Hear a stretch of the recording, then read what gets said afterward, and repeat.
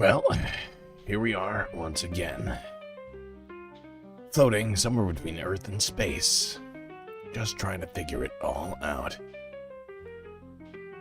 Got a hell of a lot to talk about here tonight, Space Fam, so I guess we better get right to it. As always, of course, do not forget to buckle up those seatbelts. Otherwise, you might go floating off into that deep, dark void.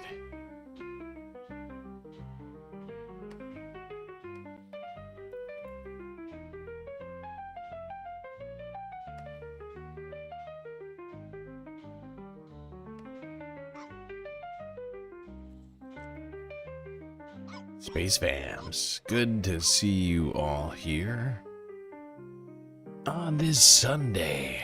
Unfortunately, this is not going to be a fun Sunday. Nope, I'm afraid it would seem it's going to be quite the opposite. But before we get into any of that, better do some shout-outs. First, on YouTube. Mozart, Frizla, Hermit Horologist 123 in the YouTube chat. Quaximus, a very close fourth. HBX, Mike Toole, Moen Noip.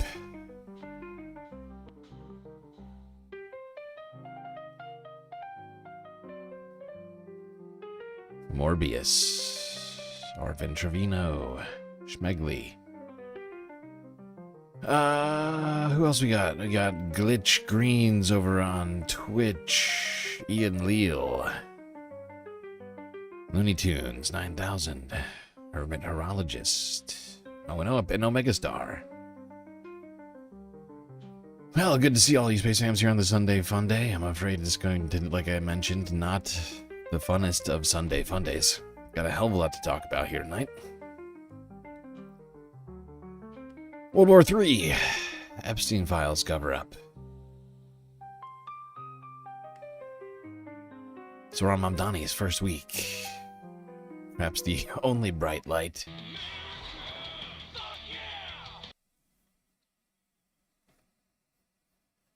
And of course it is 2026. The year has begun. Let's just quickly recap 2025, just to get us started off here.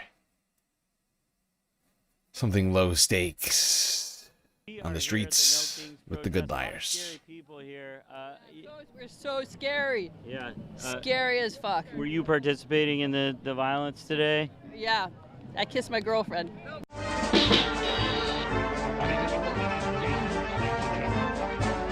We are here at the protest against Donald Trump here on Labor Day. Also a protest against billionaires. Should billionaires exist, yes or no? No. Correct. Should billionaires exist? Absolutely not. Okay, that's correct. Should billionaires exist?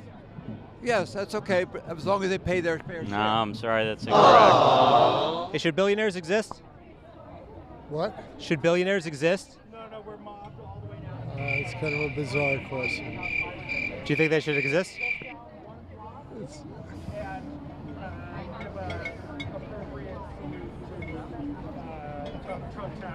So you think billionaires shouldn't exist, and you think they should, but they should pay taxes. Exactly, and if they're millionaires, then pay taxes and whatever is owed. They're not going to like either of those answers, the billionaires. I'm not here to be liked. Today we're going to donate this framed copy of Donald Trump's note to Jeffrey Epstein to Trump Tower. I'm sure there'll be a great place to hang it. I mean, it could be like good right here. Like, I mean, these are the elevators that he comes down, and maybe we look at like right over the elevator. Oh yeah, I've got this. This is the letter from Jeffrey Epstein from Donald Trump. Don't put that. We can't hang it anywhere. No. No? You took a picture of that? Yeah. No, don't do that. Okay. All right. So you guys don't want this? Okay. All right. Well, you try and do something nice for people. Thank you. May every day be another wonderful secret. We are now in week 2 of the government shutdown. And from your perspective, what do you hope Democrats are going to accomplish with this? Fixing people's health care. I mean, that's what this is all about. The premiums are about to go up by a lot.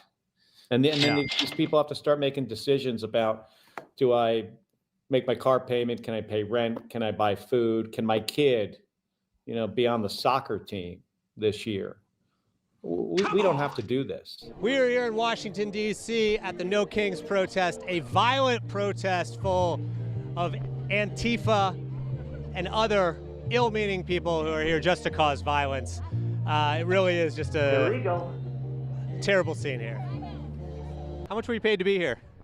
Nothing at all. Nothing? Are you getting paid to be here? No, Definitely not. I'm paying to be here. How much were you paid to be here? Not a penny. How much I paid to be here? Yeah. I spent a lot of money to come here. What are you talking about? How much were you guys paid to be here? Nothing. You were not paid? No. Were you paid to be here? I paid to be here. How much were you paid to be Where am here? I getting this money at is what I want to know. Let's call Mike Johnson's phone number and see where we're getting paid. So we talked to lots of people. It doesn't seem like anybody is being paid to be here. So maybe people are lying about that. I don't know. It says no one paid me to be here. I've heard a lot of Republicans say people are paid to be here at the No Kings rally. I've heard that too. So you were not paid. Not paid. I don't know anyone who was paid. But it feels like somebody who was paid might have a sign that says no one paid me to be here. You think? I don't think so. I'm Senator Alex Padilla. I have questions for the secretary. Can you tell me what happened to you on, I believe it was June 12th of this year? I had the audacity of trying to ask a question. Yeah, a question at a press conference. How rude. When Secret Service and other federal agents put me on the ground. Hands on your back. If you let my hands go, I put behind my back. All right. Flat on my chest, handcuffed me, and were escorting me out. Excuse my language, but that is such unbelievable bullshit. That's fucked up. It is. So we were outside the debate here in Long Island City in Queens. Is the only man for the job, the only person that lives in New York City, born and raised in New York City, and it's all bullshit what's going on. The Democratic Party runs this city, and that's why they want Sleever to drop out. Go over to your boy Mamdani, tell him to drop out, or that Sleever. Como that quit on the state of New York and left, and then gave his bail, and every criminal in the streets out. Curtis, Curtis, Curtis, Curtis, Curtis, Curtis, Curtis, Curtis, Curtis, Curtis, can I get a slapping fannies, killing grannies? Well, that's your line. That's not my I line. thought that was your line. No, I created it. It's out there. I got some new lines. Can we get a sneak peek of the? I just still love that answer from Curtis Lewa. He's like, no, that's your line, not my line. I created it, but you're the one who's saying it right now. Come on, Curtis, own it. Of some of the one-liners tonight? No, they're all under the brake. Governor, you're losing by so much. Are you going to win this election? Bet on it. We are here in New Jersey at Mikey Sherrill's election night watch party. DeVrom, are you excited? Wow, there's a cheer. Wow, it looks like Democrat Abigail Spanberger is the projected winner of the governor's race in Virginia. Would you have bet that would have been the case as of a couple of days ago? I think so. I think that's what all the polls were saying. Yeah. Yeah. So you would have put money on that? I guess I would have bet on that. Hey, speaking of betting, did you know that in the state of New Jersey, it is legal to gamble? Did you know that? 30 seconds in. That one was so cold. You got 20 seconds. DeVrom bet $20 that he could drink 4 bottles of water. That's 1, 2, 3, 4 in 1 minute. Now, after 20 seconds, he'd already finished 2, but then the struggle hit. He could not finish. Okay, so Mikey Sherrill is coming up here. She's about to speak. She has won the election. She is the next governor of the state of New Jersey. I'm excited. I am up $538 right now, strictly betting with DeVrom. DeVrom, how are you doing? Not as good, because from losing the money. From having lost the money. DeVrom, how's it going? I wanted to say you're doing a great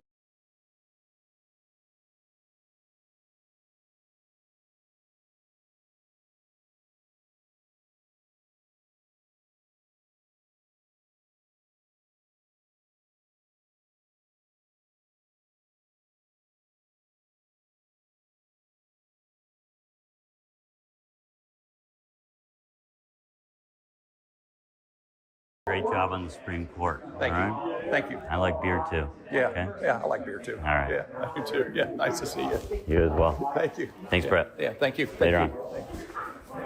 Thank you. I know you think I'm Brett, but I'm not. What's that? I know you think I'm Brett, but I'm not. Yeah.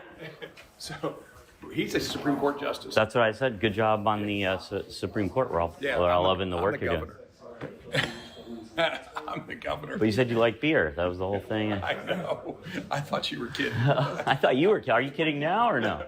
No, Brett's about this big. He's Oh, a great okay. guy. He's a good friend of mine. Okay. Egg on my face, huh? All right. Have a good one, Brett. Okay, so we're inside the event. So what are these pictures of? This picture Oh of my gold God. right here. Right here is gold. Came from underneath the Vatican chambers. And they moved it from the Vatican's chambers and moved it to Reno. And what's happening, it was 650 loads of gold. It's going to Reno and took it from the Vatican, which stole from all the people in the world. So wait, who took the gold from the Vatican and put it in Reno? Military. So was Donald Trump behind this? Donald Trump and the military. You think Donald Trump committed any crimes with Jeffrey Epstein? Donald Trump is not a crime-committing type person. He doesn't do that. I've gotten to know did him everything over the last right. several months, and he is honest to a fault. He's absolutely honest. He will not break the law. He will not lie, and he will not break the law.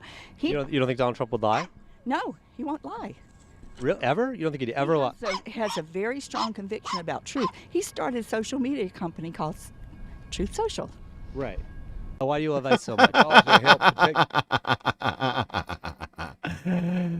Oh my God, these spring chickens. These Social Security collecting spring chickens. It's incredible. What? He started a social media company called True Social. I mean he would never lie. Donald Trump, he would what? No, that would never happen. This dummy. Jesus Christ.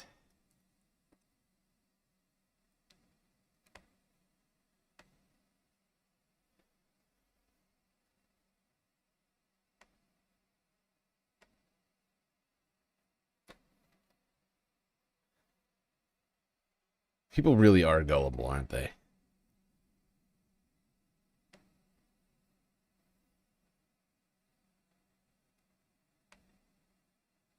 I'm gonna start a new channel. It's gonna be called TNN, Truth News Network. It'll be only the truth. As I see it. Truth Social. Speaking of the truth, let's talk about the thing that Donald Trump doesn't want us to talk about. Before we talk about the things Donald Trump does want us to talk about. Are you know still what I'm talking about Jeffrey Epstein? Yes. Yes, I am. And honestly, some of the stuff that I've seen in the last week. By the way, before we get any further, I just want to remind everybody of something. Well, not remind everybody. It's not a reminder. This is... I just want to give everybody a synopsis of what is to come. And, like I said, it's not really going to be a Sunday fun day, unfortunately. If anything, it's going to be more like a week-ending report. With the caveat that, of course, it's Sunday and the week has already begun. But yeah, we're going to be basically recapping the last 7 days here. But we're also going to be going back in time.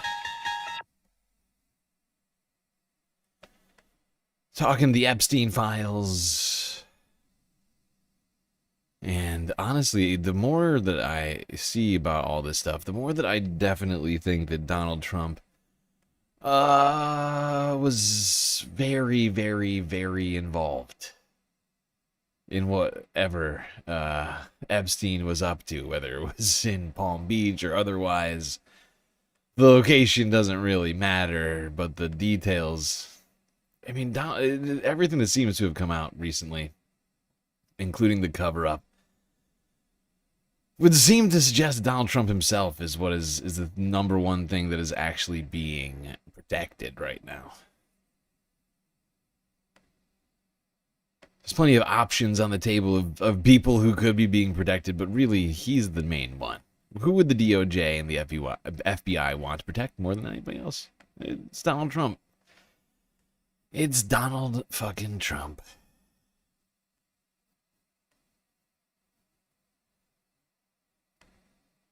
Now, I'm sure they're protecting other people, and I'm sure of that because of the efforts of people going through the latest batch of Epstein files.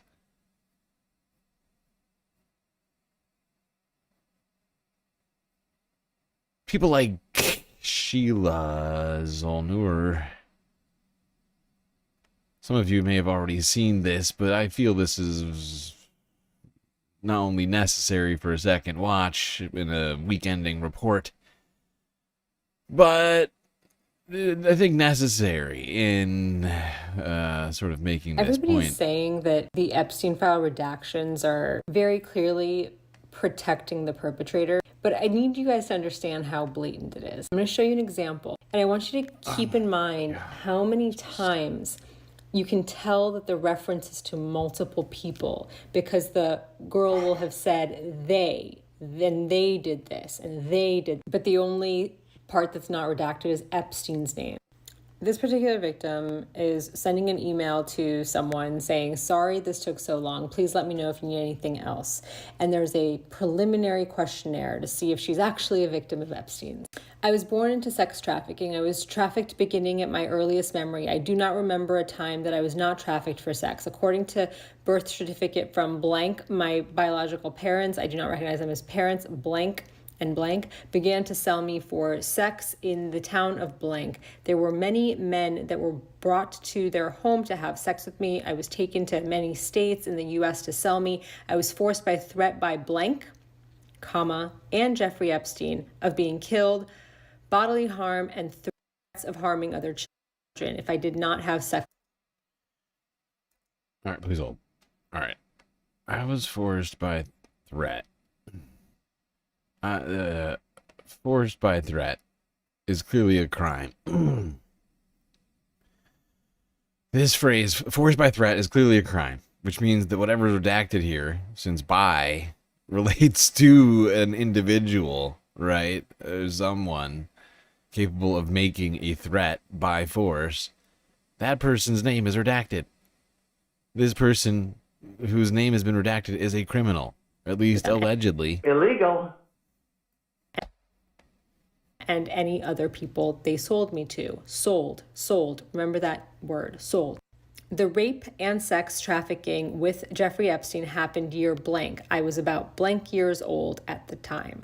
Why would the names of any of these people or locations be redacted? Location alone is not going to identify the victim. The redaction is not long enough for it to be first and last name of parents, so that wouldn't identify the victim. Anyway, at the time, I was taken to an underground location. I was blindfolded, so I would not know exactly where I was at. It was dark, and when we went through doors, we went downstairs. There was also an elevator in the location. I was kept in a stall. It looked like a horse stall that had short walls on the sides so you could see inside. It wasn't really to keep me and the other little girls inside. It was to make it where we could be viewed. Epstein would walk past each girl, including myself, with a lot of men following him, and they would judge us. He told me I was fat and ugly, so that's what he called me. Redacted. And he said I had to pretend it was him to see if I performed well. What do you think that says? Was she to do an act with another man? And maybe... Once again, like... This right here is clearly identifying information, because right after that it uses the pronoun he. There's no like the only person it could be is Epstein or somebody. I mean, actually no. Well, actually, it most likely is Epstein, like based upon this reading of this. But the point is, why is this information redacted?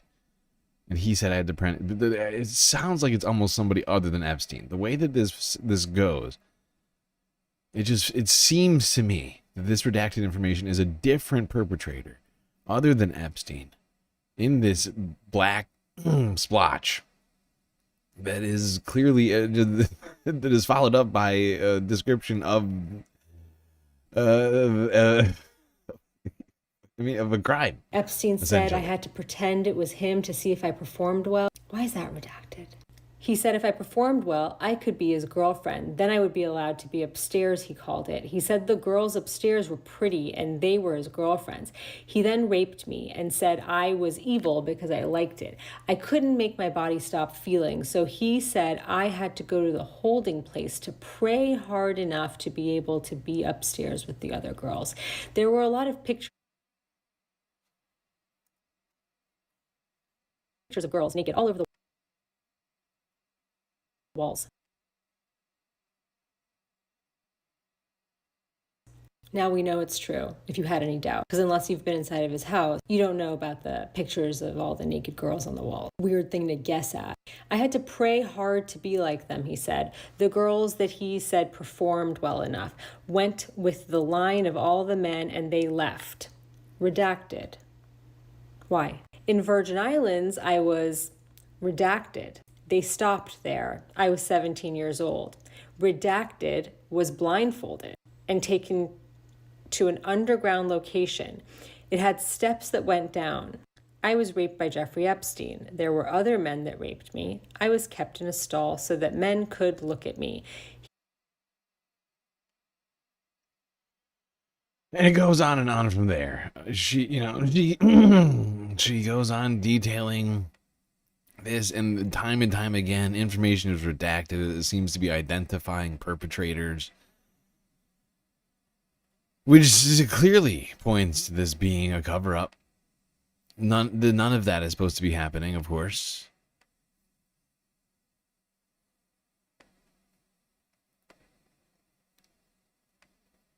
Now, the next thing that we have to watch is equally difficult to watch, I'm afraid,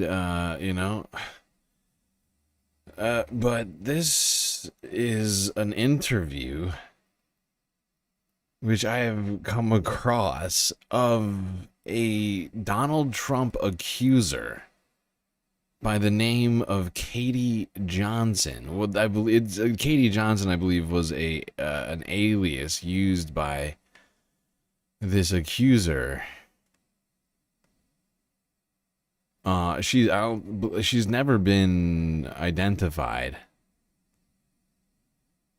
but I came across this interview that was recorded like 10 years ago.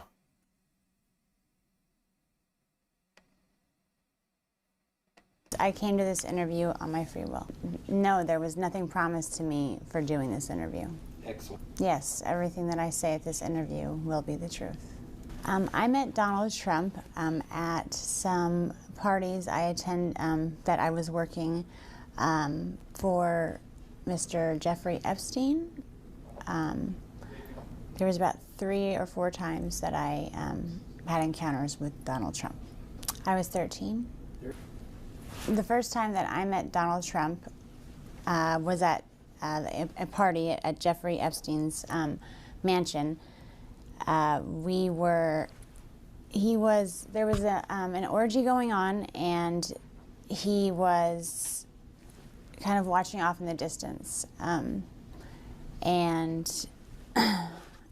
he basically asked if I could come over and give him a hand job. And at first, I wasn't very comfortable with it. This was like my first party, and I didn't think that was my responsibility. But my recruiter told me that I needed to do it, so I agreed to. And then he, I began to. Sorry, this is a little difficult, but all right, I'm not going to go through the whole thing. But suffice to say, this is a very harrowing recounting here of this woman's alleged experience with Donald Trump. Suggests that she had multiple sexual encounters with Donald Trump. There is one spot in here that I really do want to go to. Where was it?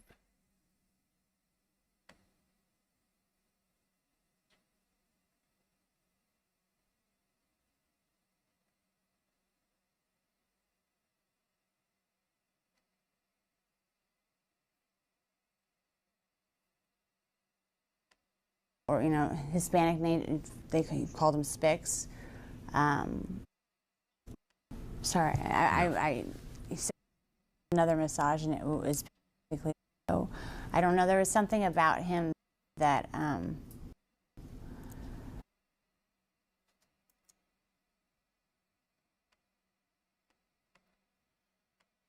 right, hold on, I'm trying to find it.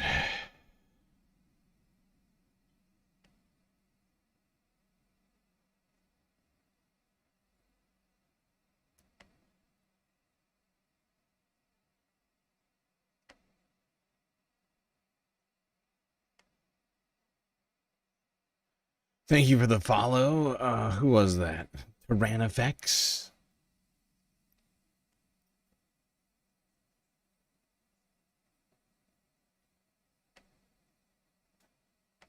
Okay, this is the spot. This is the spot that I want. Okay.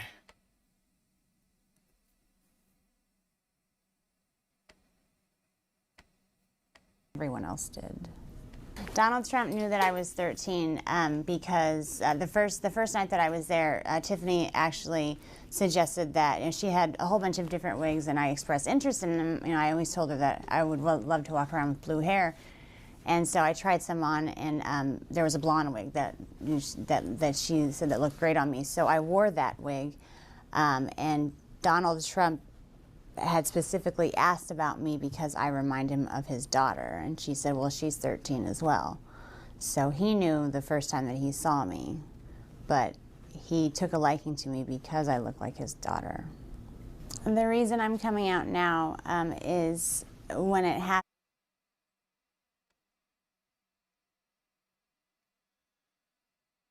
There you go.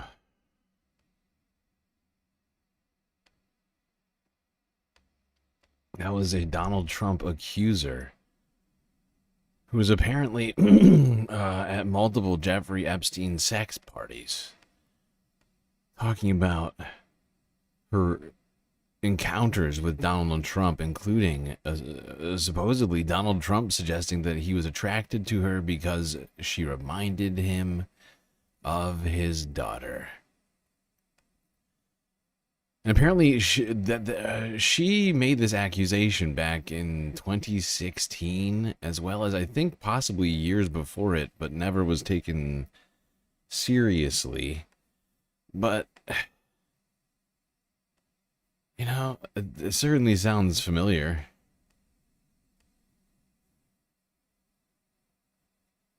It would be really disappointing.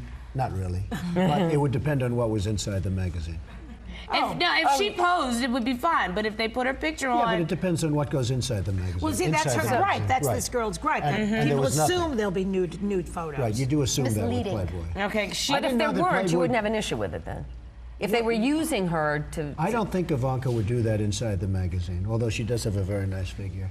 I've said that if Ivanka weren't my daughter, perhaps I'd be dating her. You know. Stop it! Oh, it's so weird. Stop You know what? You are sick. I know, isn't that terrible? Yeah. No, how Well, you're terrible. known for saying Is that outrageous terrible? things, weird. Mr. Just like Trump. me. Who are you, Woody Allen?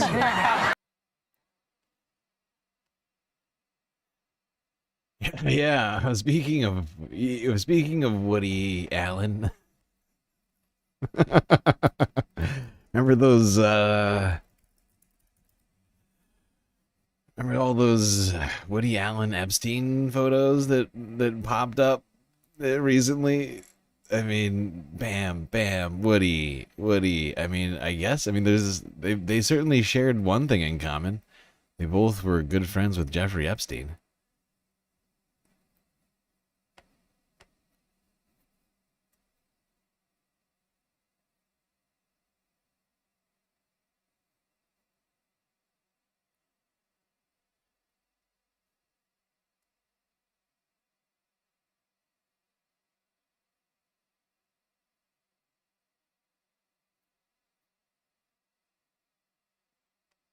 All right. Now, going back to Katie Johnson for a moment, this was one of the lawyers for Katie Johnson, Tara Palmieri. She posted this 2 months ago to her YouTube channel regarding the I have no testimony doubt of in her my mind that client. she told the truth. That's a quote from Cheney Mason, the lawyer for the Jane Doe who accused President Trump and Jeffrey Epstein of rape in 2000. Sorry. I just realized what I was talking about. Now, Tara Palmieri, she's not. She wasn't the former lawyer. I'm sorry. I misquoted that. She's discussing. I don't follow her on YouTube, but I'm remembering who she is now. No. You get what you get the mistake I've made. It's my bad. That's my bad. Take two.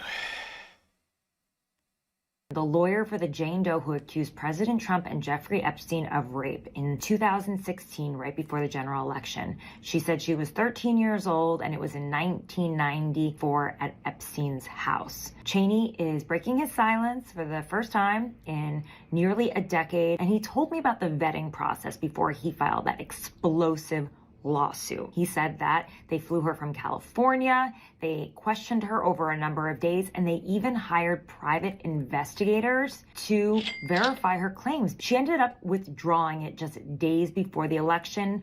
Her lawyer said that she was receiving threats. President Trump has denied all of the claims. This interview with Mason is interesting because it offers new details about a case that has been so widely discredited and really not covered by the mainstream media. If you want the full story, head to the red letter by going.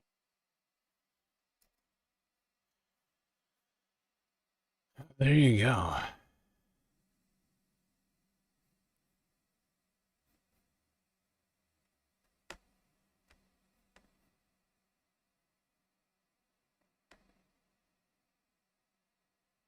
Katie Johnson's own lawyer saying that he believed that everything that she said was true. And that apparently a great deal of effort was put in to verify her claims. Which would suggest that there was credible evidence to Donald Trump having sexual relations with this woman at the age of 13 when she was just a child on multiple occasions.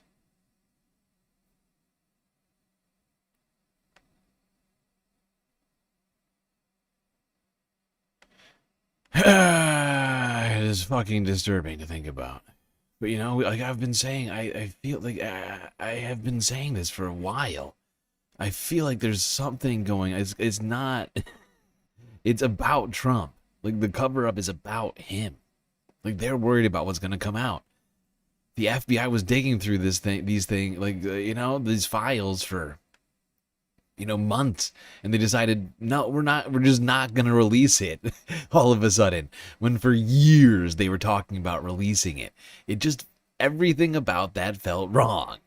And after we watched the documentary on Les Wexner and what he was doing, he was allowing Jeffrey Epstein to run around Victoria's Secret events and fashion shows and recruit for the island and all this other stuff. I started thinking, who else was in fashion?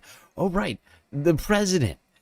The president was in fashion and had a modeling agency and what was the Miss Universe and all these other sorts of things going on, right? And so maybe he was, and he also had Mar-a-Lago. Maybe, maybe that was involved. Speaking of which, one woman seems to think the same thing vis-a-vis Mar-a-Lago. Let's see what Crystal had to say recently.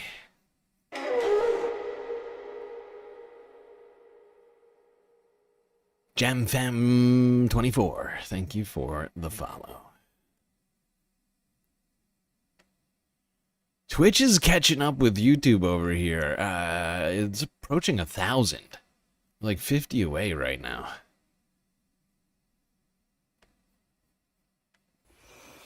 All right, guys, Happy New Year. Here we are on the cusp of 2026. 2025 was a wild one. I'm sure 2026 is going to be another wild one, not least of which because we're probably going to learn a whole lot more about Jeffrey Epstein and the many powerful men, including the President of the United States, who were complicit or enabled the horrific crimes that he committed over years and years. And on that note, the reason I wanted to talk to you today is because we have a major breaking bombshell report from the Wall Street Journal. The title of their report here is "The Incident That Prompted Trump to Ban Epstein from Mar-a-Lago Spa." Mar-a-Lago sent an 18-year-old... Omegastar with the gifted sub over on Twitch, getting us started on the Galactic content goal tonight already. Who got it? Oh, right, Green New Deal. As I said that already. Thank you, Omegastar. Hey, bro, did you know that close to 100% of Venezuelans are celebrating what happened to Maduro? Are you back on this? Do we need to time you out again? Are you really going to play this game again? Do you think that justifies any? Really quickly, let's just assume that what the dumb things that you're saying right now are true. Does that justify what's just happened? Is that the purpose of your little monologue over here? I would just like to understand where you're coming from this. Then why do you keep bringing it up? I would just like to know why you keep bringing it up. Like, what's the purpose of this? What discussion are you attempting to get into?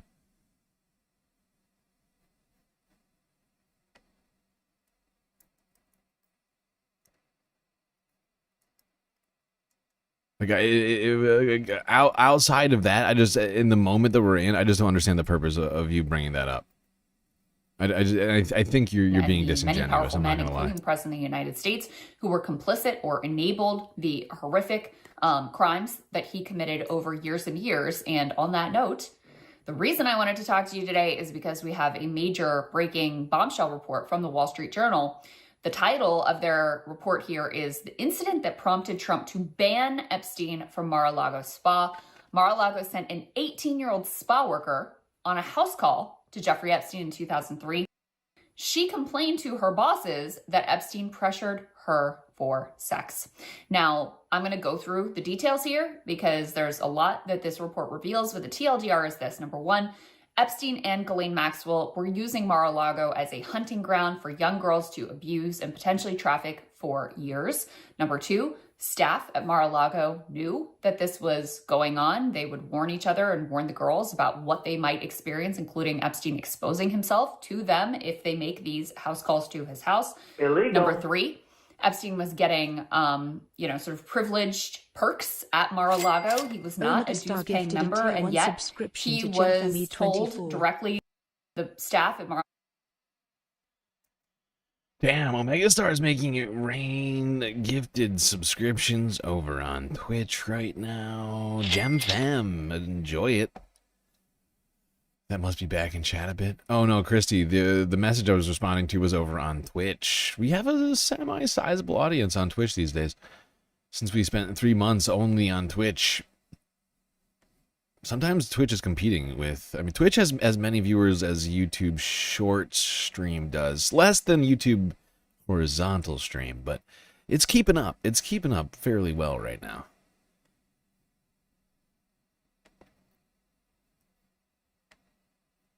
Were told directly by Trump to treat him as if he was a dues-paying member. And also another special perk that he received was these house calls, which the massage staff did not like to do and was not typical at the club, but they did for Epstein. And another piece here that's revealed is concerns directly from Trump's wife at the time, Marla Maples, who said she did not like Epstein, did not like him being around Trump, did not like his influence on Trump, thought there was something wrong with him or something off. So with that being said, let me just... Chaos9, thank you for the follow. Read you a little bit from this report, actually a significant amount from this report, because you're definitely going to want to know the details here. So they start off by saying, Jeffrey Epstein was not just a frequent visitor to Mar-a-Lago in the late 90s and early 2000s. The club was also sending spa employees, usually young women, to Epstein's nearby mansion for massages, manicures, and other spa services. The house calls went on for years. Wow. So for years, Donald Trump was sending Mar-a-Lago massage, like masseuses, to Jeffrey Epstein down the block. I mean, they were neighbors in Palm Beach. Let's not forget about that. Like, they were like walking distance. Certainly, you could hop on a golf cart and get there within moments. They were that close, right? Like, I mean, oh my God. It's disturbing. He was just serving them up for Even Jeffrey Epstein, it would seem. Spa employees warned each other about Epstein, who was known among staff for being sexually suggestive and exposing himself during the appointments.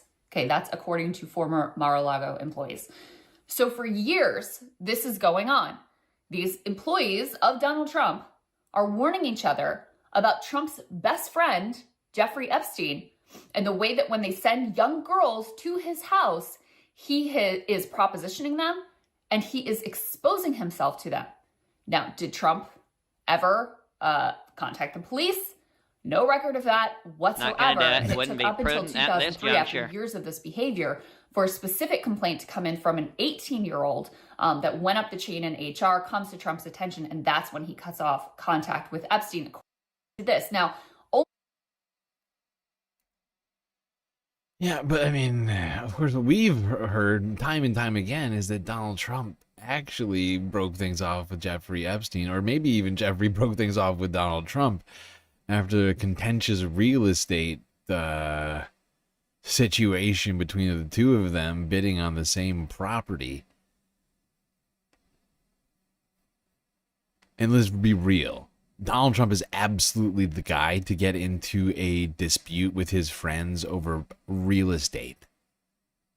He's like if you were to compile a list of people most likely to get into a dispute with a friend over real estate, Donald Trump's got to be on the top 10.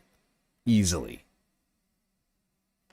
in the context of Mar-a-Lago, however, because we know that a year later, they were tangled up in this real estate dispute involving some piece of Palm Beach real estate that they both were bidding on in an auction. I think it's Trump that ends up winning out, and they are in contact in the context of that deal. And it seems like it's not until after that deal goes sideways and they're angry at each other over it that Trump fully breaks off contact. But this is an important piece of the puzzle here. The piece goes on to say the spa occasionally provided house calls for members. Epstein was not a dues-paying member of the club, but Trump told staff to treat him like one. Epstein had an account at the spa where his companion, Ghislaine Maxwell, booked appointments on his behalf. That came to a halt in 2003 after an 18-year-old beautician returned to the club from a house call to Epstein and reported to managers he had pressured her for sex, according to those former employees. So again, you see the special treatment here, and then the final precipitating incident that gets him cut off from the club services, at least specifically with this 18-year-old beautician. And he wasn't even a dues-paying member. He just got to act like he was one, because he was best friends with Donald Trump.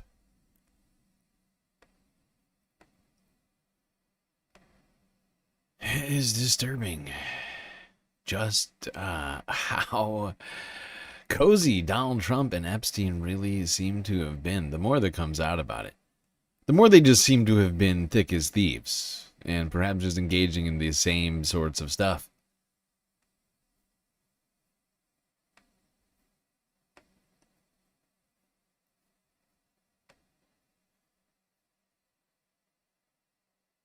But they're not just protecting Donald Trump. I will give you that much. They're protecting other people. People like Andrew Tate.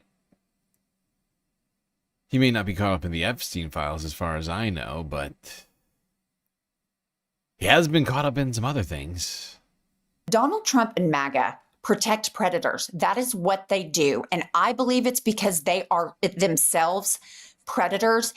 But when you look at the Epstein files and how Trump has covered those up and all of the complicity in the MAGA party, and, you know, for a minute, I thought maybe that's the Steve Harvey Milk Mustache. Hello, not to derail, but I heard you talking about Woody Allen a few minutes ago. Last week I saw a video of Bill O'Reilly and Woody Allen bumping into each other in New York, shaking hands, and then going into a hotel together they were in front of. Fascinating.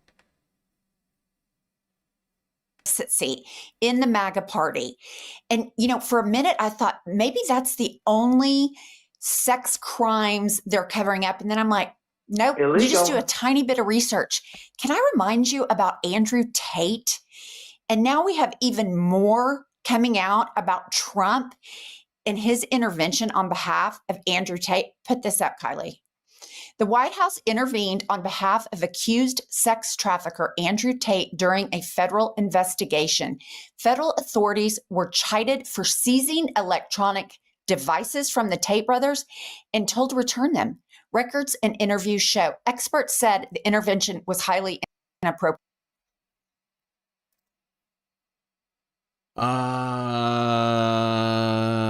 This isn't from a few weeks ago, but I think this might be what you're referring to.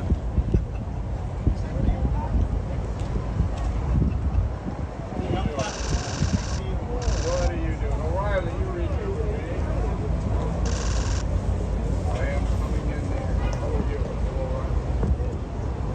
Enjoy the seat of the new car. It's only both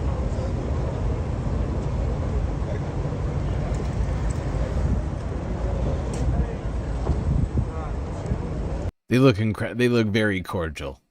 They look very comfortable together.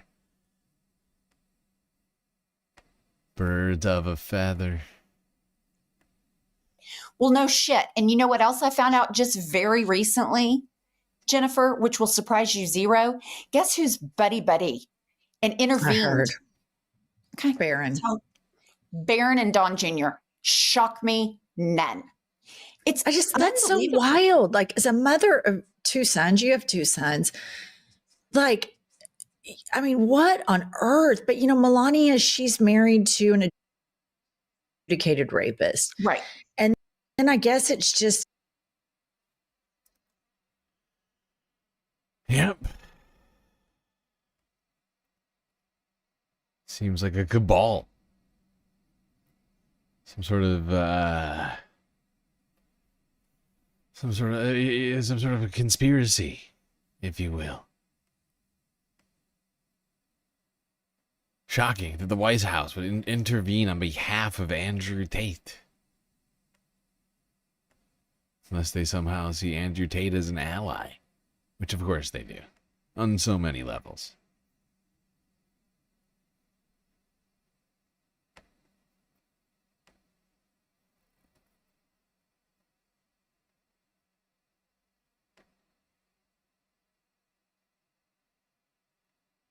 All right.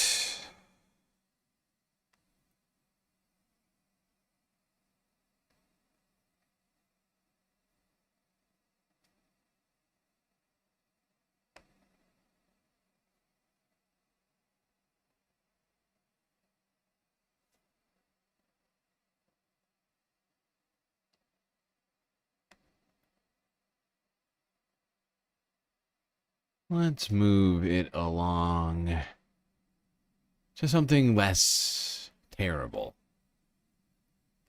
How does that sound?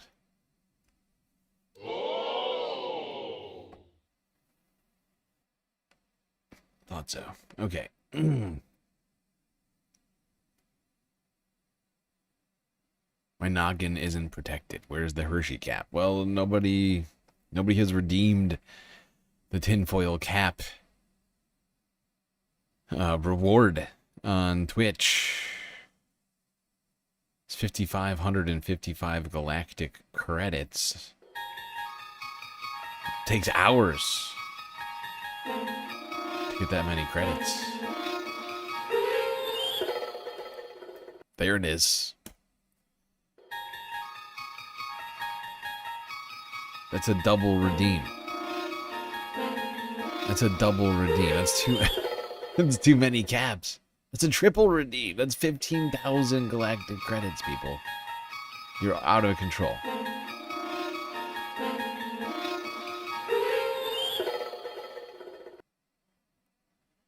Well, I guess for the next 2 streams, I'll just wear the tinfoil cap. There's 3 streams in a row.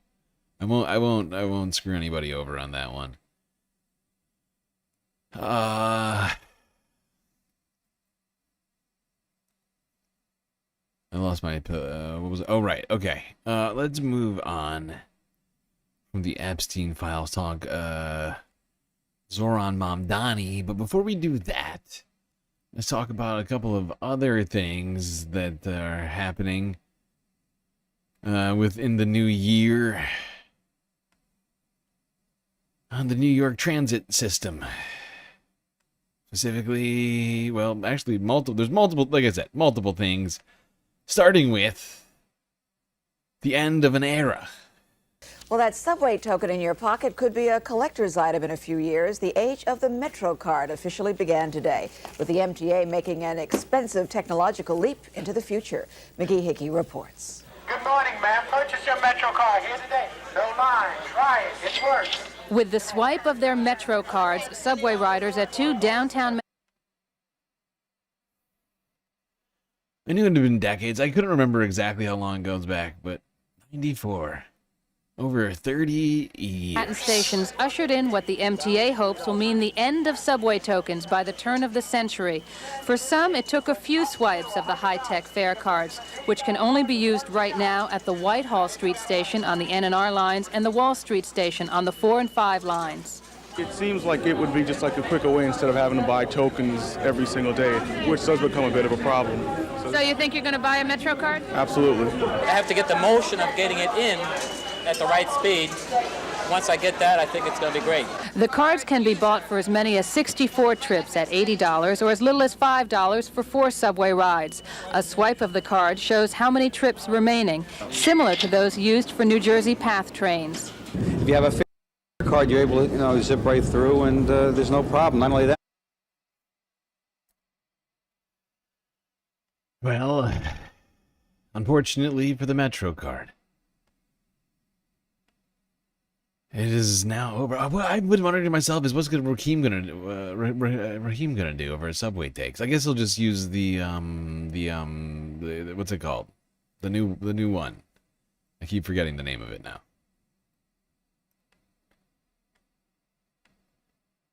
But the Metro card has been replaced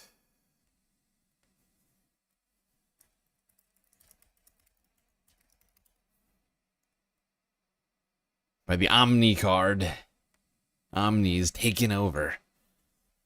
No more Metro. End of an era. New gate system designed to reduce fare evasion Wait, is hey, causing chaos, what the confusion, and even raising safety.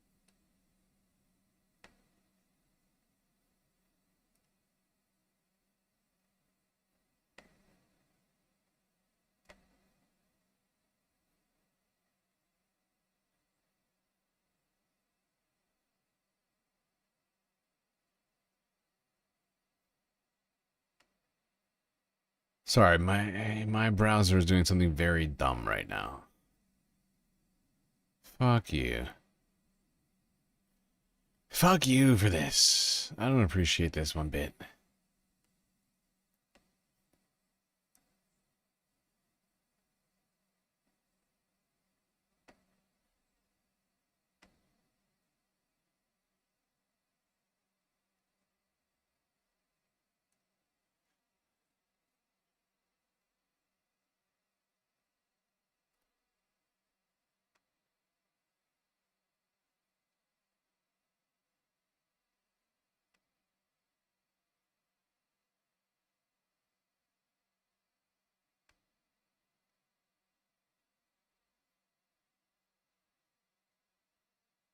I have to reopen my browser. Real stupid.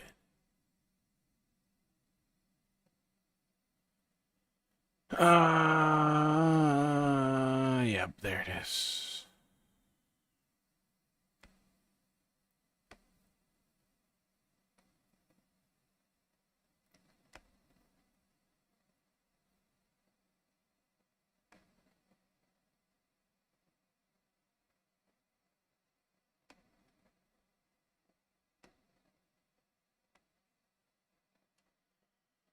All right, come on. Come on. All right, one more subway-related situation. Another new change.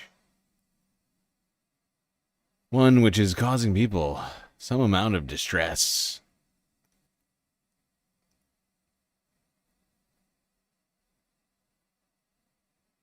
Now, of course, both of these changes are technically Eric Adams' administration changes. Really got nothing to do with Zohran, aside Some from subway being riders in say New a new York City. gate system designed to reduce fare evasion is causing chaos, confusion, and even raising safety concerns. Addie Guajardo has the story. A new fare gate at the Broadway and Lafayette subway station now sounds like a fire station, and it's sending New York City riders into a tapping frenzy. It's pretty chaotic. At time, leaving riders are flushed with fear. Our camera captured a woman with her head pinched between the gates. Oh my god. Less than an hour That later, poor a lady. toddler's head was trapped. Oh my god, she got her head just stuck in the... Oh my god, these are the worst. This is the worst idea. Oh my god. Between the plastic doors, and the father jumped into action. The mother described the moment as scary. Elian, ¿cómo te sientes? Bien. The child said he was okay. This isn't the first time this has happened since the modern Fairgate pilot program rolled out on December 19th. Police say this week 2 other children got stuck at the gate and 1 was taken to the hospital. We reached out to the MTA for a comment on the child transport to the Jesus hospital. They released a Christ. statement reading in part, as we evaluate their performance. I would say they're performing badly. If they're hospitalizing people. You shouldn't have to you shouldn't have to make a trip to the hospital for trying to get on the subway. You know, that should be a given, I think. That should be a given. Your head should not be getting repressed on your way to the on your way to the train, okay?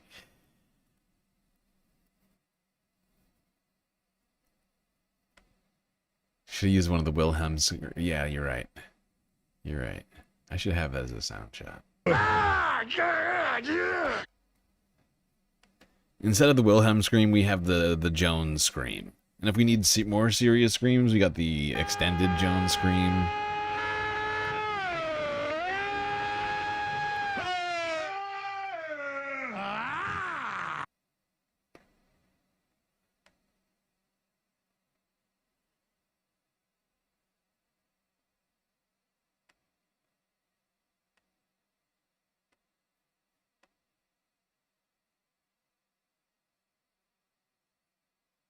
Squid Games to get on the subway. Exactly.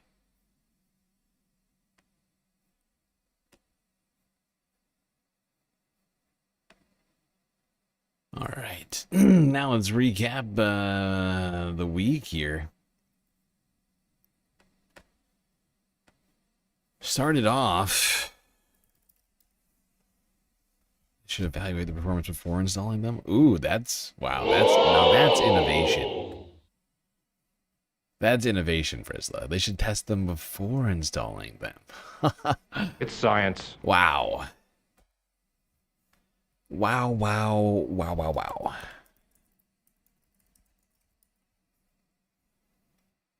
You meant the transit station. Oh, yeah.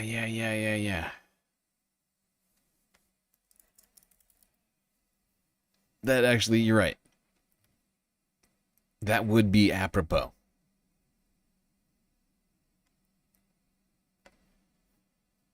I do believe that would be an apt. I think it could be done pretty easily. They already have speakers on these things, so. 10, 9, 8, 7, 6, 5, 4, 3, 2, 1.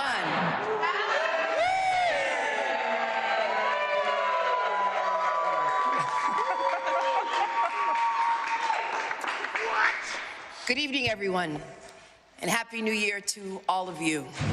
And I can't think of a better way to usher in 2026 than to be amongst family and friends and to inaugurate the man who will bring about a new era of progress, promise, and prosperity for New York City. Zohran, I am so proud of what you have accomplished, and I'm filled with joy about what we will accomplish for our beloved city over the coming years. And so with that, let us begin. Please repeat after me and raise your right hand. I, Zohran Mamdani, do solemnly swear that I will support the Constitution of the United States, the Constitution of the State of New York, and the Charter of the City of New York, and that I will faithfully discharge the duties of the office of the Mayor of the City of New York, according to the best of my ability.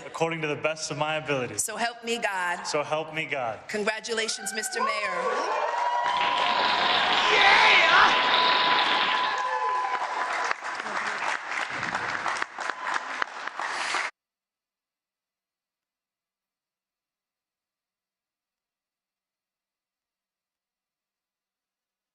Well, that's how Zohran Mamdani started his year.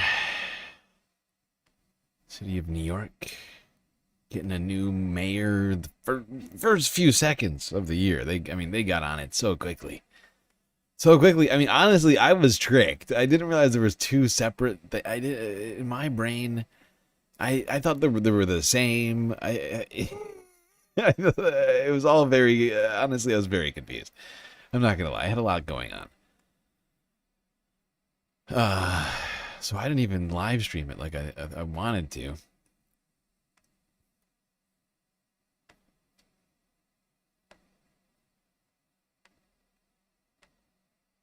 But Zohran got to work very quickly. Also, Frizzla, thank you for the super... Whoopsies. No, I don't want that. Where did my... No, don't... I don't need that open at all, actually. There we go. Frizzla, thank you for the super chat. Getting us started over on YouTube. Boopity boop boop da boop. Is the rat named Chucky? Isn't the rat named... What rat are we talking about? What rat are we talking about exactly? I'm very confused. Alright, let's keep going through these now.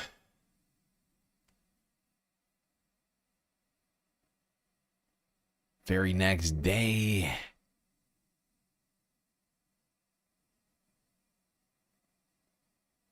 Actually, I think same day. Zohran Mamdani appointed Steve Banks to be the top lawyer of New York.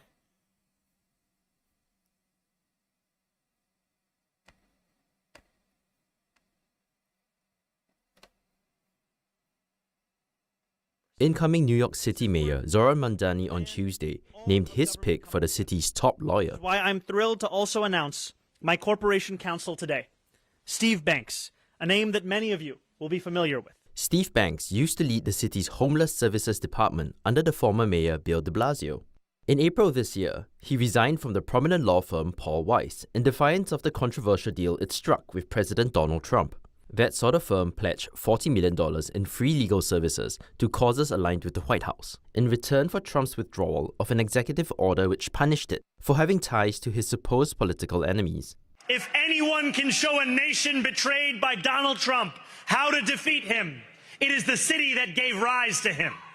Given Mamdani's ambitious agenda and his promises to challenge several of Trump's policies, Banks's new role will likely be a busy one. I know firsthand the key role that the staff of the law department can play in supporting the mayor-elect's vision and agenda for transformative change to help. Yes, indeed. Transformative change is what is needed.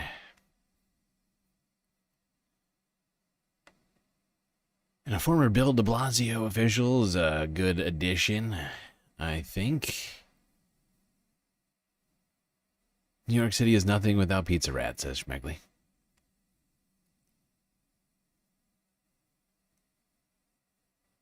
Oh, wow.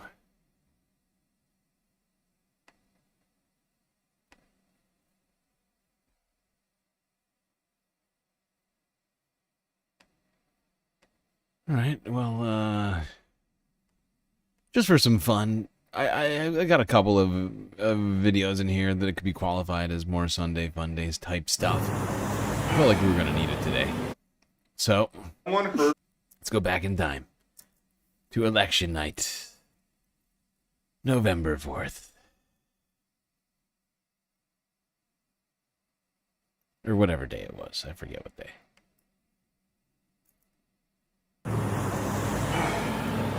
Someone heard a rumor about 2 bad exit polls. But who knows? It's all secondhand. Oh my God, just one thing can set you into a spiral. What's going on? This is a bad exit poll. Okay. I speak of Yemeni bodega owners and Mexican abuelas and Ethiopian aunties. It's so different with you as the It's way better. 70%. This victory. Oh my God, he's right. That is so different. Bodega owners and Mexican abuelas and Ethiopian aunties. It's so different with you as the It's way better. I think it's 70%. This victory is for all of them, and it's for all of you. The more than 100,000 volunteers who built this campaign into an unstoppable force. Oh my God. Because of you, we will make this city. Oh God, I feel like I'm gonna die. I just said that. I said, you said I'm gonna die. I said I feel like I'm gonna die. You did one up my dying? Yeah. I have 4 words for you. Anaminkum. Oh. And then we lost. We've been sitting here. Bad vibes. Exit polls. Oh man. That's a good sign. I thought she was going to lose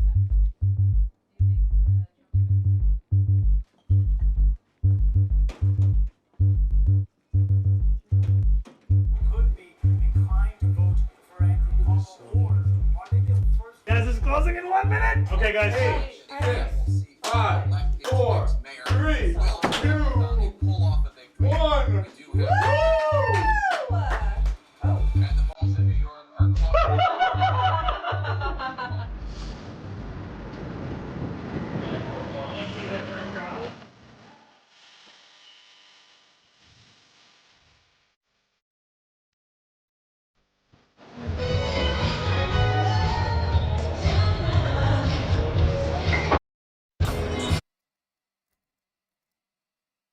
Didn't we watch this already? No. No, this is the first time we're watching this together. You're up 11. Up 11, but it's not enough. Still like 33% of the way through. Maybe like 35%. But it's 50-41. People are calling, everyone's calling. I would not call it. This room is really filling up with supporters now. They are anxious, anticipating hearing from Mamdani tonight. It's 8 points now. 8 points now? I'm not. Don't worry yet. And are you looking at anything on Twitter right now? Cuomo just cracked 40. I don't want to hear any of this. The story for tonight is actually that the Socialist Party is taking over the Democrat Party and New votes coming. America. Oh, 52.1. Oh, that's right. That's in Manhattan only. oh. Human mind is a wild thing. To 60% in, and it's still holding. Brooklyn's still the lowest. Staten Island's now at 83%, and you held totally even there. Like, the 8% is not. It's not super inspiring. Why doesn't this feel better? Because you're waiting. Yeah, nothing's been called. Yeah. You got anything more for us? It was even just 4 years. MSNBC just called the race for us. Zohran Mamdani, the state assemblyman from Queens, who ran an insurgent campaign that absolutely blindsided the Democratic establishment, will be the next mayor of New York City. Woo! Is it official? Yeah. It doesn't get any more official than this. Wow. Yeah! Oh my God. Take that, exit polls. Congratulations, my dear friend. Oh, this is insane. You should use it. Go. Guys, I don't know.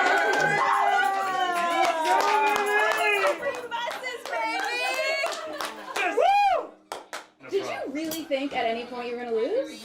Yes! Yes! Girl, you. Hey. I can't believe this.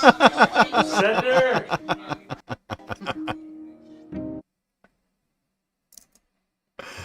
To hear him say it like that is so funny. That he had doubts, on the night of. And I mean, I can understand it. A lot's riding on it. But, I don't know. Just hearing him say it like that is hilarious. Yes! Yes! Girl, you. I can't believe this. Senator!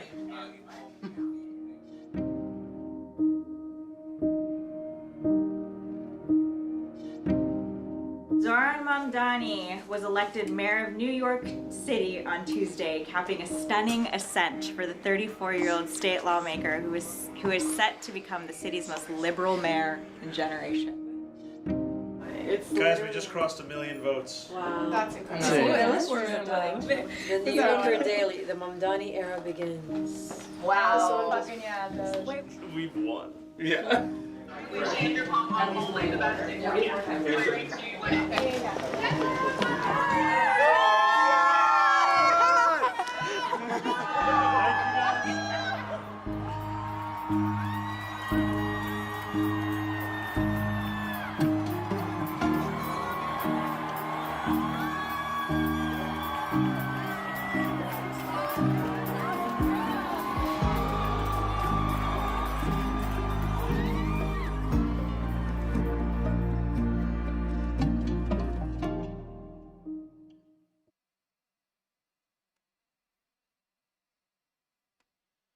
There we go. All right. I just figured we would do that.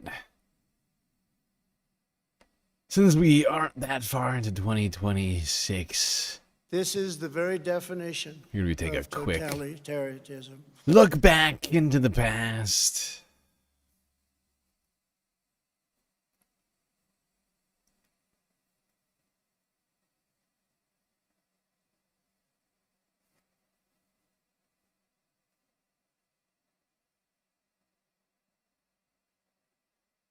All right, well, let's go here. Live stream from 3 days ago coming out of Zateo.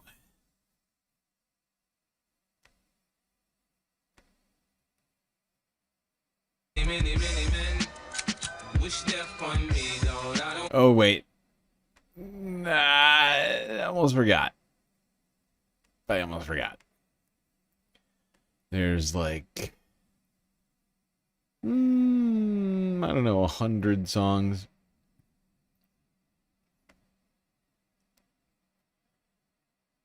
I played through this thing that are definitely gonna get me copyright situations.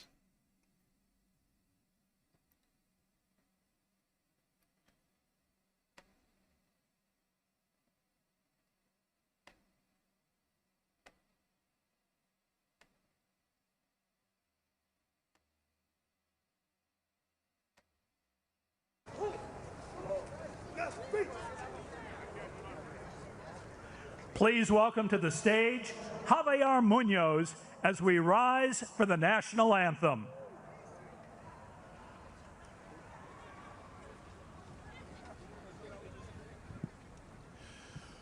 Oh, say, can you see by the dawn's early light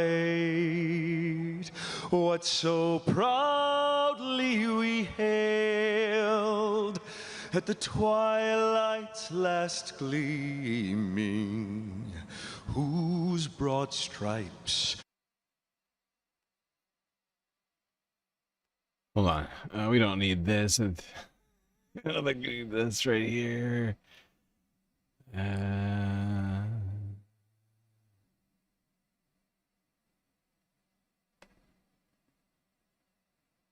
Cortez.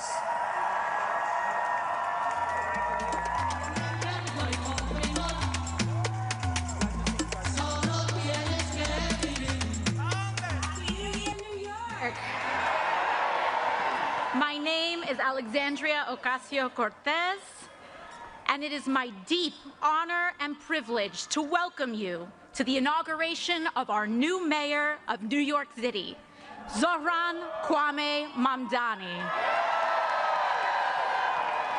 We gather here today to celebrate the beginning of his leadership, as well as that of two incredible elected officials who will be guiding the city by his side.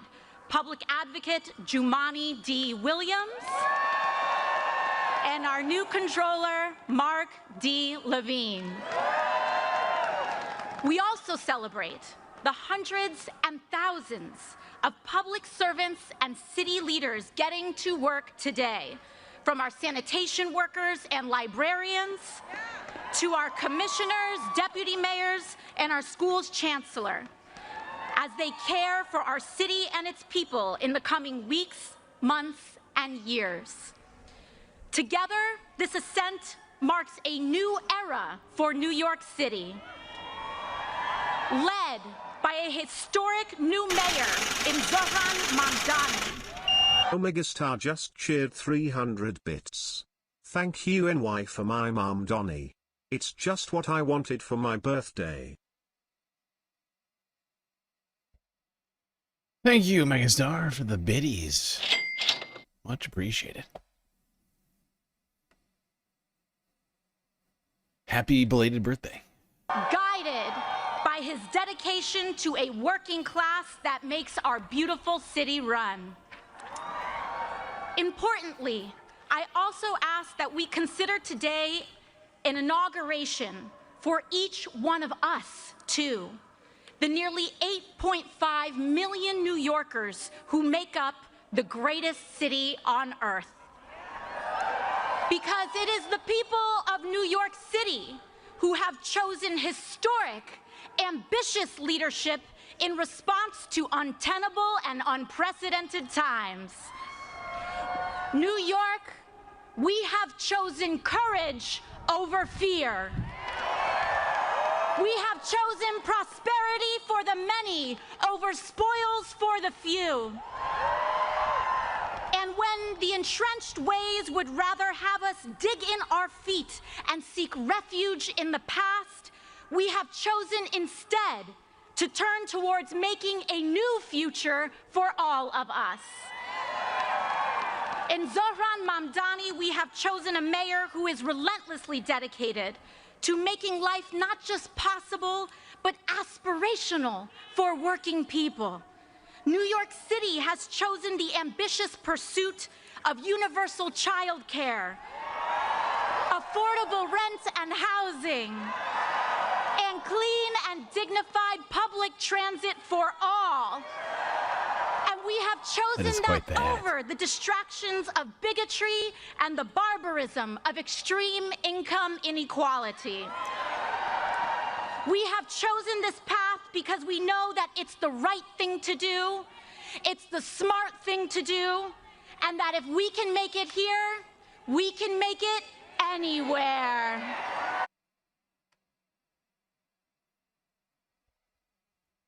Well, there we go.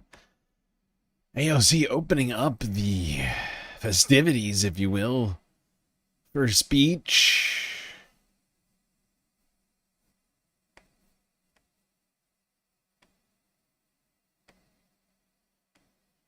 Quite a moment in history.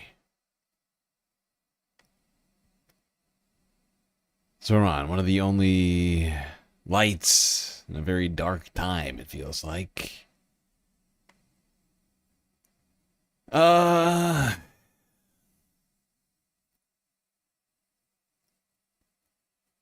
Do like 1, 2 more clips real quick before we go to break here.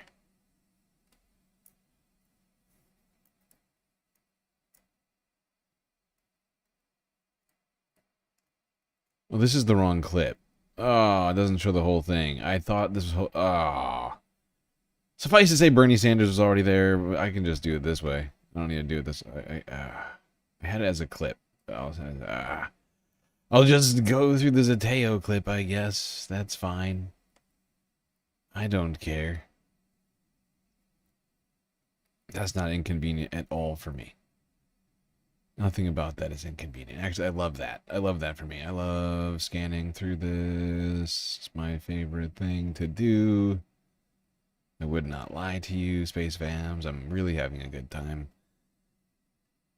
Just kind of scanning through a 2.5-hour clip for one moment. It's super good and super great, and goddamn it, I can't even find it. How? Oh, fuck you. Oh, fuck you.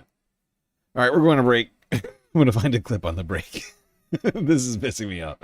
We're already 1.5 hours, and so we might as well just go to break. Rather than you watching me sit here looking for this freaking spot in the clip.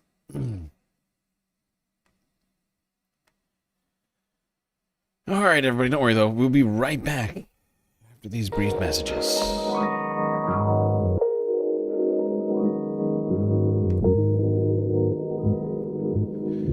Alright, everybody. I hope you've been enjoying the show so far. If you haven't already, hit the follow button over there on Twitch, subscribe on YouTube, and do consider contributing to the Galactic News Network, as we are, of course, completely funded by individuals like you. A lot of great ways out there for you to show your support, help keep the show alive. Things like super chats, super stickers, memberships, gifted memberships over on YouTube. Got the bits, the power-ups, the subs, the gifted subs, Twitch Prime subs over on Twitch, Cash App, and PayPal for your money go directly to funding the stream rather than the bottom lines of Google and or Amazon. But of course, the very best way to get the most space benefits for your earned dollars is to go on to Patreon and become a Galactic Patron, where for the low price of $3 a month, you can get access to a myriad space benefits unseen by the rest of the goddamn Milky Way galaxy. Things like an avatar on one of the break screens. That's not all, though. Get yourself a shout out at the end of every show, secret Discord channel inside the Discord server, and much, much more. Alright, everybody, enjoy the break, grab yourself a drink, maybe a snack, and I will be right back.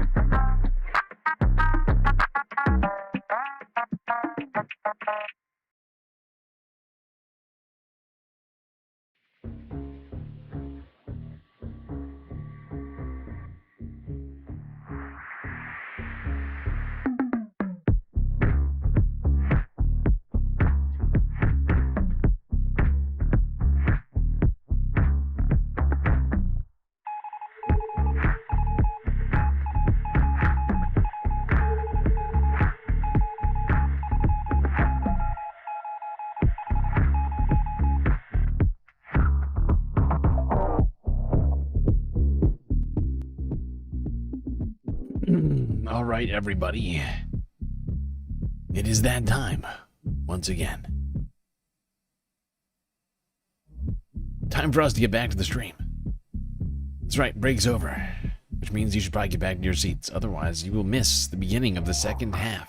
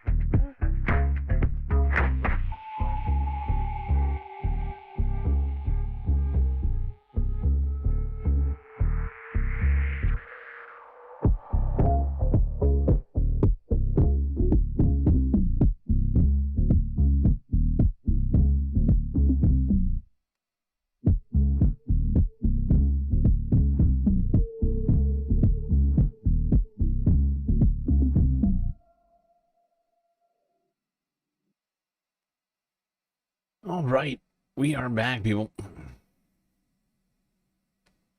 Let's get back to talking about Zohran Mamdani before we move on to other things. God, it feels like the main thing that we have to discuss now is Venezuela. Honestly, we've got a ton of stuff to talk about, though, today. It's been an insane week. Let's keep trying to get through these, though, with a reasonable speed.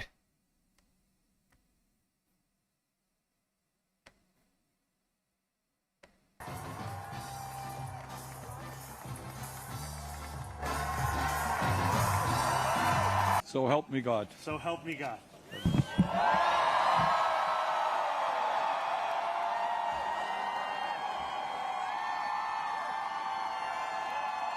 Here is what I want you to expect from the administration that this morning moved into the building behind me. We will transform the culture of City Hall from one of no to one of how. We will answer to all New Yorkers, not to any billionaire or oligarch who thinks they can buy our democracy. We will govern without shame and insecurity, making no apology for what we believe. I was elected as a democratic socialist, and I will govern as a democratic socialist.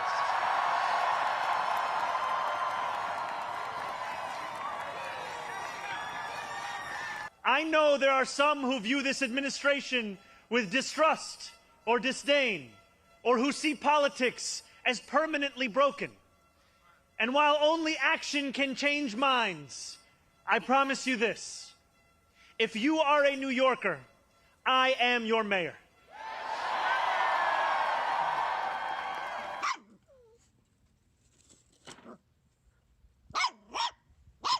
Row 173. Feeding like treats. She already seems to be snacking over here, but I'll continue to feed her more snacks.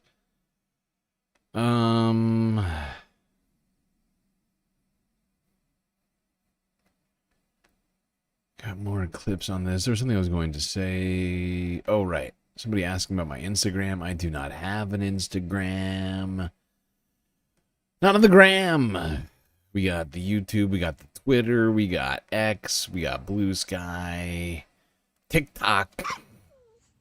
Trying to remember. Is there anything else? is there a Patreon? But no Instagram.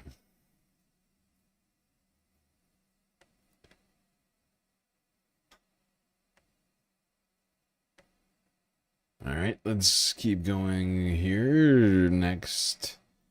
Everybody was talking about the inauguration, by the way. basically practically every media Here is what I outfit want on you the to planet expect from the did a Zohran Mamdani, did covered the the inauguration. It was big news this week. Everybody was talking about it. Middle East Eye on the streets of New York here.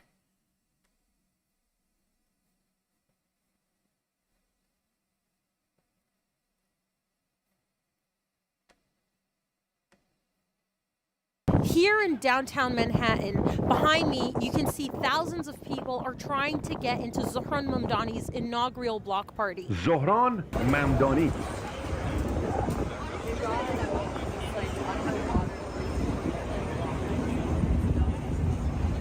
Honestly, I actually work for the city of New York at the health department, and I've worked under multiple mayors, and this is the most excited I've been to work under a Muslim mayor as a Muslim person, and to see the Quran was honestly iconic, historic. It was a beautiful moment to see his wife hold the Quran and him swear in on the Quran. I think I'm excited for a mayor who is ambitious, and I think I'm also excited to help him implement it as somebody who works for the city, as somebody who's canvassed for him. I think a lot of what he's doing is not that ambitious. It's just that we have to tax the rich. You know what I mean? We have to fund his program, and I'm excited that to work under his leadership, right? I don't think he alone is going to pull it off, but along with the work of people who are volunteering, people who are working for him, I do think it's possible. But it is work. It won't be easy. My wife turned me on to Zohran when he was still at 2%, and we both fell in love with his vitality, his willingness to try things that people maybe hadn't tried before. Vitality. Yeah, I feel like we've been following him as long as this guy. We've been back in the single digits. We were talking Zohran. Wobegon Mamdani.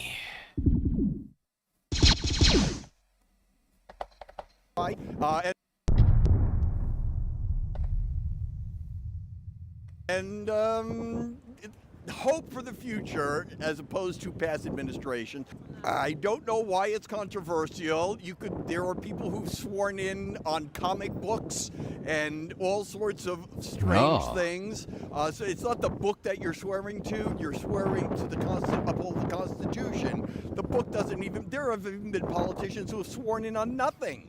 So I don't think the Quran means anything. If it means something to him and he swears on it for the purpose of that fealty to that book, that's fine with me. As long as... Yeah, and the reason why this is even a subject of discussion is because, of course, right-wingers had a small conniption fit over the fact that Zohran Mamdani on New Year's Eve, or really New Year's Day morning, the very... 12:01, like we watched before, swore in on the Quran, held by his wife. But his oath is to the Constitution and to New York City. What he swears on should not be important to anybody. Because we don't live in a theocracy, as it turns out.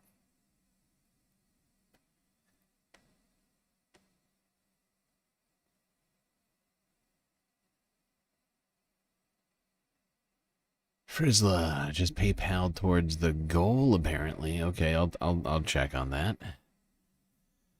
Yeah, speaking of which, good reminder, everybody, you can contribute both to the Galactic content goal and also the financing of the Galactic deficit. Places like Cash App, PayPal, Patreon.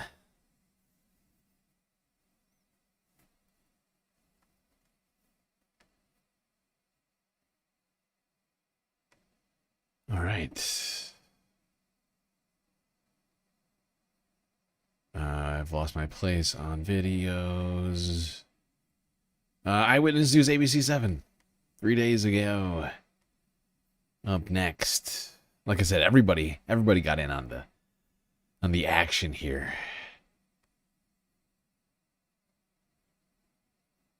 But ABC 7 is obviously with the change of the most leadership at expected. City Hall, marking a seismic shift in New York City politics. Zohran Mamdani, a 34-year-old Democratic socialist who was largely unknown to New Yorkers a year ago, was sworn in as the city's 112th mayor at midnight. And this afternoon, a ceremonial swearing in at City Hall and a block party along the Canyon of Heroes attended by thousands. Now, the real work for Mamdani and his administration as he pushes an ambitious platform centered on affordability. Policies critics argue are unfeasible, if not harmful altogether. So much to unpack on this historic and consequential day for New York City. Eyewitness News reporter Stefan Kim is live in Lower Manhattan and kicks us off. Stefan. Well, Liz and Sandra, in his inauguration speech, Mayor Mamdani said New York belongs to all who live in it. Every speaker touched on that theme. Supporters echoed it. This, they said, was about us. The political earthquake that rocked New York has arrived at City Hall.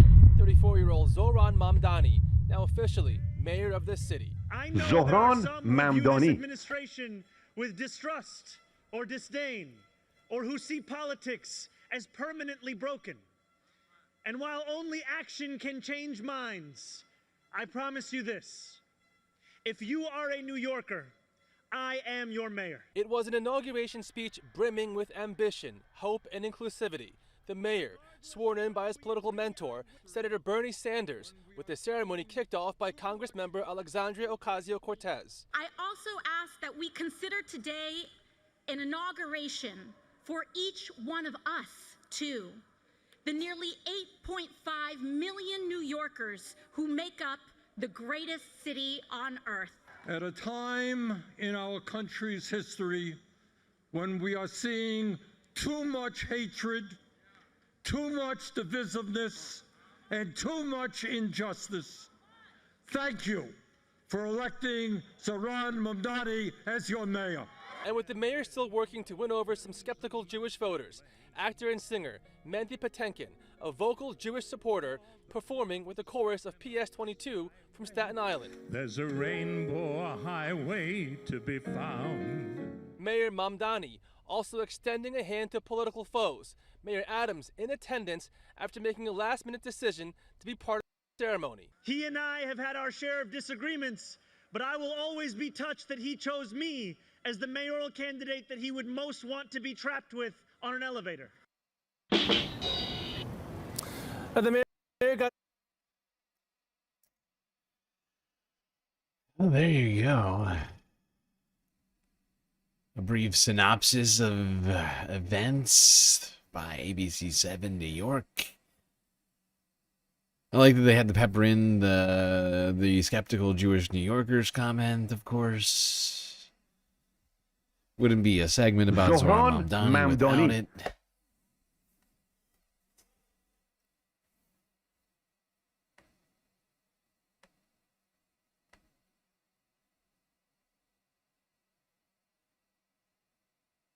Look how sad Eric Adams is. He does look sad. He does look sad. It's very sad for him. Now he's gonna have to go move to Israel and spend the $10 million that he got for dropping out of the race. That's gonna be tough. It's gonna be tough for Eric in his post-mayoral life. By the way, let's not forget, it's $10 million plus, right? It's $10 million plus whatever else he picked up from all the other corrupt shit that he did during his mayoralty, right? Like however long, you know what I mean? However much money he was able to pick up during that time. Oh my God. He's wearing a $1,000 scarf. Was he? I wasn't paying attention to the scarf.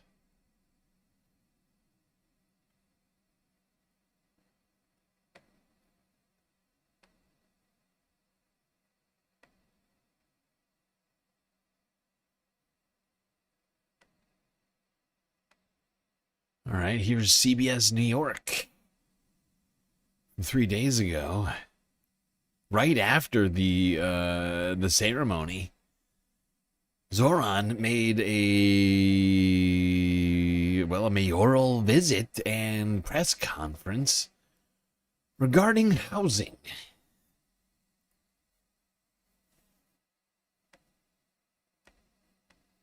In breaking news, Mayor Mamdani already hitting the ground running on this inauguration day. He just finished holding a news conference moments ago in Brooklyn, and he outlined 3 executive orders on housing.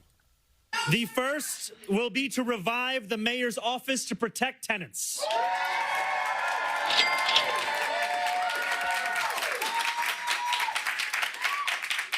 We will not compromise on housing quality. The second is to create a LIFT task force. LIFT stands for Land Inventory Fast Track, to leverage city-owned land and accelerate housing development. The last executive order is the creation of the SPEED task force. SPEED standing for Streamlining Procedures to Expedite Equitable Development. This task force will identify and remove bureaucratic and permitting barriers that drive up costs and slow housing construction and lease up. Well, there you go, Zohran Mamdani making quick work after taking office, signing multiple executive orders on housing in the first hours of his almost called him president only of his mayor. Now I'm fantasizing over here in his presidency, in his mayorship. All right, let's go here to PBS NewsHour now.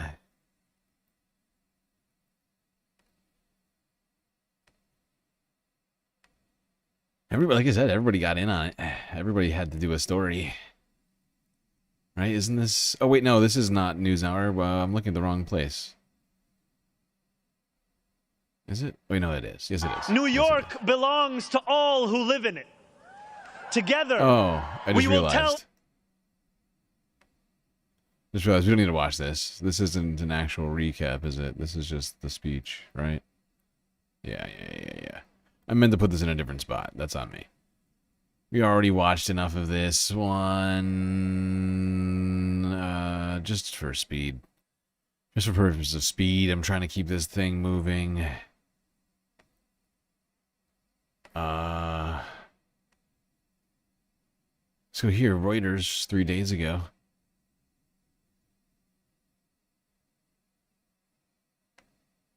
Zohran Mamdani vows to enact democratic socialist agenda.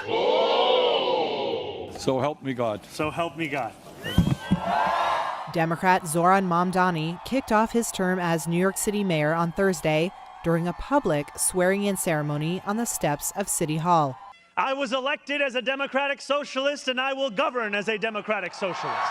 Mamdani campaigned heavily on cost of living issues and was sharply critical of President Donald Trump, whose approval rating. When is Andrew Cuomo moving to Florida? Great question. Any day now, I'm sure. I'm sure he's just setting up down in Palm Beach or wherever, you know. I'm sure it's just a process, you know. I know that people were saying immediately, like day one, they'd be gone. But, you know, I'm sure they were just exaggerating.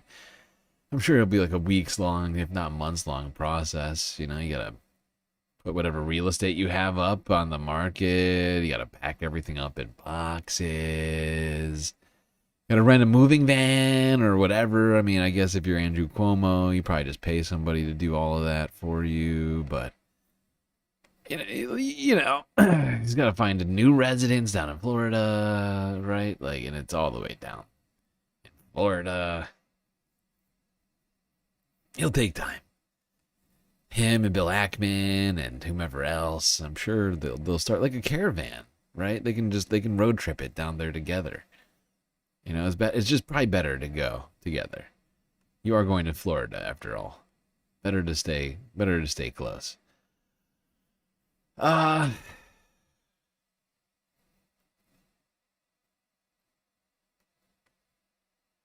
Fallen over the past year amid economic concerns.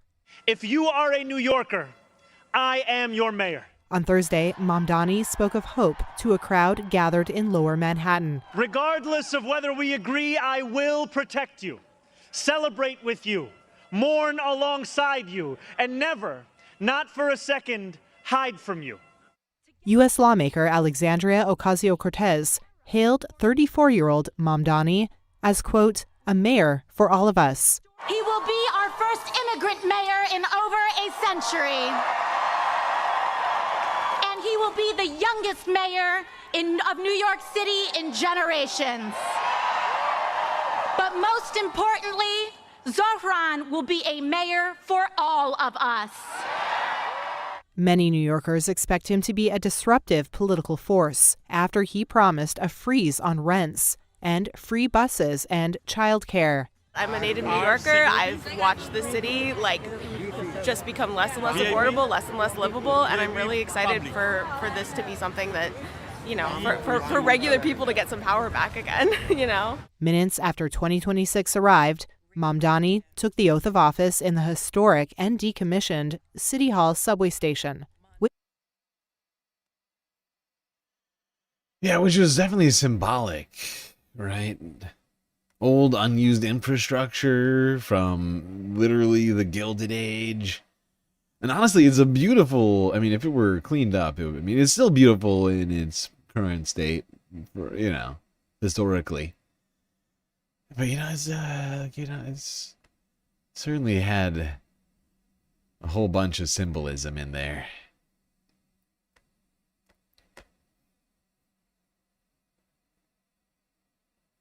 It's so disruptive to tend to things we all need. In a way it is, considering the current status quo, but I get your point.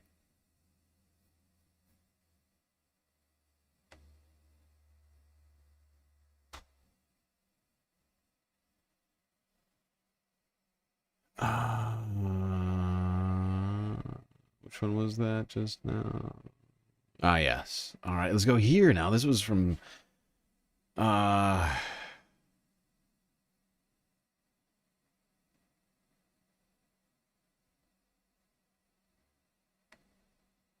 It's from the same press conference we were looking at moments ago, the one on housing, but Zohran Mamdani was asked a different question here, not about housing, but related to another executive order, because he did about 4. I think he threw down 4 executive orders within no time. The first one was repealing all Eric Adams executive orders post the indictment date. I forget what day that was now, but the post-indictment date of Eric Adams, basically just nullifying every single executive order after that, including one on anti-Semitism, which used the IHRA definition, which is very much a pro-Israeli sort of bullshit.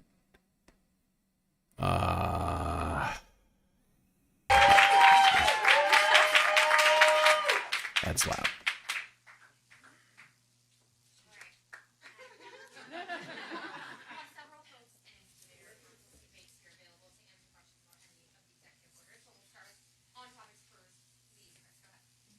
It's about an executive order that you also just announced. You're revoking all executive orders, I understand, that were issued after September 26th, 2024. September sometime. Yeah, that's how much I was certain on too. I just couldn't remember the exact date. After September 26th, 2024, which was the date of Eric Adams' indictment. I'm wondering, why was that date picked, and what orders in particular issued by Eric Adams after that were problematic to you? We speak about this day as a new era. And in order for us to fulfill the hope that that language engenders, we have to reckon with why so many New Yorkers have turned away from politics over the last few months, the last few years, the last few decades. And that was a date that marked a moment when many New Yorkers decided that politics held nothing for them, but more of the same. And what we are showcasing here in this moment is not only how we will stand alongside the New Yorkers who have been left behind, but also the structures we will create such that New Yorkers in this room and outside of it can know the truth of that commitment. This is an office and an executive director that will be tasked with delivering for these tenants, that will be empowered to deliver for these tenants. And I stand also alongside a state assembly member who has ensured that this work, this struggle, this issue is one that is never lost in the headlines of this city. What were some of the executive orders from Eric Adams issued after September 26th, though, that were especially problematic? One of them, for instance, created his Office of Anti-Semitism to combat anti-Semitism. Was that one you viewed as especially problematic that you wanted to get rid of? In our second executive order, we write about the structure of city government, and that structure also includes the continued incorporation of the Office to Combat Anti-Semitism. That is an issue that we take very seriously and is part of the commitment that we've made to Jewish New Yorkers to not only protect them, but to celebrate and cherish them. What I would say about the executive orders at large that were issued after that date is they are ones that time and time again come up against the interests of working class people and what they need from their mayor. There we go, Zohran Mamdani with a great answer to a perhaps rather loaded question regarding anti-Semitism. And if you didn't quite catch it there, while they're getting rid of all of the Eric Adams executive orders after September of last year, can't remember the exact day, once again, I'd have to look it up, but the point is that while that gets rid of the adherence to the IHRA definition, it does not get rid of the anti-Semitism task force. So I think that's an important distinction that was made there by Zohran. He made that pretty clear, I think. Now, let's keep going through the week here in New York. In 10 years, Zohran Mamdani will be governor. You know what? It's possible. I mean, it'd be a lateral move for sure, but see, unfortunately, he can't go up from here. You know? Unfortunately, as non-natural born citizen, you can't have President Mamdani.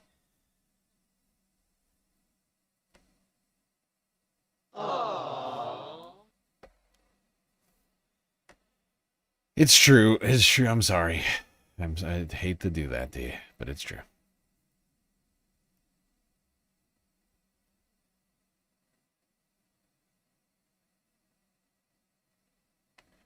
All right, now let's go here to see how CNN's handling Mamdani's getting rid of the IHRA definition. Good. They're doing good. They're handling it really great over here. Mayor Zohran Mamdani, not even 48 hours into his new administration, is facing fresh backlash over his stance on Israel as well as anti-Semitism, specifically what to do about it and how to define it. The controversy stems from a document the mayor signed yesterday that revoked all executive orders signed on or after September 26, 2024 by his predecessor, Eric Adams. If that date doesn't ring a bell, it was the day Mayor Adams was indicted on federal corruption charges that were ultimately dropped. In Mayor Mamdani's words, it was, quote, a date that marked a moment when many New Yorkers decided politics held nothing for them. The controversy lies in the details of two of those revoked orders, one signed by Mayor Adams on June 8th of last year, titled Defining Anti-Semitism. The now revoked order endorsed a definition adopted by the International Holocaust Remembrance Alliance that reads, quote, anti-Semitism is a certain perception of Jews which may be expressed as hatred toward Jews. Rhetorical and physical manifestations of anti-Semitism are directed towards Jewish or non-Jewish individuals and or their property, towards Jewish community institutions and religious facilities. The order goes on to cite a number of examples of anti-Semitism offered by the IHRA, including calling for, aiding, or justifying the killing or harming of Jews in the name of radical ideology or an extremist view of religion, accusing the Jews as a people or Israel as a state of inventing or exaggerating the Holocaust, denying the Jewish people their right to self-determination, for example, by claiming that the existence of a state of Israel is a racist endeavor, and holding Jews collectively responsible for actions of the state of Israel. The IHRA list of examples also includes drawing comparisons of contemporary Israeli policy to that of the Nazis. Now, we should note that the Adams executive order states this order is not intended to restrict. That's just accurate. That's just accurate, unfortunately. And if you don't, for anybody, if there's any sneaky, secret Zionists in the chat, although I feel like, generally speaking, not a lot of Zionists are hanging out here at the Galactic News Network, but they could be. Who's to say? You might be in here watching the show, seething. But the fact is if you don't think that the policies of Israel are that similar to those of the Nazis, I would recommend you go play Nazi or Zionist for me real quick. It's just a fun game. It's just a fun game that will help shine light on just the clear parallels between the two. Or conducts, that is protected under the First Amendment. Anti-Semitic acts are criminal only when they are so defined by law, and this order does not establish civil or criminal liability for any acts. Also revoked by Mayor Mamdani was an executive order Adams signed last month prohibiting city agencies from participating in what's known as the Boycott, Divest, and Sanctions campaign against Israel. The timing of that Adams order was seen by some as an obvious attempt to cause a political problem for the incoming mayor. The Israeli Foreign Ministry has already weighed in, posting online, quote, on his very first day as New York City Mayor, Mamdani shows his true face. He scraps the IHRA definition of anti-Semitism, lifts restriction. Oh my God! I love how they go. I love how CNN goes to the Israeli Foreign Ministry. It's like, oh well, that must be anti-Semitic. The Israeli Foreign Ministry says so. Oh, thank you. It's anti-Semitic gasoline on an open fire. It is fucking wild. Anti-Semitic gasoline. Now, I get what he's doing there. I don't think gasoline can technically be anti-Semitic, inherently speaking. I think that's anti-Semitic, actually. But, it's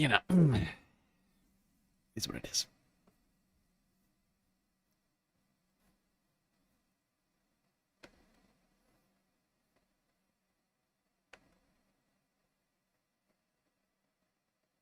Yeah, CNN handling it really good over there.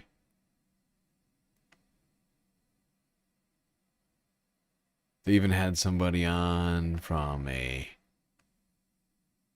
pro-Israeli organization, Jewish Council for Public Affairs, the CEO, Amy Spitalnik. Might as well you get the Israeli Foreign Ministry in there. You might as well do that. You might as well get in here too. Why not? Might as well, round the bases, if you will. Or cover the whatever the goddamn colloquialism is.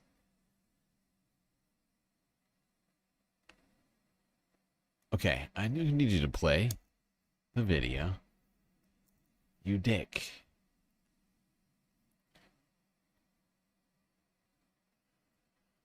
What is happening right now? I'm being repressed. Help! I'm being repressed! Of the Jewish Council for Public Affairs. First, do you see Mamdani's actions as anti-Semitic? This idea that he's revoked these two, executive orders by his predecessor? Look, there's broad debate within the Jewish community about whether the IHRA definition should be codified into law or whether it should simply be used as a resource. Our position is that it is a critical resource to help guide academics. I love how she completely ignores she creates a new debate, out of thin air. She's like, the debate is whether or not it should be law. If the IHRA definition should be just turned into law, or if it should just be, an academic resource. and then completely ignores the other, I guess, the other side of the debate, the third side, if you will, of maybe we should scrap the definition altogether because it's nonsense. Educators, government, and others to understand anti-Semitism, to identify anti-Semitism, but it shouldn't be legally binding. And so because there is broad debate within the Jewish community around this question, it's important that that be reflected in what our government does. The bigger question for me is how this administration actually puts forward a constructive, proactive policy to keep the Jewish community safe, not simply by responding to these fights around definitions, but putting forward real investment, real policies that will protect the Jewish community at a time when we're seeing escalating, increasingly violent attacks.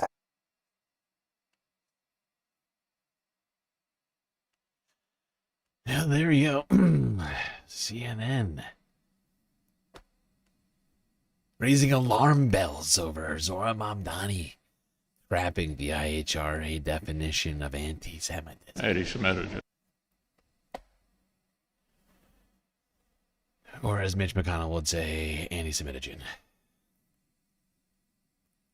Anti-Semitogen.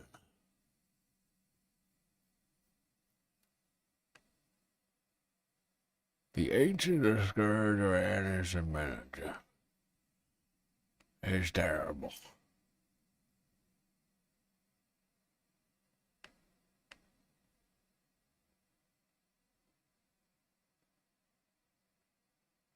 All right, let's go here. Do Democracy Now!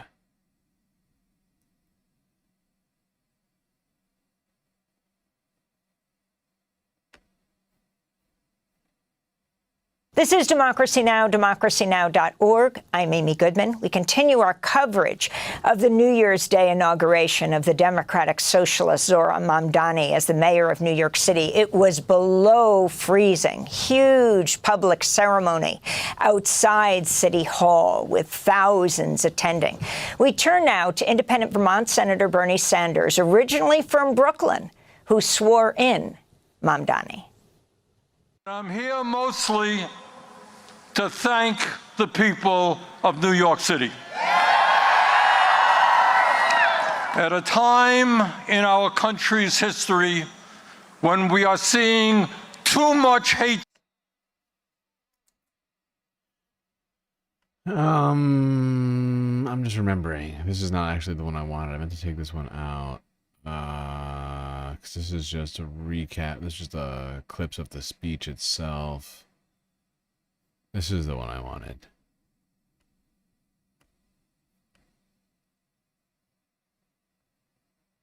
This is Democracy Now!, democracynow.org, the War and Peace Report. I'm Amy Goodman. As we continue coverage of the historic inauguration of Democratic Socialist Zohran Mamdani as the mayor of New York City.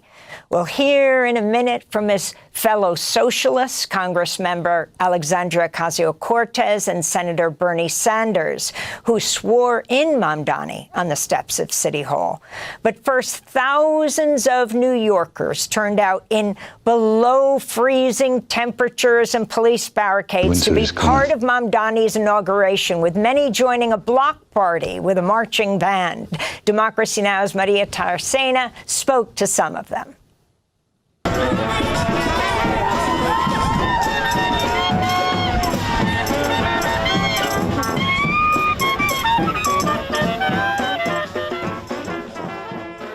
So my name is Diana Moreno. I'm running for assembly to succeed Zohran Mamdani in the assembly because we know that he cannot do this alone. He's going to need allies in Albany to be unwavering in our mission to deliver the affordable New York that he ran on, and I'm so thrilled to be part of that movement. And it is a collective movement. I'm not doing it alone as an individual. I'm doing it as a democratic socialist, fighting for my child's future and for my neighbors. For many around the country, New York is sort of a symbol of the power of organizing after Mayor Mayor Mamdani won the election by a landslide. What is your message to other people around the country who are looking at New York as a path forward for the rest of the nation? Organized people will always be more powerful than organized money. We defeated the most powerful forces on the planet, not just the political dynasty for Cuomo, but the people who funded him, which are the same people that funded Trump. The path forward towards actual democracy is organized people that are ready to fight for our children, for our future, for our planet. And Zohran has shown us that we can do this. My name is Glenn Kantav, and the reason why I'm here is because this literally is... Yeah, I just want to say we already discussed Deanna Moreno here, but she's running, like she just said, for the for Zohran's old Queen's Assembly seat, and you should absolutely vote for her if you're a Zohran supporter and you happen to be in that district. She's already been endorsed by Zohran for his old seat. For our children, for our future. Whoopsies. Our planet. And Zohran has shown us that we can do this.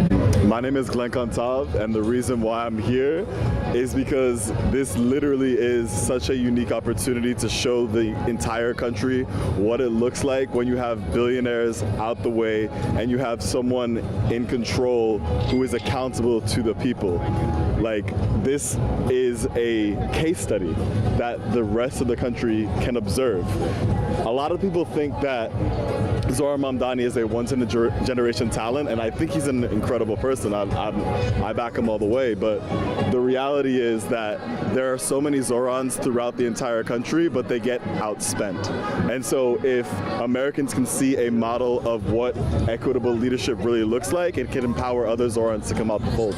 My name's Ariel Seura. I am a teenager here in New York City, and throughout Mayor Mamdani's campaign, two things that I'm really proud that I was able to do is, one, go out and canvass, be out there on election day to make sure that we get those last-minute voters in to get the outcome that we have today.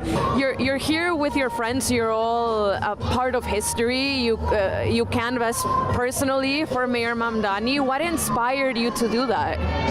I mean, like, again, I think it's just like Mr. Mamdani, as compared to other politicians that, you know, just say things that are kind of persuasive, he's really listening to the people, and he's really getting those issues that we see on a day-to-day basis. I mean, fast and free buses, I take the bus at least once a month in my neighborhood. Same with public transport. When it comes to universal childcare, I know that as a kid, I had to stay with other family members that my parents had to pay. It was a struggle for them to do these things, and I watched these issues in my day-to-day life.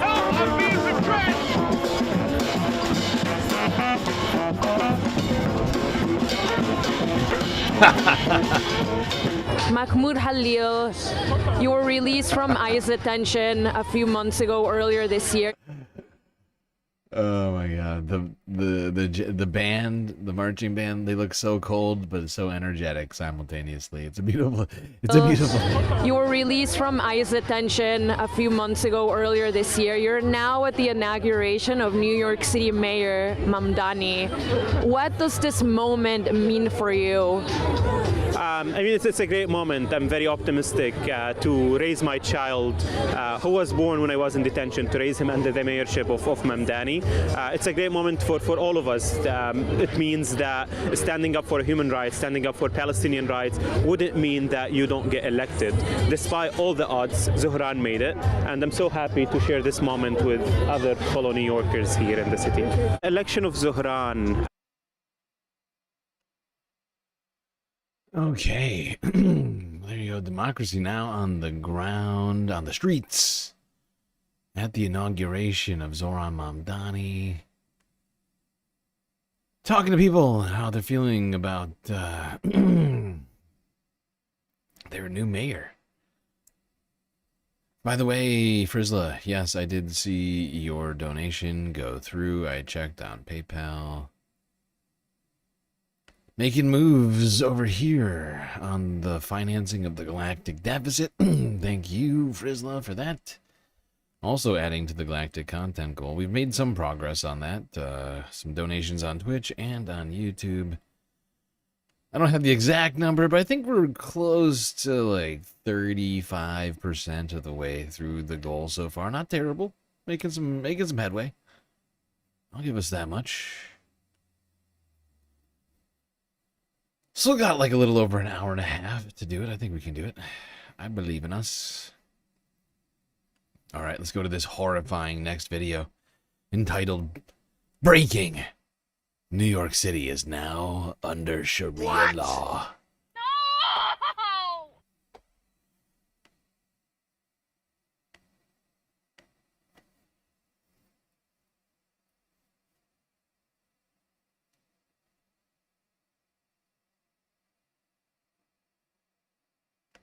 We're starting right now, going live to the Zohran Mamdani inauguration now. Moved by the privilege of taking this sacred oath, humbled by the faith that you have placed in me, and honored to serve as either your 111th or 112th mayor of New York City. I do not... Okay, I'm just screwing with you, chat. Yeah, it's the Hassan stream.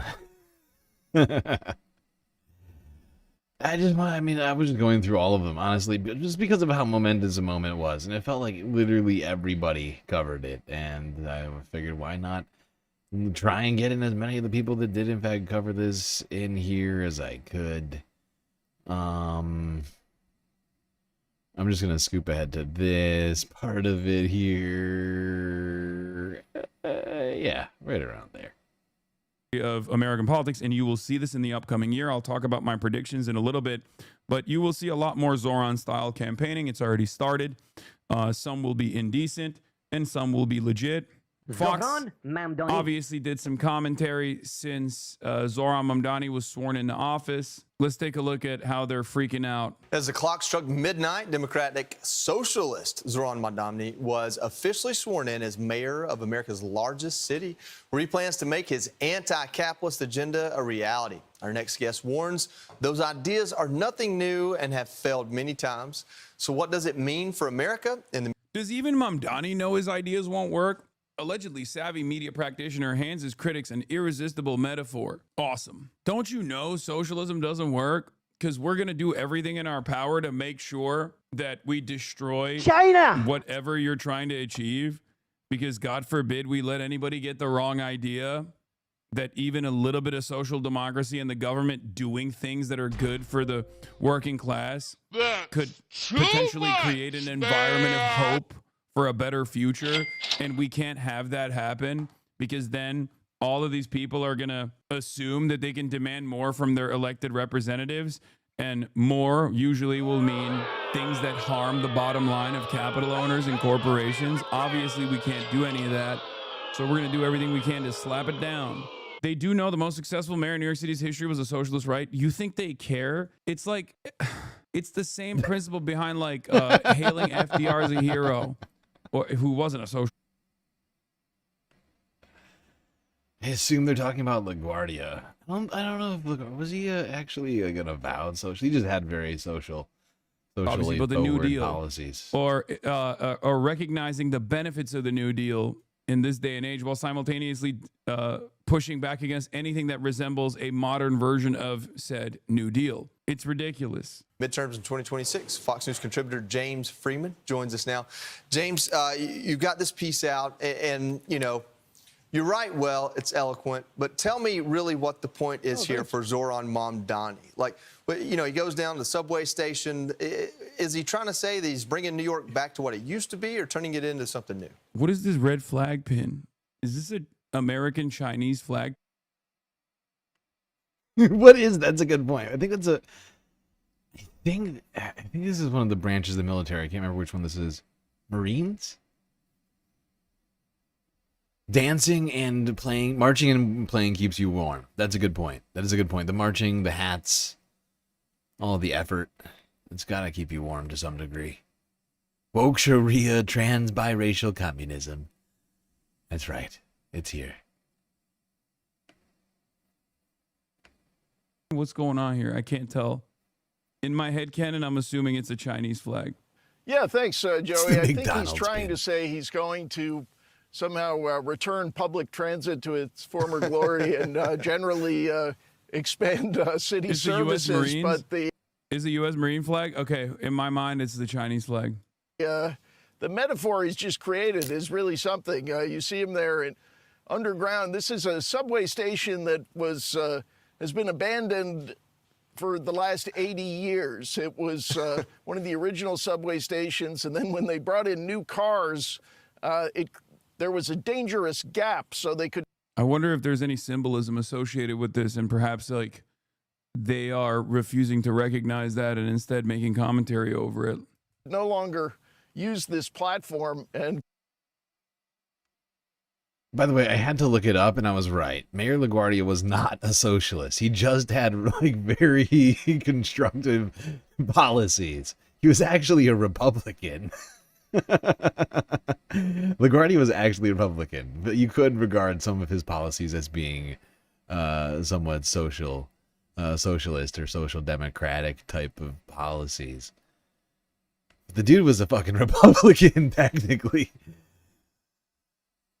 Although I don't feel like the Republicans are really down claiming in him so much. 1945. So dated. And it was like 100 years ago. Obsolete, dark, dingy is kind of a nice description of socialism and the misery it's caused over the last century. Let's hope, let's hope this isn't some kind of sick sense of humor for him, but maybe. It's Bill de Blasio. I don't think that they are referring. I don't think that the chatter was referring to Bill de Blasio.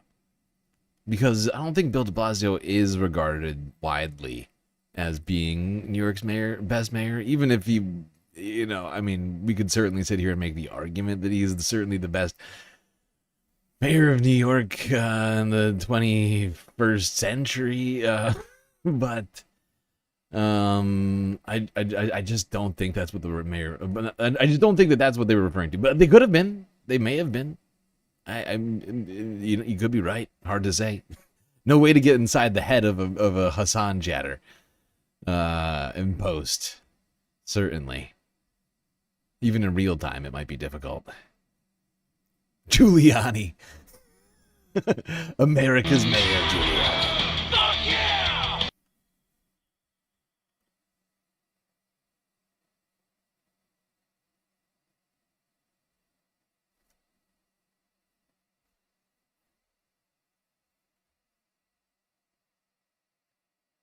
Excuse me, why are we watching Fox News again?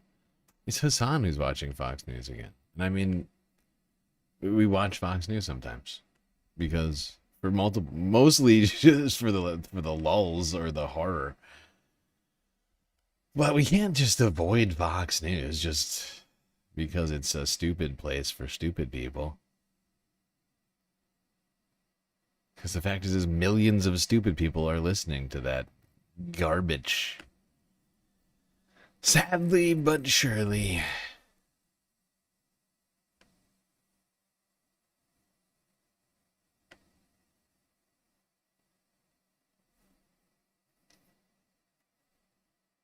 All right. Now, day after the inauguration, Zohran Mamdani spotting. New York City Mayor Zohran Mamdani started his day in his new job like many other New Yorkers. He took the subway to work. He rode the train from Astoria with his security detail and shook hands with fellow riders. After Mamdani's high-energy inauguration yesterday, he signed executive orders focused on housing. Elijah Westbrook has more. It's the first day after Zohran Mamdani's inauguration. So help me God. So help me God. And New York City's new mayor is already shifting from celebration to action. Less than 2 hours after the ceremony, Mayor Mamdani signed 3 executive orders, all centered around housing and renters. And we will stand up on behalf of the tenants. All right, this isn't the part that I wanted. Hold on. I don't have time to watch whole clips, okay? CBS New York, I need the bullet points around here, okay?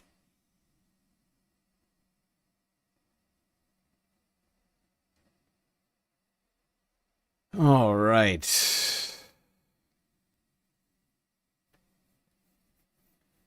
There he goes, Zohran Mamdani, spotted on the subway, shaking hands with New Yorkers. Yeah, just being Zohran. The guy we knew this was him before he became mayor here. You know, the guy rides the subway. Not a driver. I don't even know if that guy has a driver's license. I honestly don't. Yeah. I'm trying to think. I don't think, who knows? All right. Now, one more piece of Zohran news before we move on to other stories. CBS New York, one more time, 6 hours ago. Another appointment to another position from Zohran Mamdani. In housing, the HPD. This is breaking news. 52 years ago, on a hot summer night, a new sound emerged from the first floor community room at 1520 Sedgwick Avenue, where we stand today. New York is where greatness so often is born. And on that August evening, greatness was born in the Bronx. The hip-hop that millions of people around the world listen to all came from this Mitchell Lama building, where DJ Kool Herc played a new kind of music at a party he organized. So his little sister would have money to buy new clothes for school. That greatness was only possible because this was a city where working people could afford a home, and with it the joy and creativity that a stable home can foster. When New Yorkers can afford a home, New Yorkers can afford to make great art. And when New Yorkers can afford a home, New Yorkers can afford to be themselves. But as many working people know, it is increasingly impossible to find an affordable home in New York City. To build a dignified life without earning hundreds of thousands of dollars each year. And those same New Yorkers know that too often, if they can find a home that they can afford, there is likely a reason they can afford it. Roaches and rats, heat that never turns on, elevators that are always out of order, bad landlords who take their money and yet never respond to requests for repairs. A dignified life does not just mean having a roof over your head. It means that you don't feel uncomfortable or unsafe in your own home. It means that your money buys you what you paid for. It means that a bad landlord is not allowed to rip you off with impunity. Today, I am proud to appoint Dina Levy as my Commissioner of the Department of Housing Preservation and Development.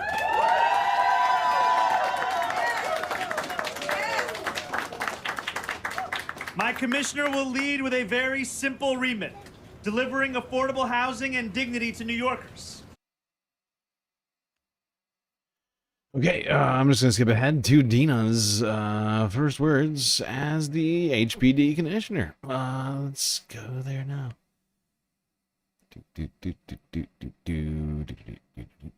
Zohran talking, talk. Oh, whoop, a little too far. The same. Thank you.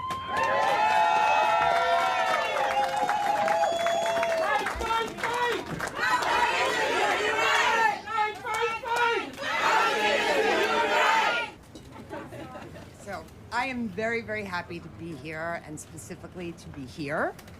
I want to start by saying what an honor it is to be asked to become a part of Mayor Mamdani's new administration, and specifically to play a role in advancing his vision to make sure that New York City is an affordable place to live. I also want to give my deep gratitude to Commissioner Ahmed, who has been an amazing steward at HPD and whose partnership in leading. Look how Look how cold it is in there. Did you see their My deep breath? gratitude Like she to Commissioner Ahmed, who has. Oh my god. It is, they are indoors right now. It is fucking, maybe this is outside. This could be a mural on a wall. It's unclear, but it's clearly fucking cold. An Whoopsies, what amazing I just do. steward at HPD, and whose partnership in leading the Department of Buildings will be absolutely critical to our collective success. I started in affordable housing about. Okay, we're not gonna listen to her whole comment, but I listened to it, and she certainly seems ready to do the job. Thanking Zohran Mamdani at the end of her speech for the opportunity to serve. It was essentially her exact words. Seemed very raring to go. All right, now I noticed somebody mentioned this in the chat earlier. Actually, wait, no, not this one. Not yet. And actually, I should be doing this in a different order. Nah, it doesn't matter. We're going to go east to west. Let's go here. Let us go here. To, where is it? I'm not, is it Minnesota? No, California. California, that's right. Let's go to California. To one woman who's running for another office.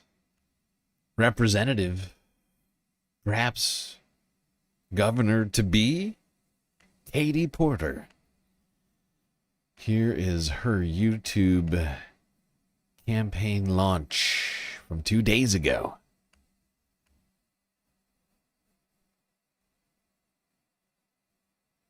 Californians hear a lot of excuses from elected officials. That's a complex Yeah, no, that wasn't the problem. inauguration. I don't know if you're dipping in and out, NR, but that video that we just watched was from 6 hours ago. We were going through the whole week, not just the inauguration, right? We did some stuff from before, and as well as some stuff from after the inauguration. I figured it would be. You know, we would do the, you know, we've been following Zohran since the very beginning around here, and the fact that he's finally taking office is huge. I'm probably following him fairly closely throughout all of this, but first week felt like we just really needed to get into the nitty-gritty on it. You were totally dipping in and out? Well, there you go. It'll give me an opportunity to tell other people about what's happening as well. Dragons Marine, welcome to Galactic Individual. Thank you for the membership. Taking the plunge. Also helping us with completing the galactic content goal, even though YouTube doesn't count it. I count it. I'm counting it. I'm doing the math over here. Much appreciated. All right. Katie Porter, running for governor of California. Californians hear a lot of excuses from elected officials. That's a complex problem. That's proving challenging. That's not my job. It's too hard. What a bunch of bullshit.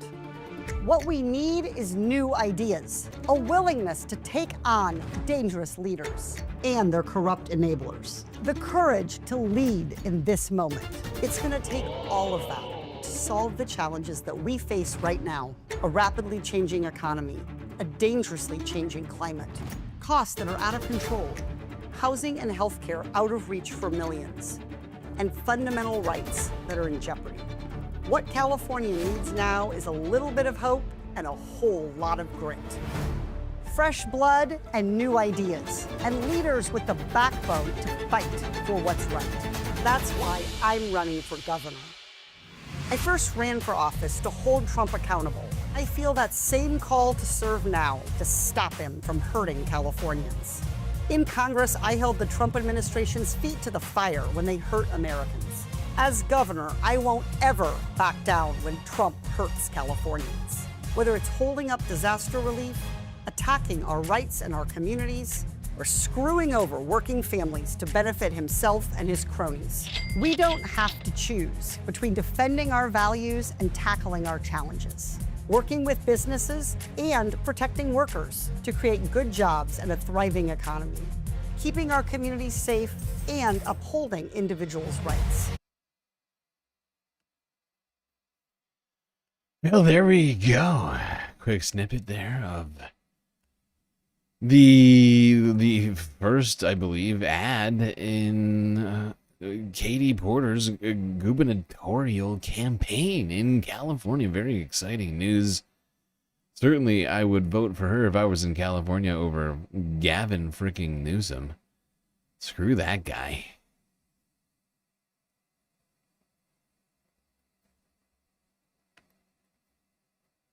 Some people in chat have doubts about her ability to win the state.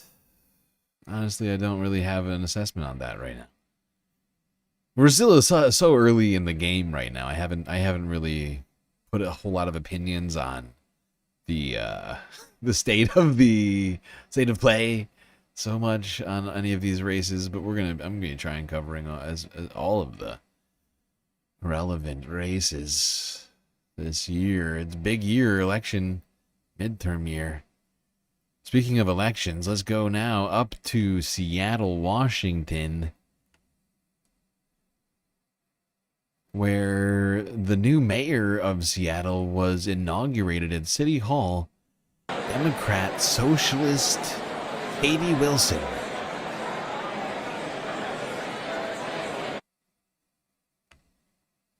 You can hear it, it's buzzing in there. It's electric. Did it in? No, I'm not going to do it.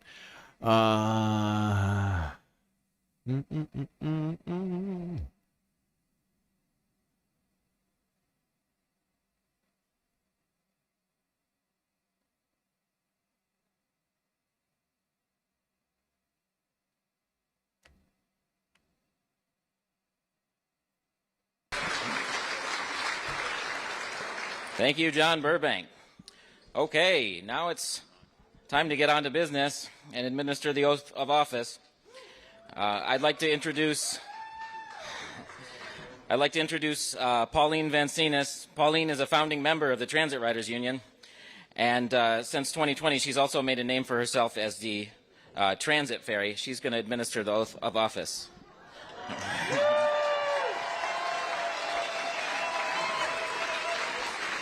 Are you coming up?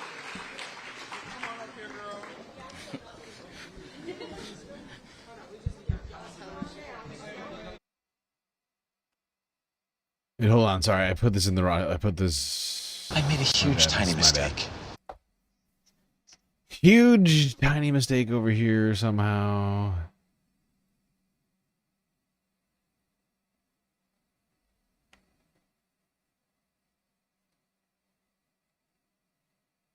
This is the moment that I wanted.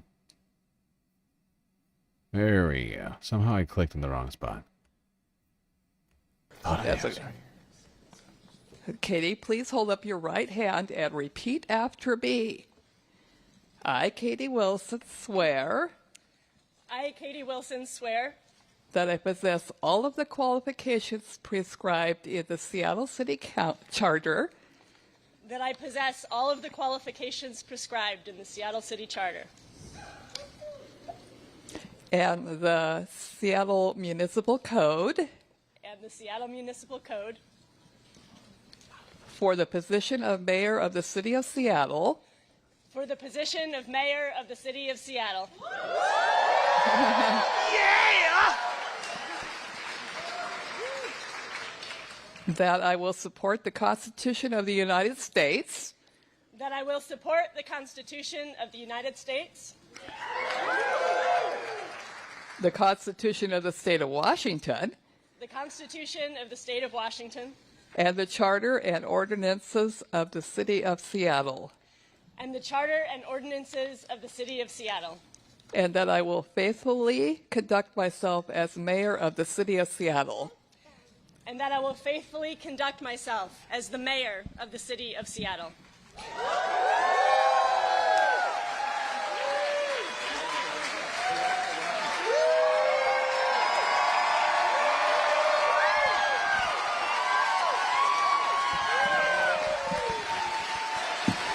Hey, your new mayor, Katie Wilson. Katie, woo!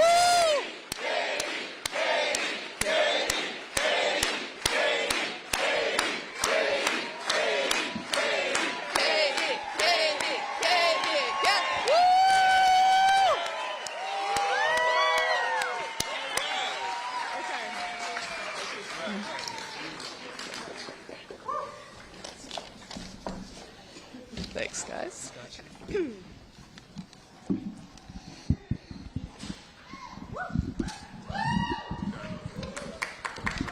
Yeah, just a little bit higher, I guess.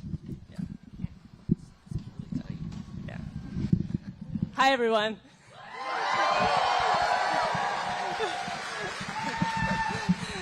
I know you've all been standing for a long time. Just a little longer. So my team asked me if I wanted some help with my speech. And I said, you know, I understand that when I'm the mayor, I'm going to have some help writing speeches. But I feel like maybe this is my last time where I get to just say whatever I want.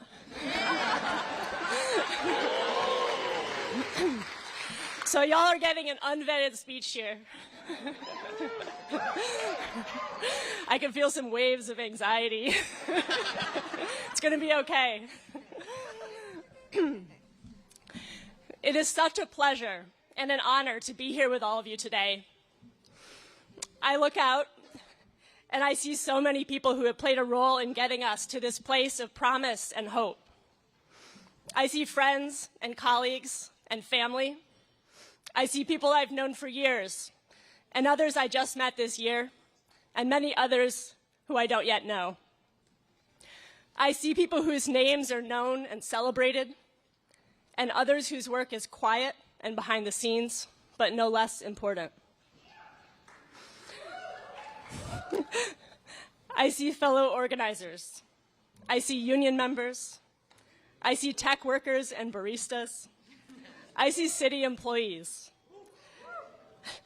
I see elected officials. And I know there's at least one former mayor here. I see young people and elders. I see people whose families have lived here for generations, and others who maybe just arrived to make Seattle your home. And to all of you, and to everyone watching from afar, and to all of the people who could not be here today because they are doing the hard, unsung work that makes Seattle run, I say, this is your city.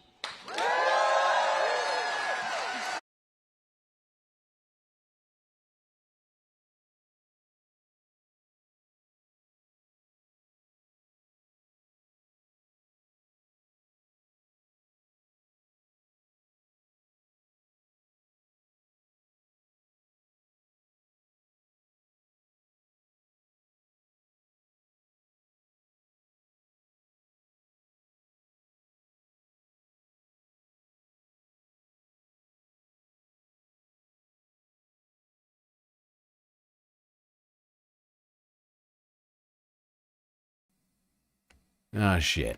Oh, shit, I'm muted. Okay, there we are. Sorry, my bad. I'm here. There you go, people. That was Katie Wilson. Your new mayor, Seattle. Democratic Socialist. Two Democratic Socialists inaugurated same week on opposite sides of the country here in the United States. Is it a sign of the times of shifting sands? Who's to say? I don't know. You know, I'd like to think so. Some weeks it feels like it's a fight between good and evil as we watch our government being dismantled, and yet little bright spots here and there of light, people fighting back, trying to make this country great. Mike is muted. Yes, no, I saw that. Thank you. Yep, I see all of you. Yep.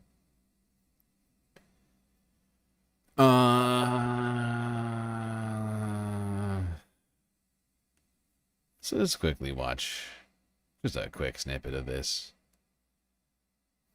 from last week. Since we're talking about all this, feels like This the right is going to time. come back to you. Tribunals are coming. You're domestic terrorists! Donald Trump is propelling the United States of America to have its wokest era yet.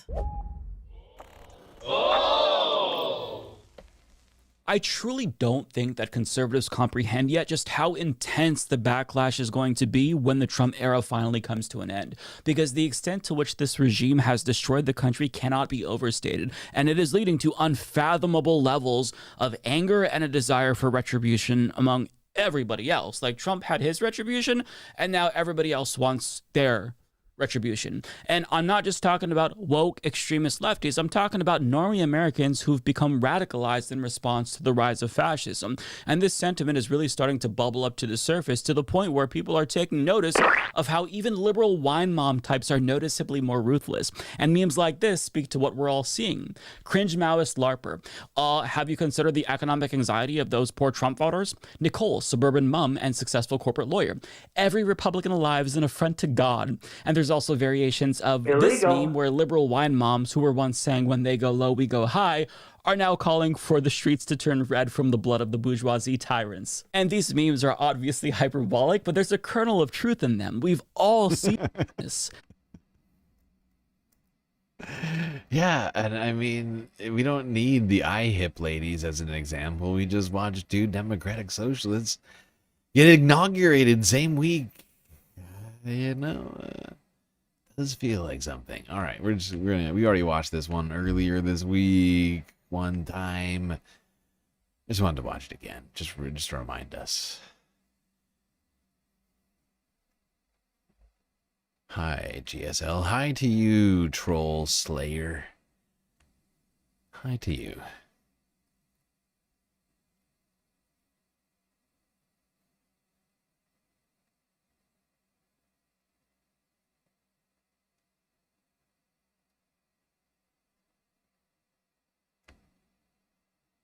All right. Now, let's talk about the president and how some of his latest efforts going after his I'm sorry, not going after his how do you phrase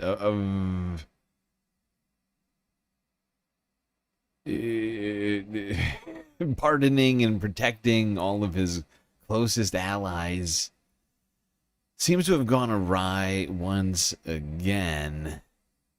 Not the first time, of course. I mean, a few weeks ago, we heard about how the Jan 6th pipe bomber may have been pardoned under the Jan 6 sweeping pardon Donald Trump issued due to the vagueness of the language of the order.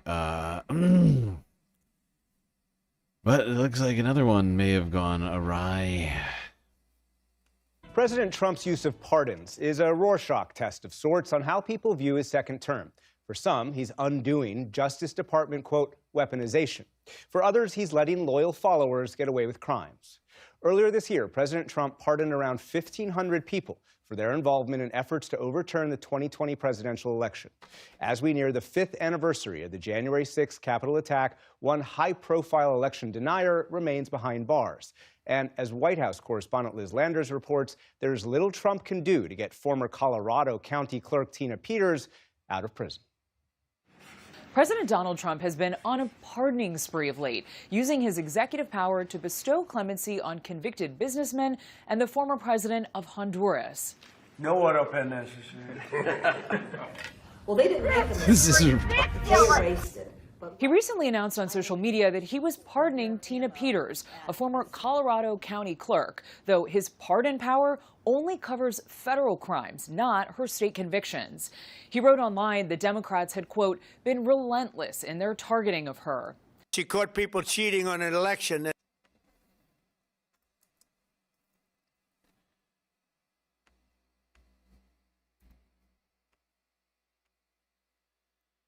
For years, Democrats ignored violent and vicious crime of all shapes, sizes, colors, and types. Violent criminals who should have been locked up were allowed to again attack. Democrats were also far too happy to let in the worst from the worst countries so they could rip off American capital T taxpayers. Democrats only think there's one crime, not voting for them. Instead of protecting Americans and their capital T tax dollars, Democrats chose instead to persecute anyone they could find that wanted safe and secure elections.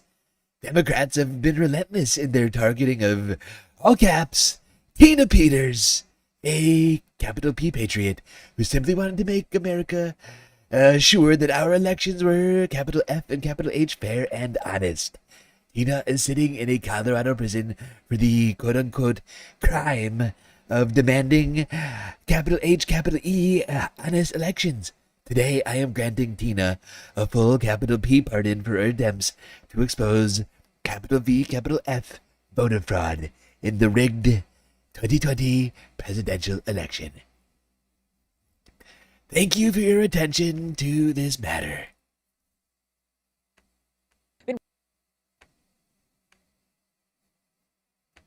Oops. Relentless in their targeting of her. She caught people cheating on an election, and they said she was cheating. She wasn't cheating. She may not be a household name, but Peters' case has become a rallying cry for MAGA and the president since her conviction last year. Tina Peters served as the Mesa County clerk administering elections in the Colorado community after being first elected in 2018. A Republican, Peters became a vocal election denier, questioning the 2020 results and the voting machines used to conduct them.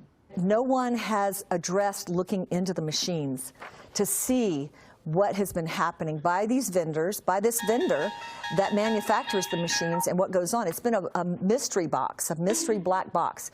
In 2021, Peters allowed someone associated with MyPillow CEO Mike Lindell to misuse a security card to gain access to the county election system and lied. Yeah, there's a whole web of characters in this Stop the Steal crew. It's really kind of fascinating. Hold on, we're not gonna watch this whole piece though. Let me skip ahead a little bit.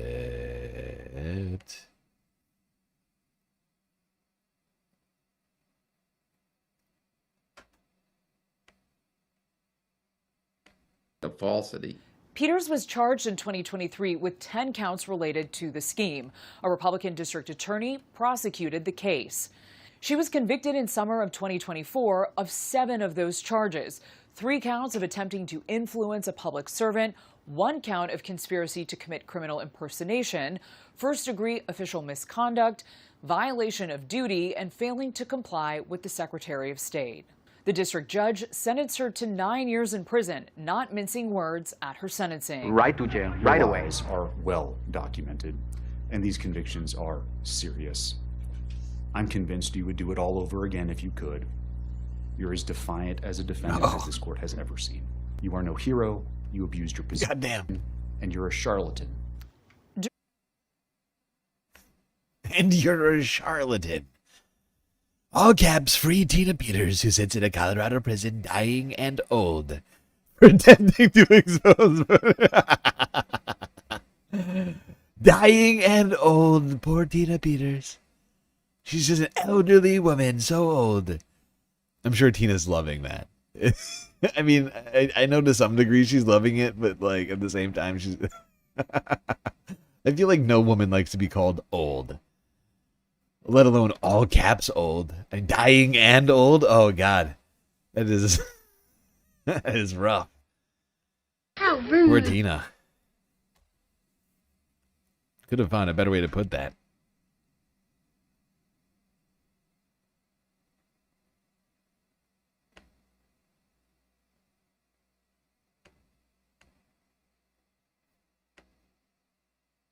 That's very clear in the Constitution. I need this. But Peters' attorney believes the Constitution is being misinterpreted, a revelation that struck him as he watched the 2012 film Lincoln.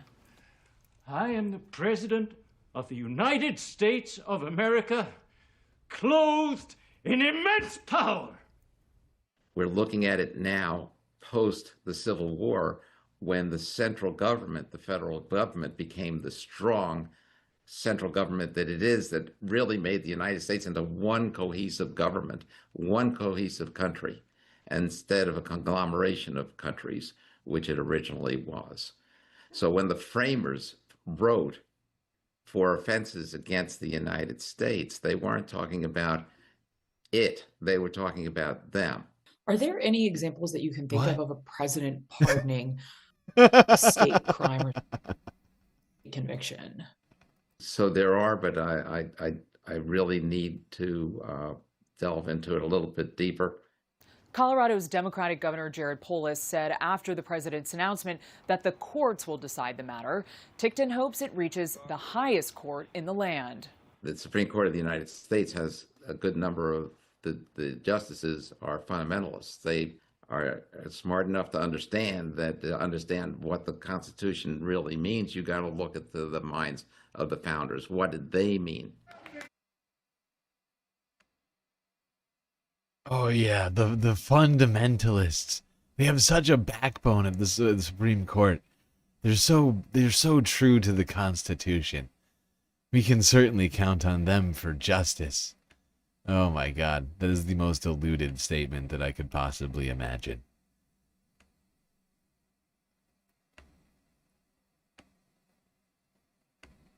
Yes, great integrity over there at the Supreme Court. We can all count on them to make the right decision.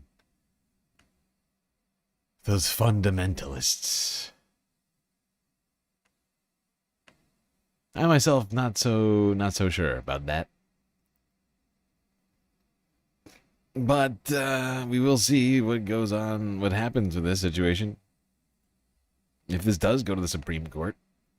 I mean, as it stands right now, she can't be pardoned under the law for state crimes by the president.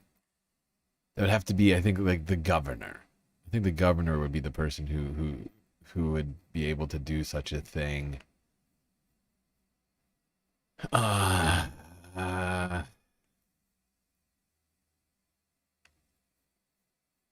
It is potentially opening up Donald Trump and the Trump administration to some sort of constitutional question in the Supreme Court. Whether or not that ever actually comes to fruition, we'll see.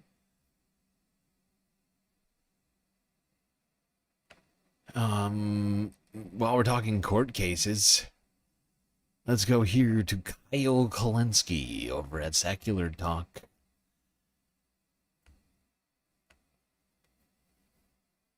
See what Jack Smith had to say about Donald Trump in a leaked hearing.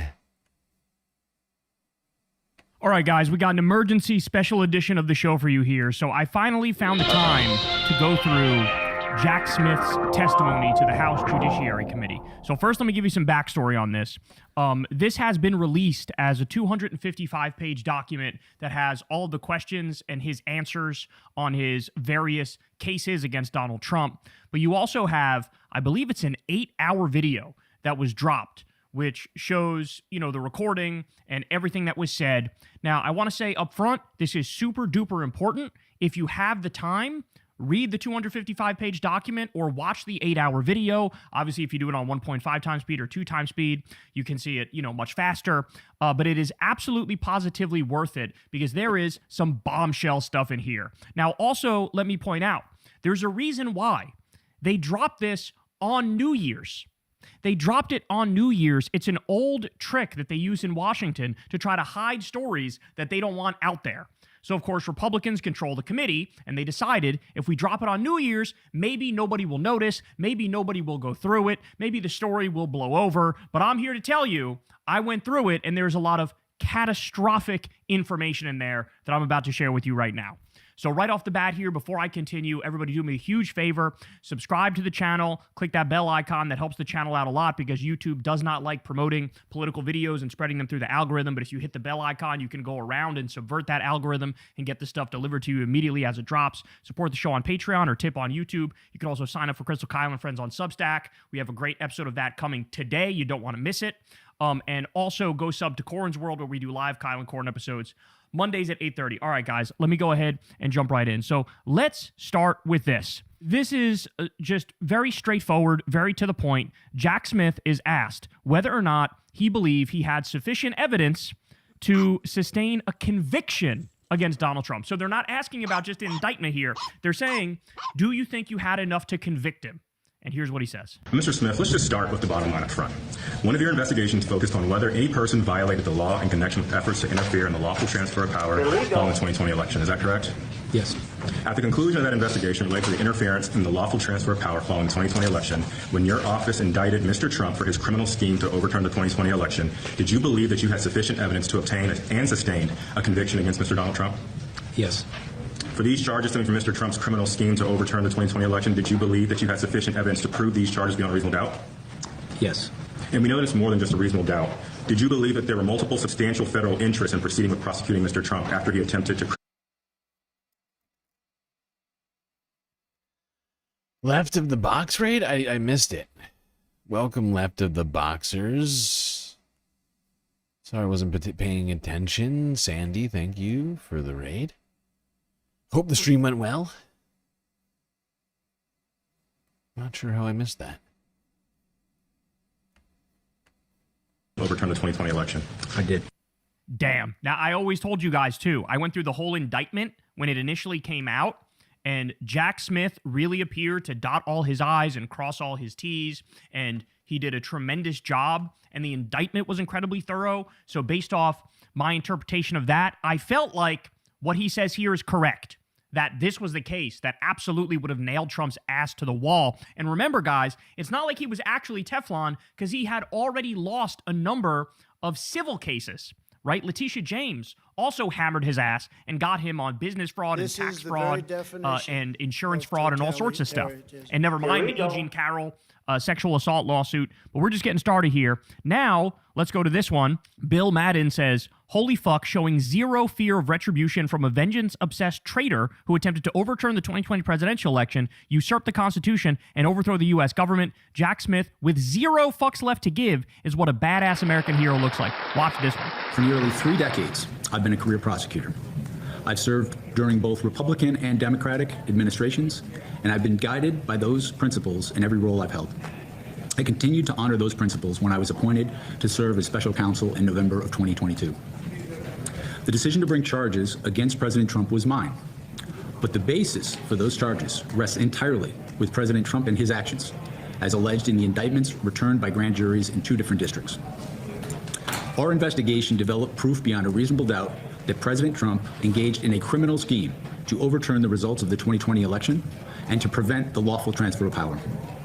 Our investigation also developed powerful evidence that showed that President Trump willfully retained highly classified documents after he left office in January of 2021, storing them at his social club, including in a ballroom and a bathroom. He then repeatedly tried to obstruct justice to conceal his continued retention of those documents. I remain grateful for the counsel, judgment, and advice of my team as I executed my responsibilities. I love the idea of highly classified documents just sort of sitting around in the middle of an empty ballroom where literally anybody could just sort of go through them.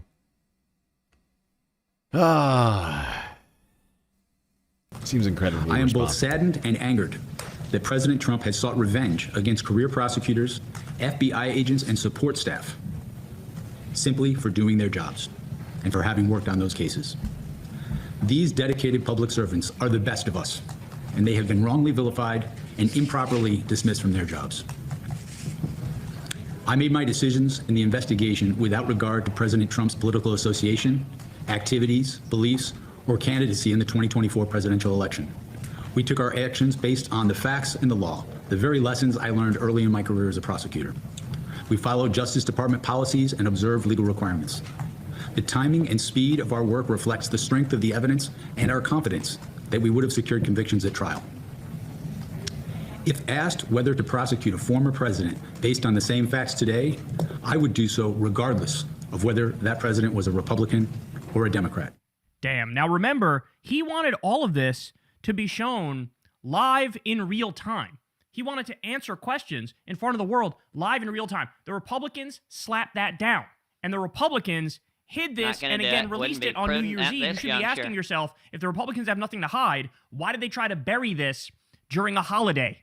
It's very clear they do have a lot to hide here, but I'm just getting started. Yeah, there we go. Jack Smith seems to think that he had a case against Donald Trump. Quite adamant about that fact, it would seem.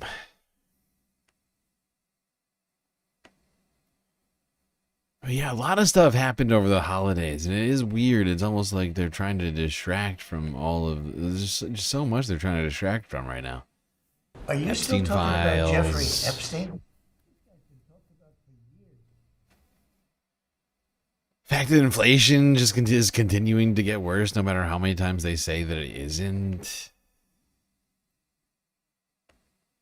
Now here's a quick turn down Sunday Funday Avenue. Humanist Report. Mike Figueredo. Let's talk about one cartoon that seems to be doing perhaps the very best job at this time. Excluding yours truly, perhaps. You are not Happy New Year's to all of my wonderful viewers. I hope you all had some time to chill or celebrate over the holiday season. I myself am doing that right now, which means that this video is pre-recorded. So, you know, of course, since the YouTube algorithm never sleeps, I had to do something to feed the algorithm, and I decided, like many creatively bankrupt creators, I would just do a Q&A, because what else am I going to do, right? It's a news and politics channel, so it's kind of hard to plan ahead. But I think that the Q&A are always really fun. I enjoyed this. It's... Okay, hold on. We're not going to watch this whole thing. Also, Uncle Simric, thank you for the super chat over on YouTube. Everyone, did you exercise today? The fascists did. Why haven't you?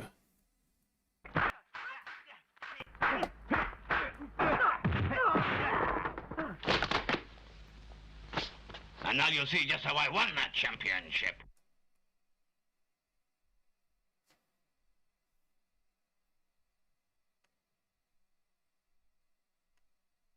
This is the very definition of totalitarianism. The very definition of totalitarianism, it's true. Patreon and YouTube members, and you all sent in a ton of questions. I said everything was on the table, politics, non-politics, and you all delivered. So we've got some great questions here. I haven't read through all of them yet, but I like what I see. So the first one here is from... Speaking of Patreon, did you know that you can get a whole bunch of sweet, sweet benefits over on the Galactic Patreon? $3 a month, all it takes. Oh God, I just realized we just blew through the second break. I'm clearly not doing my job. I'm not paying it, or maybe I'm doing my job too good. I can't tell which one it is. But we, unfortunately, somehow just crossed over 3 hours without me even noticing. Which means we got to take a quick galactic intermission here. Don't worry, we still got a hell of a lot to talk about here.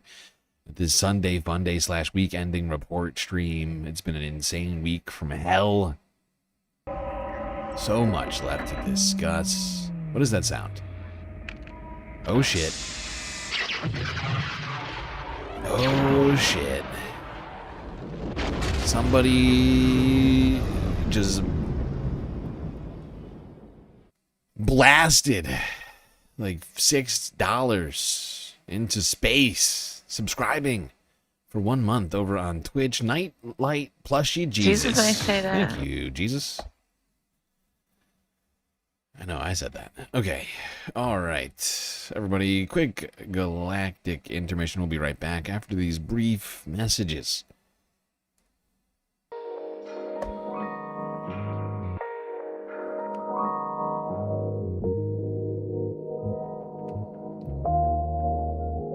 All right, everybody, I hope you've been enjoying the show so far. If you haven't already, hit the follow button over there on Twitch, subscribe on YouTube, and do consider contributing to the Galactic News Network, as we are, of course, completely funded by individuals like you. A lot of great ways, of course, for you to show your support. YouTube, super chat, super stickers, memberships, gifted memberships.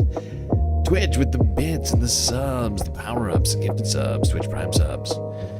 Cash App and PayPal, if you prefer your money go directly to funding the stream rather than the bottom line of Amazon and or Google. But the very best way to get the most space benefits for your Earth dollars is, of course, to go on to Patreon and become a Galactic patron, where for the low, low price of $3 US a month, you get access to a cornucopia of space benefits unseen by the rest of the goddamn Milky Way galaxy. Things like an avatar on one of the break screens, like the pool, the bar, the lake, or the street.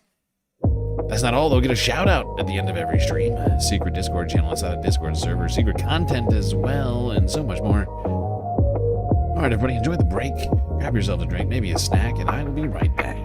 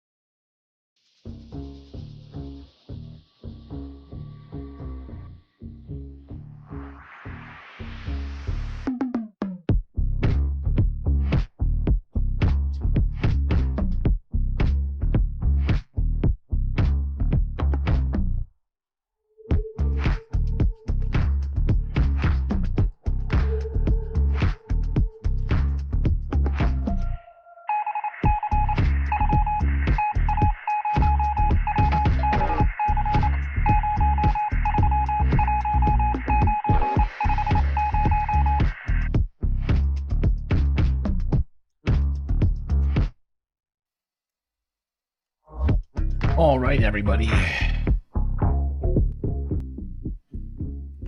We are back. That's right, that beeping in your ears was, of course, intended to alert you to the fact that the break is now over. And the third half of the Galactic Stream is about to begin. So you had better get yourselves back in your seats, otherwise you are going to miss the beginning of the aforementioned half. Immediately, if not sooner.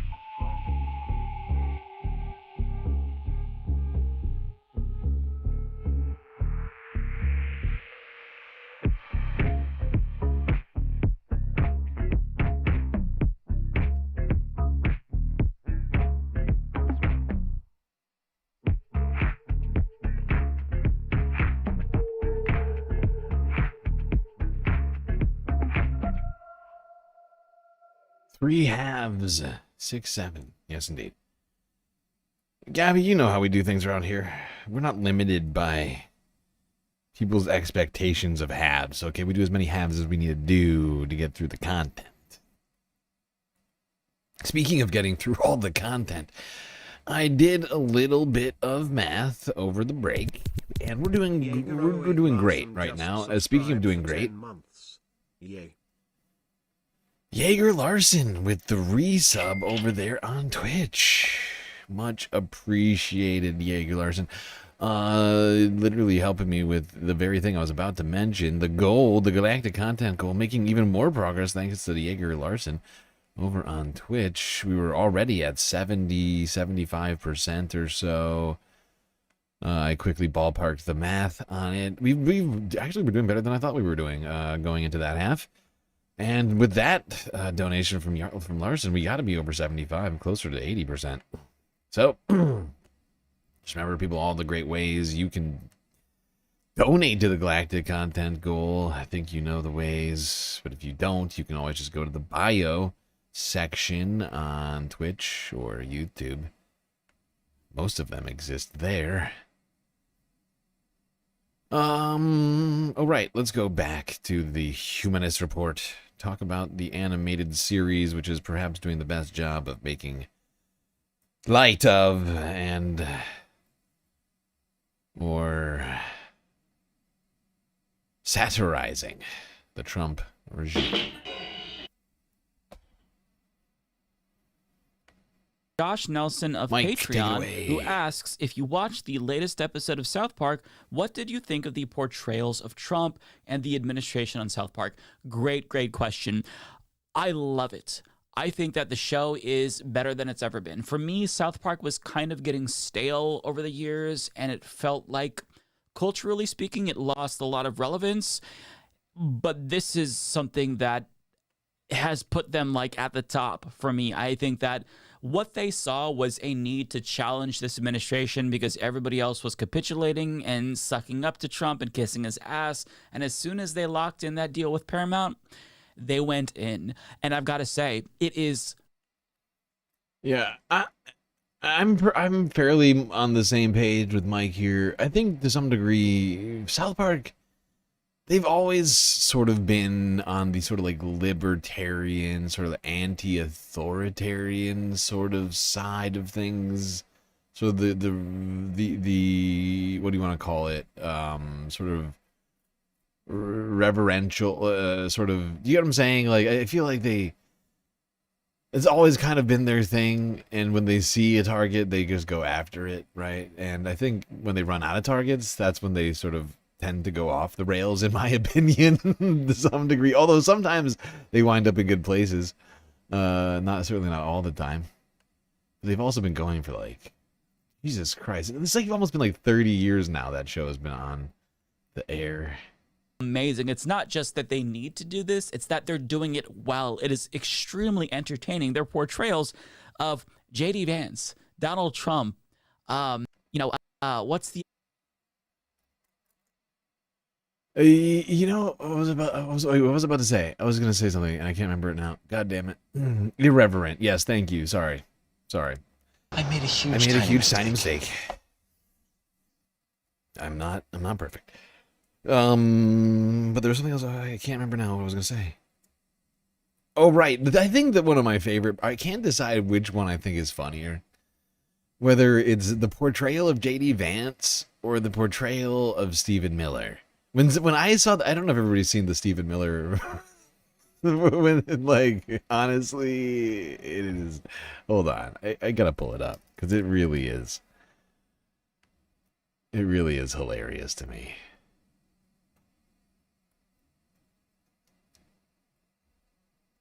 Since we're sitting here, we're talking about this, and it's Sunday Fun Day after all. I gotta pepper in at least a couple of things that aren't horrifying and terrible today. I'm gonna try. Like I told you, I couldn't promise anything valuetainment wise, considering the events of the week, but that I would, try and at least add some amount of valuetainment into this puppy. What are you doing? This is not. I did not ask for this. Did I tell you to do this? I know it wasn't me because this is the opposite of what I want right now. You are ruining this right now. I hope you know that.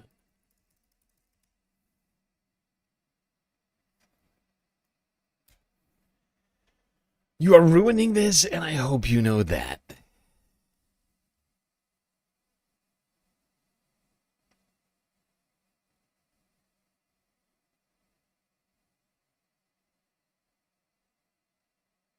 I think it's this one. Yeah.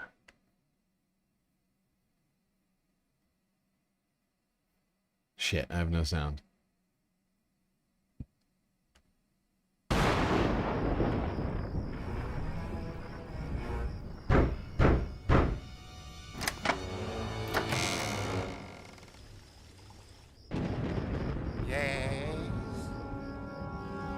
Yes, I'm with the South Park Sucks Now cryptocurrency. We're trying to fuck a bunch of people out of their money. Is Don Jr. around? Ah, yes, he's been expecting you. It's perfect.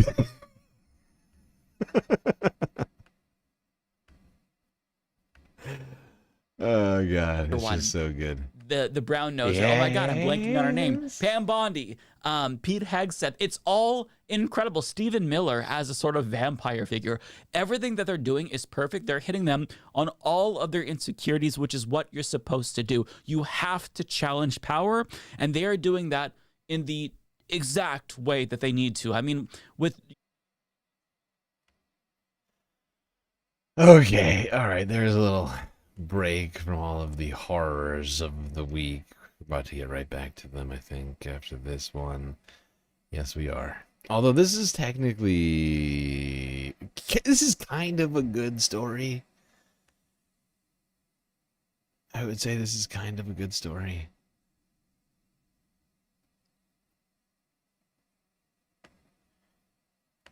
Now, let's move on and continue talking the world of entertainment. But if you recall, last week, Donald Trump, was it 2 weeks ago now? I cannot. I think it might have actually been 2 weeks ago now.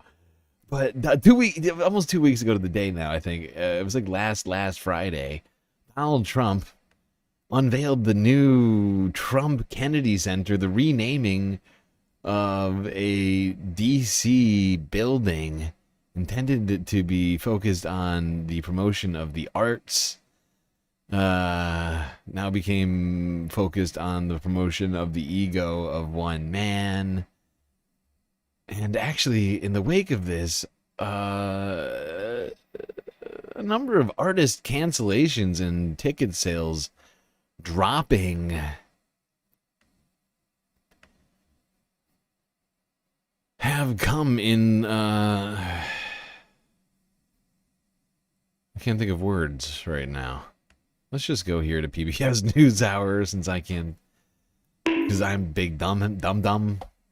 Can't think of words. PBS from 2 days ago. Maybe help me out with this. First, a takeover of leadership, then a renaming, as the Kennedy Center became the Donald J. Trump and John F. Kennedy Center for the Performing Arts. And now, canceled performances. Amid all that, ratings for the televised Kennedy Center Honors, hosted by the president himself, showed a big drop in viewership, and overall ticket sales are reportedly way off. In short, the turmoil continues at one of the nation's preeminent arts centers. Senior arts correspondent Jeffrey Brown begins our update. It's part of our Art in Action series, exploring the intersection of art and democracy, and part of our Canvas coverage. Chuck read on the vibraphone. He was scheduled to perform with his band at the Kennedy Center on Christmas Eve, but decided to cancel the concert. Within days, others followed, including the Cookers, a jazz ensemble scheduled for a New Year's Eve show. In a statement, the group said they remain committed to music that, quote, reaches across divisions rather than deepening them.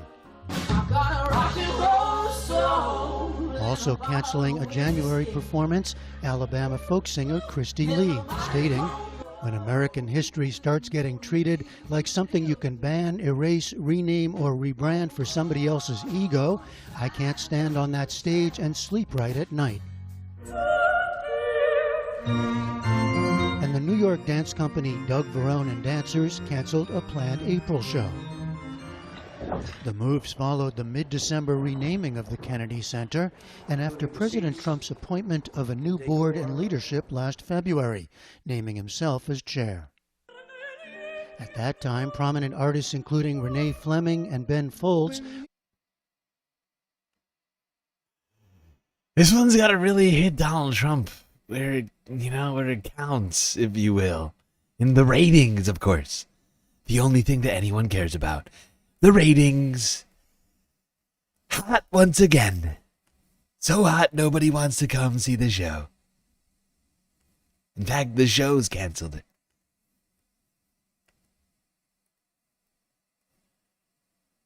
He really did. You not hear Frisla?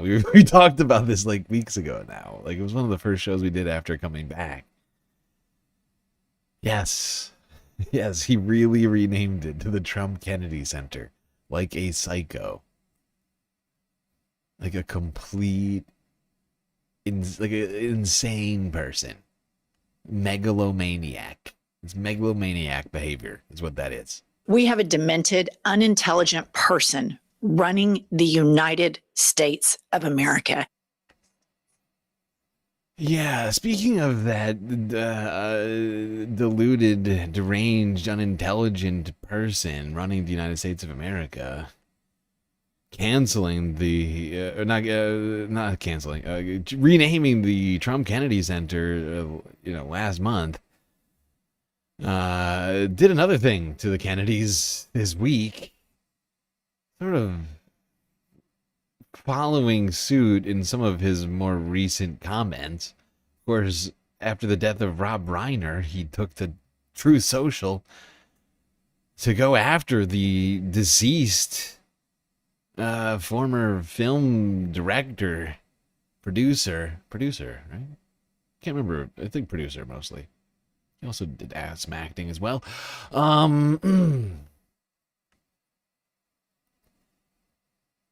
Decidedly going after. Honestly, this story is disgusting. Like I'm, like Donald Trump's depravity knows no limits to its depths. It's truly beyond me. The mind verily boggles every week. It's like the next one beats the last one. The Rob Reiner one was insane. This one's even crazier because, of course, in this current in this most recent tirade, the person he's going after is the family member of somebody in his own cabinet. I am, of course, talking about Tatiana Schlossberg, a woman in her 30s, tragically died from cancer this week. She is part of the Kennedy family, the sister-in-law to RFK Jr. Actually, I'm not. No. I can't remember the relation right now, but they are related. I can't remember. I should look it up. But the point is Donald Trump.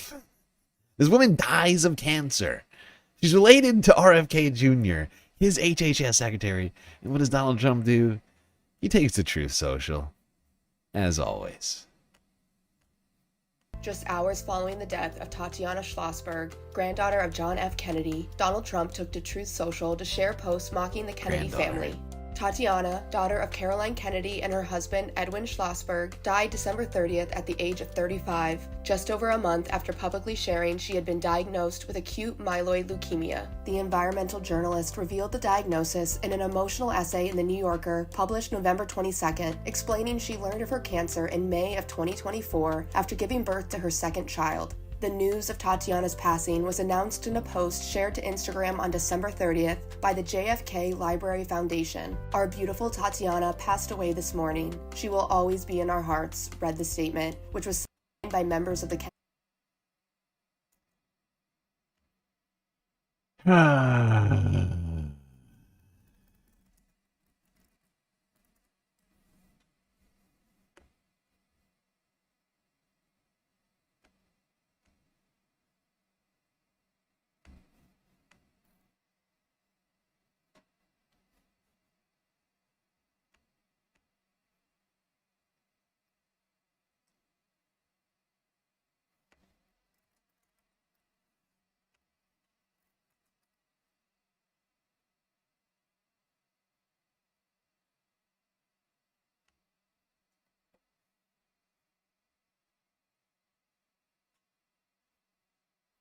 Please hold. Please hold. Please hold. Please hold.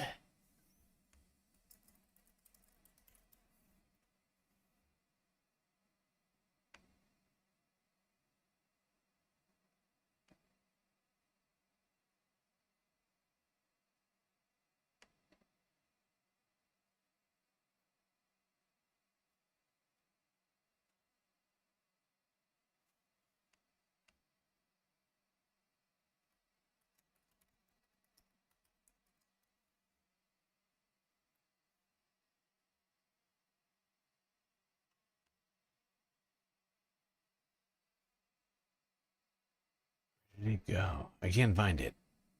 What the hell happened? Did they scrub the internet? Did they scrub the entire internet of this post? This is wild. I think they've tried to scrub the entire internet of this post. It must exist somewhere. Must exist somewhere.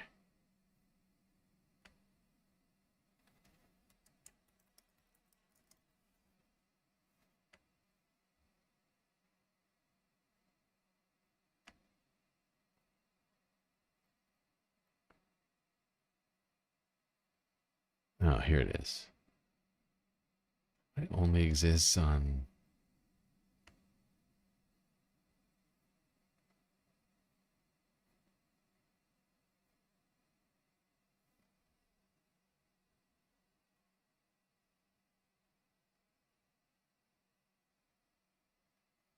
I can't find it.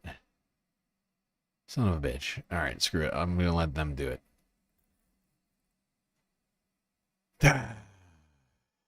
family. Killed me. That Killing afternoon, Donald Trump took to social media to elevate posts attacking the famous political family. Though the president did not directly mention Tatiana's death, he did share multiple screenshots of MAGA supporters calling out the Kennedys for their public criticism of Trump's decision to add his name to the Kennedy Center, which was dedicated as a memorial to John F. Kennedy following his assassination in 1963. The Kennedy family have long neglected the Kennedy Center, BTW, read one post included from Breitbart editor-in-chief Raheem Kassam.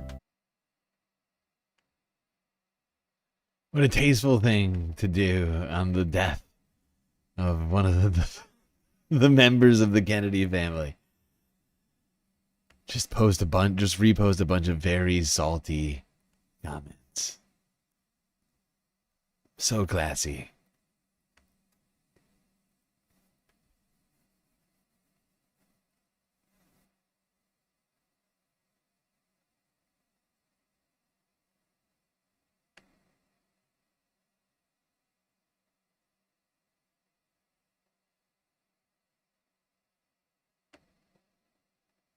Now, speaking of health-related situations, Trump has been targeting the Somalis in Minnesota, and his latest attacks have been relating to a daycare scam.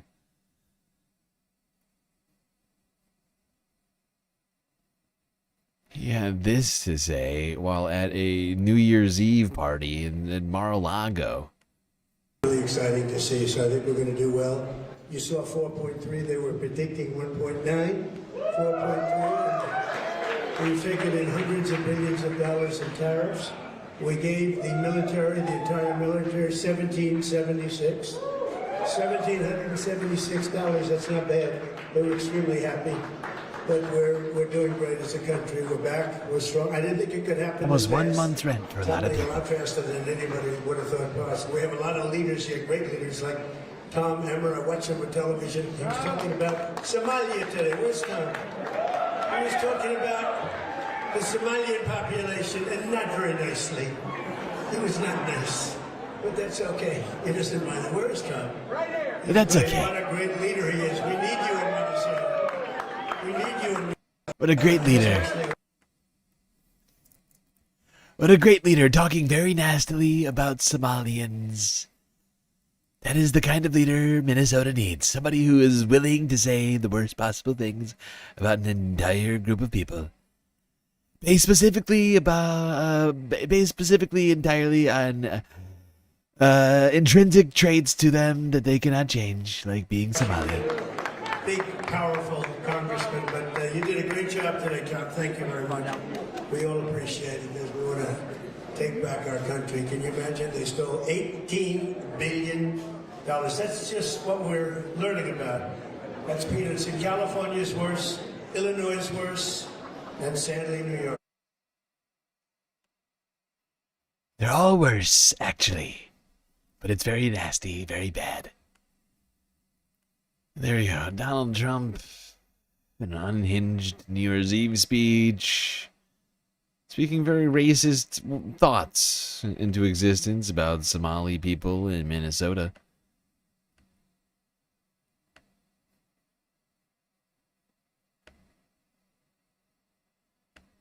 Now, this sort of rhetoric from Donald Trump is, of course, causing his supporters to go out and do very problematic things.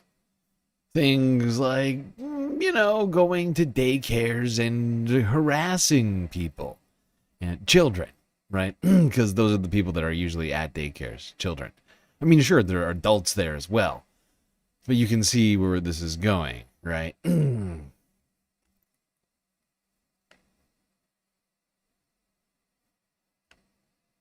Remember, that's the main point that they were putting out there. The main argument was there's no children at these facilities. Now we know there are children at these facilities, and now we even know that there were children at these facilities the days that Nick actually went to these facilities.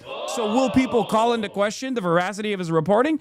No, they won't, because people never want to go back on their previous, their prior biases that have been confirmed by slop again, and no matter how stupid it is.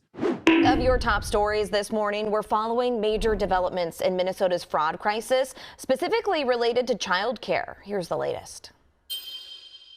We believe the state of Minnesota has allowed scammers and fake daycares to siphon millions of taxpayer dollars over the past decade. The U.S. Department of Health and Human Services says it's freezing. The next meta in this, for the record, is going to be finding any sort of issues with any number of different daycares, as long as it's like operated by a Somali person, and then hammering that on as though that was the major point, as though that was the real argument that they were conducting. So get ready for that as well. They're too stupid to recognize that there was already one daycare facility that was operated by one of the one of the defendants in the previous investigation that had taken place. They're too stupid to know that one daycare facility was actually closed. Once they figured that out, they're going to be like, well, see?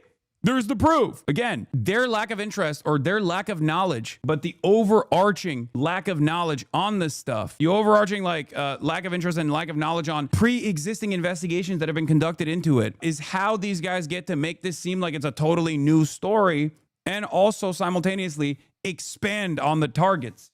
Child care funds for Minnesota after a YouTuber claimed to uncover fraudulent centers in a viral video. The state gets about $185 million in federal funds each year. Some of the featured child care centers. Are you trying to give Hassan a shout out in the Twitch chat right now? I don't think Hassan needs a shout out. I don't think anybody's gonna have any problems finding Hassan on Twitch.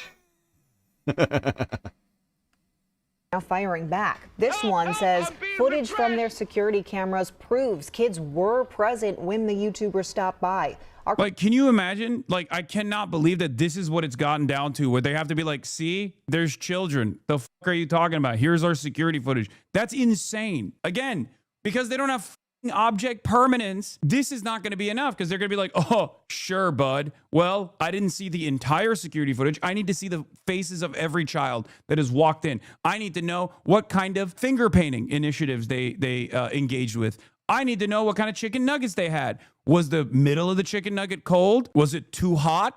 I need to know all of it. Otherwise, I will not believe you. And it goes back to the dumbest guy you know saying, well, did you see it literally with your own two eyes? How can you believe anything if you don't personally experience it? That is where we're at. It's not even about going back to the drawing board and explaining to people like how investigations are conducted and how Hey, hold on, we can't watch this whole thing. But there is this one kid in here. I just want to...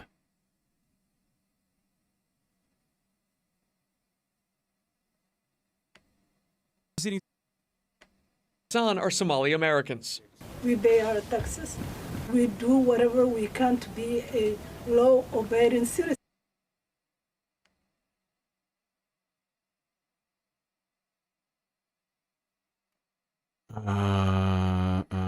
Where is this? Is it here? Yeah, it's around here.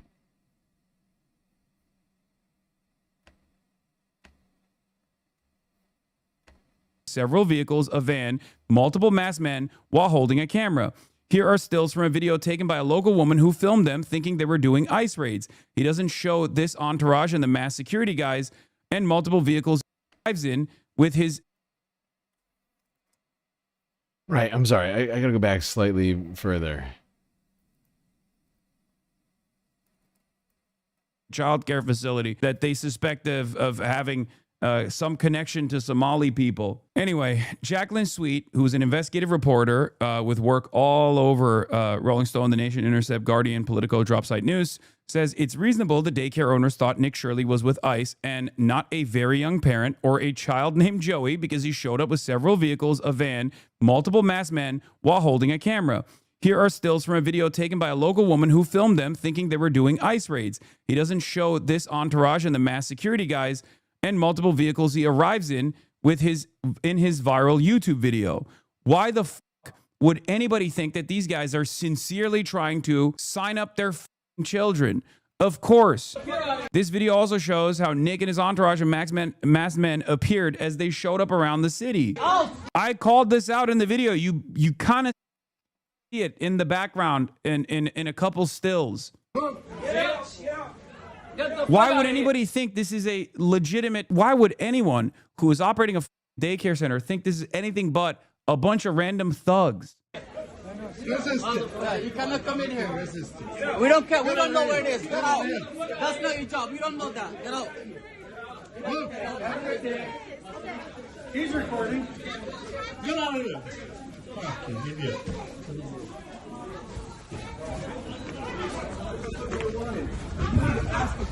It just blew my mind, though, that like These guys people just lack the imagination or lack the capacity to comprehend.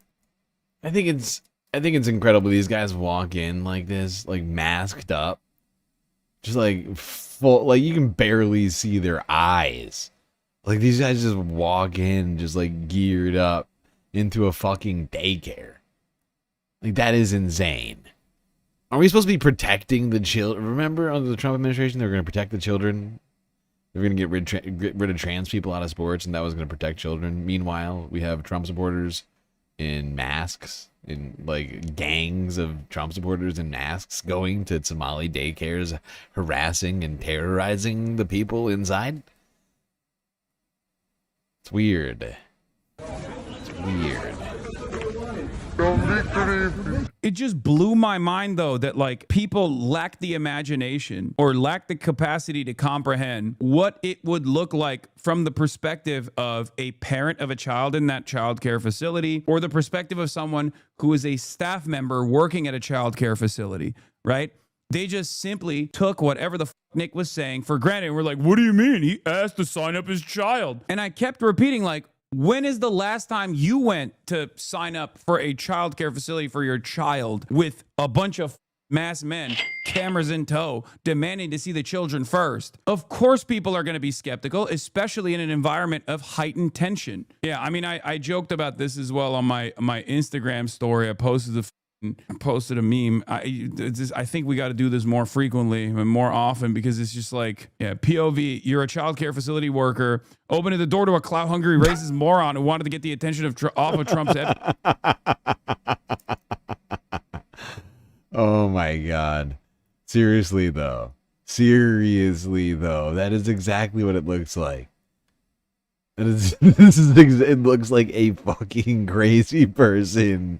A group of crazy people are trying to get access to the children. Don't be creepy. Oh my God. It'd be more funny if it wasn't true.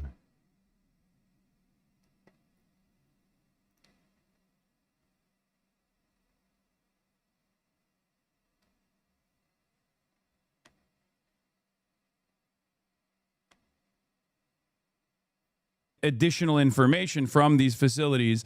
And weirdly enough, none of them actually stormed the facilities, either when they were closed or when they were open, demanding to see the children. That's one of the craziest parts about this. It's very strange. It almost feels like when you're an actual journalist, you call ahead of time, you say, hey, I'm with CNN, I'm with this channel, I'm with that channel, I'm actually working on a report. Is it possible to speak to a manager, please? And then you establish a time and date where you do that. And then in that conversation ahead of time, you ask like, oh, is it possible for us to see the security footage? We'll hide the identity of the children. Obviously, we're not going to show that because that would be illegal and insane. And then the facility says, of course, yes, we will show you. It kind of feels like that's how you were supposed to conduct journalism. That's real journalism. And it's very different than what Nick was doing. We're from CNN. Can we talk to you? This is MAGA YouTuber Nick Shirley. Back at a daycare in Minnesota, he alleged was a fraudulent facility in a now viral video. People are going to say this is a left or right issue, but no, fraud is fraud. And so I'm not out here trying to put a twist on things. Shirley's viral video, released over the weekend, in which he says he's uncovering tens of millions of dollars in fraud at Minneapolis daycares run by the Somali community, was retweeted by Elon Musk and Vice I love how this grifter is like, I'm not trying to put a spin on things. I'm just not what.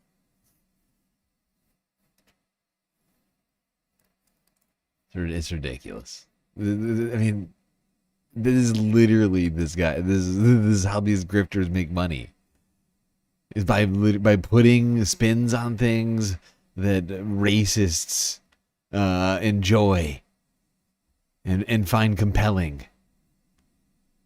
President J.D. Vance. By rage baiting. The video, Shirley tries to open locked all doors of the racists and talk to people at various daycares he claims are frauds. Did you come during their normal operating hours when you came to visit? I came at 11 a.m., I believe, and I also came the following day later in the day. The point of it... Yeah, you came at 1 p.m. the following day later in the day. In both of those circumstances, the daycare was not an operation, because it was open from 2 p.m., as we now know, until 10 p.m. Also, I do need to repeat this over and over again, but it is pretty funny how bad he is at communicating. Like it's pretty wild. Like he is not a particularly clever, particularly intelligent person. 11 a.m. is not the time to go to a daycare. You're wrong. There are some daycares that will be open early in the morning. Okay. There are going to be some daycares that are open early in the morning. Some are going to be open until later in the evening. It doesn't matter. It's just different childcare facilities are open at different times. This is not evidence of fraud. This is not evidence that there's no children at those facilities. Because remember, that's the main point that they were putting out there. Yeah, let's not forget that adult parents work at all times of the day. Okay? Write that down for later so you don't forget. Parents work whatever they have to get by, and they need childcare services at all sorts of different times of the day. And like Hassan said, as a result of that, there are different options for childcare services at different times of the day. The main argument was there's no children at these facilities. Now we know there are children at these facilities, and now we even know that there were children at these facilities the days that Nick actually went to these facilities. So will people call into question the veracity of his reporting? No, they won't, because people once again never want to go back on their previous their prior biases that have been confirmed by Slopaganda, no matter how stupid it is. So why did they suddenly change the name from Learning Center to Learning? Do any of those masked guys have jobs? Don't you see, this is their job. Their job is harassing people on the internet, right? And then getting clicks for that. I guess actually harassing people in real life for the internet. Really, I guess there's a distinction there. They're harassing people in real physical space for the pleasure of the internet and getting money overnight. Brother, I cannot begin to explain how stupid you are. The place was always called the Learning Center. It's just the signage was wrong, on the wrong side, on the parking lot sign. Oh my God, it wasn't Learning Center always. I'm not even defending the Learning Center. Anyway, that was the one that actually got dinged the most by the Department of Human Services. It was spelled correctly in the front door. The signage on the side was incorrect. The reason why you don't know that it was spelled correctly in the front door is because Nick chose not to show you. Printers messed it up all the time. Do you think they were the ones who were like, I don't know how to spell learning? Do you think that's what happened? Or do you think they were like, all right, these guys fucked up and they sent us the wrong signage, but we'll just keep it up for now until they fix it? Like, what do you think is more likely? Do you think that these guys are I guess you have to assume they're like incredibly low IQ, right? Well, there we go. All of Donald Trump's rhetoric has gotten his supporters and right-wing grifters online to go and harass Somali Minnesotans at daycares, potentially endangering children, and just making the world a less in worsening the world, in worsening society, if you will.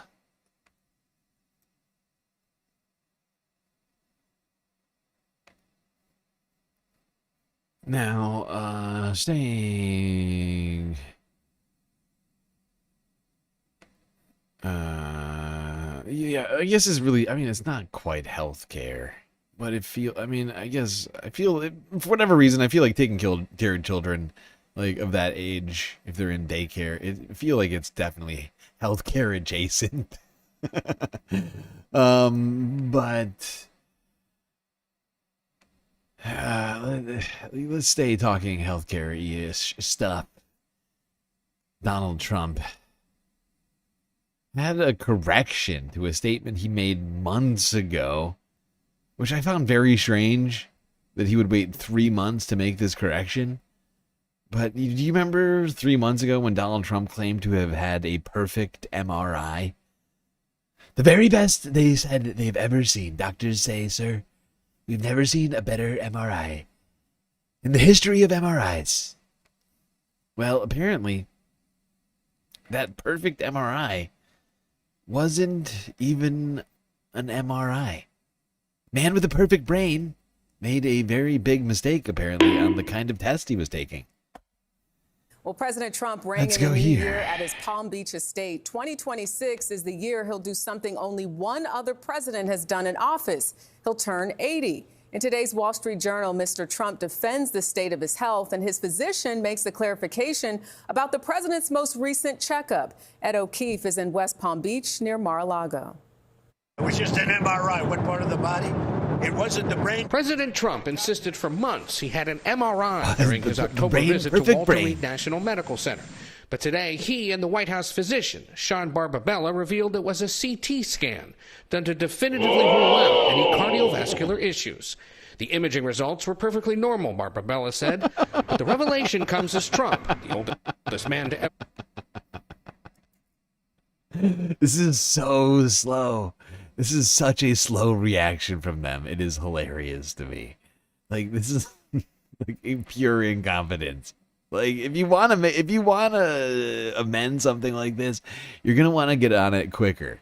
You know, this has been in the public for so long that it just feels, I don't even know what the word is. I mean, it's like, it's just blatantly obvious that they're trying to amend something that, like, I don't know, somebody was like, this doesn't sound great. Maybe we should amend this. But it's like 3 months later. Which, I mean, it suggests just like a massive incompetence over there. If it's actually, which of course it probably isn't. It probably was an MRI. But like, the fact that it took them 3 months to even decide on doing a cover-up is hilarious to me. They were like, you know what? It's the new year. Let's do a new cover-up. This is wild. Oh, there you go. Donald Trump. CT scan instead of an MRI. Perfect CT scan. Doctor said perfect CT scan.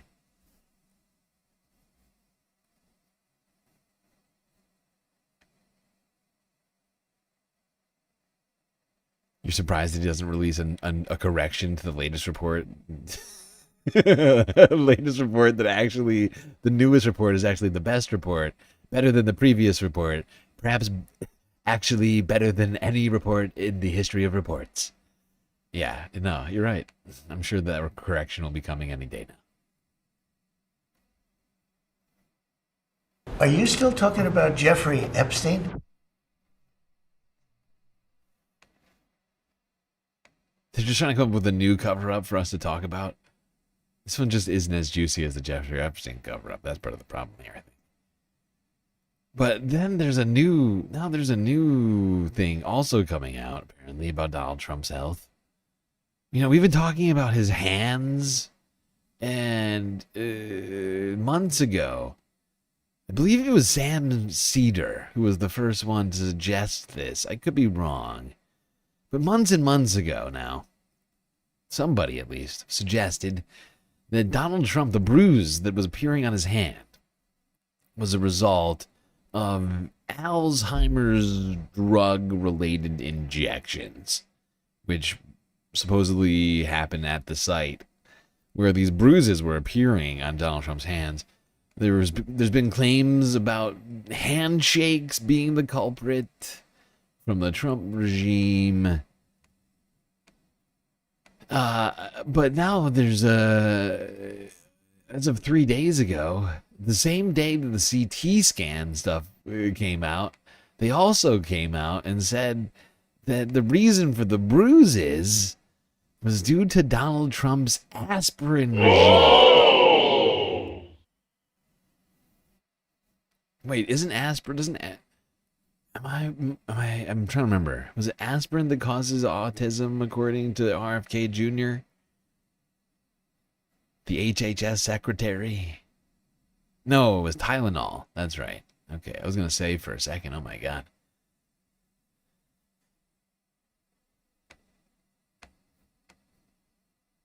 Brand new insights today into the health of President Donald Trump. The Wall Street Journal reached out to the White House with reporting that said those close to the president say he is showing signs of aging. This led the president to give the Journal an impromptu interview that was published today. Now, the president told the Wall Street Journal his excessive hand bruising is caused by the amount of aspirin he takes, saying it's more than his doctors recommend. He says he regrets getting advanced imaging because it generated so much scrutiny over his health. He also denies falling asleep during events like this one you see here, saying he simply, quote, blinking, while at the same time. Wait. He regrets getting advanced. I thought it was perfectly normal. I thought the advanced imaging, I thought that was perfectly routine. Very normal checkup MRI. Now it's advanced imaging and he made a cognizant choice to take it? I'm very confused. There's so many walkbacks, I don't know where to start. He's, quote, never been a big sleeper at night. Now, we also learned the president I don't be sleep. Exercising as part of his New Year's resolution. Just during meetings. I don't sleep. Just at important meetings. Not in bed. Just sitting straight up during the middle of government briefings. That's when I get my sleep. At night. Now, we also learned the president will not be exercising as part of his New Year's resolution. He called it boring. CNN's Elena Treen starts us off today. And Elena, let's step back for a moment. What are some of the specific concerns the Journal outlines that people close to the president have had related to age? Yeah, so there's a couple things. One, I mean, the falling asleep, the dozing off. I know, I love that line. It's like I say that when I'm like, can stay up too late with my friends. Like, I'm just resting my eyes. Yeah. But that's part of it. But a lot of it is the heavy bruising. I mean, there was a great anecdote in this Journal piece about how Pam Bondi, the Attorney General, she was wearing a ring and like accidentally, grazed the president's hand and he started bleeding from it. They've talked about him having thin skin. That's one example. But you see the heavy bruising. I mean, we have great... Pam Bondi's hand grazed the hand of the president. Omega Star just cheered 200 bits. I said, don't take Tylenol. Thank you, Omega Star, for the bits over there on Twitch. Don't take Tylenol. Thank you for the health advice. That's HHS approved health advice right there. And the super chat on YouTube. The exact same message. Much appreciated. The thinnest skin, literally though, bad lefty. Not just figuratively, but literally the thinnest possible skin. He just brushes up against another human being and it starts bleeding. That sounds bad. Awful, awful, awful. Weak. I thought he was I thought he was in perfect health. I thought he was, at the beginning of this, he was in perfect, I'm trying to remember, didn't Caroline Levitt tell us that his health was better than any president, like basically any other human on the planet? Like, she came in hot earlier this year. She was like, President Trump is in perfect health, pristine. The doctors say he's an example, he's the epitome of physical fitness or something like that. And now he can't be brushed up against too hard for fear of bleeding out. Like, what the president, he does not sound like he's doing super good. No doctor, but that does not sound like the peak physical fitness, if you ask me. That sounds bad. It sounds bad. I hate to mock a person in such an elderly and infirm state, but he is a garbage human. So I feel okay about it. The aspirin claim is probably a lie. You don't say. You don't say. Give me a joke. You really? You're kidding me. Of course it's a lie. Of course it's just... Of course. Although, actually, you know what? No, I take it back. You know what? It might not be a lie. That one actually might be... It's not clear whether or not that one's real. But... because actually there's one other part of this I almost forgot about. Now that you said it, it's triggered something in my brain. Because there's one thing we can't not listen to. And it's the most ridiculous part of all of this. Where is it? Where is this shit? Hold on. Where does he say it? Is it here? It is. It's insane. Wait, no, go back.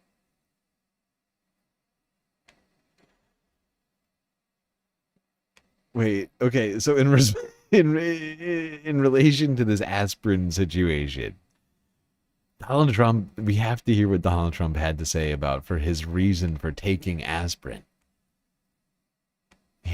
Doctor said he takes 325 milligrams of aspirin a day. Trump says it's because he wants to thin the blood. He said this to the Journal. He said, quote,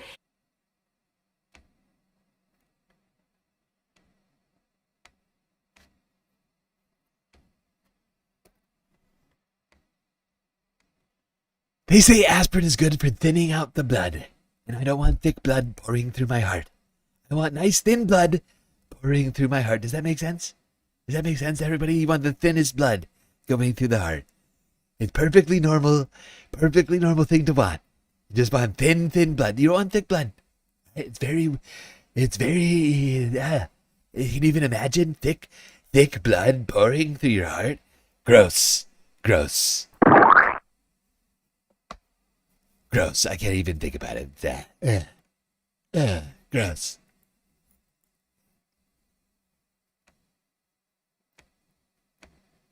I'm sorry. When I heard that earlier today, I could not. I'm still a little bit broken inside over hearing that. I want the thinnest blood possible. He's deranged. He's fucking insane. The man is out of control, okay? I don't even know what to think anymore. We gotta get this guy 25th Amendment out of here, okay? And I know the JD Vance is a problem, but I mean, this guy, he is living in some alternate reality. The thinnest possible blood at all times. Which, by the way, no, you don't want that. Just gonna point that out to everybody. Health-wise, that is not sound health advice from the president there. You don't want the thinnest blood at all times. Sometimes you don't want it to be thin because you need it to clot. Right? Like if you need your blood to clot, like say you get a cut, you're gonna not want to have the thinnest possible blood. It's gonna go bad.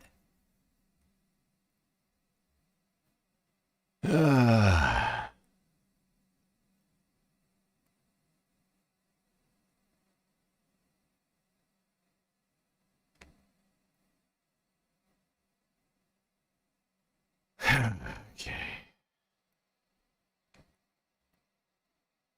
And one thing that keeps people healthy is, of course, having enough food to eat. Healthful, nutritious food to be, of course, that'd be the best possible outcome, but just having it in general, helpful. And for some people, that is a daily, weekly, monthly struggle.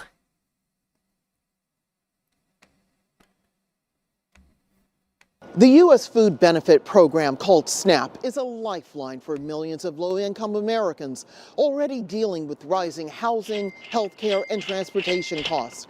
Now they have to deal with new federal rules that could make it much harder for them to feed their families. 42.4 million Americans, or 1 in 8 people, receive food aid through SNAP. This includes legal permanent residents, but not undocumented persons, refugees, or asylum seekers. 70% of SNAP recipients are either elderly, disabled, and unable to work, or children. The national average benefit for a house. You know, I just realized, and I think we all know, the United States has a real poverty crisis on our hands right now, and the United States it's about to get much harder because of the Trump administration, who have added work requirements and other sorts of This is ridiculous. paperwork and things. People now have to, loops and things people have to jump through in order to get their benefits, which they're gonna need. But just making these hoops is going to make it so that people just don't get in many cases, it's just people who are just too busy, right? Or too forgetful, or like incapable of filling out the forms, or whatever, right? Having life crisis You know, it's just fucking, it's just a disaster. On top of that, of course, healthcare costs are set to double, if not triple, for many. Feed the puppy. Yes, indeed. But I wanted to do, which I almost forgot to bring up. It was so, I'm just trying to keep the stream moving so much, I totally neglected to do this.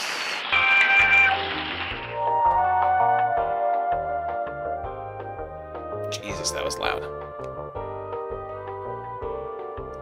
Well, there we go, Space Fams. That's right. Confetti party time. Thanks to Megastar's donations there, we have officially completed the galactic content goal. Thank you to everybody who has contributed so far tonight. Your contributions have helped ensure that we get all of the sweet, sweet galactic content that you all so deserve here on this Sunday Fun Day / Weekending Report stream that we are doing here right now. So, buckle up, Space Fans. We got a hell of a lot more to get through, but take one more moment. Bask in the glory. Brought to you by Space Fams like you.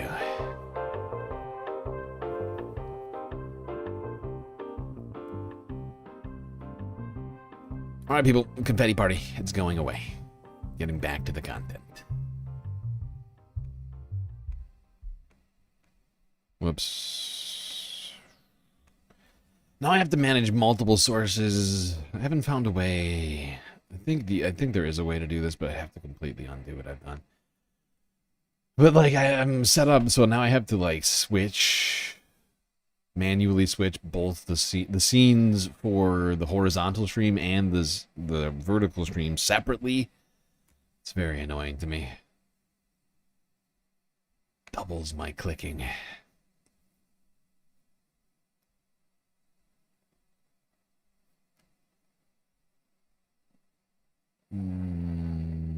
Okay.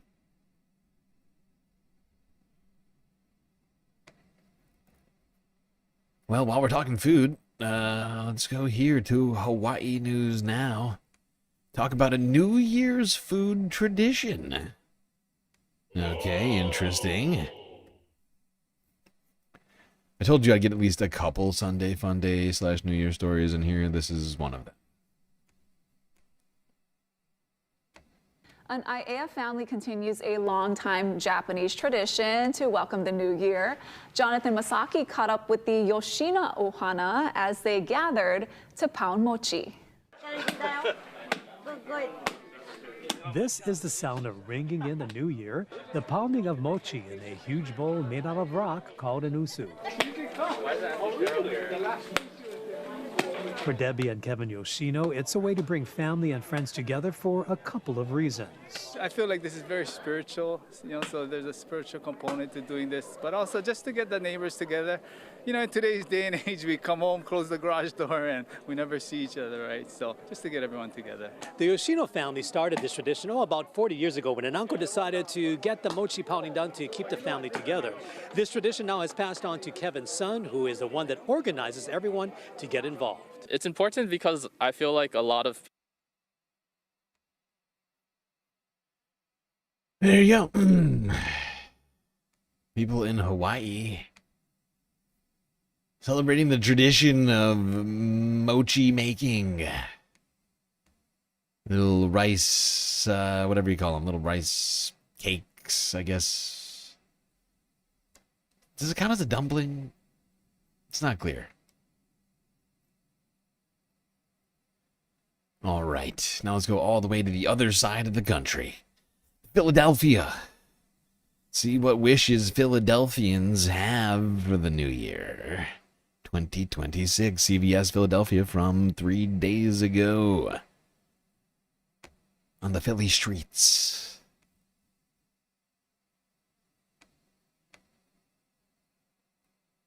Well, every January, millions of people make their New Year's resolutions and wish wishes for a new year. There's so many to choose from, right? Good health, love, laughter. So we ask you, what's your wish for 2026? Our Marcela Bayeto took that question straight to the streets of Philadelphia. Well, first of all, Happy New Year. I want to see less crime in the city. I want to see more love and positivity. And honestly, we need another sports championship in the city. Either the Birds, the Sixers, or the Flyers. One of them got to do it. A newborn. One of them gotta do it. This outfit is wild. This is insanity of colors. Either the Birds, the Sixers, or the Flyers. One of them got to do it. I got a newborn that just got it. At least one of them got to do it. Hopefully, teaching her how to walk, talk, eat more solid foods. Hopefully, we get another Eagles Super Bowl back to back. You know, go Birds! I would love people to be kinder. We need people to be Go kinder Birds! with each other. I hope that the economy gets a little better for everybody around here, and you know, the working class people actually can do a little better this year. This year, I need the Phillies to go all the way World Series 2026. Better environment for like kids. All the way. More parks, more trees, more anything good in the city. More time with family and friends and being grateful for my loved ones. Okay, there you go. Some decked out Philadelphians here. Talking about their 2026 hopes and aspirations. All right, there you go, people. A little bit of valuetainment for you.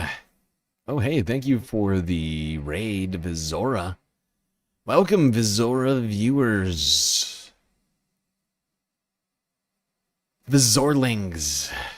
Hopefully the stream went well. Good to have you all here. We're just talking a few stories, some of the smaller stories in between the big stories right now.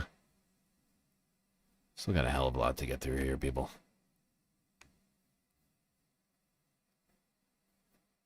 Let's move this along.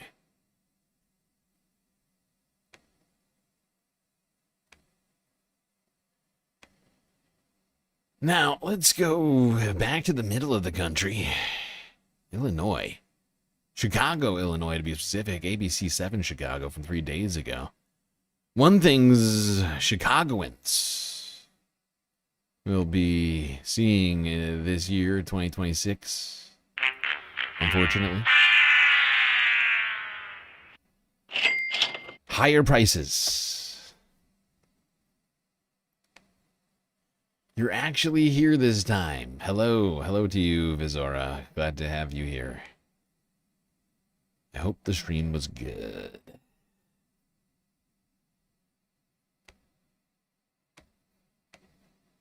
New Year has barely started, and already Illinoisans are facing a slew of increased costs, some big, some small, on everything from checkout bags to electric and gas bills.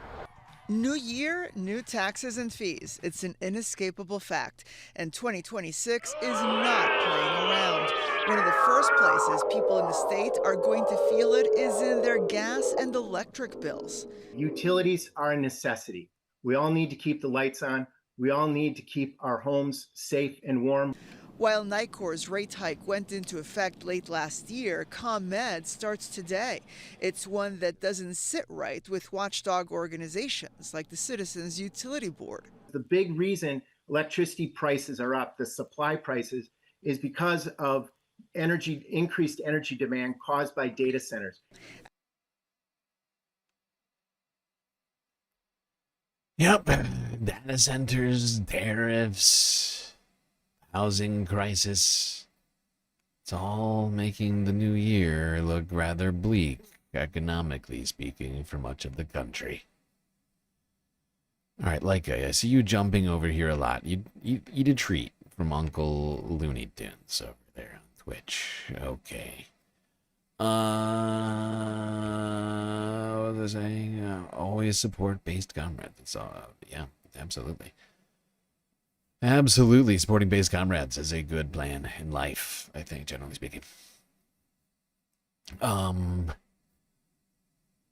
Yeah, and one of the things, of course, tariffs and the trade war against Canada have not helped in costs for Americans. Let's go to Canada. Global news from 3 days ago and talk about how Donald Trump redefined Canada-U.S. relations in the year 2025. If we're going to subsidize them, let it become a state. To most Canadians, the idea itself was unimaginable. Frankly, Canada should be the 51st state. How does this make you feel when you hear about 51st state? Furious. What's more, Donald Trump, the re-elected U.S. president, launched economic warfare. A 25% tariff on all cars that are not made in the United States. I cannot believe that our friend America would betray us like this. President speaking on Canadian soil in 1938. Historically, U.S. presidents have supported a sovereign Canada. Franklin Roosevelt took steps to abolish tariffs, permitting them to sell goods to us. President Eisenhower saw the St. Lawrence Seaway project as nation-building for two countries. So that the benefits of this great project can come to all our people on both sides of that great river. Disputes have long existed, from softwood lumber and dairy marketing to defense procurement. Yet President Reagan's respect for Canada and its Prime Minister paved the way for free trade that lasted more than 30 years. Now we'll do it. Until 2025. My favorite word, tariffs. Every president, with the exception of Donald Trump, has seen it as a relationship. And I don't think Donald Trump sees the world that way. I think he sees the world as a matter of transactions. It's all about America's interests first. And that's a new one for us. Canada will be responsible.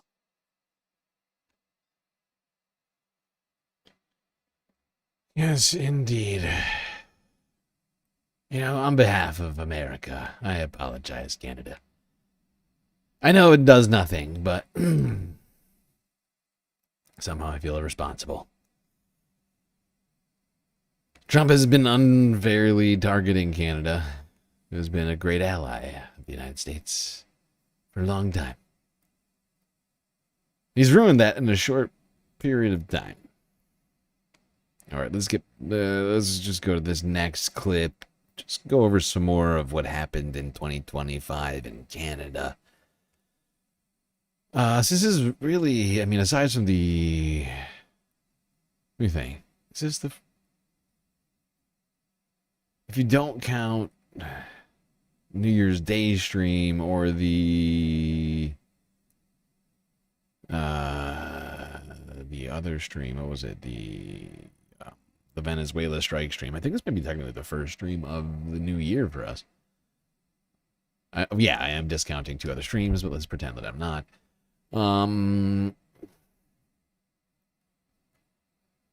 I was going somewhere with that. So yeah, I figured we would just do this 2025 recap from Global News on all things Canada 2025.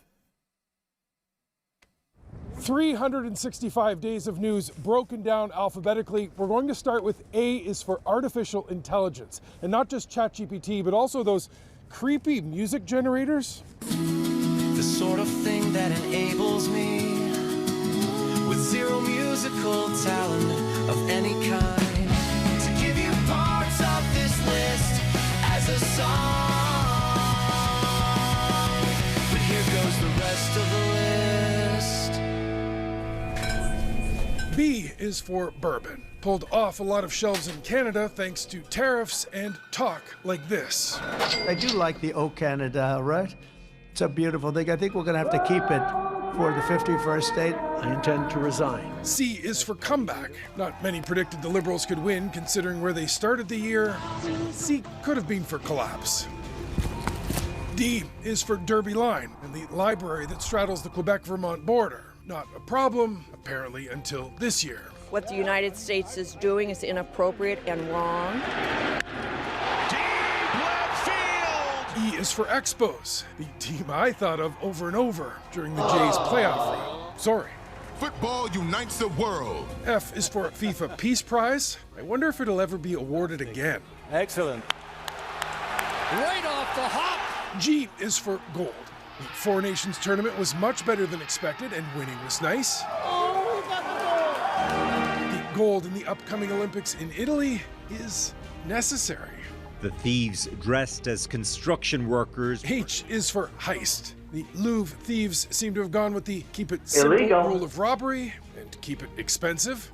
It'd be nice to find a few diamonds that they may have missed or dropped on the way out. I is for Iran. Accustomed to fighting through proxies, it went after Israel directly in April and was hit hard in response. J is for judge. There was a controversial verdict in July in the Hockey Canada sexual assault trial. The 91-page decision is hard to read. Video appeared to capture a suspect running on a nearby roof. K is for Charlie Kirk, a culture war commentator killed in the middle of a conversation. Nothing I say can unite us as a country. L is for LA fires. 25 people were killed, 12,000 structures damaged or destroyed, and 40,000 acres burned. I'm just remembering this wasn't all Canada. I was listening to this at like 2x earlier. Yeah, I guess some of these are just world events. Whatever. Canada deserves, just as much 2025 recap action as anybody else. Keep it going, Global News.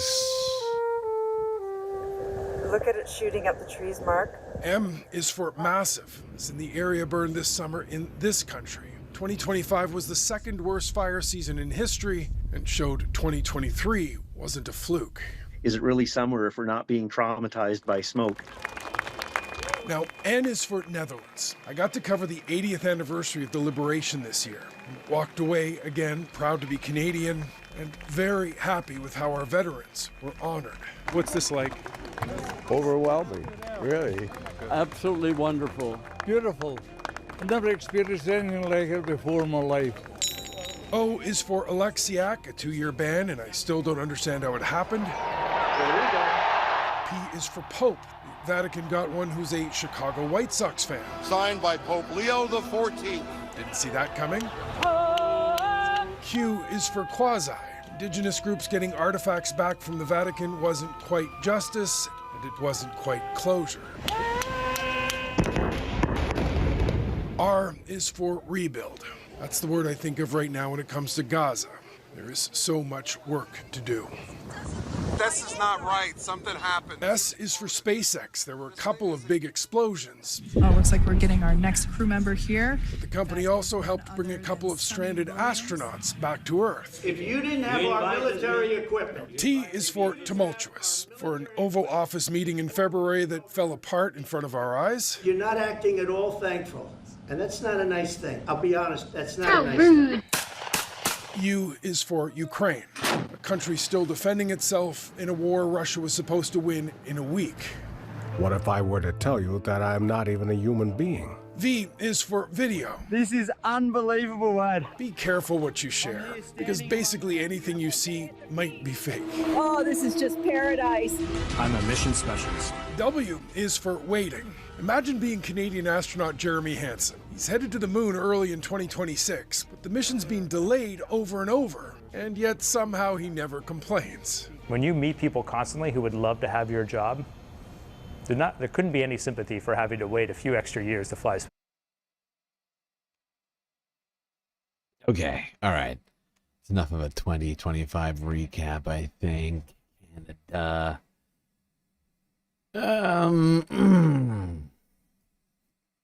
On rapid unscheduled disassembly. There was a couple of those this year, that's right. I think we covered almost all of them. All right. One more quick piece of Canada news here before we go to break. CBC News. Unfortunately, Canada, you are headed in a very American direction right now, particularly in the realm of wealth inequality. Here's CBC from Friday. Well, the gap between Canada's top CEOs and the average worker in this country is widening. According to a report from the Canadian Centre for Policy Alternatives, in 2024, those CEOs earned an average of $16.2 million. That's around 248 times more than what the average employee gets. CBC's Tricia Kindleman has been tracking this story for us and joins us now. So these numbers are going in a specific direction, meaning that gap is increasing even from 2022. What are you seeing? Yeah, absolutely. Now, this is 19 years that the Center for Policy Alternatives has been gathering this data, examining these CEO pay rates, and basically watching this number just continue to go up. A little context, interestingly enough, today's highest paid CEOs are paid more than double what most CEOs were making in the 2000s or the early 2000s. So it's a staggering number. First one I want to share with you is the fact that by Okay, I think that's good. She got the point across. Things are headed in the wrong direction there, Canada. Pay gap increasing between the wealthiest and most impoverished people in your country. Don't go in that direction. Don't be like us. Don't be America. Don't be America, Canada. Don't do it. Not gonna do it. Wouldn't be prudent at this juncture. That's right. It would not be prudent at this juncture.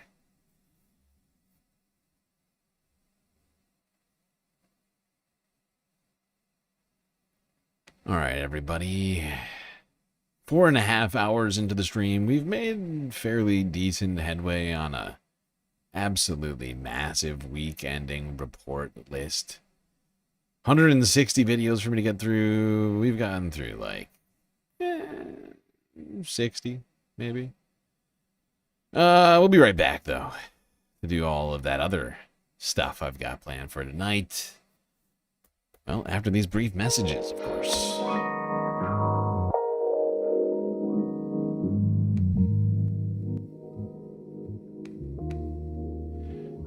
All right, everybody. Hope you've been enjoying the show so far. If you haven't already, hit the follow button there on Twitch and the subscribe button on YouTube.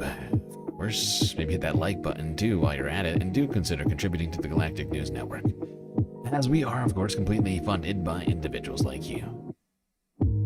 Whole lot of great ways out there for you to show your support. YouTube, Super Chats, Super Stickers, memberships, bits, subs, power-ups over on Twitch, Cash App, and PayPal. And, of course, the very best way to get the most base benefits for your Earth dollars, Patreon, where for the low, low price of $3 a month, you get access to a wonderland of space benefits unseen by the rest of the goddamn Milky Way galaxy. All right, everybody, enjoy the break. Grab yourself a drink, maybe a snack, and I will be right back.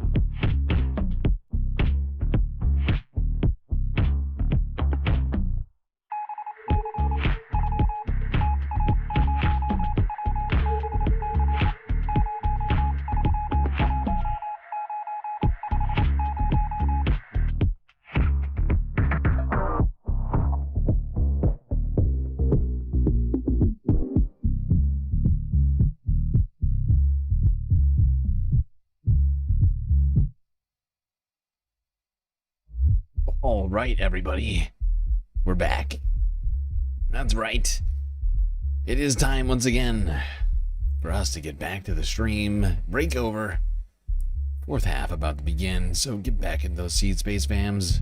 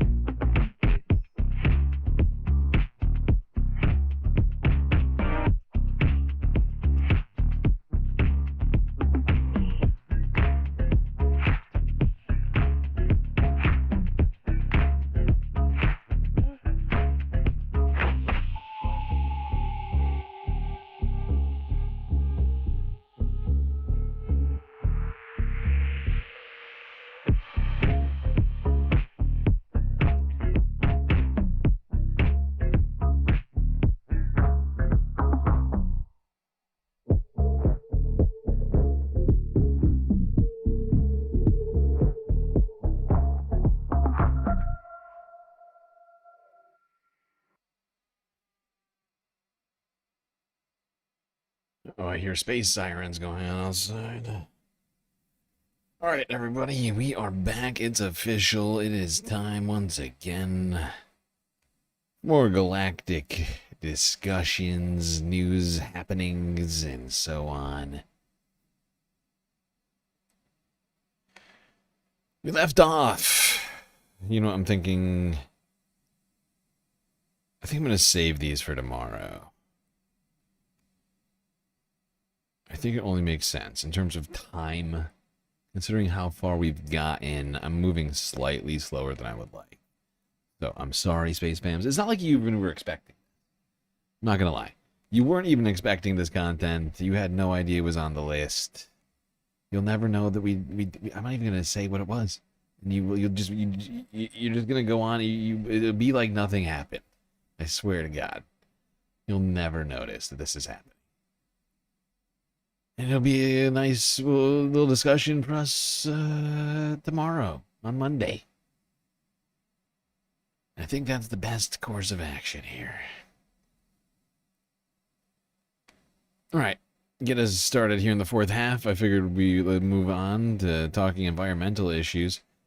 And to segue us from U.S. politics to that discussion, I figured we would go back in time. Is this the Majority Report one? I can't remember which one I put in here. Oh, Democracy Now. This is Democracy Now. Democracy Naomi Now. Klein. The War and Peace Report. I'm Amy Goodman. We please, spend the rest of... Please hold. Amy. Thank you. Okay, I was saying. Naomi Klein. That's right. Author of End Times Fascism. Author Naomi Klein. She has a major new piece out, co-authored with Astra Taylor for The Guardian newspaper. It's headlined, The Rise of End Times Fascism. It looks at the apocalyptic fervor of the far right. In it, they write, quote, the most powerful people in the world are preparing for the end of the world, and then they themselves are frenetically accelerating. That is not so far away from the more mass-market vision of fortress nations that's gripped the far right globally, from Italy to Israel, Australia to the United States. In a time of ceaseless peril, openly supremacist movements in these countries are positioning their relatively wealthy states as armed bunkers, Naomi Klein writes. She's also professor of climate justice at the University of British Columbia, founding co-director of the UBC Center for Climate Justice. Her latest book, Doppelganger, A Trip into the Mirror World. Naomi, welcome back to Democracy Now! It's great to have you with us. If you can start off by talking about your piece and what exactly you mean by talking about the end times, fascism. Well, it's very good to be with you, Amy. This isn't the most cheerful piece I've ever written with Astra Taylor, a very close collaborator, founder of the Debt Collective. And we were trying to kind of map what is similar and what is different about the type of far-right politics that we're seeing today. And I should say the piece is not only grim, it also looks at what this can mean for a response to this particular form of fascism, because we can't fight it if we don't understand it. So I think a lot of very good scholarship attempting to understand authoritarianism today, whether it's Trump or figures like Duterte or Modi, have looked at similarities between these far-right figures and, say, Mussolini or Hitler, and have taken a kind of a checklist approach of looking at what is similar to the past, right? And I think there's a lot of value in that, but the risk of it is that it doesn't look at what is new and what is particular to our time. Fascism always is an attempt by the right to resolve a crisis of its own era, right? So in the 1930s, they were attempting to resolve, in Germany, the humiliations of the First World War, the impacts of the Great Depression, and to propose a unity in the face of that, for the in-group. But our moment is different, and one of the things that makes it different, if you think about fascism in the 1930s, this is before the atomic bomb. It's before they understood climate change. And we are in a moment. Yeah, NR Gray.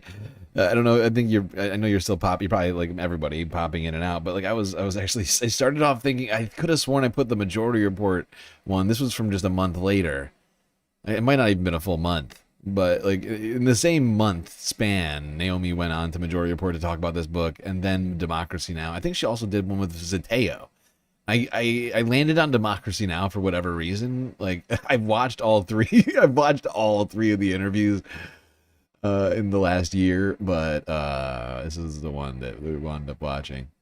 Initially, I thought that we were going to watch the Majority Report. Like, I started off the segment thinking that I was like, wait a second, no, not Majority Report, actually Democracy Now! Where our elites, whether they admit it or not, do understand that our economic model, and I've written books about this and talked about it with you in the past, is at war with life on Earth, right? And they are barreling down this road of more and more extraction of fossil fuels, of all kinds of, basically anything they can extract from this earth and turn into energy and money, particularly now with AI, which is a energy and resource hog, water, LNG, critical minerals, all of it. So we're trying to understand how this is informing the kind of fascism that we're seeing. And also, we're trying to understand what unites this kind of strange Frankenstein coalition that Trump represents, where he's bringing together these, the richest people in the world who have ever existed with, many working class people. So what binds the vision, right? And what we come up with in this piece, or what we propose in this piece, is that they all have given up on this world. Like they all have bought into a kind of apocalyptic fever, right? Whether it's Elon Musk and Jeff Bezos and their investments in outer space and sort of writing off this planet, whether AI, which is willing to sacrifice this animate world in order to build an artificial world, or whether it's the more populist MAGA vision of the fortress nation state, right, which is thinking, okay, we know more and more people are going to be coming. We know that disaster is on the horizon. I've listened to a lot of Steve Bannon for when I was writing Doppelganger, and it's all very survivalist, right? It's all of the commercials pretty much are selling gold because the economy is going to collapse, ready to eat meals for 90 days because you never know what's going to happen. So get a free multi-tool with your purchase of a year's supply of ready-to-eat meals. And if you order now, we'll throw in a Patriot Power battery cell, so you can keep freedom going in the apocalypse.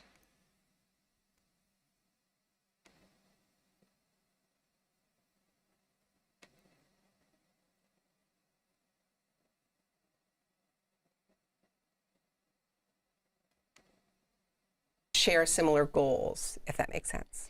I mean, yes, I mean, the overall issue obviously is hard to make sense of, and most of Trump's supporters are neither wealthy nor are they Christian Zionists. So why are they backing this whole approach? Well, it's not clear the extent to which they actively back it, but I think that they see a kinship in the ethno-state, right? Because a lot of Trump supporters are becoming increasingly Christian nationalist about the United States, and this has been, carefully fostered by figures like Steve Bannon. And so when they look at Israel, I'm sorry, this wasn't the spot that I wanted. Sorry, this wasn't. I mean, this is certainly a compelling discussion, but this wasn't the part that I wanted. I went to the wrong spot. That's my bad. That's my bad. I think, is it here?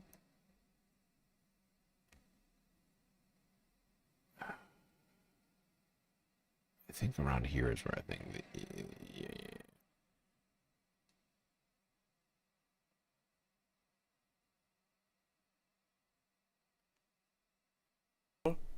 and cleansing the outgroups, right? And so that, I think, is if there is support among the MAGA base for Israel, it's less out of a love for Israel than more out of an identification, like they are doing what we want to do here.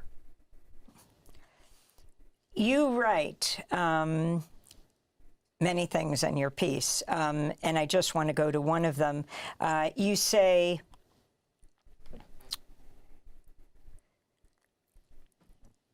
in talking about Musk's apocalyptic vision you talk about, and also detailing the end times fascism, this whole issue of the rise of the city state, the corporate city state. I think this is a new concept for many. They're not going to know what you're talking about. In southern Texas, Starbase, just this group of people who are mainly workers at SpaceX, have just voted to make a city right there. Yeah, and we've had sort of, I mean, the idea of a company town. That happened this year, didn't it? So many things, so many insane things happened this year. I remember covering that. It feels like it was 2024. Oh my God. That was a disturbing development in Texas. Entirely new, right? And Disney had Celebration Florida, and there are lineages to this, right? Colonial lineages to this. I live in Canada, which started as the Hudson's Bay Company, right? So it was a company before it was a country. So there is some precedent for this. But I think I've been following this out of the corner of my eye, Amy, because this is where the libertarians have been going for a while. There was Peter Thiel has been obsessed with this idea. It's increasingly being called exit, so exiting the nation and just starting your own country where you can set your own tax level, you can make your own regulations. Or not. And countries and these little corporate countries will compete with one another to try to attract capital, right? So in a way, it's an extension of the free trade. Damn it, Jerry. Thank you. Last year. I made a huge, tiny mistake. Yes, last year. Oh God. It'll be easier once we stop covering videos from 2025, I swear to God. But it might take me a little while to transition my brain to thinking about it being in 2026. God damn it. Zone, right where I'll do better. This is in a way like a denationalized country within a country.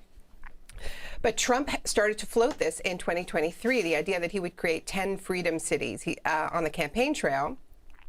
I don't think his base much knew what he was talking about, but now you have all these lobbyists who fully intend to take him up on it. And we're starting to see the beginning of this with the SpaceX city. So you also write about El Salvador's terrorism confinement center, the notorious prison Secat, where so many hundreds of people have been sent from the United States. And at the same time, in the last 24 hours, President Trump saying he wants to reopen the... Did I just call you Jerry? No, I'm talking to Jerry McClain, who said last year, dude, first before you, Frisla. I couldn't give you credit for that because Jerry got in there first. She was faster. fastest fingers in the Notorious galaxy, Alcatraz, apparently. an island in San Francisco. If you can talk about the prison as a model for what Trump wants to put forward, and particularly in relation, as we see, motivating so much to immigrants. Well, this is an incredibly bleak vision. So repression is always a huge part of any kind of fascist project, right? You need to contain the outgroup. You need to disappear the outgroup. So this part of it is not new. But I think what is so worrying to me is that Trump was elected promising all kinds of things to his base, right? He promised to eliminate inflation. He promised to bring these great jobs home. He's not delivering on any of that. So the sadistic part of his project is really all he has to offer, right? I think one of the most chilling things I've ever seen in the United States was Trump sharing that video at his 100-day rally of just pure sadism, of just looking at prisoners as entertainment, being shaved, being shackled, being paraded.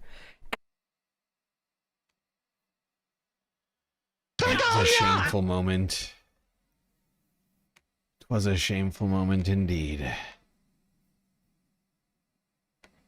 Yeah, and we are living in this moment where individuals on the right are attempting to capitalize on the sort of doomerific times that we live in, including climate change, even though many on that side are science deniers. I think what winds up happening most is they sort of they attribute all of it to God and like pre-rapture type, like we're living in the end times, we're not in the Armageddon yet or whatever, but like basically saying you got to prepare yourself, like in case you like, I mean, not necessarily saying it, but like who knows what'll happen between now and then. And like, so like the Jesus stuff is wrapped up in all of it, and it allows them to sort of ignore the actual science stuff they don't like so much. But they certainly, you look at it, like a lot of the, me personally, I have to go through a lot of like the, extreme weather stuff, all these videos out there, since we cover climate change and weather events here quite often. Some say every single day. And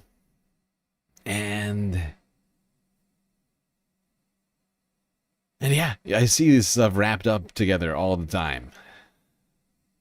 Christians trying to attribute like extreme weather events to some sort of biblical prophecy or whatever else.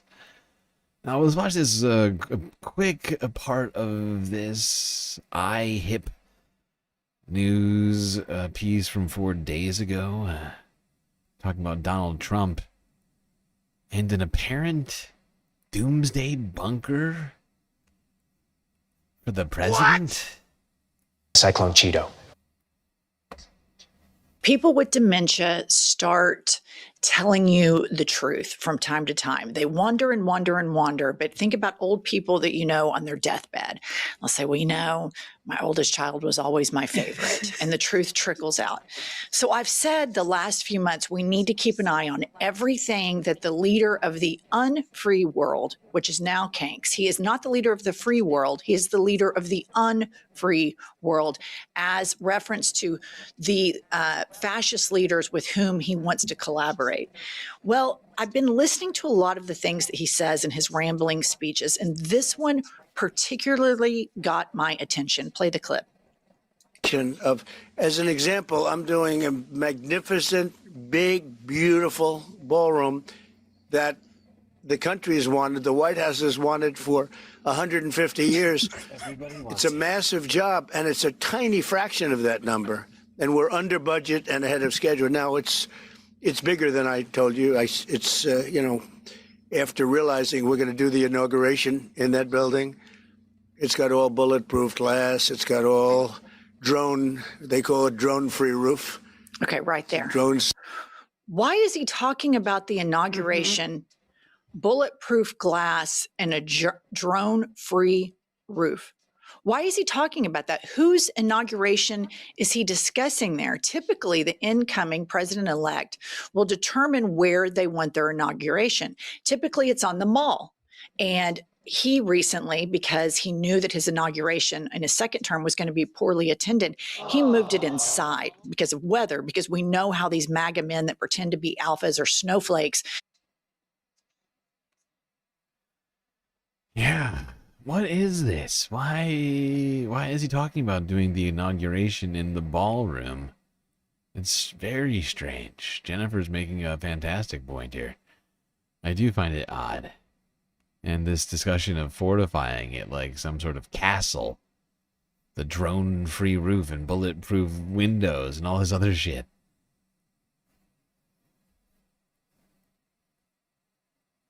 It is disturbing. Is Donald Trump gonna just like occupy the White House? It does sound like that could happen. Disturbing thought. Don't blame me. I'm not the one that came up with it. It's Jennifer's fault. Blame her. I'm just bringing it to you, okay? That's what I do here. All right, let's move on to the actual weather news. What does that sound? 1423. Gifted tier 1 sub from Omegastar. Much appreciated. Enjoy that, Hublot1423. Sup, Galactic SL. Sup with you, Hublot. Hopefully you're good. The ballroom probably has a secret bunker under it. Probably. I mean, $300 million? It seems like a lot for one building like that. This is literally made out of solid gold. Which, you know what? It's possible. Either is possible. Alright, now let's go to California. Talk about weather this. problems, as she just mentioned, continues this weekend. Excuse me, ma'am. I am dogging. Bay Area. Bracing for rain. And at the same time, the king tides. NBC Bay Area from Thursday. Weather problems, Friday? as she just mentioned, continues this weekend with king tides and heavy rain causing problems in places including Corte Madera. Some area roads have been closed as businesses and neighborhoods take on water. Ground Force Michael Thomas has the story in the North Bay. This is what flooding looks like in the Larkspur Marina neighborhood of Corte Madera. An SUV slowly pushes through the standing water with the flooded gym right behind it as king tides and rain take over the area. Residents like Mr. and Mrs. Dugan say they haven't seen flooding this bad since the 80s. Well, it's been bad for a couple of days. We live on the water, and with high tides and the rain, we've been worried at our back window if the property was going to flood. Nearby streets turned into shallow canals with water covering roadways and cutting off access through neighborhoods. People were forced to walk through the flooded waters, some up to their knees. We saw someone like kayaking around. People seem to be making use of the water. Some kids were playing in it earlier. But this isn't what officials want you to do. Remember the message, turn around, don't drown. Marin Fire says crews have been busy helping.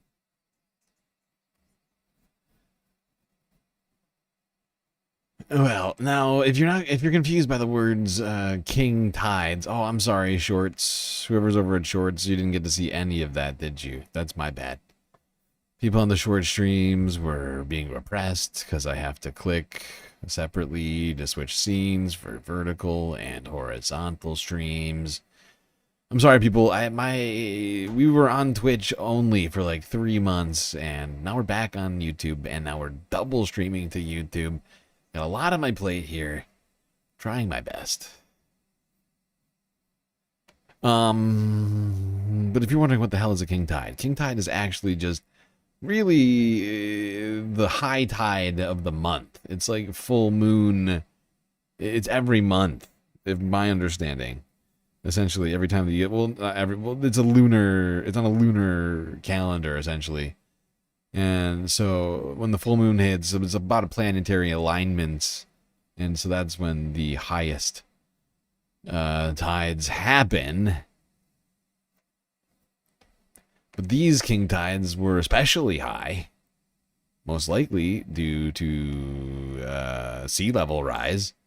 You got things like A23A having melted into the South Atlantic earlier last year. If you're not familiar, A23A is, of course, the formerly world's largest iceberg. The iceberg which the day after tomorrow was based upon cataclysmic... I almost called it antagonist. Can a piece of ice be an antagonist? I don't know. I guess it could be. The point is, decades old piece of ice melted into the Atlantic earlier this year. And of course, glaciers have been retreating. Ice sheets in the Arctic have also been retreating. It's all been bad. It's all bad, and almost certainly leading to some amount of sea level rise. Let's quickly, one more. This is Cron 4. Let's recap the high king tides we had for the Bay Area. Many locations. Oh no, the NBC. highest we've Sorry, seen NBC. Since 1998, so that's the reason why it was so high impact for areas around the North Bay, around Marin County, also Martinez, Richmond, and Redwood City, recording the highest levels they've had on record. San Francisco, the fourth highest on record, about 2.5 feet above your typical tidal peak. And we had that today. Another round of it tomorrow. You can see peak high tides about 2.1. Okay, so yeah, sorry, that was NBC Bay Area, not Ground 4. But this is it. I mean, this is bad. Redwood City, highest in 3 decades. Richmond, highest in 3 decades. San Francisco, 4th highest. Martinez, highest once again in 3 decades. And Point Reyes, 3rd highest. These are all probably bad signs.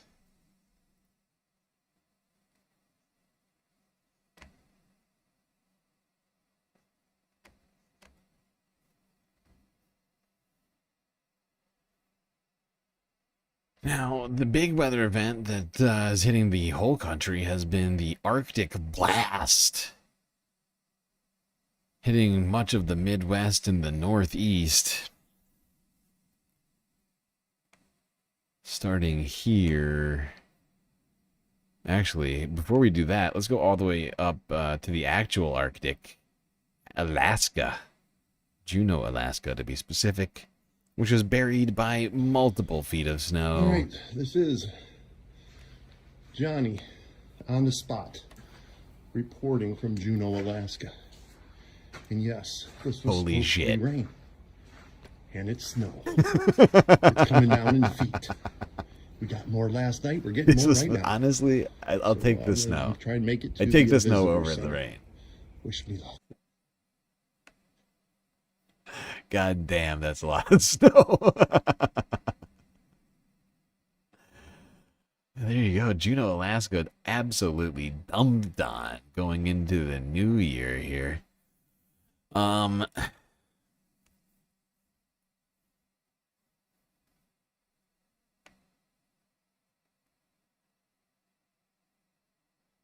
let's go to that storm that's been pummeling the rest of the country. Here's CBS News to get us started off.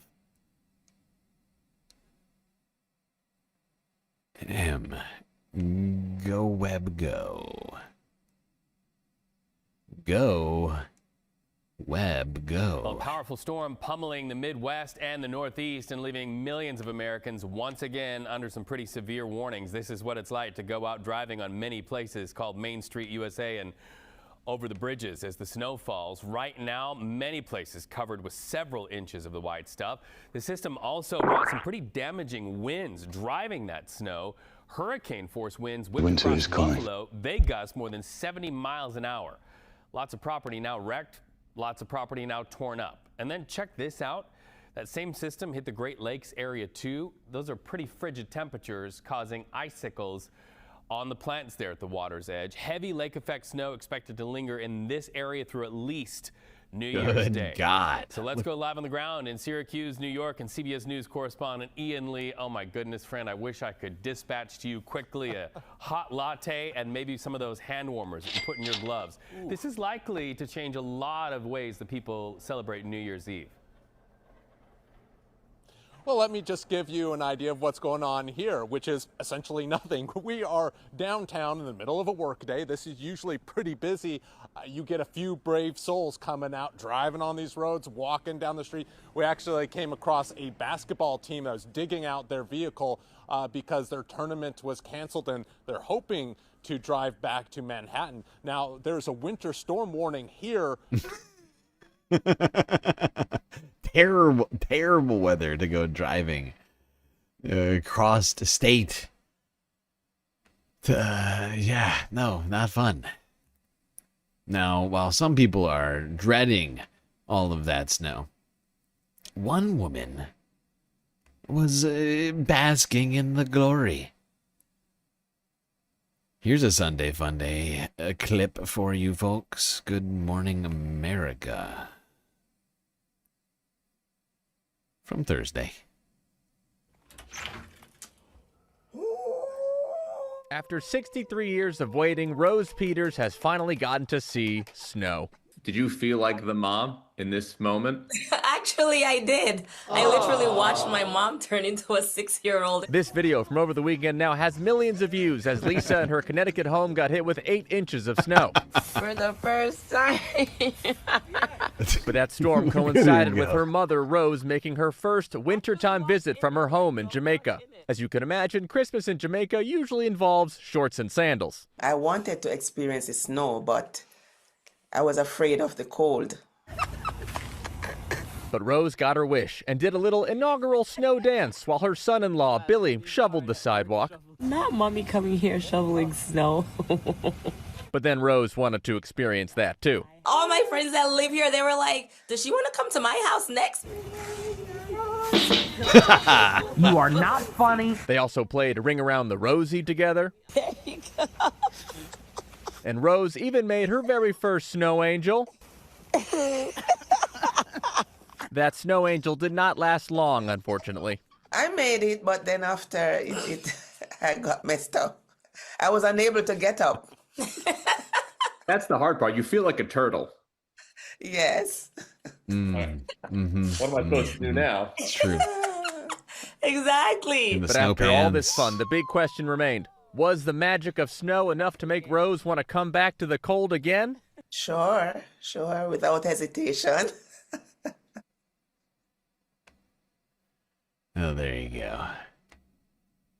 Heartwarming story amidst a freezing cold world. Thank you very much. Good morning, America. All right, back to the goddamn storm. Just going chronological through this puppy. It's been blasting much of the country.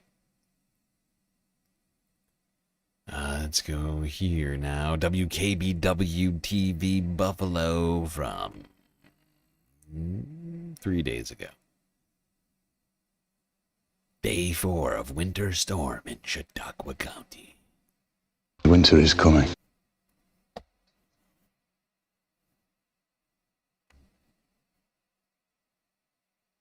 I'm Maki Becker on Route 60 in the town of Charlotte. It's day 4 of a winter storm here in the southern tier.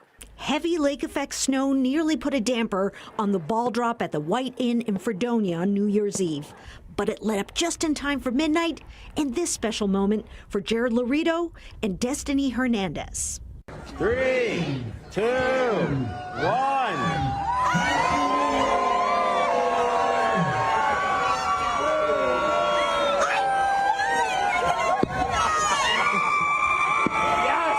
Thursday morning, I caught up with a group of friends heading out for breakfast.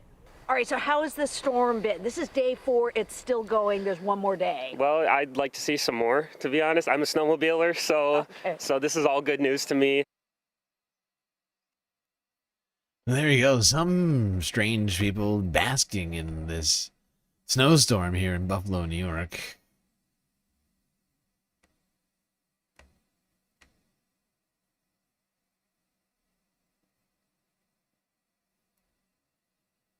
All right. Now, there was so much snow, the Buffalo Bills were asking for snow shovelers ahead of today's football game.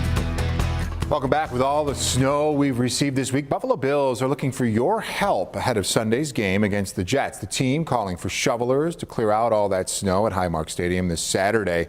Again, that's this Saturday. $20 an hour with food and hot beverages included. So if you're 18 or older, you can apply. You can do so online. We have all the information on how to do so at WKBW.com.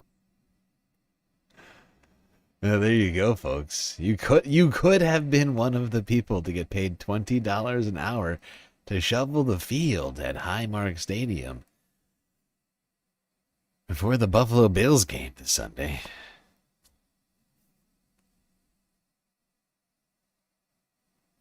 Now, over in Syracuse, New York, this was actually last year. I left a couple of Sunday fun days in here because we need them, because times is tough. Here's Syracuse. Last year, apparently Syracuse named a bunch of snowplows, newly minted snowplows. By the way, this is not, what is this outfit this guy, why is this guy wearing these shoes out here? Give me a Is he joke. kidding me right now? Really? With these freaking loafers, dude? Good Lord. Another thumb up. 3. Okay. Count it down from 3. 3, 2, 1. You're killing me, squalls.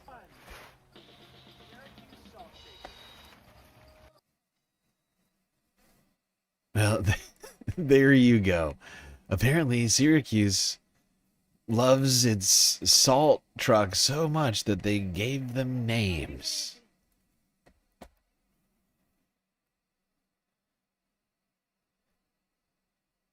Those are not snow boots.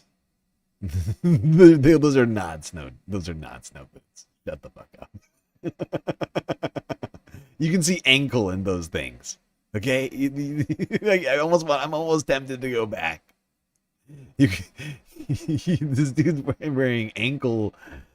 I mean, when the weather. I mean, what? You gotta be crazy. All right, here's Syracuse.com from 2 days ago. Oh wait, that was the same one. Sorry. Wait, no, it was 2 weeks ago. What am I talking about? Oh, I'm sorry. I'm losing my mind. Losing my mind. All right, let's keep going through the storm here. Oh, more Sunday Fun Day action. Bristol Mountain. Down in the hills. Olympic athletes training in the snow ahead of the 2026 Winter Games in Italy. Olympic training is taking place over at Bristol Mountain through tomorrow. Athletes hoping to qualify for the 2026 Winter Olympic Games in Cortina, Italy. They're taking part in an intensive training session. They're also celebrating the new year, showcasing high-flying aerial maneuvers from the world's top freestyle ski athletes. It's been fantastic to be able to put this site together for them, to give them that much more of an edge in just a few more days of practice before, again, they join the World Cup circuit, and then, you know, for some go on to Italy for the Olympics. And before the Olympics, they'll be participating in that U.S. domestic World Cup event. Well, there you go, folks. People taking advantage of the snow. The video volume's very low. Oh, shit. You're right. It is low. That is my bad. I turned it down for, I can't remember why. Why did I turn that down? That's my bad. That is my bad. Suffice to say, they're training for the Olympics, people. It's coming up. Yes, the volume's low. I know.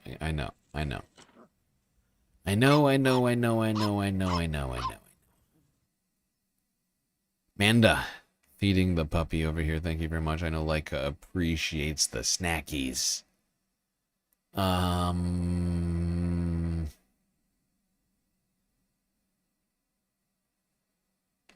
I've lost my place again now. Too many things happening. Ah. All right, let's go up to Ontario, Canada.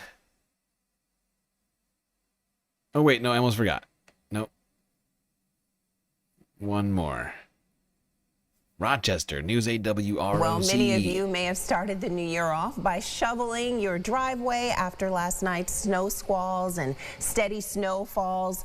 Dawson Levan is live outside News 8 on Humboldt. Dawson, those snow blowers, I bet, were humming earlier today. Yeah, hi, Teresa. As you can see behind me, there is still plenty of snow on the ground from last night's winter storm. The roads are much clearer now. However, if you were out here driving last night, that was definitely not the case. Well, today I spoke with some folks trying to clean up the wintry mess that Mother Nature has still left for us today. Well, it's been a little rough around the airport areas and Henrietta area. And I come back to the city, it's look like it's still steady snowing here. It's been rough, but this is my job. Harold Jasper works for THM Property Maintenance, helping clear snow from people's driveways and sidewalks. He tells me a big part of their job is keeping people safe from slipping and falling on their walkways.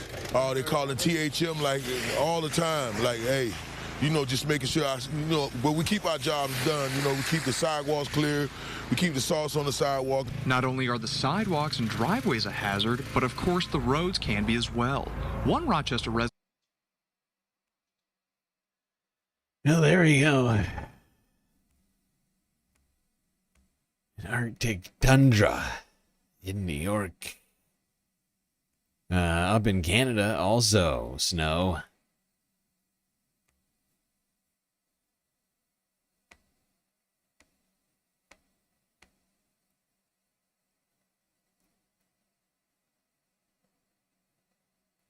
Feed the damn puppy. Oh, my bad.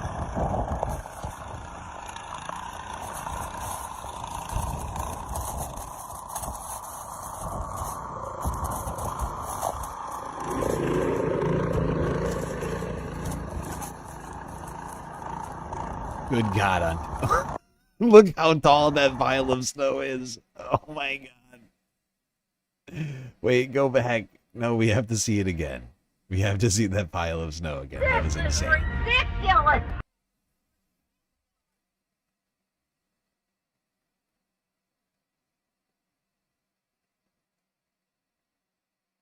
Screw it. It's taking too long. The thing was like as tall as that guy.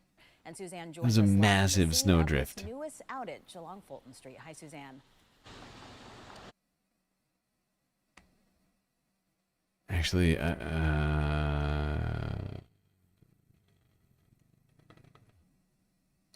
wait, what is this? And how did this get into my...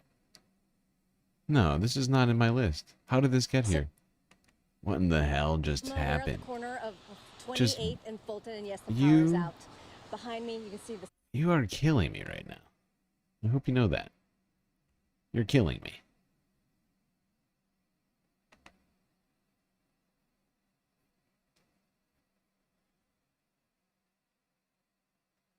Somehow they just kicked me out of my own YouTube list. I don't know how they...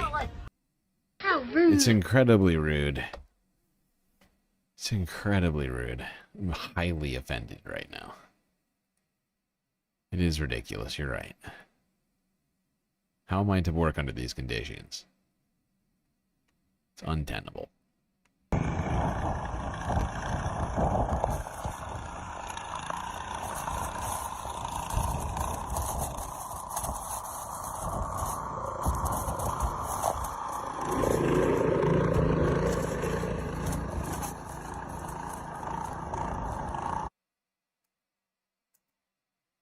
Seriously though, that is a serious snow pile. I'm glad we got to watch that again.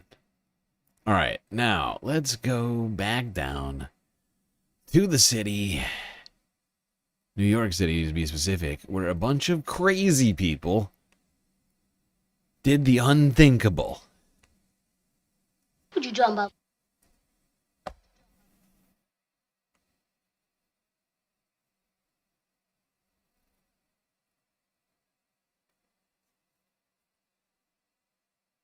A New York tradition dating back to 1903 continues, and photojournalist Christy Berry takes us to the polar bear plunge in Coney Island.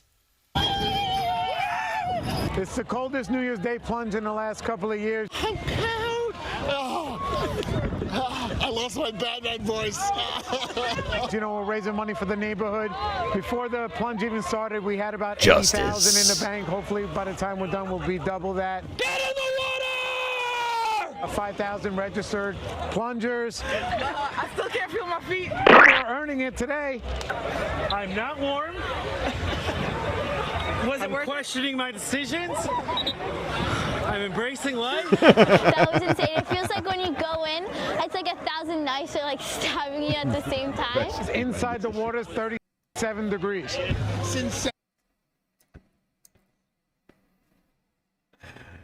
I love how he started it off with I'm questioning my decisions, and then he follows it up with I'm questioning my decisions. I'm embracing life. I love how he follows it up with an I'm embracing life, as if to justify the decisions that he is currently questioning out loud for all of us. I am embracing life, everyone. It's on camera, so it must be true. I definitely didn't just get hypothermia.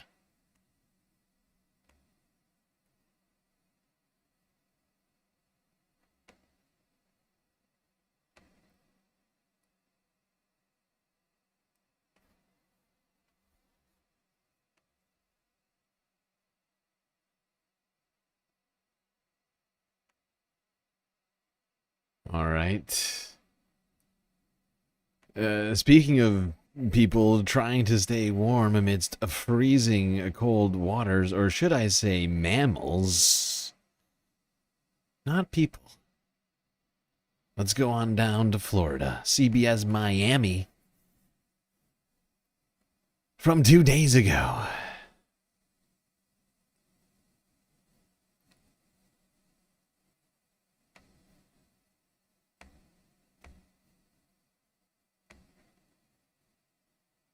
And it was quite a sight in Crystal River, that's north of Tampa. Hundreds of Florida manatees huddled into a cuddle puddle when temperatures dropped in Citrus County on New Year's Eve. They took refuge at Three Sister Springs. Southwest Florida water management officials say a project that repaired the eroded shoreline, improved water quality, and restored the manatee habitat back in 2023, making it a great spot for the mammals to stay warm in the winter. Looks cozy. Aww. Cuddle Puddle. That's the cutest name for anything I think I've ever heard. A Cuddle Puddle. I knew I needed to leave that one in here. That just brought me great joy. Cuddle Puddle. Oh my god. Stupid cute manatees. All right, there we go. See, I told you I would leave at least a few Sunday Funday stories in here. Most of them were, of course, in the environmental portion. Hasn't been a lot of fun non-environmental news. Or at least relating to the current weather. Now let's go all the way across the pond to the United Kingdom, where northern Wales blanketed in snow. Well, weather warnings issued across the United Kingdom.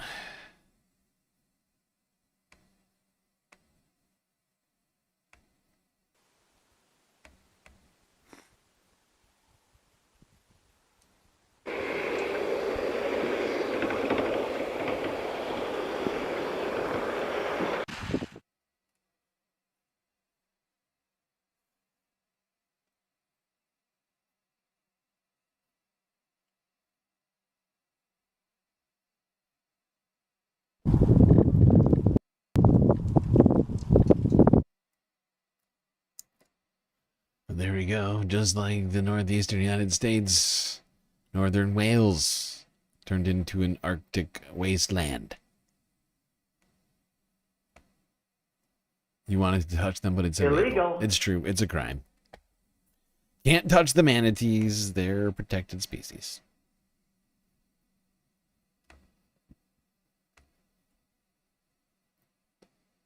Now, unlike the United States, actually, maybe I should say this other way. So, just like the United States and northern Wales, Gaza too is being hit by winter storms. But unlike those two aforementioned places, Gaza, unfortunately, does not have the resources to stay warm amidst the onslaught. After several days of heavy rain, much of this tent encampment in the southern city of Han Yunis has been destroyed. Distraught, this elderly woman has lost her only form of shelter. We were sleeping inside last night when the seawater came in, and the tent collapsed on us. I couldn't get anything out. It's all gone. No tent, nothing. May God help us. There is no one to help us. Blankets are sodden and sand covers everything.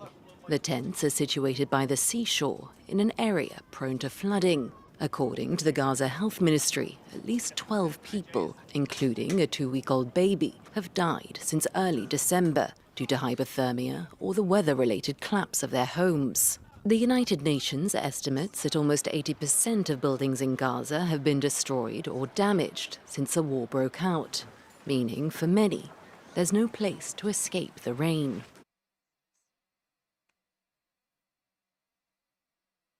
Unfortunate, but very, very true.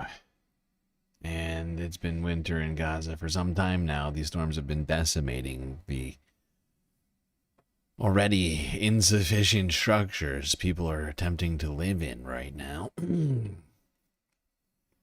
Really sort of just making a mockery of their efforts. Real depressing. Sorry, everybody. But it's true. Now, Gaza is not the only one being hit by storms in the Middle East. Afghanistan also struck 3 days ago by flash floodings. This is the Associated Press with that story from, I guess this is Thursday.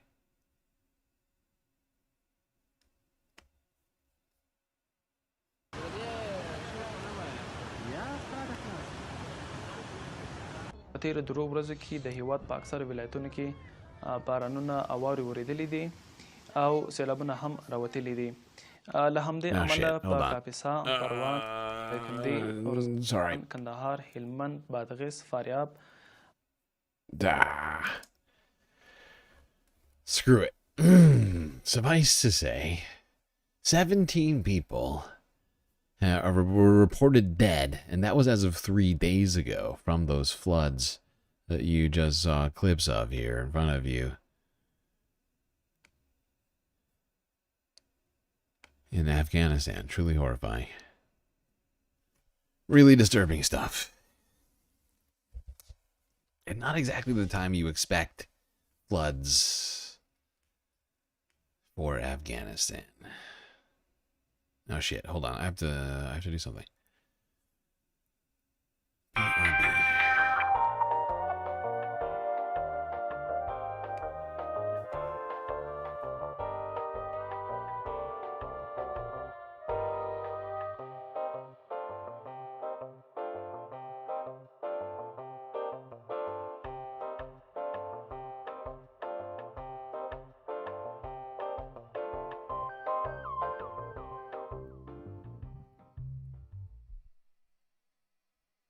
Okay, I'm back.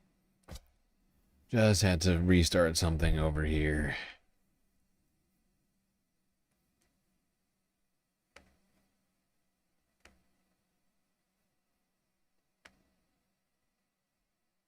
All right, well, that was it on environmental and weather news for today.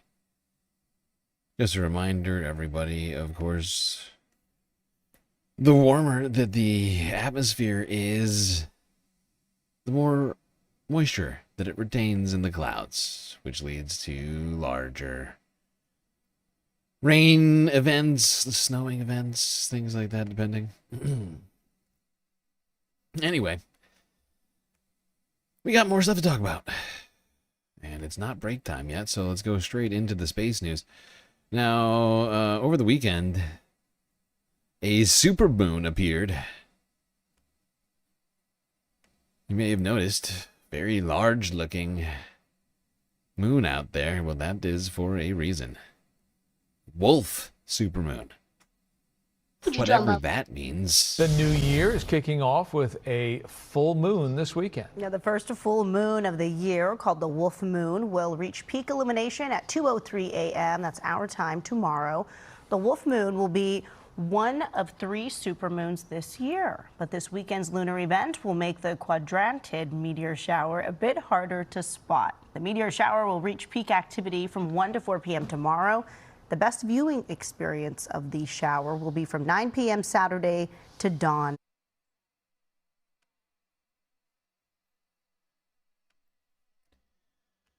Well, there you have it. Farsi. We're talking Farsi in the chat. People talking Farsi. Fancy.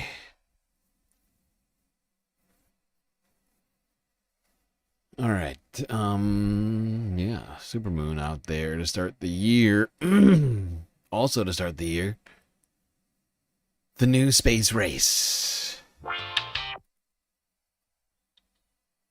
Whoopsies, I did not end that sample.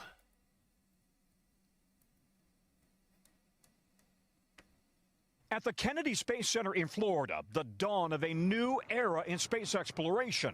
The Artemis II rocket stacked and ready for a February launch and a very big lunar flyby. Commander Reed Weissman, pilot Victor Glover, mission specialist Christina Cook, and Canadian astronaut Jeremy Hansen. We are ready for every scenario as we ride this amazing space launch system and the Orion spacecraft 250,000 miles away. It's going to be amazing. I'm not gonna lie. As a nerd, I love that you can get NASA trading cards of your favorite Artemis crew member.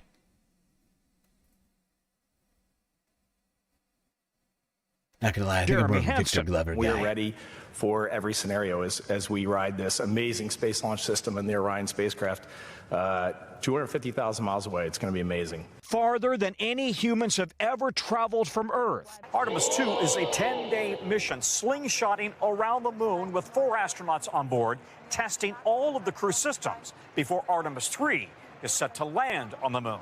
The Artemis II crew will be the first astronauts to travel so close to the moon since Apollo 17 in 1972. How to design the spacesuits, that's true. We talked about that. I almost forgot about that. Good reminder, Manda. Good minder, Manda. Fancy suits going to space. Now that is the big race though right now. Is who is going to habitate the moon first? China now, seemingly in the lead.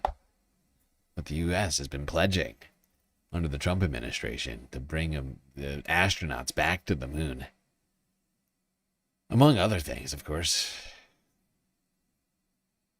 So the Artemis II will have warp drive. I don't think that's what they said. I think you may have intuited that on your own.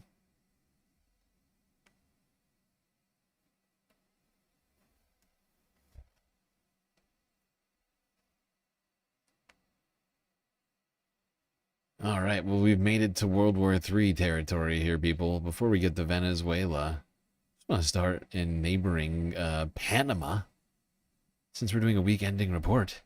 This happened on Monday. Fascinating development, completely unrelated to the United States or anything to do with Donald Trump. Panama tore down a monument honoring China's contributions to the canal. China. And of course, I'm being heavily sarcastic right now. Now void of its colourful Chinese archway, and with its dragon sculptures moved off to the car park, the destruction of a monument to symbolize Panama's friendship with China hasn't gone unnoticed. This is a special place, not only for the Chinese community, but for everyone, because it recognizes the contributions that other cultures of the world had here. The demolition of the site, which overlooks the Panama Canal, comes as US President Donald Trump says Beijing has too much influence over the waterway. However, the mayor of Araihan, who ordered the site to be cleared, denied the move responded to political pressure or that it was designed to offend the Chinese community. The mayor... Right. Yeah, so totally, it's nothing to do with China. We're just rearranging stuff. Totally. Don't be creepy.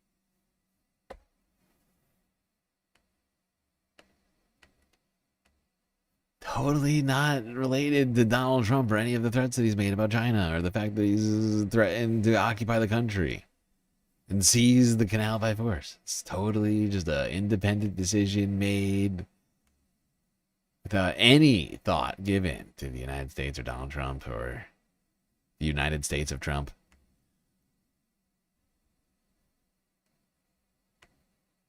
Totally believable story.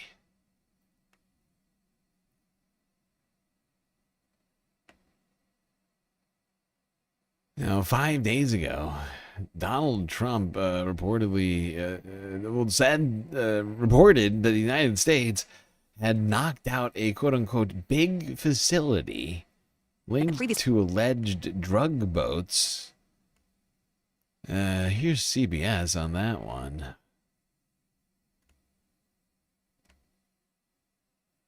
New video to our monitors shows us the latest U.S. military escalation off the coast of Venezuela. You are seeing it here behind me. The 30th known military strike on a boat allegedly carrying drugs into the United States. In this hit, 2 are dead. That brings the total number of known deaths up to 107. This latest target comes while President Trump confirms the first known U.S. land strike inside of Venezuela. Listen. The facility taken out by the U.S. military, or was it another entity like the CIA? Well, I don't want to say that. I know exactly who it was, but I don't want to say who it was. But you know, it was along the shore. So let's take this apart. Live now to White House reporter Aaron Navarro. So Aaron, what more are we learning about that land strike? Yeah, well, President Trump was the first one to announce this publicly, both yesterday in his meeting with Netanyahu, as well as during a radio interview last Friday where he suggested the strike may have happened around last Wednesday, so Christmas Eve.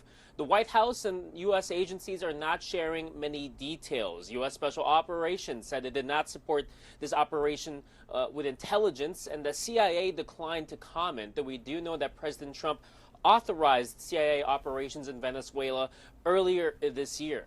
We also know... Okay, well, there you go. Little information given about this strike from last week. All we know is that it supposedly happened according to Donald Trump. And yeah, that was the last I had on this until, of course, the events of the last 48 hours. How long has it been now? Oh my God, I feel like it's really only been like 48 hours, hasn't it? Like almost to the day, right? Like when did this actually transpire? I'm trying to think. When was the stream? Today's Sunday. No, today's Monday. What night was it that this happened? Was it Friday? Oh my God, my brain just broke. It was Friday, wasn't it? Yeah, I thought so. It was Friday night going into Saturday morning. Yeah, so it's been like 48 hours to like the hour almost. First 48. Let's do it. Get Special Agent, what's his name? Jack Bauer? No, well, I can't remember the guy's name from that shit. All right, yeah. Now, before we get to that, let's go here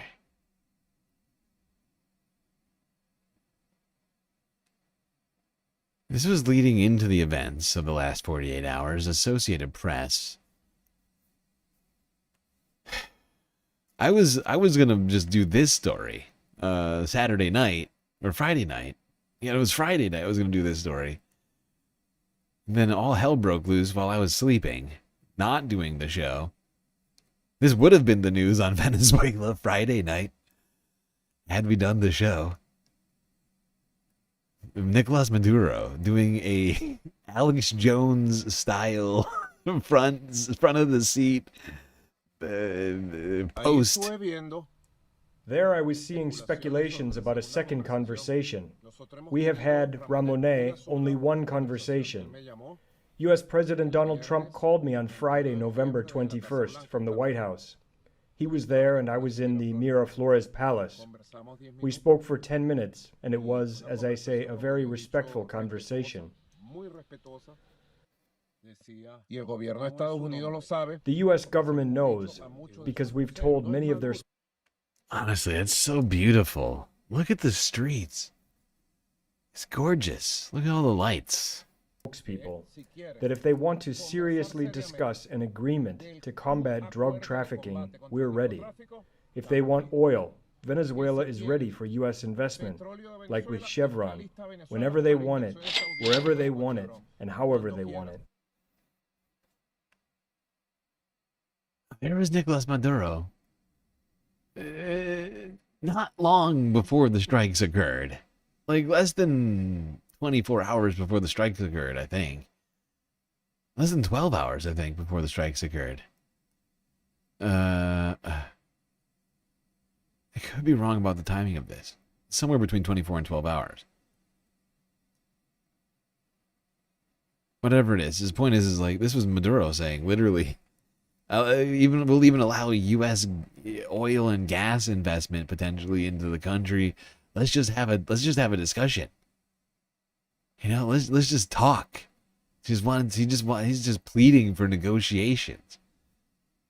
Whether or not he knew what was to come or this was completely just unrelated is not clear to me. But this is a man clearly looking to negotiate, ignored. I mean, going as far as saying that he's willing to have people like Chevron in Venezuela is, I think, saying, as much as possible from a guy like Maduro. Says a lot.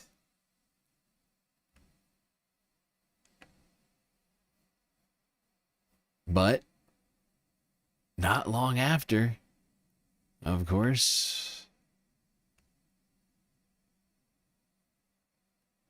Oh, wait, hold on.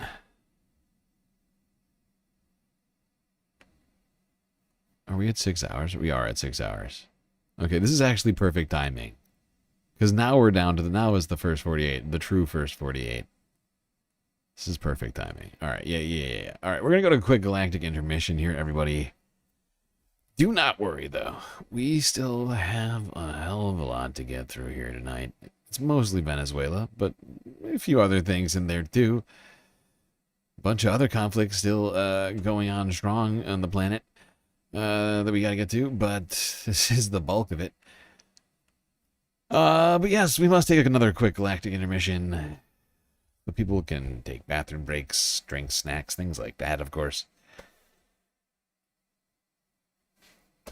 We'll be right back after these brief messages.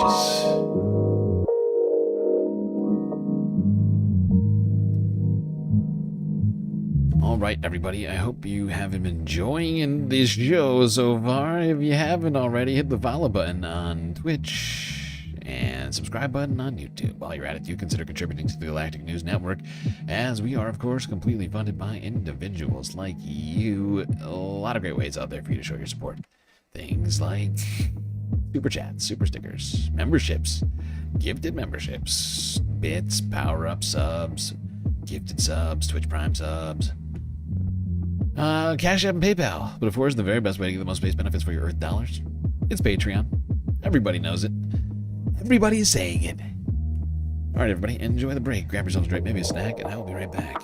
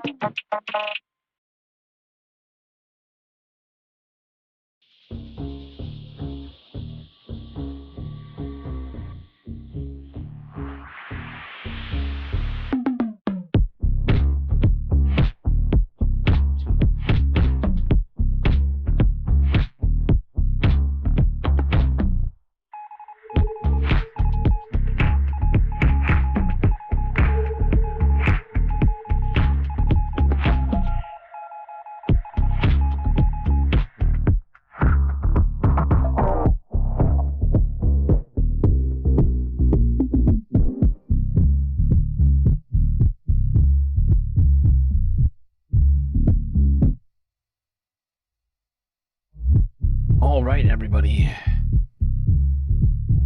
It is that time once again. Time for us to get back to the Galactic Stream talking about World War III. Started by Donald Trump. So get back in your seats. Otherwise, you're gonna miss it.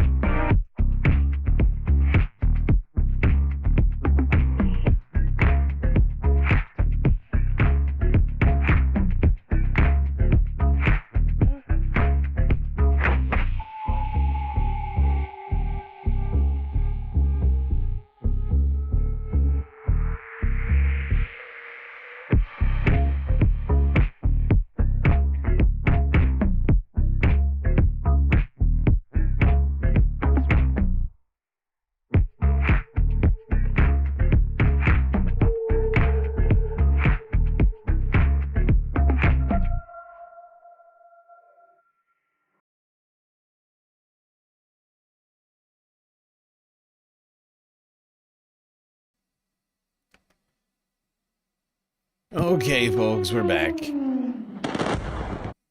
And it's World War III. I've been saying we're on the precipice of World War III for a very long time. I haven't actually declared World War III yet. Not that I'm the one declaring it, I guess.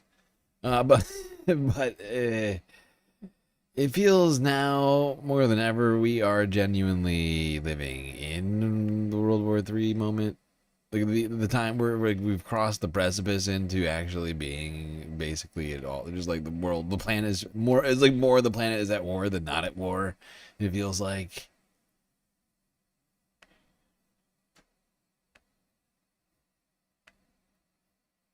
It's a bad vibe, if you ask me.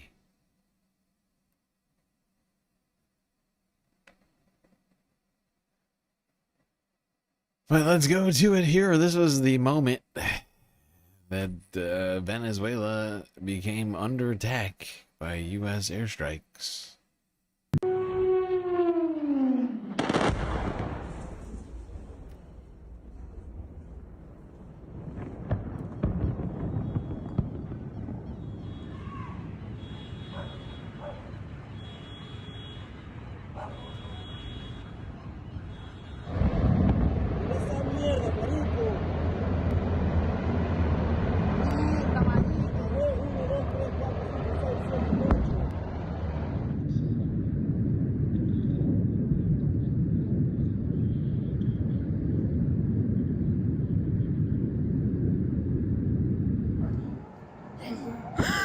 Amor.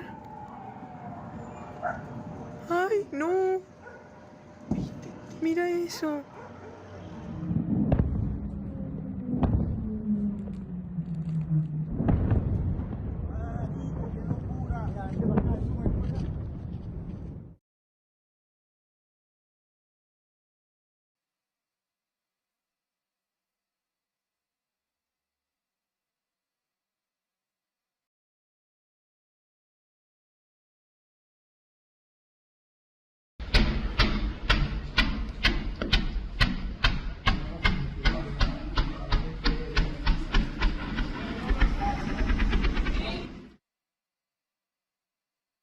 No, mira, yo vivo aquí en Chacao y hace como aproximadamente hora y media comenzaron a sentirse aviones volando y explosiones. Y varias explosiones, por lo menos como unas 8 o 10. Y bueno, y salí ahora a dar una vuelta. Aquí lo que podemos conseguir es el humo, ¿ves ese humo que hay ahí que huele como a creolina? Eso es lo que...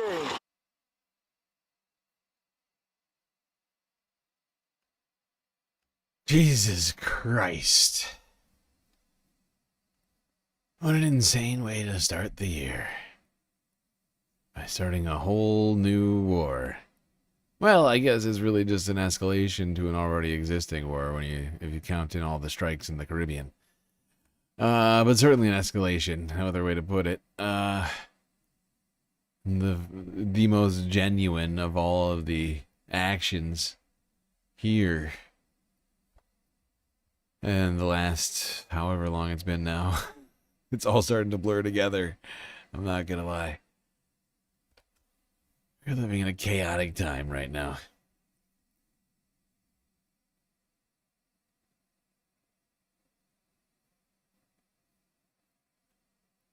Yeah, this is the most formal sort of action, wartime action. There's no other way to classify this. It's not law enforcement. The United States has no jurisdiction in Venezuela. That's just a fact. The FBI, the Federal Bureau of Investigation, has jurisdiction in the Federated States of America, right? And that's it. And I guess the territories too. I think technically, like the Virgin Islands, maybe, and Puerto Rico. I think places like that. But that's it. Not Venezuela, not Russia, not the United Kingdom, not France. We can't arrest Emmanuel Macron. We can't arrest Justin Trudeau. We can't arrest Keir Starmer. Can't arrest Brigitte Macron or Gustavo Petro or Juan Lula da Silva or anybody. We can't just go arresting foreign leaders. It's just it's not under U.S. law enforcement purview. Okay, that's just how the law works.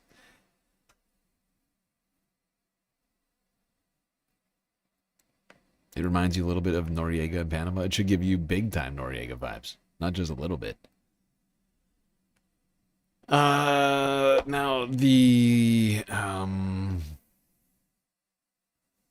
I forget what this guy's title is. But one of the ministers, I think the Minister of Defense of Venezuela, made this statement.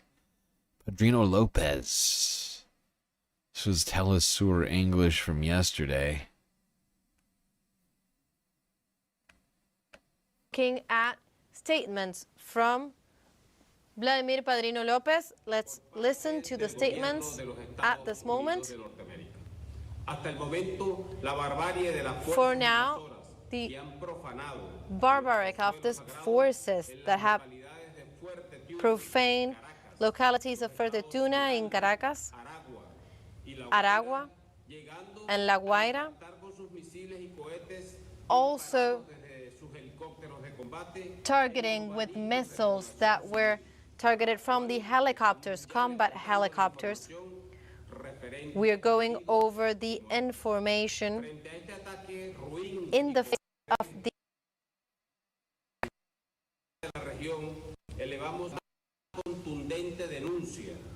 we elevate the most firm denounce before the international community so that the government of the United States is condemned in flagrant violation of the UN Charter and international law. The community is rejecting the presence of these international troops that are sowing death, grief, and destruction. This is responsible. So according to this logic, Putin can abduct Zelensky, or better yet, abduct an American from U.S. soil. Absolutely, Putin can do that. And, you know, anybody else can go abducting people now. There is no rule of law. It's just anarchy. Okay? You know, Hamas can kidnap Benjamin Netanyahu, you know, like, the Ayatollah, I guess, can kidnap Smotrich or something. I don't know. Like, what's not up for grabs? If you can just pick up, if you can claim you're doing law enforcement by kidnapping the leader of another country and his wife, and doing a massive strike on that country's, the sovereign territory, Anybody can do anything.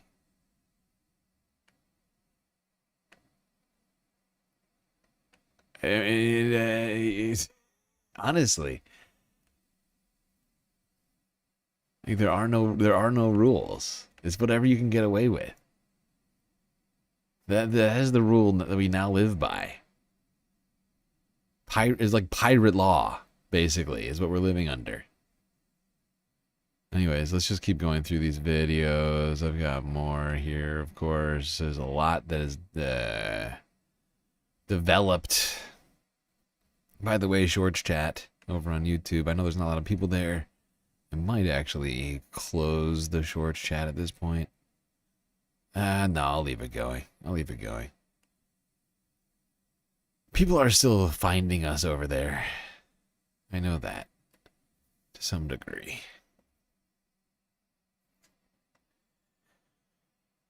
Actually, we've been kind of killing it on YouTube subscriber numbers since coming back. You know, I was saying that the Twitch was keeping up with YouTube, but really, YouTube has been making some serious gains since coming back. So I don't know who's winning, really, in the grand scheme of things.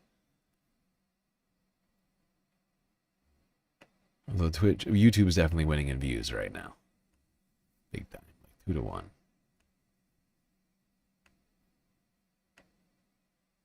2-1. Not to pit you all against one another. You all enjoy whatever platforms you're enjoying. I'm just remarking on it. Just noticing it out loud. I appreciate you all. Wherever you decide to watch the stream, okay? Write that down. Now,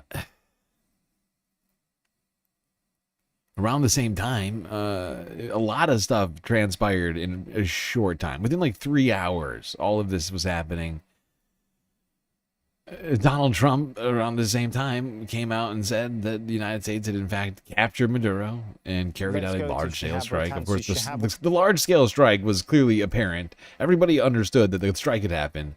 But this information about Maduro, because his whereabouts at this point were unknown, that's at 9:22 GMT, Greenwich Mean Time, which I guess would make it like 3:30 a.m. Eastern Standard Time. Let's go to Shihab Ratansi. Shihab, what are we hearing now from the U.S. president?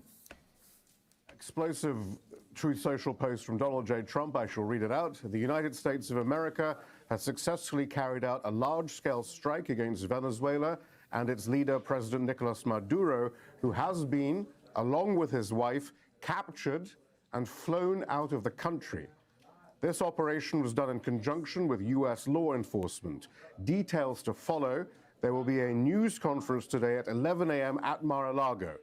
Thank you for your attention to this matter, President Donald J. Trump. Sammy? Shihab, that is quite a statement. I want to make sure we heard it and understood correctly. This is the U.S. president saying that U.S. forces have captured the president of Venezuela and his wife and taken them physically out the country. Is that right? That's exactly what he has just said. The United States of America has successfully carried out a large-scale strike against Venezuela and its leader, President Nicolas Maduro, who has been, along with his wife, captured and flown out of the country. This operation was done in conjunction with U.S. law enforcement. Details to follow. There will be a news conference today at 11 a.m. Which is, I've been saying this since the very beginning of all this, but like, it is such a ridiculous claim that law enforcement had anything to do with this. Honestly, it doesn't matter if the FBI was there. It doesn't legitimize it.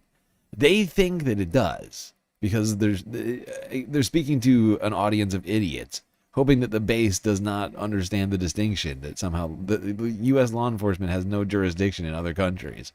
The same way that the United Kingdom can't come to the United States and arrest somebody, right? There's like extradition laws and like all this other kinds of crap. International law is a thing, you know? And the same way that Russia is not supposed to be able to just come and steal somebody from U.S. territory and bring them back to their country or any other country or anybody. You know, they're just not supposed to be able to do this kind of thing. Like, it's the same goes to the United States. We are not exceptional. Okay? We don't get to just ignore the laws that everybody else is supposed to follow. We would have a fucking fit if the reverse of this had happened. If somehow, and I know it's ridiculous, but just follow me here, okay? If Venezuela's government had done the same thing, done a strike in Washington, D.C., and stolen Donald Trump and brought him back to Venezuela, we'd be pissed. You know, I mean, I don't know how pissed I would personally be. I mean, I would think it was a flagrant violation of international law. I don't know how mad I'd be about it, but I think America, generally speaking, would be outraged, right? Especially the Trump voters. Oh, they would be upset. They would be, oh my God, war would be declared immediately. We would nuke Venezuela. Actually, I guess we wouldn't because Donald Trump would be there, right? Well, they're really stupid, so they might still nuke Venezuela. Hard to say. Point is, you know, we don't have some special rules for America. Like when you go like into the international law books, there isn't like some carve out for America. You know, it says, oh, unless you're America, then the rules just don't apply to you. No. That's not how that works. Largo, thank you for your attention to this matter, President Donald J. Trump. That is the Truth Social post that you posted just a minute ago. I imagine, Shihab, I know the answer to the question of, I guess they're not saying where he's been flown to and what is to happen to him. It's interesting, though, that he talks about it having been done in conjunction with U.S. law enforcement. So they're still sticking, I would think, then, to this narrative of the cartel of the Suns, this rather bogus construction, which actually, in fact, was a CIA operation years ago with the Venezuelan government before Hugo Chavez. But if he's putting it in the... I remember that. I wasn't live for that, but I remember it from the history books. Arguably the greatest work of nonfiction of the 20th century.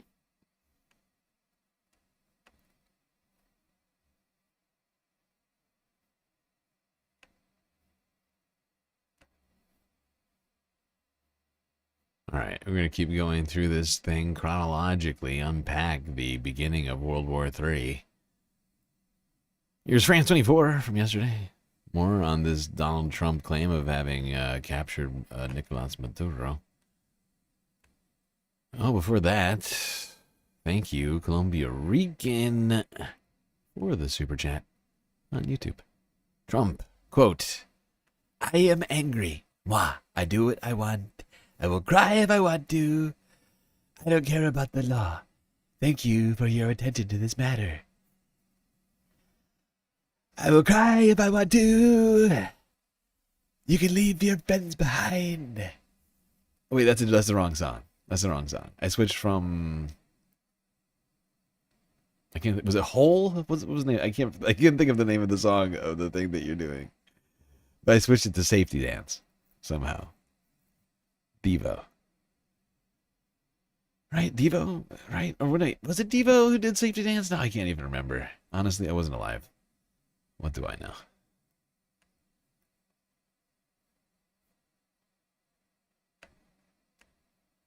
For more on this story, we can bring in Eduardo Rios, director of Gnosis Advisory, a member of the Sciences Po Political Observatory of Latin America and the Caribbean. Thank you so much for being with us today. So as we've been discussing, U.S. President Trump on social media says these strikes were carried out by the U.S. They were successful, and they have President Maduro in custody. This is a rather significant escalation of what's been happening, if this is all true. Is this now an opportunity in Venezuela for the opposition? Thank you very much for that question. So, first of all, this is the most significant political event in Venezuela in at least the last 12 years, if not the last 20. In the morning, the U.S. attacked military targets and then took Maduro away. So now that means two things, and you need to evaluate two scenarios. First of all, how does the pro-Maduro or pro-Chavez camp react, and how does the opposition, on what space does that leave to the opposition? So right now, the reaction from the pro-Maduro camp has been very muted. That will change in the next few hours, but there is not a clear successor to Maduro, and there is a real risk of division within. Now, I said this right from the bat. Of course there was a clear successor. It was the vice president of fucking Venezuela. It was a little disingenuous, in my opinion, of the mainstream media to claim that there was some massive power vacuum in the country as a result of this. I think, if anything, it was just what the mainstream media was hoping for. They were hoping for a power vacuum, and they were hoping for someone to seize power from the opposition. One would assume.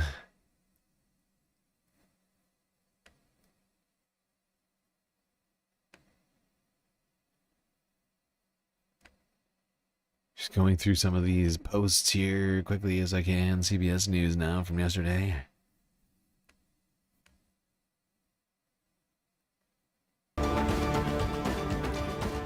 This is a CBS News special report. I'm Carissa Lawson. President Trump just announced on social media that Venezuelan president, Nicolas Maduro, has been captured and flown out of the country. This comes a few hours after the U.S. hit Venezuelan military targets in Caracas, the country's capital. Here is the social post in full.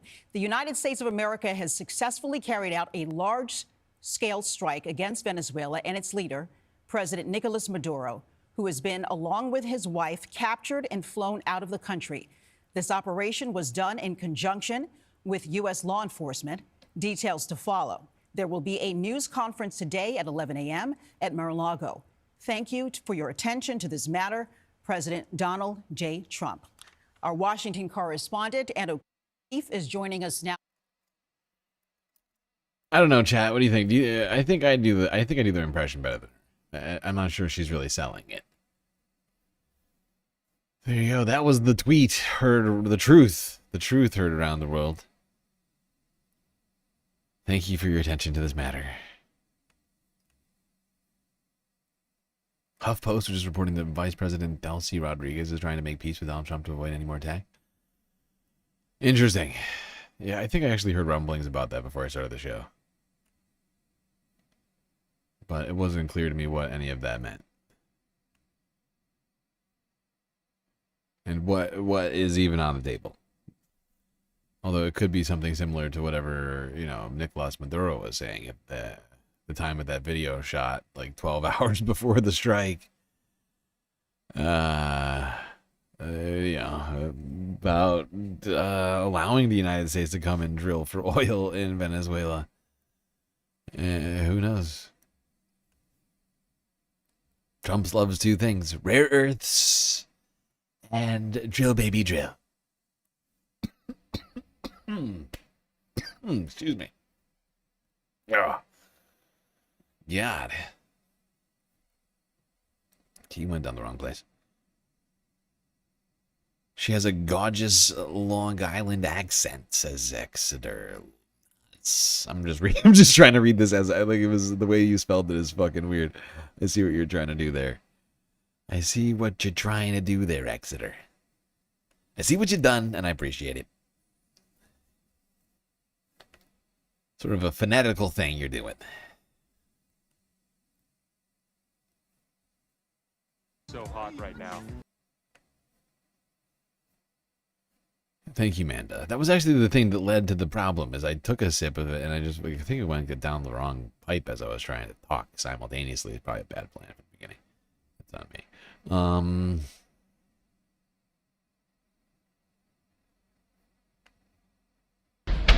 The United States hit Venezuela with a large-scale strike early Saturday and said its president, Nicolas Maduro, had been captured and flown out of the country. Here's what to know. Multiple explosions and low-flying aircraft were seen in Caracas in the early hours of Saturday morning. Maduro's government immediately accused the US of an imperialist attack on civilian and military installations. US President Donald Trump posted on Truth Social that Maduro had been, along with his wife, captured and flown out of the country. He added that the operation was done in conjunction with US law enforcement. The apparent attack itself lasted less than 30 minutes. Trump said in his social media post that the strike was carried out successfully. It comes after the Trump administration has escalated pressure on Maduro, who has decried US military operations against alleged drug traffickers as a thinly veiled effort to oust him from power. It was not immediately clear who was running the country, and Maduro's whereabouts were not immediately known.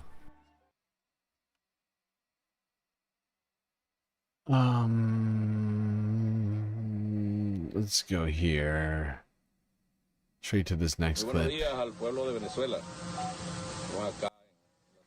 Good morning to the people of Venezuela. We are here in the capital city, Caracas, after assessing the damage caused by the criminal attack, the terrorist attack against our people, against our homeland, against our electrical facilities, against the Bolivarian Revolution, and against those who have nothing to do with the Bolivarian Revolution. It is an attack against Venezuela, against the Bolivarian Republic of Venezuela, the military forces, the police forces.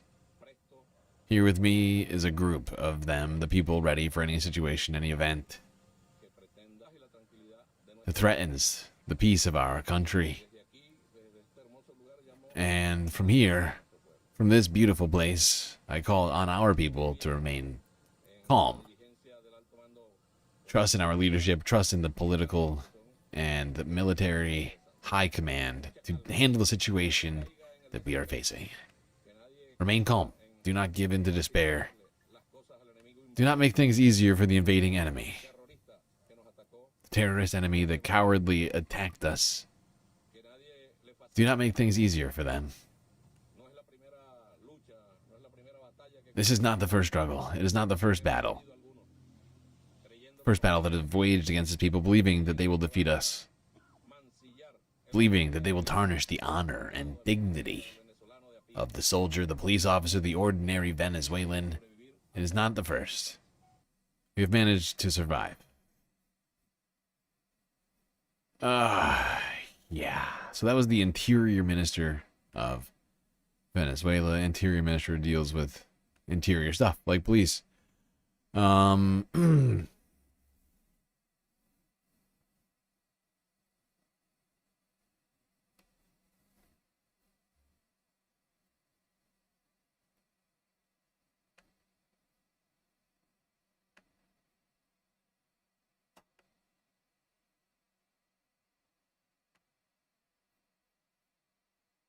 Now,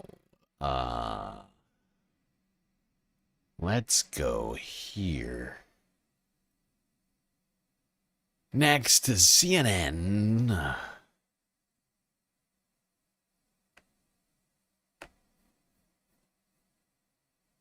From yesterday, once again.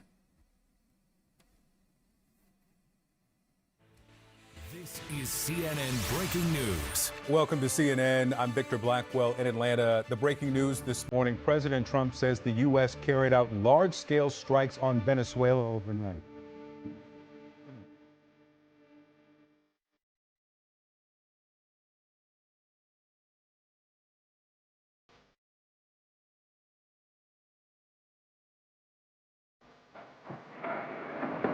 This is ridiculous!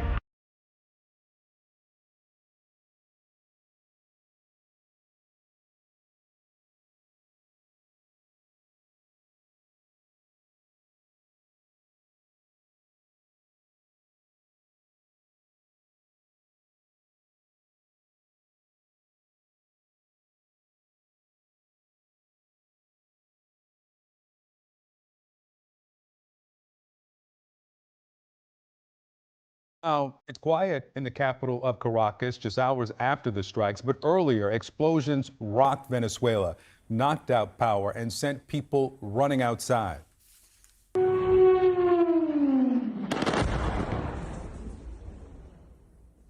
And this strike was at La Carlota Air Base in Caracas. CNN's Nick Payton-Walsh joins me now from London. Nick, we just heard from Issa Suarez speaking with some of her sources in country about the fear of what could come next, because so many questions are unanswered? Yeah, I mean, let's go through what we know has happened so far. Since about 1 a.m. local time, and the series of explosions rocked Caracas and other parts of Venezuela. Multiple helicopters seen in the air, and then clearly a U.S. Special Forces operation that removed Nicolas Maduro and his wife from what should have been their heavily fortified and secured premises in the capital there. Hard to understate quite what a move this is geopolitically by the Trump White House to remove the sitting president of a country which it considers to be a regional irritant. Startling. Successful, certainly. Daring, certainly as well. And also efficient, frankly, given what it seems the brevity, comparatively, of this operation. And efficient. Dude, the CNN glaze up started Immediately, if not sooner.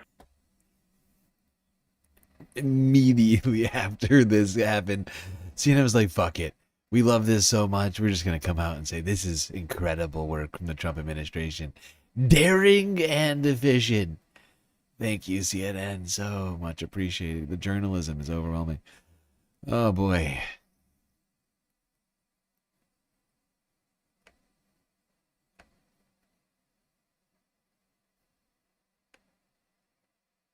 All right, now the government of Brazil had a slightly less positive take on the situation than CNN did. Here's Telesur English from yesterday.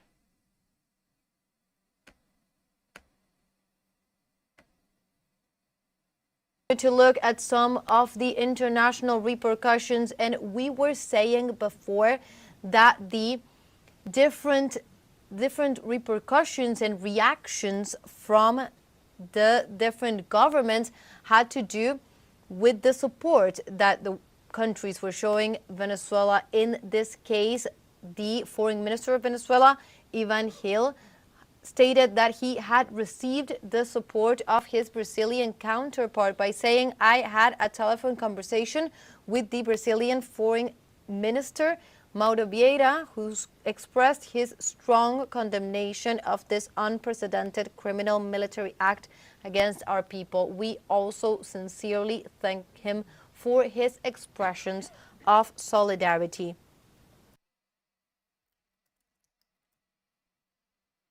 Okay.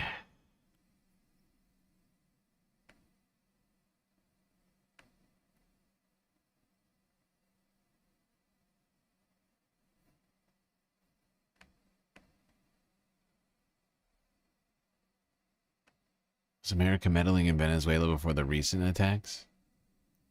How do you want to define meddling? We've had sanctions on Venezuela for 20 years since the Bush administration, which were re-upped at the end of the Obama administration, if I'm not mistaken, and then again in the Trump administration, and then there was then we tried to back a failed coup during the first Trump administration, and then now I'm starting to get lost in the timeline here. But yeah, I would say we've done a fair amount of meddling in Venezuela just in the last 20 years. Let alone at other times. Short answer, yes. Yes, we have.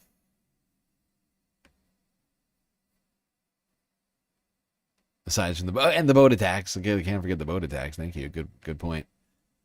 Good point.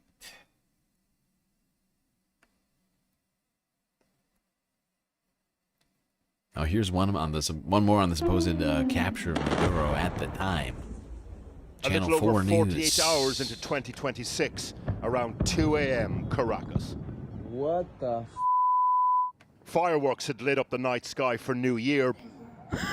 Amor. But now the place illuminated by a series of never-before-seen U.S. strikes on military bases and airports. Military helicopters, including Chinooks, a U.S. Special Forces operation caught on camera phone. Their mission, capture the Venezuelan president, Nicolas Maduro, and his wife, Celia Flores. Chances are the couple were inside one of these helicopters. The U.S. was forcibly deposing a Latin American leader for the first time in this way in over a quarter of a century. Just hours before his capture, Maduro presented with a vase by a Chinese. The Monroe Doctrine is alive and well. God, it really is a mockery of international law. This whole thing is a fucking... It's just ridiculous. It's just ridiculous. I don't even know what to say. Like, I'm just beside myself over this whole situation. It is genuinely... Like, I remember we were going... Like, I was feeling it. You know, we got the channel back. You know, we got the channel back. We're going into the new year. We had fun holiday type celebrations. Bringing in the new year, I was thinking, you know what? Maybe this year will be better than last year. Last year was just so terrible. How could it actually get worse? And no sooner did I ask, was I answered by this horrifying nonsense.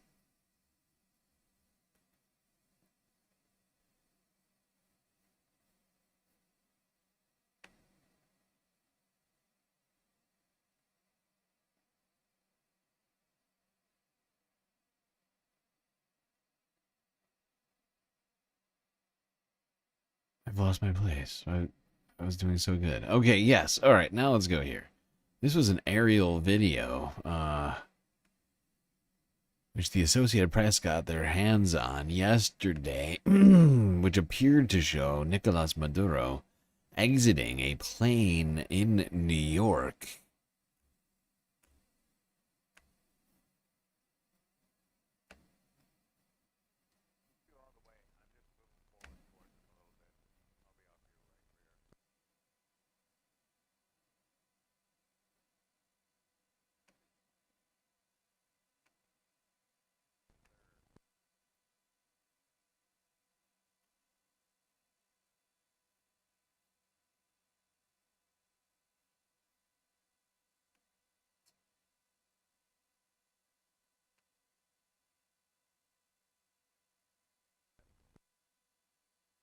It's very dark and hard to see, but you can see a figure here, right? In a light blue something. Their head is covered. You can tell they're pretty tall and surrounded by an ocean of officers and what seem to be people with cameras. It's not clear if they're press or if they're with, like, the Trump administration. We know how much they like their montages. So it honestly, 50-50 which one it is.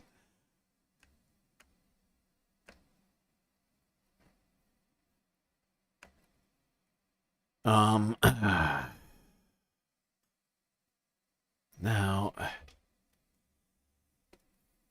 let's see.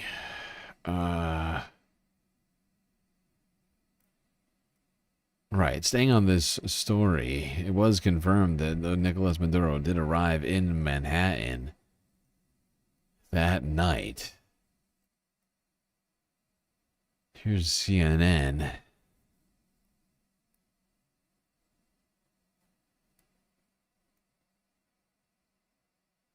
I do want to go to Omar Jimenez, who is following these helicopters landing in New York, which you were looking at just moments ago. Omar, what are you seeing? Yeah, so you heard John Miller talking about 3 helicopters that took off from Newburgh, headed out this way. We just saw 3 helicopters land, matching roughly the time it would take to fly by helicopter here. What you're looking at right now is what has been an increased law enforcement, one that's increased pretty steadily over the last few hours since we've been out here. We actually have been pushed much further back. This is the heliport here where all of this, the variety of law enforcement, predominantly NYPD, but we've seen federal officers here as well, including DEA agents, a mass of them that just came in within the last few minutes to this area as well. We're waiting to see, we can hear the helicopters. We saw them land just beyond our view here, 3 of them, it appeared. So we're waiting for them to go into what would be sort of this indoor area, and then they would come out come into presumably one of these vehicles where they would then go for processing here at a federal building in New York City. Now, for those that aren't familiar with sort of the geography of Manhattan and New York City, we're on the west side of Manhattan, what's known as the West Side Highway. Both lanes in both directions have been closed off by law enforcement to this point. Yeah. All right, well, there were the moments of Venezuela's Nicolas Maduro arriving in Manhattan to face trial. As Pam Bondi had posted earlier that night, saying that the Southern District of New York, which basically serves at her pleasure, I mean, to some degree.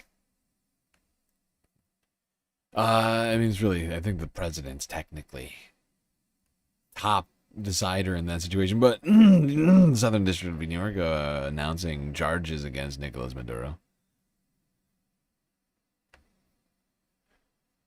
It's been a very strange year already, I must say. Real weird stuff, people. And we're not even a full week in. Fantastic. Great start. Now, Donald Trump had this to say about an old historical all the way back, document. It dated to the Monroe Doctrines. And the Monroe Doctrine is a big deal. But we've superseded it by a lot. By a real lot. They now We've call it the superseded Monroe it by a Doctrine, and lot. I don't know. It's the Monroe Doctrine. We sort of forgot about it. It was very important, but we forgot about it. We don't forget about it anymore. Under our new national security strategy, American dominance in the Western Hemisphere will never be questioned again. Won't happen. So just in concluding, for decades, other administrations have neglected or even contributed to... Just in concluding, other nations, they don't have a great Monroe Doctrine, but we do. We have taken it to the next level. Now, I can't remember who it was that declared the end of the Monroe Doctrine at one point. I think it was... I want to say it was like John Kerry or something. But it's certainly alive and well. U.S. influence, and by influence, I mean imperialism in the Western Hemisphere, in the Americas, is very much raring to go here. Very much alive and kicking.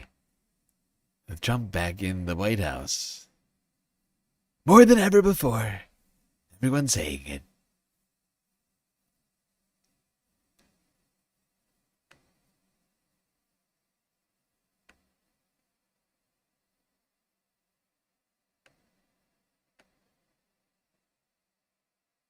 All right, now let's go here to an AP reporter describing the moments at that fated press briefing at Mar-a-Lago, the official White House.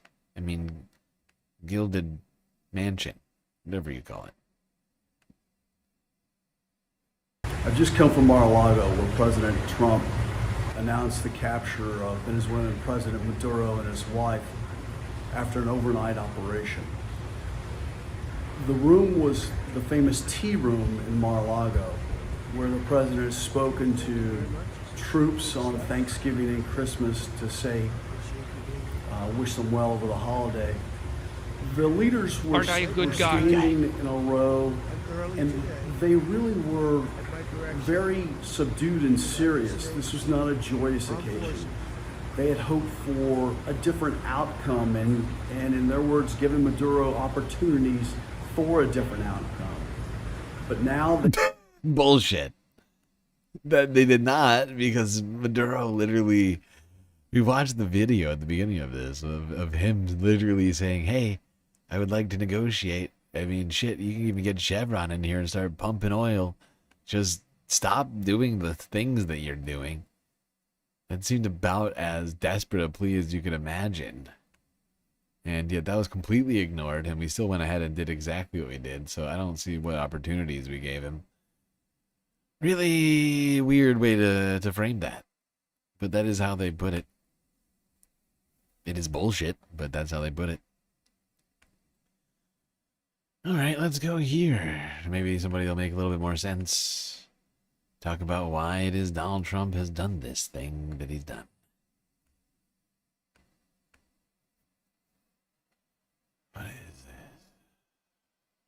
In the middle of the night on January 2nd, 2026, U.S. forces struck the capital city of Venezuela. There in Caracas, at least 7 blasts lit up the sky.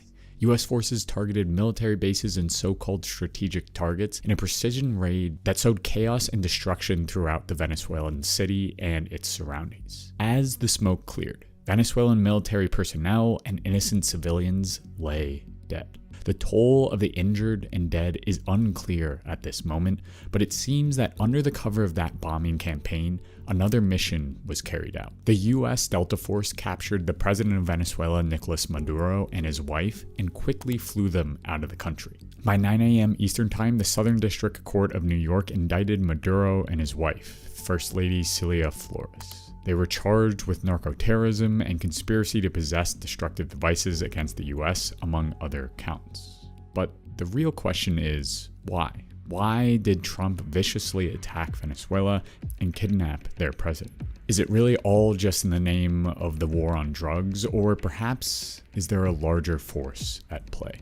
This video is made possible by my amazing viewers who support me on Patreon. Over the last few years, my revenue from ads and sponsorship has dropped dramatically. So much so that if this trend continues, making videos like these will become less and less financially viable. So I have a quick ask as the year draws to a close. Our Changing Climate will always be free for everyone, regardless of how much I make. But OCC is a one-person operation, and it would be nice to earn enough to pay for rent and my health insurance, which get more expensive every year. So if you've been a long-time viewer or just stumbled across the channel, thank you so much for watching, and please consider supporting Our Changing Climate on Patreon with the link in the description. Literally just $1 a month from a small portion of my audience would be huge for the channel, and to be honest, me. To understand the January 2nd attacks, we need to pull back to the sharp buildup of forces and probing attacks that have occurred over the last year. When seen in their totality, the US straight up capturing another country's president and flat out bombing them unprovoked reveals a cruel logic. Starting on August 19, 2025, the US started amassing what would soon become the largest force mobilized in the Caribbean since the Cuban Missile Crisis. And just a few days later, on September 2nd, those forces started probing. The US fired a missile at an alleged drug trafficking boat. 11 people were killed. And in a twisted moment of gloating, Trump posted the video of the destruction on social media. Soon, a cascade of unprompted illegal strikes rained down on shipping vessels off the coast of Venezuela. By the end of December 2025, US forces destroyed 34 boats, killing 115 people. But in that barrage lay an important anomaly. On December 10th and 20th, the US seized, not destroyed, 2 Venezuelan oil tankers, claiming that that oil was used on some black market to fuel the drug trade. This hints at something larger at play. The US, and Trump more specifically, perhaps weren't just interested in the perceived threat of drugs, but instead in securing the rich oil deposits underneath Venezuelan soil. To be clear, many forces are driving these attacks, like the perceived threat of a socialist government in South America, Secretary of State Marco Rubio's long crusade against South American leftists, and of course the specter of drugs. But what often gets left out of this swirling mess of imperialist forces is the simple fact that Venezuela has oil. And not just some oil. Venezuela is home to the largest proven oil reserves in the world. And thanks to the extensive American energy dominance, proto-fossil fascist agenda. And indeed, it's yet another instance of the US's insatiable appetite for fossil fuels turning into violent conflict. From siding with Iraq in the Iran-Iraq War in the 1980s to protect oil shipments out of the Gulf, to Operation Desert Storm in 1991 to stabilize and protect oil interests again in the Gulf, to the Iraq War in 2000, the US has used everything from spreading democracy to drugs as an excuse to maintain the flow of oil to its multinationals and ultimately to its reserves. Because the US runs on oil.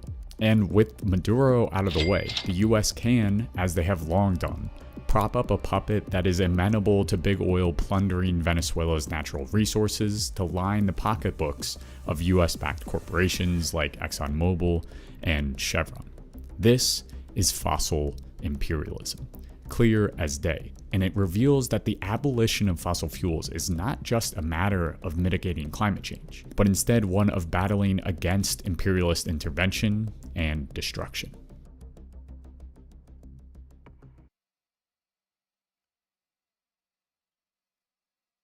Yeah. There's our changing climate channel we go to on many occasions for their great content with a dire conclusion of what led to this situation. And this is basically what we've been saying too. Also, Donald Trump literally came out and said it.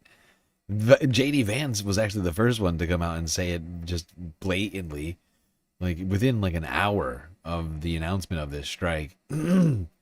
He was tweeting or truthing wherever it was, Zitter or Truth Social, saying that this was all about the United States seizing the oil reserves in Venezuela because they actually belong to America.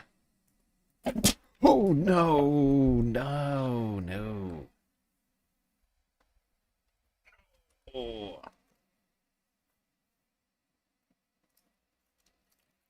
Please hold, everybody. I just spilled my drink. That's bad. It is bad.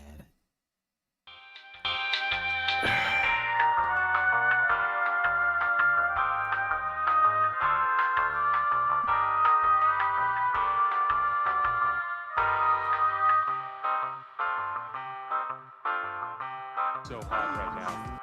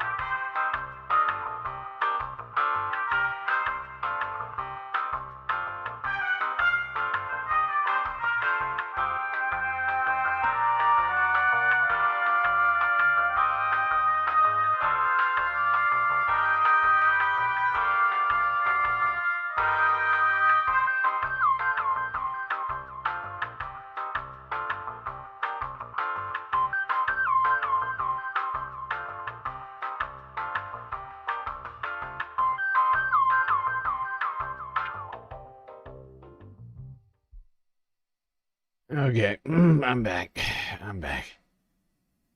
Sorry about that delay. Oh, I think we left people on the shorts on the regular. I made a stream. huge tiny Oopsies. mistake.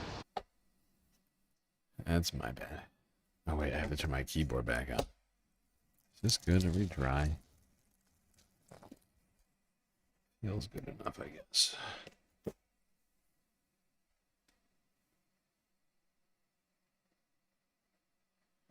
Get a mic boom. What I need to do is get an actual boom microphone. I use like I use a stack of books on top of something else with like a drum microphone. Drum microphone stand. The drum microphone stand type of stand I just happen to have around. And so, like, rather than buying a fancy boom microphone that can, like, articulate and move around and easily, I have this, like, annoying thing. I like, I, like, straddle the mic practically. It's, like, in my crotch, like, at all times. And it makes it very hard for me to, like, swivel around and, like, also see everything. And it leads to catastrophes like the frickin' tea situation. I should actually put one of those up on the throne. By the way, people, I have a throne now. The link is on the Twitch and the YouTube link about sections, whatever you want to call them, profile page, channel pages. You can buy me gifts. I should find a way to do that. I can, like, add one from Amazon. I just gotta look for a good one that's not too expensive. Because I don't want people spending too much money on things.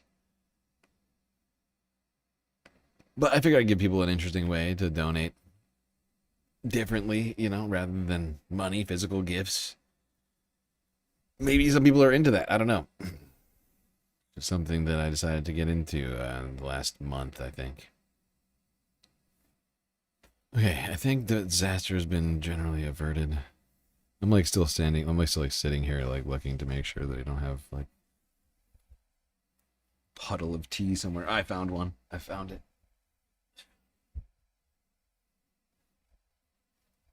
I found it. The errant tea puddle. I knew there was one. I knew there had to be one.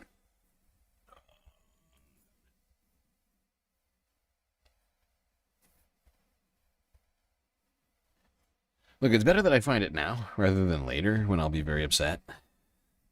I'll be much more upset later. Okay, all right. All right, we are good.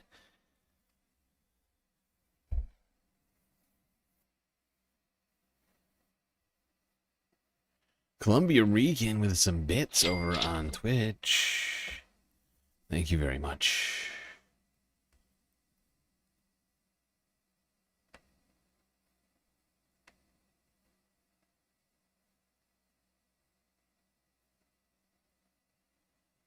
Fuck, I lost everything. I lost my place. Okay, all right, I know where I am. All right, let's go here. Now, this was a fascinating... Like, when I saw this, I could not make heads or tails of it. But I think the conclusion... I'll tell you my conclusion on this next clip. Let's just see what Donald Trump had to say about the prospect of Maria Corina Machado, the Nobel Peace Prize winner's prospects of being the next president of Venezuela.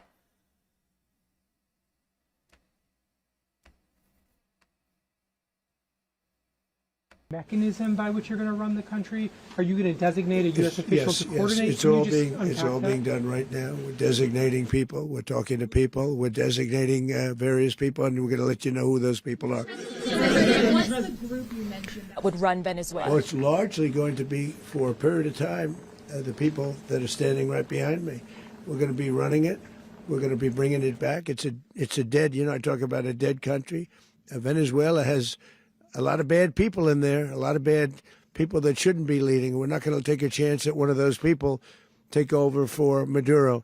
So we're going to have a group of people running it until such time as it can be put back on track, make a lot of money for the people, and give people a great way of life. You said earlier today that you weren't going to back Machado to come back and be the opposition leader in your Fox and Friends interview. And then you also mentioned the vice president of Venezuela. Are you going to work with the vice president of Venezuela, or how do you foresee the relationship going? I understand she was just sworn in, but she was, as you know, picked by Maduro.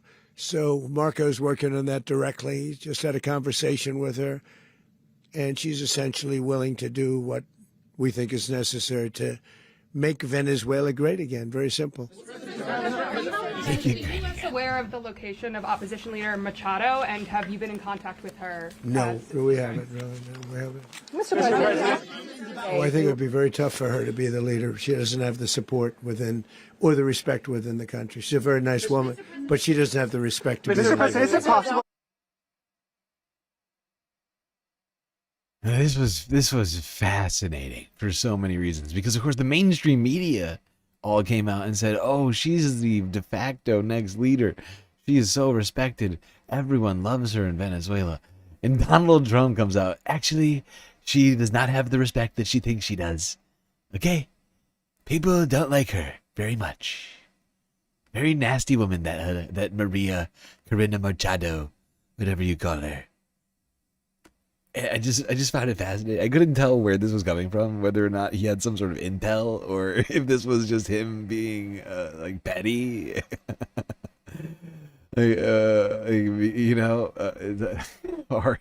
Hard to say for sure. But I mean, she isn't universally liked in Venezuela. That's a given. Some number of people, of course, do support her. Like Venezuela, like any other country, has bifurcation in politics, right? Like there's division. Some people support her and some people don't. It's just hilarious to hear Donald Trump be like, she's actually not very respected, while the mainstream media was all being like, actually, she's the best. She's the best. We all love her so much. But I do feel like it's got to have something to do with the fact that she won the Nobel Peace Prize instead of him, and he's just still just a little bit salty about it. Like, that's why he brought it up. Like, because he just wanted to throw a jab in there. It's just sort of hilarious to me because I don't like either of them. So seeing that is just sort of somewhat cathartic. And what's even better about it is that, of course, Machado literally dedicated her Nobel Peace Prize to Donald Trump. And that's what she gets for it. She literally, I don't know, I can't remember, did she send it to Trump? I can't remember if she sent it to Trump or not. I know that she came out and publicly, what's the word? Like she like dedicated it to him, but I can't remember. I feel like she sent it to him or something like that, something crazy. She's like, Donald Trump deserves this more than I do. He's the real peacemaker. And then he's like, actually, she's a nasty woman, no respect, and nobody likes her. She is kooky. She's kooky and unhinged. She has Trump derangement syndrome. She has no cards. No cards, that Maria Corina Machado.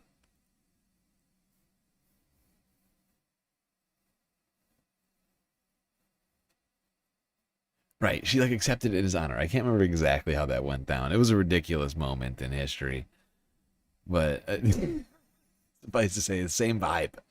Same exact vibe. This woman like went above and beyond to be like, I love you, Mr. Trump. You deserve this prize more than I do. And then he's like, fuck you. Nasty woman. No, you have no respect. Okay? People don't actually like you very much. I don't know if you know that. It's incredibly Trumpian.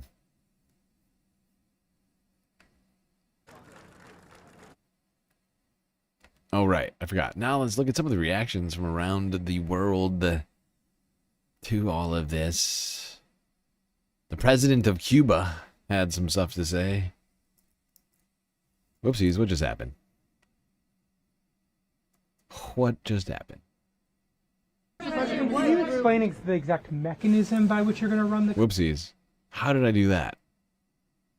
Oh no, is my keyboard stuck right now? Oh, it is stuck. Oh, Jesus Christ. That's a bad sign. That's a bad sign. I'm going to have to take it apart. That's not good.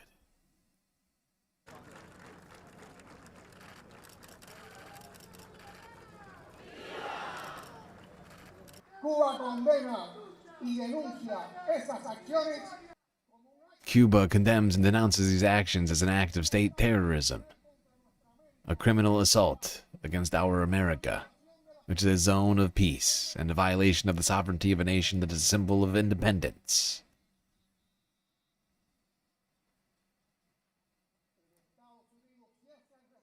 The United States is responsible before the world for Maduro's physical integrity,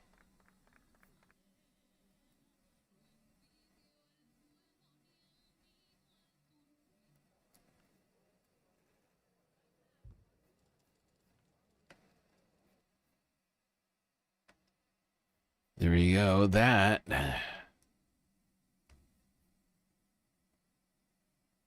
was the president of Cuba declaring the actions of the United States state terrorism.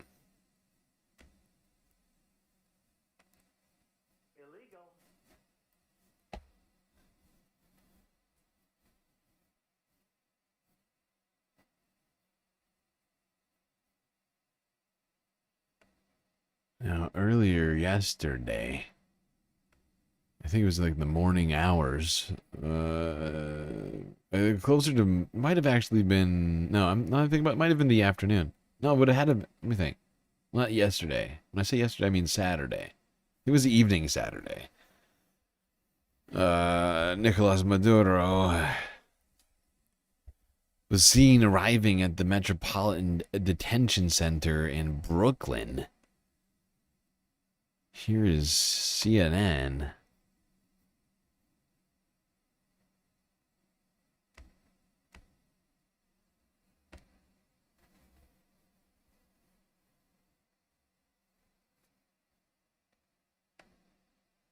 One of the big concerns you can tell from just the way the police have been acting here today with the arrival of the SWAT teams and so on was to make sure that they could get him in here safely, securely, and they appear to have done that at this point, Caitlin. He is now inside the Metropolitan Detention Center here in Brooklyn, and he begins the process being held in custody until he awaits trial. Of course, we expect that he might be in court for his first appearance or perhaps his arraignment as soon as Monday. Caitlin? Evan, do we know if he's gotten a mugshot, been fingerprinted? Has that already happened, or is that what will happen now that he's inside this facility? Yeah, we're told that some of that happened already at the DEA field office. That's one of the reasons why they brought him when he came in from the Air Force Base.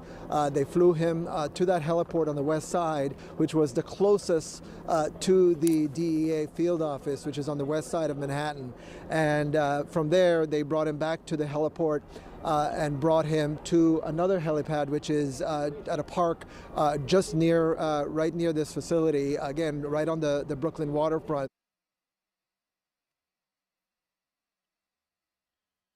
There you go. On the Gowanus Canal, heartland of America, Nicolas Maduro at the Brooklyn Detention Center.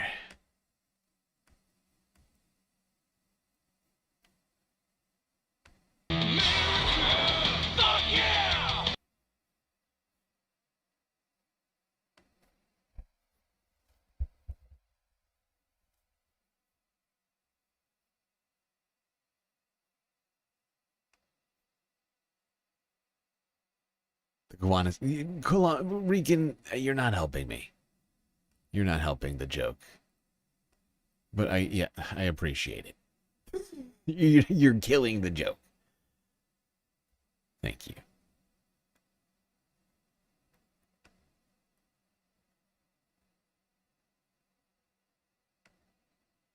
I just want to make it known that you killed the joke. I appreciate the specificity. Nobody else was going to call me on that. No, literally nobody else was going to call me, but you did it though, so, you know. I guess you get one of these. Medal for Columbia Regan. It's next to the Gowanus Highway. Not the canal.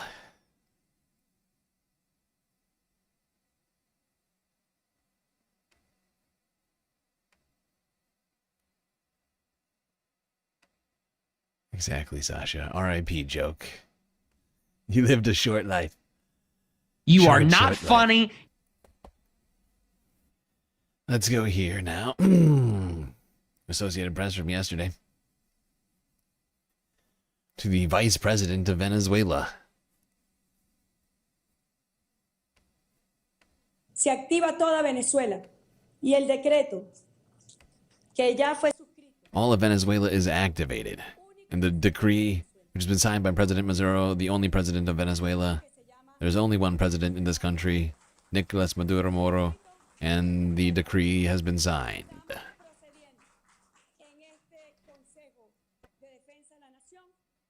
We are proceeding in this National Defense Council to deliver it to the President of the Supreme Court of Justice for its constitutional backing in the Constitutional Chamber. Everything is within the Constitution. We learned this from Commander Chavez in the face of adversities. Coups and oil sabotage. We are ready to defend Venezuela. We are ready to defend our natural resources, which should be for national development. Today, the Venezuelan people have a very high level of awareness of what their hydrocarbons mean and what their energy resources represent. We demand the immediate release of President Nicolas Maduro and his wife, Celia Flores. The only president of Venezuela is Nicolas Maduro. There you go. Very vehement there from Vice President. I almost called her Celia Flores. Brain is broken. I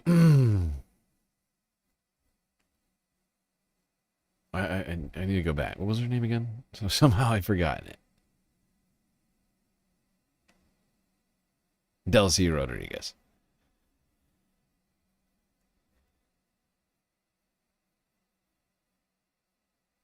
Okay. Now this next, Donald Trump has ceased to confuse me since this whole thing has started. I'm not gonna lie. First, it was him coming out and saying, actually, Marina Corina Machado, very nasty woman, no respect. That was the first of the most confusing sort of things. Not what I was expecting in all of this, no doubt. But the next one genuinely boggles my mind. I don't even know where to start. I'm not accusing Donald Trump's policies of being coherent, but if you were attempting to pretend to be even slightly coherent and or logical in your policies, this next one, you would never say this. If you were Donald Trump and you actually knew what your own policies were and whatever else, like, you wouldn't do this next thing. But Donald Trump yesterday pledged to keep oil flowing to China, even with the capture of Maduro. Yep. Makes perfect sense. Don't think about it.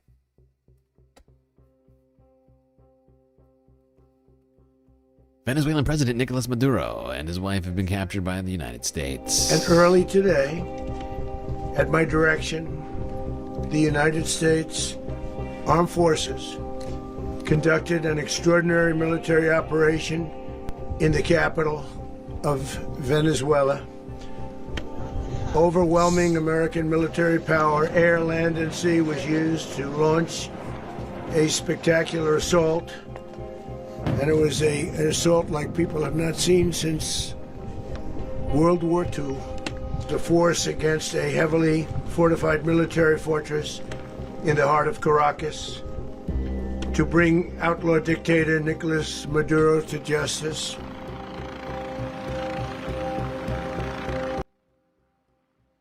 The U.S. Justice Department accuses Maduro of using his illegally obtained authority to ship thousands of tons of cocaine into the United States. Maduro faces trial on charges of involvement in narco-terrorism. Trump says the United States will maintain direct control of Venezuela for now. He also pledges to continue selling Venezuelan oil to China, Russia, and other buyers. China is Venezuela's largest oil consumer. The attack came hours after Maduro met China's special representative on Latin American affairs. I think that does it. I think that does it. I mean, this is insanity. It's the most incoherent policy of any administration of all time. Just broadly, just all policies. None of it makes sense with any of the rest of it. It's all just so roughshod and just just like discombobulated.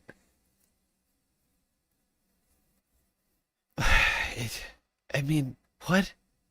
We're simultaneously trying to pressure Russia, supposedly, to do peace. But we're going to keep the flow of Venezuelan oil going to Russia, while simultaneously doing a trade war with China, but then giving them the oil from Venezuela. And I don't understand it. I don't understand it. Did he say whether or not they would be selling them at the same price? He did not. I'm not certain that Donald Trump is aware of that dynamic. Whether or not he knows that Venezuela, because of the U.S. sanctions, has been selling oil on the cheap to people like China and Russia who can buy massive amounts of it at any given time. I don't know if he knows that or not. I wouldn't bet on it. Columbia American _ 9505 just shared 100 bits. Trump literally compared this operation to the amphibious invasion of the beaches of Normandy of World War II. Does Trump literally is aware how... He did not. He did not do that. Shut up. Did he really? Come on. The beaches at Normandy? Really? Really?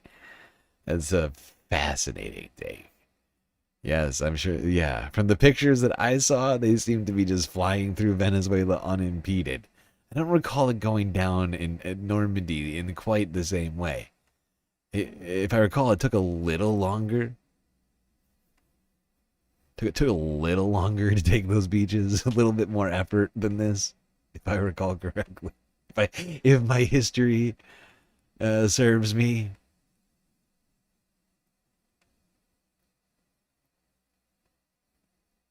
The bit voice was super quiet on YouTube. Oh, I had the volume turned down. It was probably low for Twitch too. I'm sorry, Twitch and YouTube. I made a huge tiny mistake. It's on the same. It's like on my desktop audio. So the levels are just the same as whatever those are. I had them down because I had been reading the subtitles from the previous video. But basically, Columbia Ricans, I'll read it. I'll read his message out for you. Columbia Rican spent the 100 biddies. Might as well read it for you all.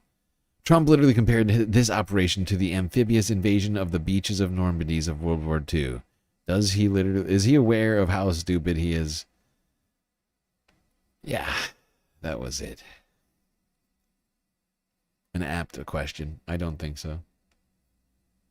He couldn't possibly, considering how egotistical he is. If he knew how stupid he sounded, he wouldn't say the things he said.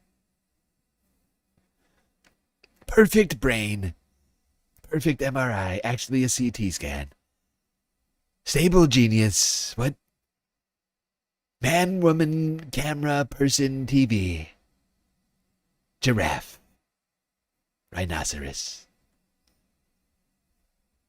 I'm staying in the race.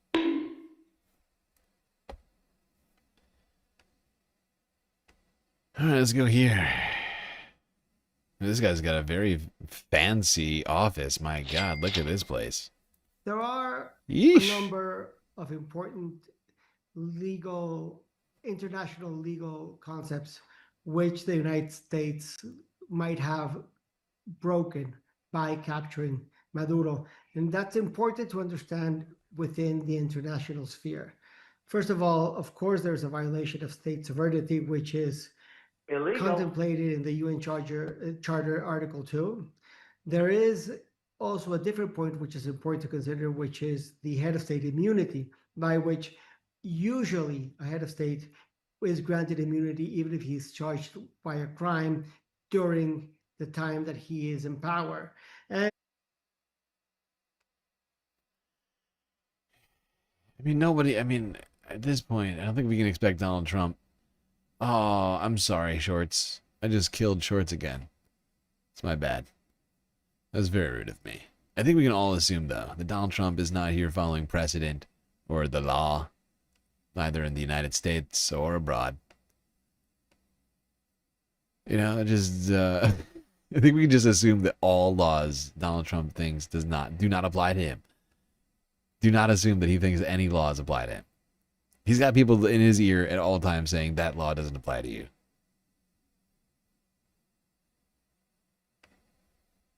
Just a bunch of deeply cynical opportunists. Just, you know.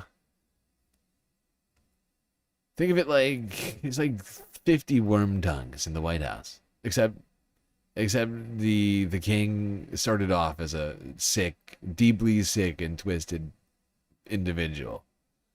Yes, I'm making Lord of the Rings references.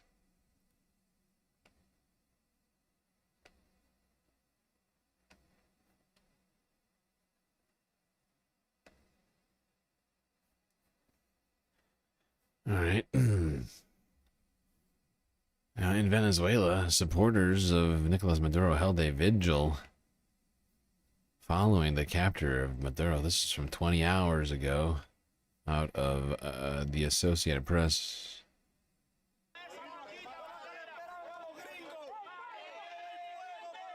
Burning U.S. flags over here. Illegal. Next, this guy's gonna, like, honestly.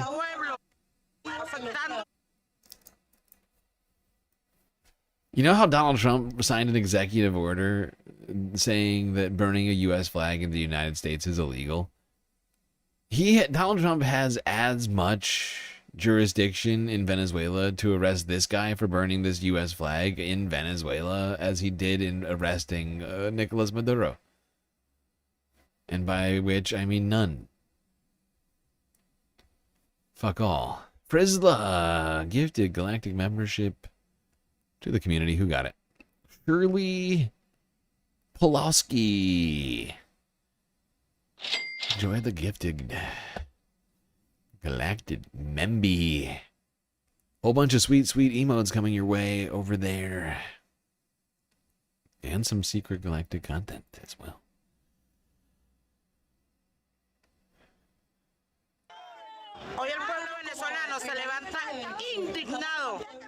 We today, the Venezuelan people, rise up in outrage. The violation of our homeland affecting our people and our country. To make matters worse, they have kidnapped our president.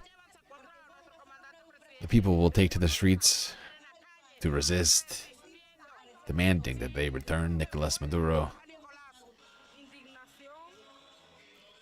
I am outraged at how they took our president, Nicolas Maduro, away. I don't think it's fair. Here we are, the people, in the streets, demanding the release of our president and First Lady.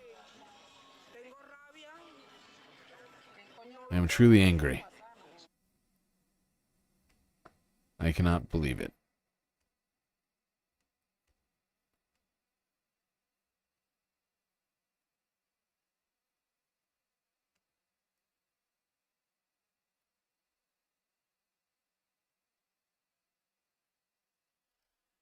Now, let's go back in time, like 24 hours, I guess, from where we were currently at in the timeline. This was released 18 hours ago by the White House. Photos. Apparently they had photographers in the Situation Room, or wherever the fuck this is. This is not the Situation Room. I think this is in Mar-a-Lago. I could be wrong. This looks like if I had to guess, this looks like a fucking pool house in Mar-a-Lago. If I had to guess where this was geographically, this looks like a pool house in Mar-a-Lago. Which is turned into the impromptu Situation Room. God, Mike Huckabee looks, he has lost he's on the Ozempic, isn't he? He's all Ozemped up over here. He's lost like 100 pounds. Yep, Palm Beach, Florida.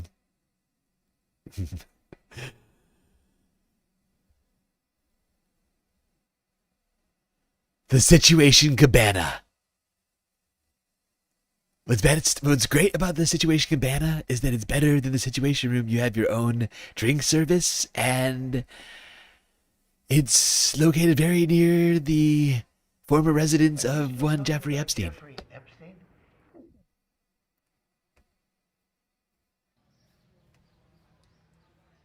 There you go. That was Donald Trump and the crew. You know, just Donald Trump and the boys hanging out at the Situation Cabana at Mar-a-Lago. It's so perverse, dude. I swear, it's just insane. I'm just like, we are living in a clownish timeline. Like, I'm doing this stream for nearly 2 years. Our anniversary, our 2-year anniversary is in like a month and a half. Like, I've been doing this 3 years. Never have I ever felt we've been on a more clownish and ridiculous timeline than we are now. I mean, the year has started in a way that assures me of that fact. Are you still talking about Yes, we are still talking about Jeffrey Epstein. Yes, we are. Yep. This is a sound shop we go to a lot these days for some reason. Well, let's go here. Back to Venezuela. 14 hours ago out of the Associated Press, showing Venezuelan residents sifting through the fucking rubble of what appear to be apartment buildings, although it's not clear. I guess maybe not. Actually, this might be like a jail. I can't tell. There's bars on the windows, but it could also be apartment buildings. It could just be a this could just be. This could just be an apartment building. It's hard to say. The top windows don't even actually. Nobody can see anything. Nobody can see anything over on Shorts yet. So sorry, Shorts. I have been neglecting you, and I feel bad about it. Seriously, guy. I feel bad. Please take this as my heartfelt apology.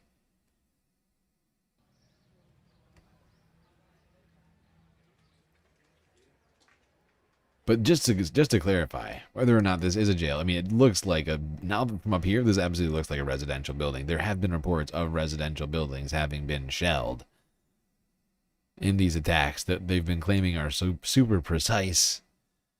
I don't know how precise it is if there are civilian casualties.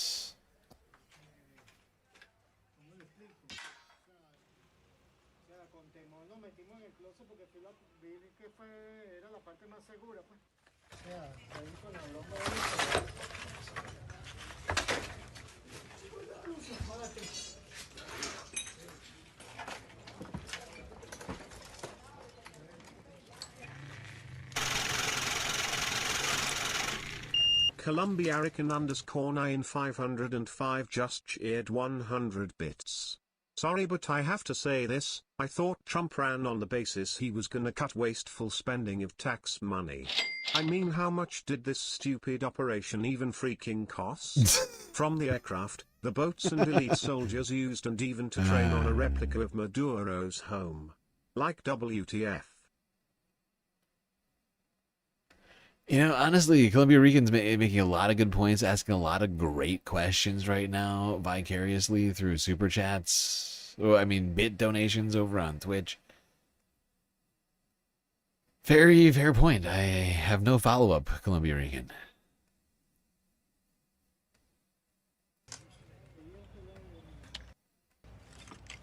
I think we get the point. It looks like fucking Gaza over here in Caracas. It's ridiculous. This is ridiculous!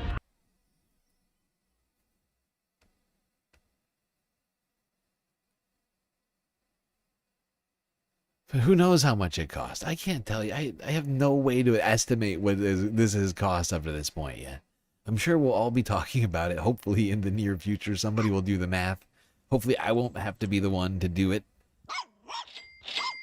You know, I feel like it would take a little, fairly decent amount of effort. But I'm sure it's certainly ascertainable. What's that sound? Oh, Dark Sparkle trying to feed the puppy over there on Twitch. Thank you, Dark Sparkle. I know Leica thanks you. She does look hungry. I agree. You're right. You're absolutely right.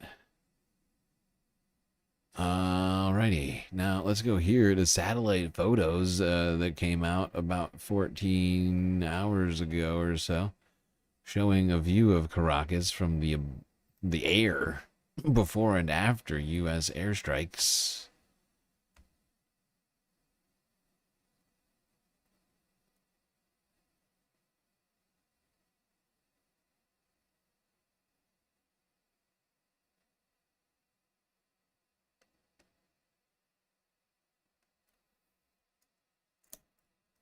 $5, actually $1.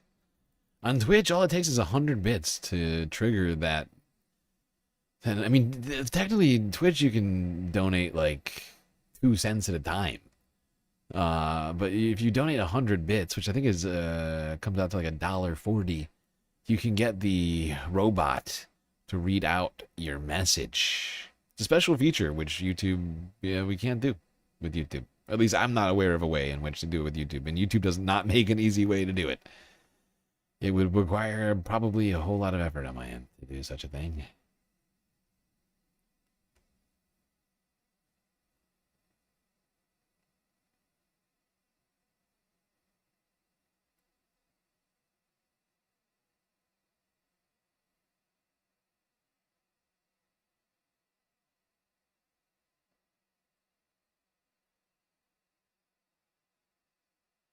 That's photos of only 2 sites, but I know there are multiple sites hit. That was from the AP.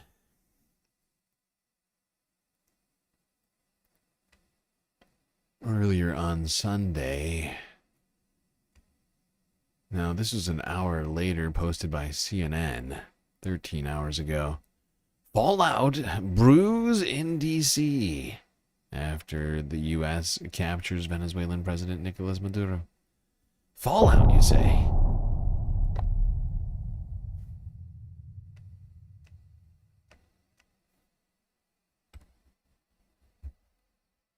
One of the things that I know that the president's supporters absolutely love is that he has been arguing since he first ran 10 years ago that he's going to end forever wars and put America first. Yeah. Now he says he's running Venezuela. He's totally open to putting boots back on the ground there. And he's Jim Jordan is looking extra tired. Is it just me, or is Jim Jordan looking extra tired and ghost-like today?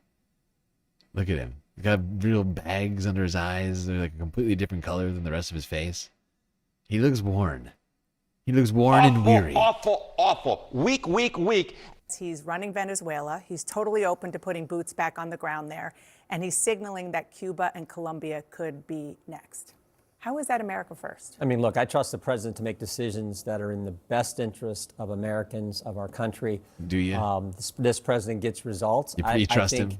When you have Does a guy he? who's not recognized as the head of state, who's That's head one way of to put a it. narco-terrorist criminal operation, who's cozying up to Iran and China, Wow. and he's doing it right here in our hemisphere, bringing that individual to justice, I think that's a good thing. Most Americans think that's a good thing. The so-called Gang of Eight is I don't notified think so. before major U.S. military. I don't know where he's getting those numbers, but I'm fairly certain most of America does not think that this was a good idea. At all. Now, what's fascinating about that is I believe shortly after the strike, Jim Jordan had actually come out and asked why we didn't get congressional, why the president didn't seek congressional approval. And within like 24 hours, he's on CNN going, the president is a genius, he gets results, and I've never had a single bad thing to say about him. I wonder who spanked him. You think Susie Wiles? Maybe like Tom Homan? I'm trying to think of who does. Yeah, probably Susie. Maybe Pam? Pam.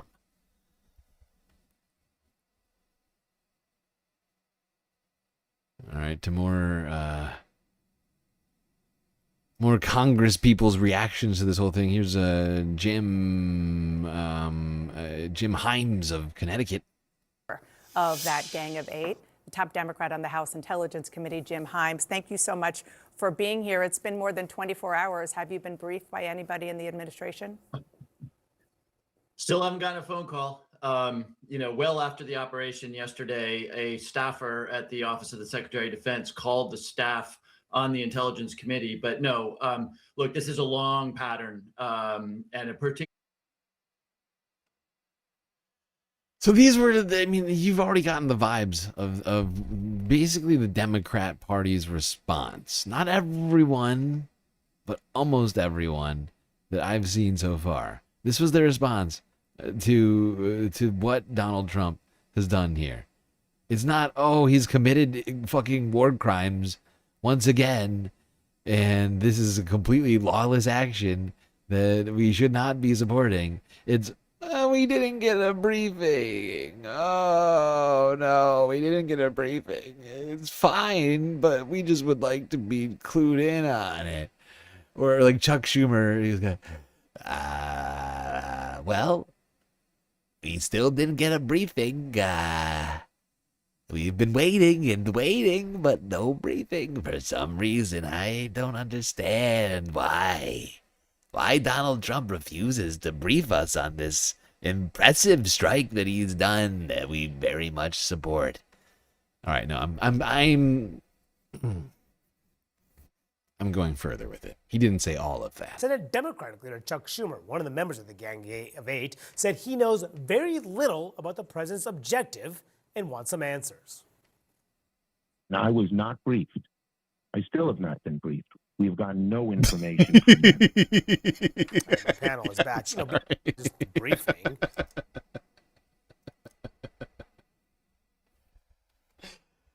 Oh, God damn it. I was not briefed. This is unacceptable. I would have approved of it, but I can't approve if I don't get a briefing. Oh my God. Such powerful words from Chuck Schumer. Jesus Christ. This guy sucks. This guy fucking sucks so bad. He's so shitty. He's just so ineffective. He is such a shitty. I can't believe he is the leader. This is incredible. I mean, wow. We won't rest.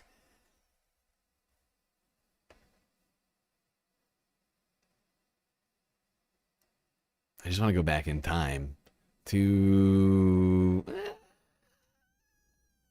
3-ish weeks ago, I want to say. I'm trying to do the math right now in my head. Susie Wiles had some stuff to say as well.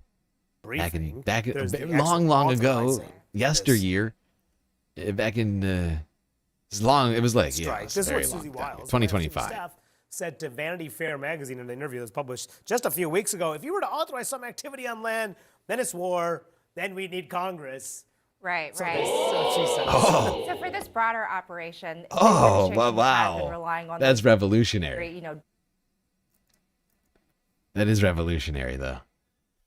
There you go. Former, Susie Wiles of 2025 of 3 weeks ago, December 16th, saying that if we were to authorize some sort of land activity, whatever that means, I'm not sure how we determine what's land. What is land? I don't even know. But we would supposedly need an act of Congress? What is Congress? Oh, is that the antiquated branch of government which has no meaning in 2026. Right, yes. I remember them. Those guys. Yeah, weird.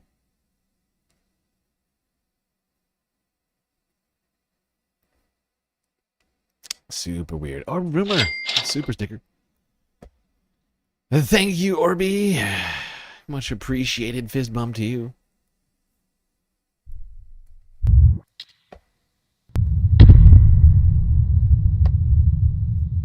There's a fist bump. Okay. Staying focused. Let's go back to some of the responses to this situation. This was earlier on Sunday. Protests cropped up outside of the United States' embassy in Madrid for these illegal actions in Venezuela.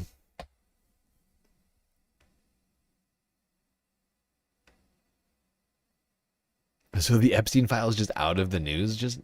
Wait, hold on. Hold on, Dark Sparkle. Hold your phone. Whatever you might have, your horses available to you. Just grab something, look down at the title of the stream. First 3 words: Trump's Epstein files. 4th word: cover-up. So, no, it's not entirely out of the news. We still here at the Galactic News Network are talking about it. Everybody else might be distracted, but we spent a good portion of the stream today, at least like an hour, I would say, talking about the Epstein files still. Are you still talking about Jeffrey Epstein?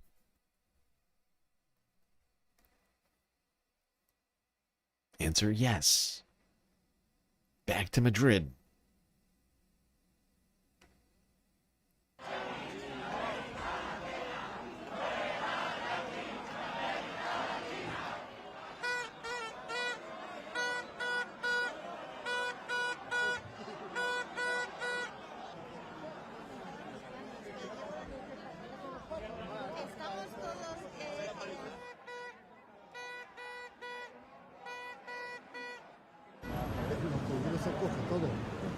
Yeah, no, actually, NR Gray makes a fantastic point.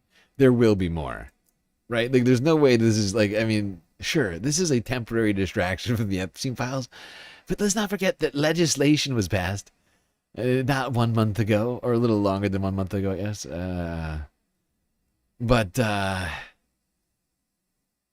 Yeah, no, we're going to get more files. We haven't even gotten the bulk of the files yet. We're at, like, what did we determine? Like, somewhere around 3% of the files. Like, we did the math at one point. It was, like, somewhere between, like, 1 and 3% of the files. Just based upon sheer data alone. Let alone whatever else they might have off of computers is available right now. So, a lot left to go through. It's a fantastic point. We will be talking about the Epstein files. I do feel that Donald Trump is hoping this will be a longer-term distraction from those files, but I do get the sense that we'll be going back to them time and time again, and then in the next 3 years, even. I don't know how long it's going to drag out for, but I do feel like it's going to be a topic of much discussion as this is all transpired. I do feel it's going to be a main through line on Donald Trump's presidency at this point. Where was I? I have lost my place. I am here, of course. Oh, good. Yes, we're at this video now. Thank God. Thank God. CNN doing great journalism once again here. Let me just read you the title of this next piece we're going to watch from CNN. This is from 12 hours ago. Quote unquote, very precise. Retired colonel breaks down Venezuela operation. Oh, yeah. Thank God. Jesus, I say that. Oh, God. Precise, you say. I was worried.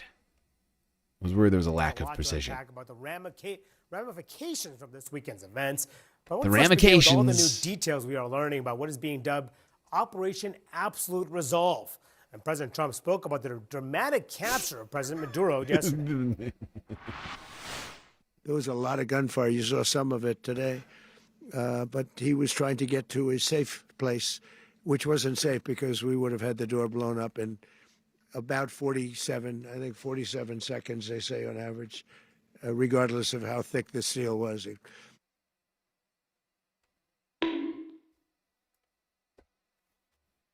All right. We don't need all this. I just want to go to this breakdown. Oh, here it is. It's like right after this. All right, here we go. Cedric Layton. So, Colonel Layton, walk us through just how this dramatic mission was carried out. Yeah, so this is one of the greatest aspects Christ. of it, Manu. And just real quick to orient everybody, this is Venezuela. David Culver is here on the border between Colombia and Venezuela.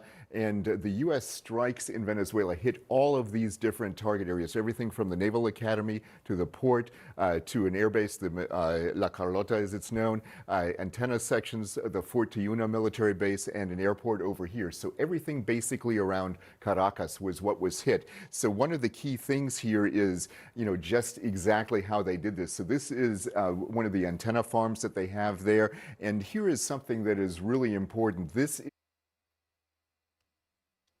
So CNN glazes the shit out of this fucking airstrike for like a good 10 minutes. Or like 5 minutes. They're just like talking about how this is the best airstrike. I mean, all right, they don't quite go that far, but they're just like perfection, precision. Donald Trump. Like they are just like when this Venezuela story came around, and people like CNN just lapped it up. Like they forgot any criticism they've ever levied against Donald Trump, and we're just like, oh my God, this is the best thing we've ever seen. We are so sorry, sir. We are so sorry. People are coming to me like CNN anchors Manu Raju saying, sir, I'm very sorry. I said nasty things. It's a perfect strike. It's a perfect strike never seen before in history. I said, you're right. You're right. It's because there was an Operation Absolute Resolve. Because of the name, that it was perfect.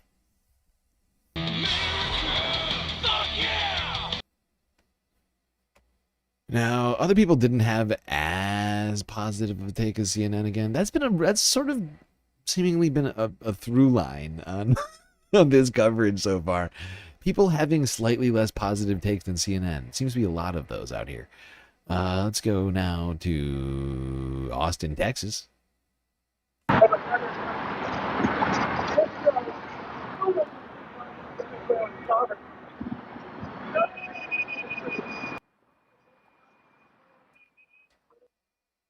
Oh shit, I forgot. Whoever was running the sound was an asshole. Whoever ran the sound was a real jerk. Because feedback was happening big time. Suffice to say, there is a hell of a lot of protesters out here in Austin, Texas, of all places. People outside of the city hall using their First Amendment rights.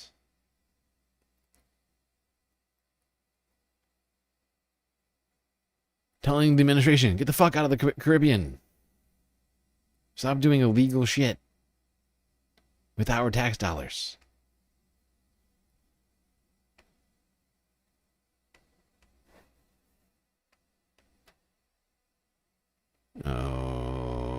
Okay. Centrist media running cover for war crimes feels like 2003 all over again. Yeah, that's right, baby. There's an old saying in Tennessee, I know it's in Texas, probably in Tennessee, that says, fool me once, shame on you. If fool me, we can't get fooled again.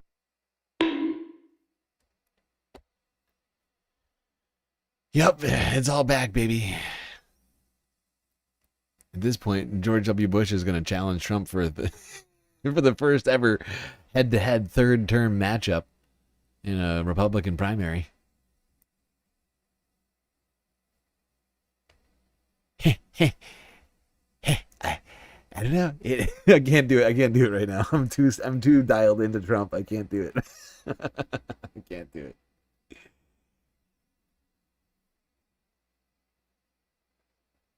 Laura, tell Dick over here. I'm gonna run for a third term. Wait, what? What happened to Dick? No. What? You would? Oh God. He went the same way as Kissinger. All right, now I'm going into Clinton. See, I can't do it right now. It's been too long. It's been too long. I can't do it. Not gonna do it. Wouldn't be prudent at this juncture. All right, let's go to some other people who differed with CNN. Protesters, once again, in New York City this time. Protesting outside of the New York City detention center where Nicolas Maduro is being held. This is from Forbes 9 hours ago.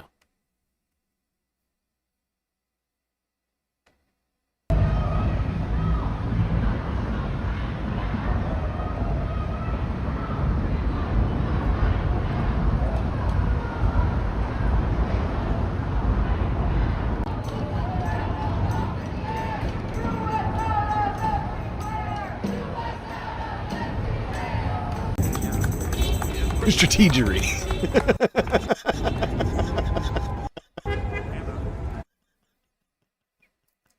It was a simpler time, wasn't it? Strategery. All the Bushisms. They were so much more quaint. Although, just as many war crimes. Illegal. If not more, really, when you think about it. He just had more time.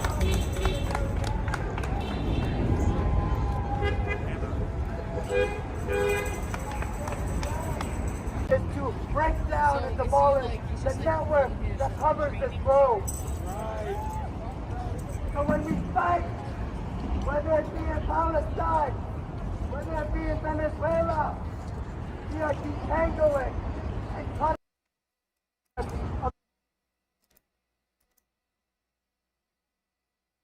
No blood for oil, no U.S. war. Money for people's needs, not the war machine.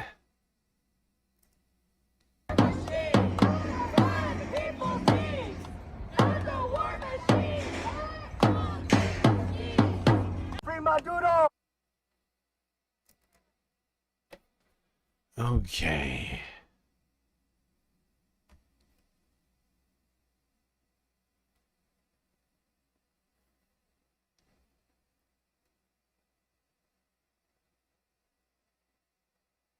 Now, let's go. While we're in New York City, to the man who's now in charge of the whole place. Zohran Mamdani. Zohran Mamdani.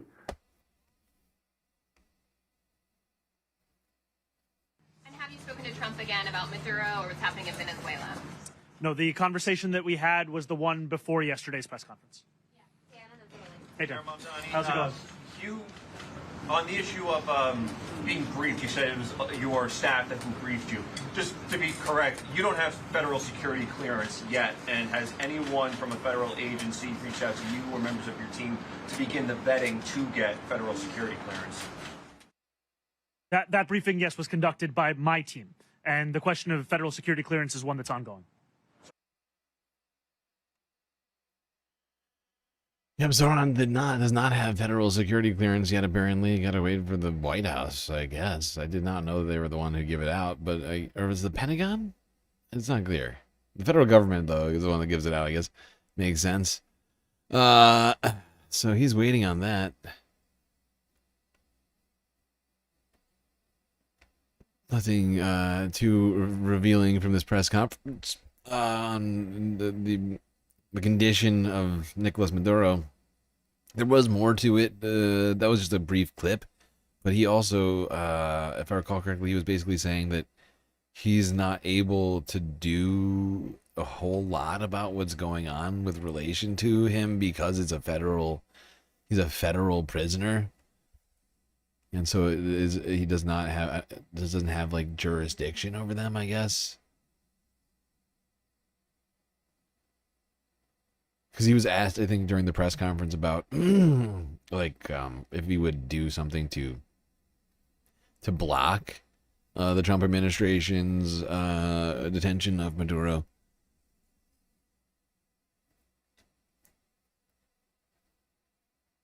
He used to live like 5 minutes by car from that prison. Goddamn.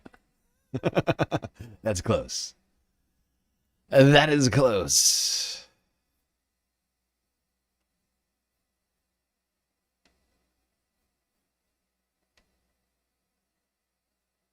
Now,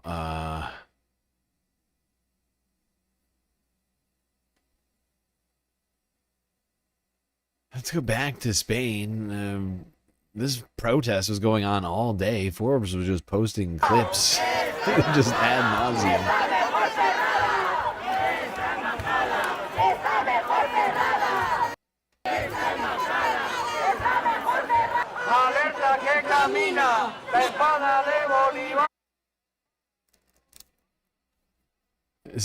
I'm fairly certain this is AI, but I approve of this one use.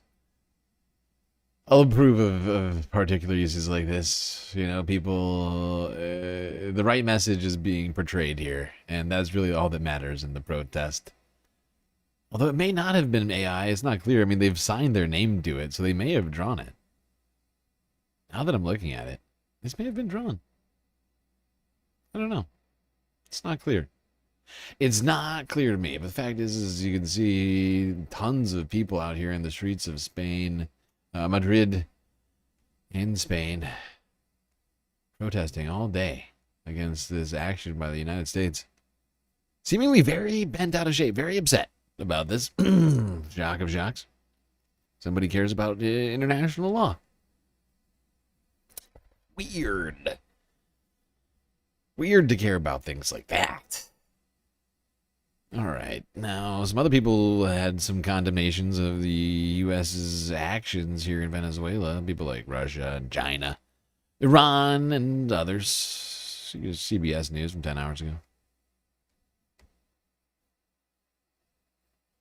More than a month before the U.S. operation striking Venezuela and capturing its president, Nicolas Maduro, most Americans said they opposed military action in that country. CBS News asked people about. It's a Twitter image. You saw it earlier today. And at the time, 70% of people polled said they would be against military action in Venezuela, while 30% were in favor of it. Now, across party lines, big majorities had said that the Trump administration needed to explain what the U.S.'s intentions were regarding those actions and felt officials had not done so clearly. When asked if they thought Venezuela threat to U.S. security. Wait, I'm just sorry. I just want to go back here a little bit. This is fascinating. So Jim Jordan, we were just listening to Jim Jordan say to us that actually the vast majority of Americans approve of this. It would seem that that's quite the opposite. Only 3% of Democrats feel this does not need an explanation. 14% of independents, and only 36% of Republicans. It's so low, especially for Donald Trump. Republicans have been so behind him on so many issues. It's just another example of how much he's lost his base at this point on these things. But I mean, 3 in 100 Democrats, 1 in 8 independents, and like 1 in 3 Republicans think this is okay. The rest of America, you know, like 90% of America thinks that this is insane and needs some explanations, please. Wait. Actually, this is not the reason we were watching this. Sorry, go back. I forgot about this part of this. Fuck it, I'll just let him keep going. What the U.S.'s intentions were regarding those actions and felt officials had not done so clearly. When asked if they thought Venezuela was a threat to U.S. security, only 13% of people polled said the country was a major threat. 48% said it was a minor threat, and 39% said it wasn't a threat at all. And when asked if American action in Venezuela would have an impact on the amount of drugs coming into the country. So once again, the vast majority of Americans think that this is a stupid thing to do, and they can't even come up with a reason for why you would do it. Wow. That's not good. It's certainly not the picture that was painted by Jim Jordan just now. Not that we can trust anything Jim Jordan has to say. So strange. Can't even trust Jim Jordan anymore. Old Jim Shorts Jordan. Into the U.S. military operation in Venezuela with a mix of support and condemnation. Here to break down those reactions is CBS News producer Lee Canary. Lee, good to see you. So how are countries like China, Russia, and Iran reacting? Well, the public reaction among world leaders has been split sharply along geopolitical lines, but those major powers you mentioned were certainly notable. China saying it is deeply shocked and strongly condemns the use of force against a sovereign country. And Russia's government, who are actively battling for territory inside Ukraine, accusing the U.S. of committing an act of armed aggression, which they called condemnable.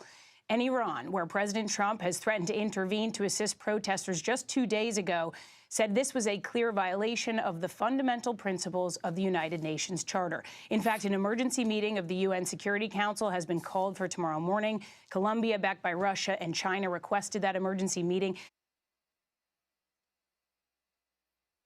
Yeah. United States not making any new friends with this one.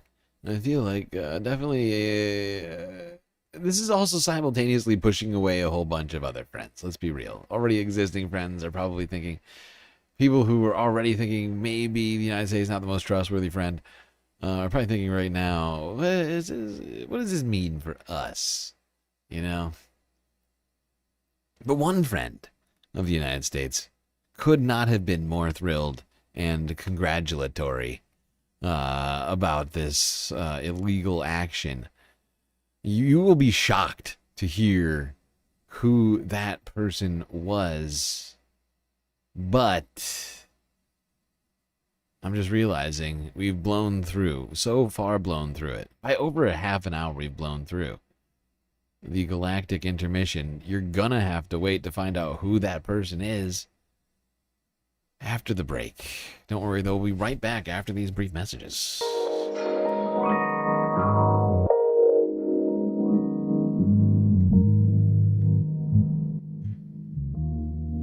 Alrighty, everybody, I hope you've been enjoying the show so far. If you haven't already, hit the follow button over there on Twitch, and please subscribe on YouTube. While you're at it, do consider contributing to the Galactic News Network, as we are, of course, completely funded by individuals like you, and boy, oh boy, do we have a lot of great ways for you to show your support. Help keep the Galactic News Network alive by donating. Just a couple of bucks really helps out. Goes a long way. Especially if everybody tries to contribute. Things like Super Chats, Super Stickers, memberships, bits, subs, power-ups, Cash App, and PayPal. And of course, the very best way to get the most space benefits for your Earth dollars, Patreon. And if you're struggling to find any of those things, just go to my bio on either YouTube or Twitch. All right, everybody, enjoy the break. Grab yourselves a drink, maybe a snack. And I will be right back.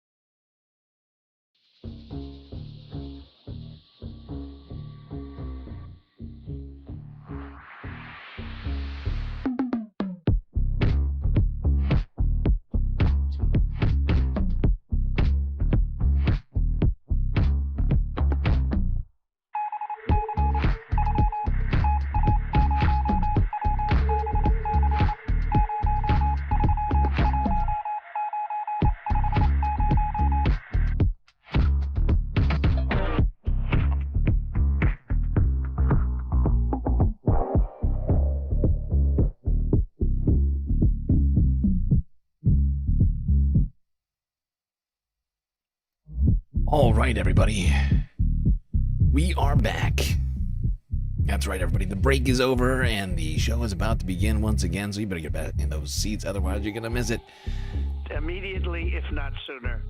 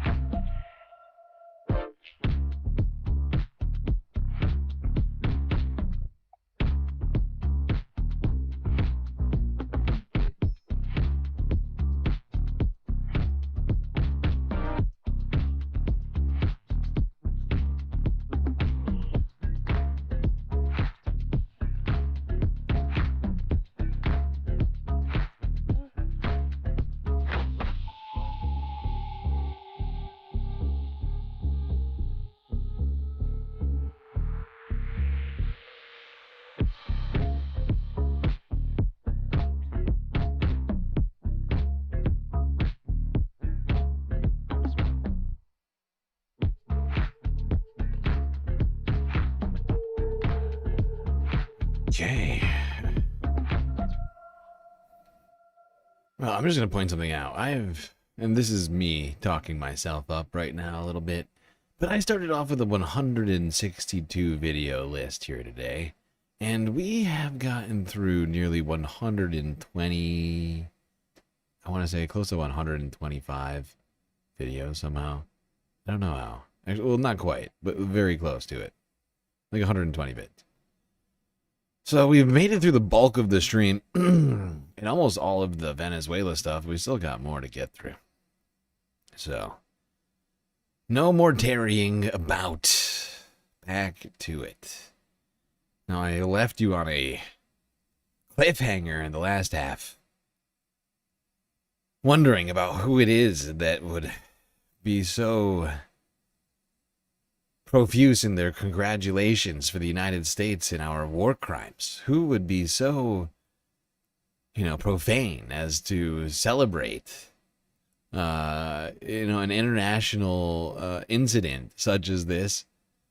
Well, there's only one man made for that, in the way in the way of 2026. The president, Prime Minister, brain broken, of Israel, Benjamin Netanyahu.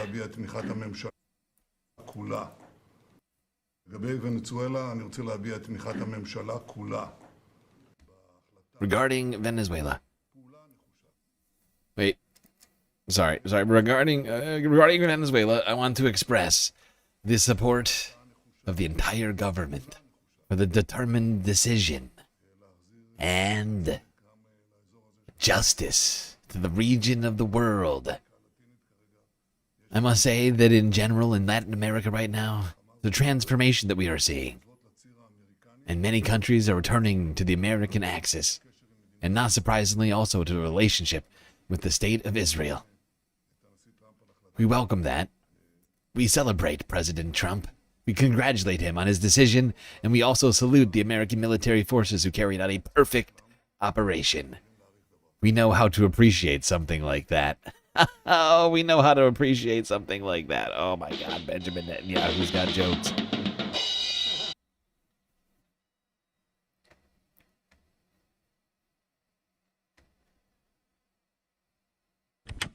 Israel knows how to appreciate a good war crime. Love that. That was a great one to throw in there from Benjamin Netanyahu. We know how to appreciate a good war crime, a perfect, precise war crime. Great precision. Congratulations, President Trump. It's the worst. He's the fucking worst. Go to hell. By the way, Columbia Rican, thank you for all the biddies over on Twitch. I'm just noticing that you must have been, during the break, gigantifying emotes like a fiend over here. Oh my God, how many? And the on-screen celebration, too. Well, I must have missed that. That was actually the kit and caboodle 42 minutes ago. When did that happen? So sorry. So sorry, Sasha. That's my bad. Somehow my attention was not grabbed by that. Either way, both of you, thank you for your generous donations. Over on Twitch. All right. Yep, there you go. Benjamin Netanyahu thinks Donald Trump is doing beautiful operations in South America. Operations like only Israel can appreciate.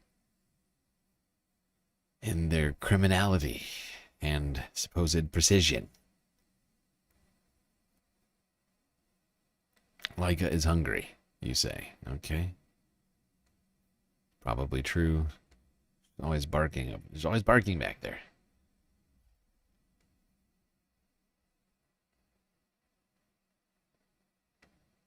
Now, one fascinating oh yeah, I'm sure there's gotta be at least like one MAGA hate watcher, like I feel like out there. Almost definitely. And this next story may be relevant to them. Let's talk about the cropping up of fake news as it relates to Venezuela. I'm just gonna skip. Yeah. Fake news. It's being propagated online by the right surrounding this situation in Venezuela. Is doing so illegally. Illegal? Not much else needs to be said about just the legal nature of all this. It is all very clearly illegal. This gets to the fake bullshit. I mean, do I even have to say anything else? So Elon Musk reposted this. Elon Musk, I believe, has the biggest account on Twitter. 231 million followers. Retweeted this obvious garbage. This post treating this like it's a real video. Venezuelans are crying on their knees, thanking Trump and America for freeing them from Nicolas Maduro. I added English subtitles so you can understand them. The people cry for their freedom, thanks to the United States for freeing us. The hero, thank you, Donald Trump. I mean, folks, how could anybody believe these are real videos? Even Grok. This is Elon Musk's own Twitter AI, which, unfortunately for him, often has to correct the misinformation he spreads. But them saying here, this is not real. This is obviously not in English. But to go on to write, AI-generated video. The license plates of the vehicles in the video do not correspond to those used in Venezuela. So, I mean, that's what they use to reference. But you can just tell by looking at the damn video. This is not real. Jesus Christ. So stupid. So you also have this one that's being spread around. I'm in tears. Venezuelans are flooding the streets, draped in and waving their national flags. Oh, yeah. Trump supporters, all of a sudden, love immigrants. They love people from other countries. Can't get enough of Venezuelans now. Draped in and waving their national flag, celebrating the capture of Maduro and the fall of his regime. Actually, the video isn't new. It's old footage from September 2023 showing Venezuelans celebrating a soccer win against Paraguay. So, there you go. Fucking ridiculous. Thank you, David. Jesus Christ. Is there no depths that these people will not stoop to grift? And it's 4.6 million views on this, by the way, on X. So who knows how many it actually got? Maybe somewhere between 4 and 4 million.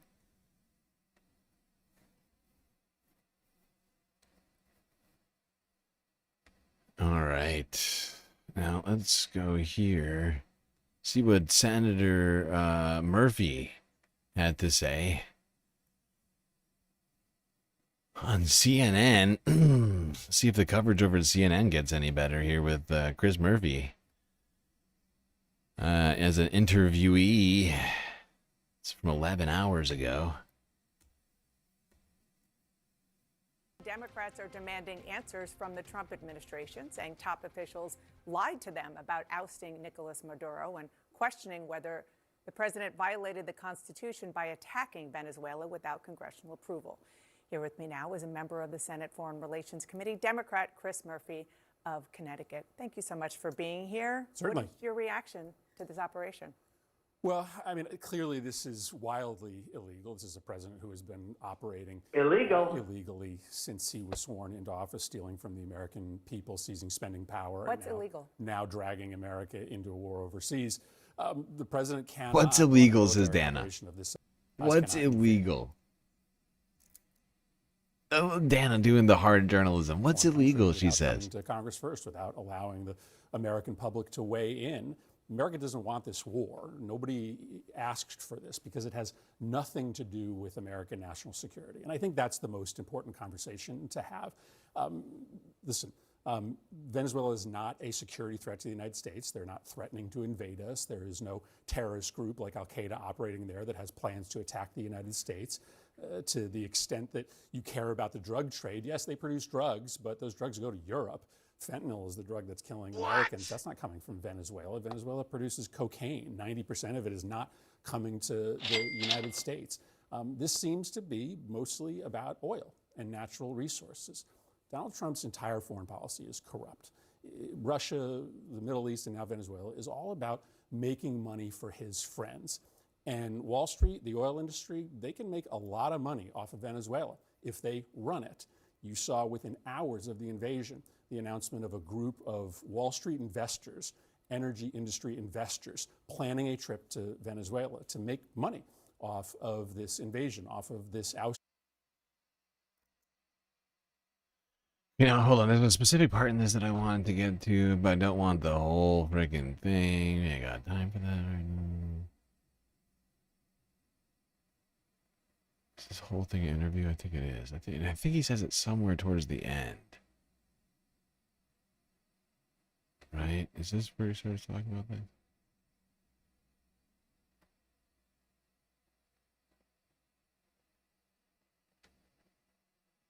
Yeah, okay. It's like right around here. That's what I thought. That the Secretary of State and Defense held with senators, you were there last month, about Venezuela. Can you talk about what they said and whether or not that actually bore out? Well, I can certainly tell you the message that they sent was that this wasn't about regime change. I mean, they came to Congress and they literally lied to our face. They said, this is just a counter-narcotics operation. This is about trying to interrupt the drug flow to the United States. Right around that same time, the White House Chief of Staff said publicly, if we ever had boots on the ground in Venezuela, of course we would have to come to Congress. Listen, there's no way to trust this administration. They aren't being straight with the American people. There isn't even a briefing scheduled for Congress next week to explain, A, what happened, and B, what the plan is moving forward. But yes, I mean, I think everybody in that briefing heard the administration say, this is just a targeted counter-narcotics operation. This has nothing to do with regime change. They knew they weren't telling the truth in that. Well, there you go. Senator Chris Murphy coming out and saying that the Trump administration lied to Congress's faces in the briefing that they gave in the wake of the, I believe the one he's talking about is in the wake of the revelation of the double tap strike, which happened, what, like 2 months ago now? Not even. Or like at least the revelation itself wasn't 2 months ago, wasn't it? It was like it's December, wasn't it? Oh my God. We're living in such a fucking stupid timeline right now. All right, let's go here. We're going to move on from Venezuela, kind of. But really, I mean, this is what I was sort of alluding to earlier. When I brought up this has implications to former allies, now people in limbo. People like Greenland and Denmark, Panama, Canada, and Mexico. I mean, the list goes on.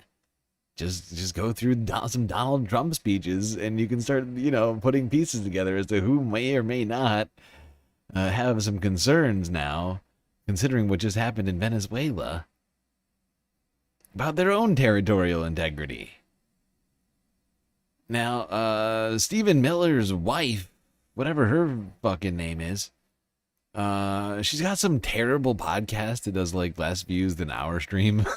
And there's been a bunch of production value that's like at least I know a bunch of money is going into this thing, but it is doing terrible. But she has been posting on Twitter some fascinating things in recent in the last 24 hours. She has been really now. Social media post by the wife of prominent Trump aide Stephen Miller has become a political flashpoint in Denmark, drawing backlash and prompting criticism from Denmark's ambassador to the United States. An ex-post from Katie Miller depicting a map of Greenland colored in the American flag's color has now sparked a diplomatic row under the map. Miller's wife left a brief caption saying, "Soon." What has especially ruffled some feathers in the North Atlantic nation of Denmark. This is a disturbing image, and this is the thing that led to my decision on thumbnailing today. Do you see the resemblance? I mean, I just felt, why not just take it the next step? She posted this. I was like, oh yeah, I'll post out the map that I think Donald Trump is envisioning right now. One that includes Canada and Mexico and Panama and Venezuela, Cuba. And who knows who's next? This is the sort of thing leads people to get a little upset. People like, I don't know, the Prime Minister of Denmark, who 5 hours ago told Donald Trump to stop threats against Greenland. Denmark's Prime Minister has told Donald Trump to stop the threats about taking over Greenland. Mette Frederiksen said it makes absolutely no sense to talk about the need for the United States to take over Greenland. adding that the United States has no right to annex any of the three nations in the Danish kingdom. The remarks came after Katie Miller, the wife of one of Trump's aides, Stephen Miller, tweeted a map of Greenland in the colors of the American flag alongside the word, quote-unquote, all caps, soon. Trump has repeatedly raised the possibility of Greenland becoming an annexed part of the United States, citing its strategic location and mineral wealth, and doubled down on his claims after Friedrichsen's comments. In her statements posted on the Danish government website, Friedrichsen said that she was addressing the United States very directly, quote-unquote. She said Denmark, and thus Greenland, quote-unquote, was a NATO member and covered by the alliance's security guarantee. Denmark, oh boy, Article 5. Invoking Article 5 here. If you invade Greenland, it's oh my god. Oh my god. Do you see what I'm saying here? This is what I'm talking about. In terms of World War III vibes, never have we ever been at this point where I genuinely feel like this is it. This is the moment. You know? Less than 100 years later. World War III. Here we go. She said, okay, I'm just going to keep going with what she said. I would therefore strongly urge the United States to stop the threats against a historically close ally and against other countries and other peoples who have very clearly said that they are not for sale. Hours later on Air Force One, Trump reiterated the goal. Quote, we need Greenland from the standpoint of national security, and Denmark is not going to be able to do it, unquote, he said.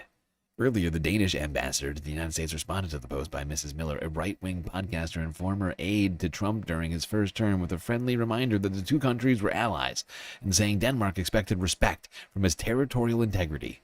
The exchange comes after the United States carried out a major military operation against Venezuela on Saturday, capturing its president Nicolas Maduro and his wife and removing them to New York. Trump later said that the United States would, quote-unquote, run Venezuela and U.S. oil companies would start making money from the country. The U.S. president has previously refused to rule out using force to secure control of Greenland, a vast island in the Arctic. What a fucking disturbing... All right, that was from BBC. 5 hours ago.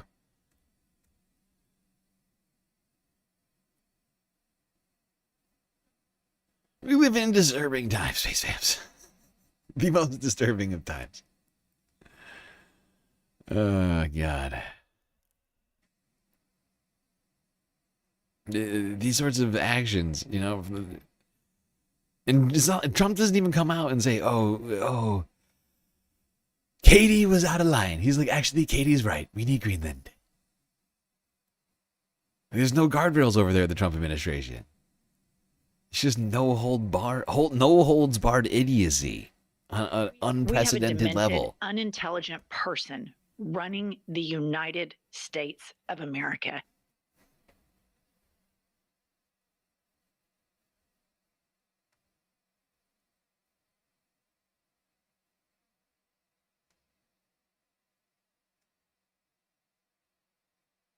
Ah, God.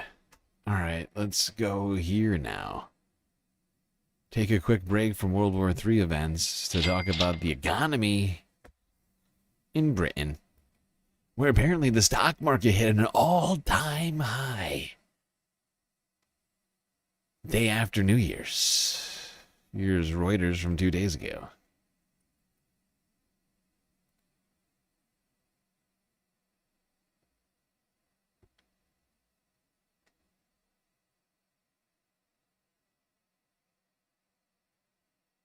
Honestly, though. Greenland, Panama, Mexico, Canada. Donald Trump has threatened all these countries with very similar things, right? Like, sure, he's been more adamant about Greenland than others, but how many times has he said Canada, the 51st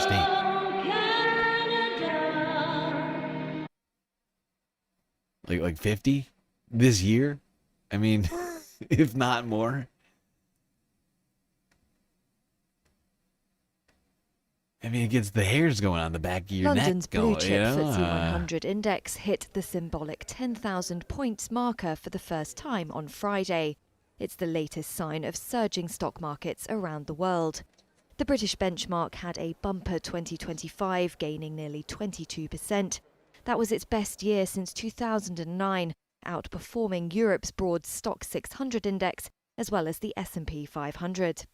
The gains largely reflect euphoria towards stocks worldwide. Oh, there we go. Euphoria. Stocks worldwide. People starving. Tens and tens of millions of people starving across the planet. But the stock market's doing good.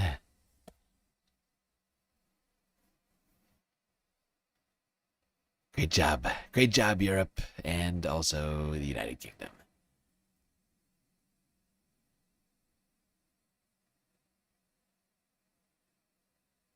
Now, let's talk about this tragedy really quickly before we get back to talking about all the bad things, the World War III happenings. Because, of course, it's not just limited to Venezuela or Denmark and Greenland or whoever else I've been talking about.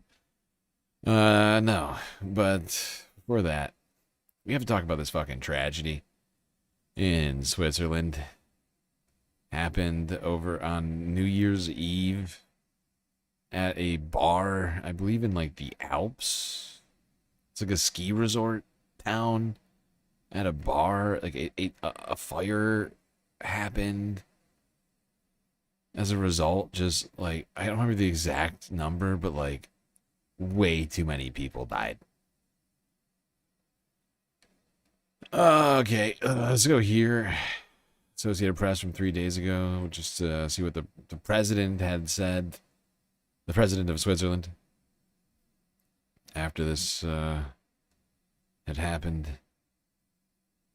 The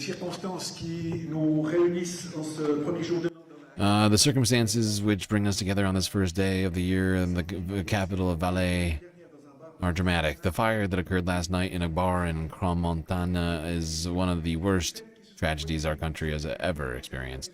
The evidence that took place last night in this public establishment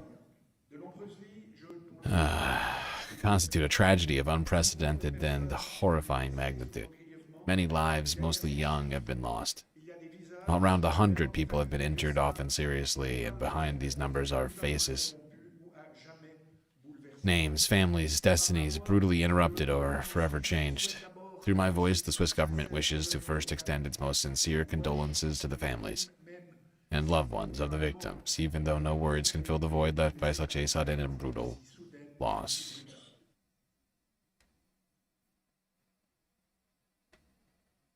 Oof. Yeah, that was... Yeah, it was like 40, wasn't it? It was like real high. It was in the dozens of people that died. And there's a whole bunch of people injured, missing people. They were like going through the wreckage. It's horrifying.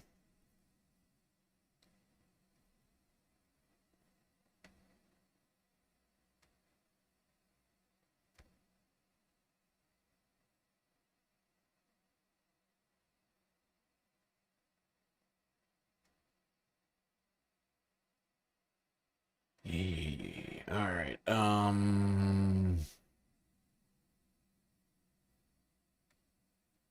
Suffice to say, there was a vigil that was held for this. I think we're going to skip past it just for sake of time today.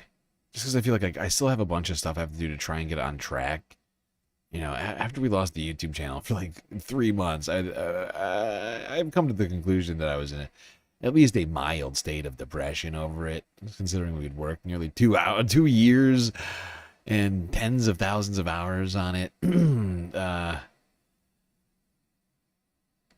know, I'm still, there's like a bunch of shit I feel like I just need to like get taken care of so I can start off the year right. So I'm trying to get through this quickly. So sorry if I don't stay on this story. It's also just super depressing. I just don't feel like we need more depressing on top of the already depressing that we've got going on right now.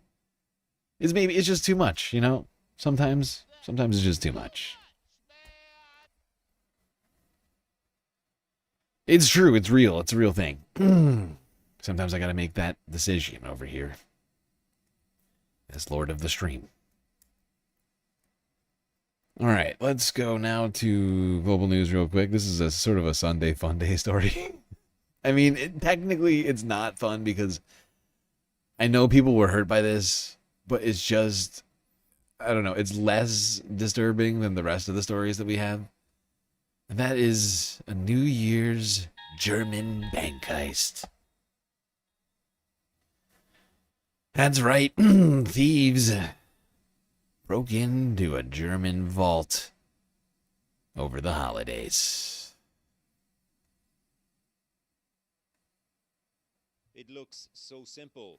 A hole drilled in a wall, followed by a clean getaway with the contents of thousands of safety deposit boxes. Wir wollen rein! Wir wollen rein! Customers demanded to be let inside the bank, but unlike the criminals, they were shut out.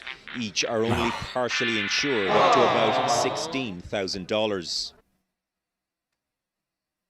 That's fucked up. It's fucked up, global news.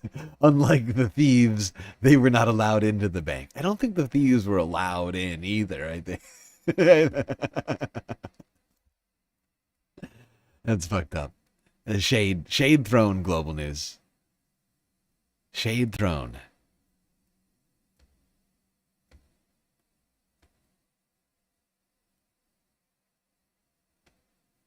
All right. Let's move on from that to this story. In Denmark, where an end of an era has come in 2026. The end of Danish postal service after 400 years of letters. What?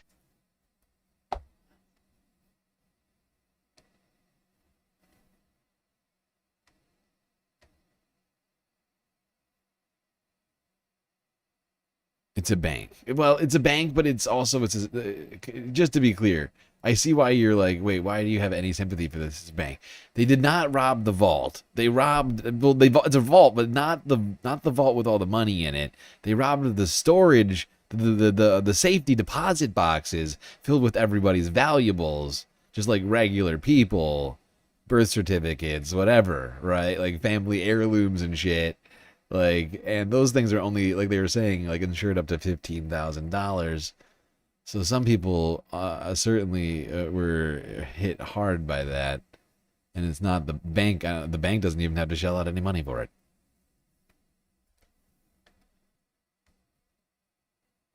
All right.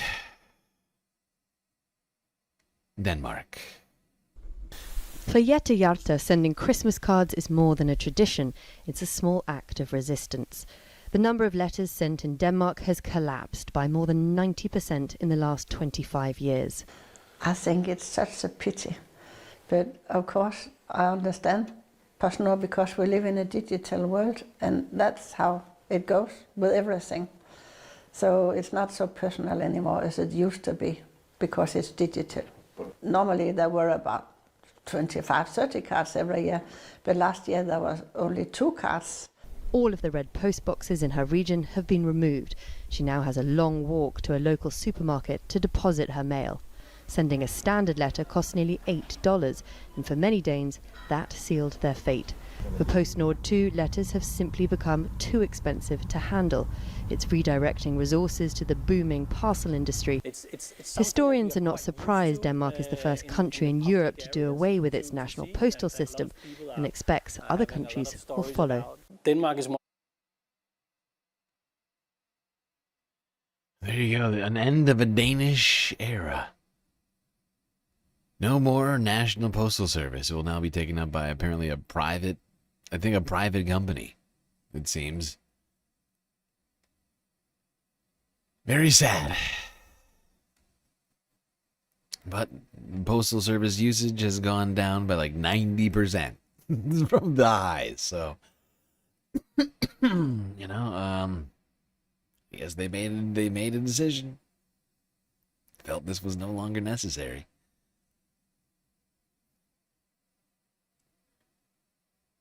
Apparently the cost of sending letters was getting increasingly expensive due to a number of factors. For whatever reason. Anyways, I figured I'd put that in here since we're doing sort of Sunday Fun Day weekending report, sort of first serious stream since the new year happened. First non-holiday and or breaking news stream that we've done. Figured I would do a couple of things like that one. This next one in the Netherlands, not that far away, just across the bay there, I guess,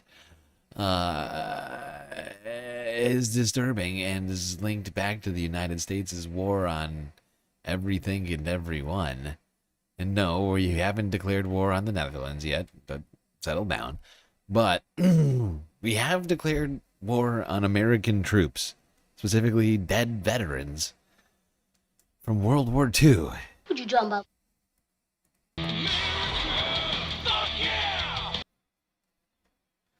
That's right. United States military shockingly, so shockingly, amidst all of the developments coming out of the DOD this year, or last year, the Trump administration 2.0, this will, I'm sure, just utterly flummox everyone here. But the U.S. military has removed panels, plaques, honoring a particular kind of soldier in World War II at a American cemetery and memorial in the Netherlands that memorializes American soldiers who fought in World War II. Can you guess what kind of American soldiers we've decided to no longer celebrate? Anybody? I'll give you one guess. Black soldiers. That's right. That's right. No longer will the U.S. military celebrate its black veterans of World War II. Nope, we are DEI-ifying the Netherlands American Cemetery and Memorial. Here it is, in all its former glory. Black American soldiers have participated in every war in American history since the Revolution. And since the Revolution, they saw their roles, their responsibilities diminished. This and is so by World shameful. War II, This is one of the most shameful possible things that they could do, I feel like. I mean, granted, it's going up against all these other things they're doing. It's just incredible. While they're using the military for their own nefarious purposes in Venezuela, they are shaming our military. It is disgusting. You should be ashamed of yourself for having that thought. A concerted effort to keep them out of positions that mattered, and with few exceptions. And so that the Army mirrored the Southern United States.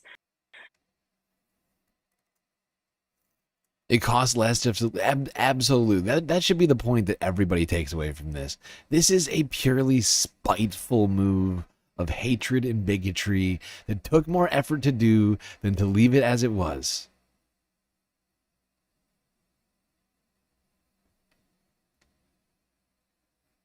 So that the Army mirrored the Southern United States. The Southern United States had codified in the laws called Jim Crow segregation, and the Army mirrored that. That's William, the mystery man for me. Everybody in the South is angry about the situation now, that they put the pedals away because they're humans as well. They came in the houses, they slept with the white girls, and they came home. And they have to sit in the back of the bus again.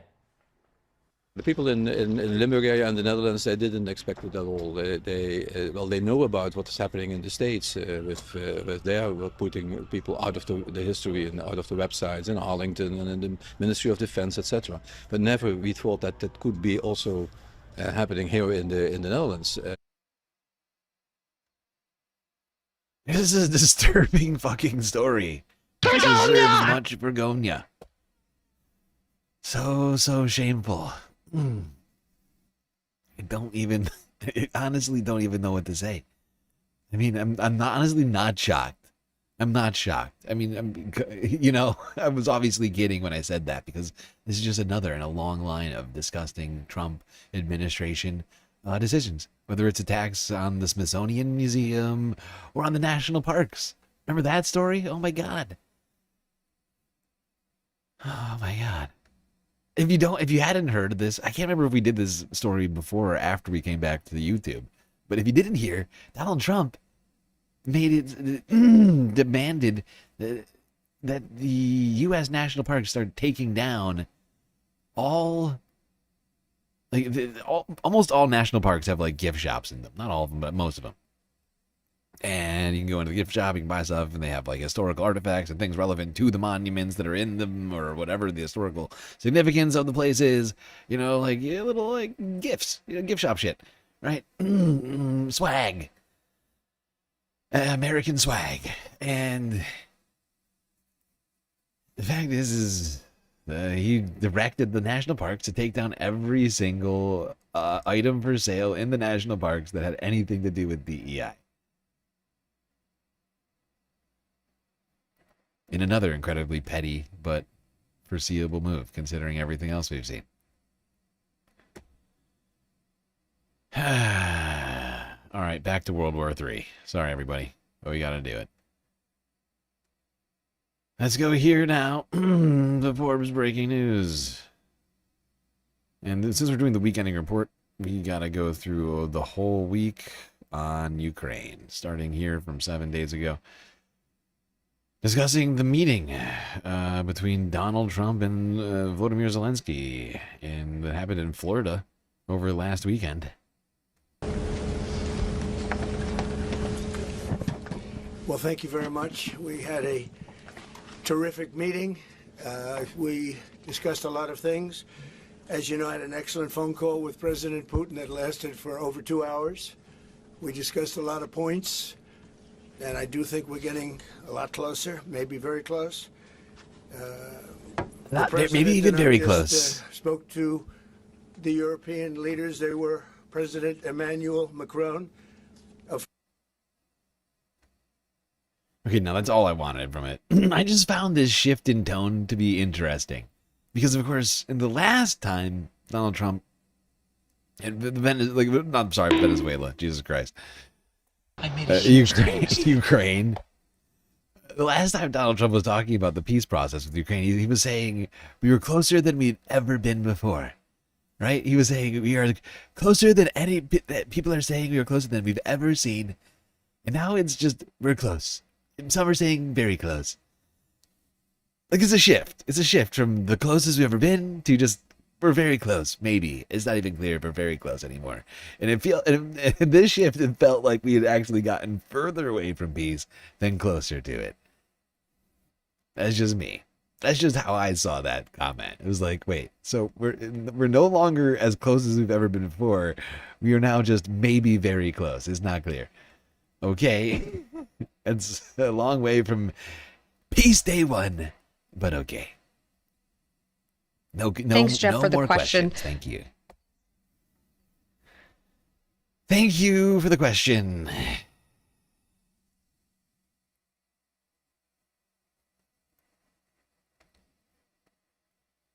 Thank you, Jeff. Great question. No more questions. Okay.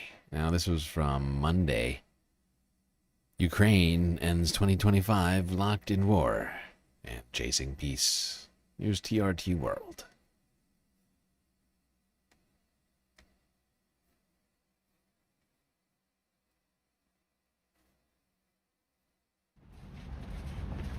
"2025 in Ukraine began with a big demand from the newly inaugurated President of the United States that Ukraine pay back nearly $350 billion of aid that Donald Trump claimed his predecessor had provided Ukraine since Russia's full-scale invasion in 2022. We're looking to do a deal with Ukraine. The settlement reached was a minerals for aid deal proposed by the U.S. as Ukraine's depleted troops were battling on the front lines. Disagreements over the deal took over, setting the stage for an extraordinary event at the White House. You're not in a good position. You don't have the cards right now. With us, you start having cards. You're gambling with the lives of millions of people. You're gambling with World War III. For any peace deal, Ukraine's President Volodymyr Zelensky made it clear that his country needs security guarantees from his Western partners to prevent future Russian aggression. Мир нам потрібен. Саме мир. And at least tacitly, tentatively, those guarantees were in fact given. Supposedly, Article 5 style, in name, not in name, in all but name, because still Ukrainian NATO membership still not on the table. But if you go over the guarantees, they are effectively the same guarantees provided to NATO member countries, which would really be an escalation in terms of the backstop from the 1993 Budapest Accords, 94, whatever it is. And it's certainly something that we, like I said at the time, because I think we covered this back then when this happened, but certainly something that Vladimir Putin and Russia would not be big fans of, generally speaking, even just NATO, like even Article 5 guarantees in spirit. I think they would, I mean, in fact, I think Lavrov came out and said exactly that. Do I have a clip of that in here somewhere? I had a clip somewhere. I just think it's gone. But at one point, I think I had a clip of Russian Foreign Minister Lavrov literally saying just that. In not so many words, and more like this.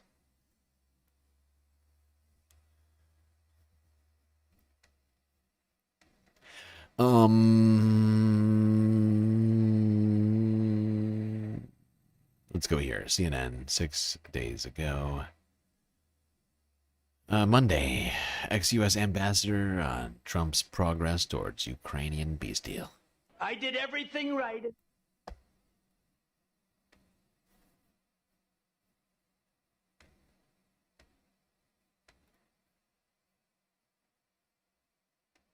We're in final stages of talking, and we're going to see. Otherwise, it's going to go on for Final a long talking time. stages. It'll either end, or it's going to go on for a long time. And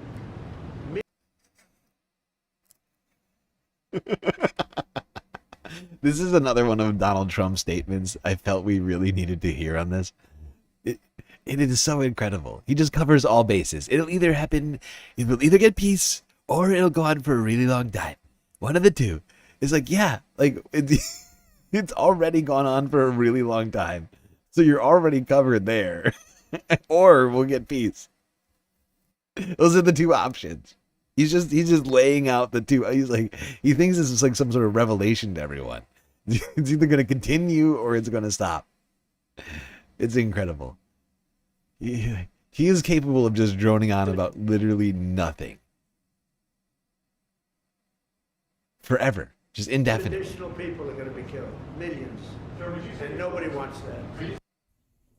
It'll either continue or it'll Trump end. and Ukrainian President Volodymyr Zelensky meeting for a 3-hour session Sunday as they search for a deal which could end the war in Ukraine. The talks come as Russia continues its brutal bombing campaign across Ukraine, with 2 people killed and dozens more injured in Ukraine's capital over the weekend. Ukraine. Okay, I'm actually gonna skip past it. I mean, the former Ukrainian ambassador found that Donald Trump's optimism about the peace plan was it was ill-fated and poorly constructed.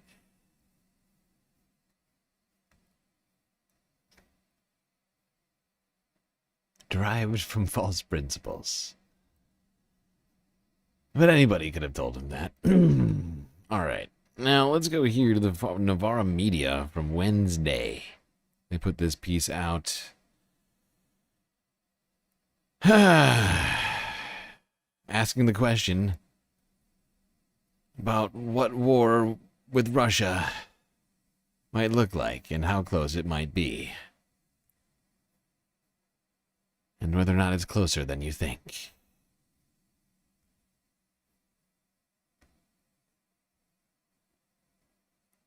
Europe is ramping up for war. Entire economies, including the UK's, are being restructured in favour of defence and preserving the US's commitment to the NATO alliance. Now, the reason we're given is the possibility of war with Russia. But that raises the question, what would a war between Russia and Europe even look like? And would you survive it? According to Russian state TV, the answer is definitely not. Другой вариант – погрузить Британию в морскую пучину – российский подводный робот-беспилотник «Посейдон». Он приближается к цели на километровой глубине со скоростью 200 км в час. Нет никакого способа остановить этот подводный дрон. Боеголовка на нем мощностью до 100 мегатонн. Взрыв этой термоядерной торпеды у берегов Британии поднимет гигантскую волну, цунами высотой до 500 метров. Такой водяной шквал является еще и носителем экстремальных доз радиации. Пройдя над британскими островами, он превратит то, что от них, может быть, еще и останется, в радиоактивную пустыню. Надолго, непригодно. That clip was broadcast in May 2022. That was a... I'm sorry, I didn't read that out. I don't know if everybody was reading that. I almost feel like I should go back and read it back out. But just to nutshell that was apparently a Russian, what do you call it? Bulletin describing what would happen if they launched a thermonuclear warhead, detonated it under the ocean off of the western coast of Britain. Disturbing. Just a few months after the invasion of Ukraine, and all the UK did to deserve that 500-meter tsunami back then was offer support to Kyiv. 3 years later, and the situation is much more volatile. Fact is that Europe is facing a clear and present danger. We are at a crossroads in history today. This is not a moment for more talk. It's time to act. Russia has brought war back to Europe. And we must be prepared for the scale of war our grandparents and great-grandparents endured. Our world is more dangerous and contested now than it has been for decades. We are now operating in a space between peace and war.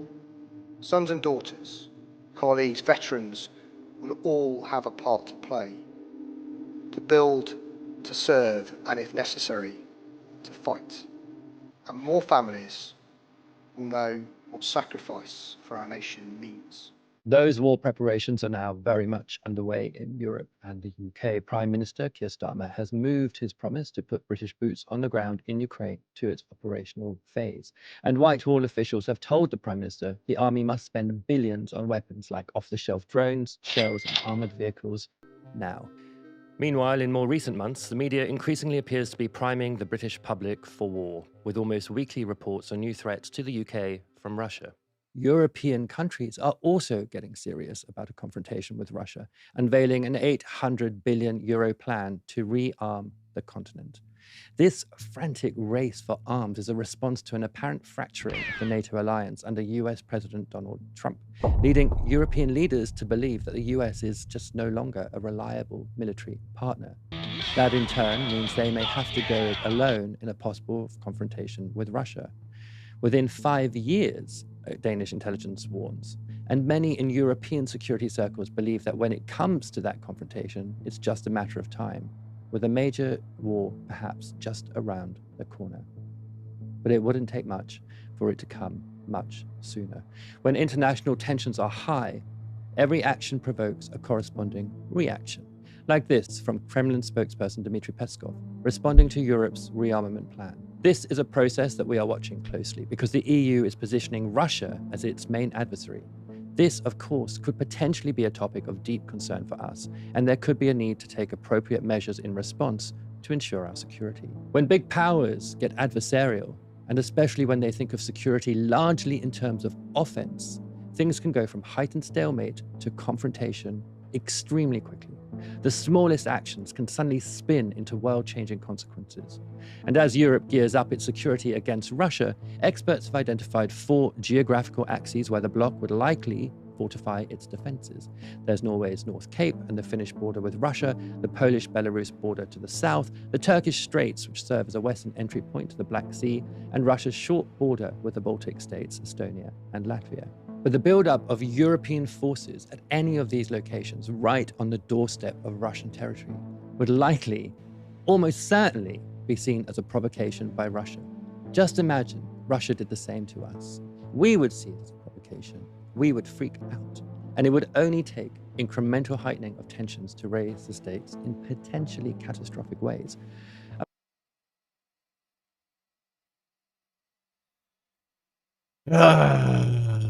Yeah, the World War III vibes are immaculate right now. We're hitting all the points, right? We're hitting all of them. There's so many fucking conflicts on the globe. It really does feel like there are more countries in conflict or in potential conflict with one another than there are not at this moment.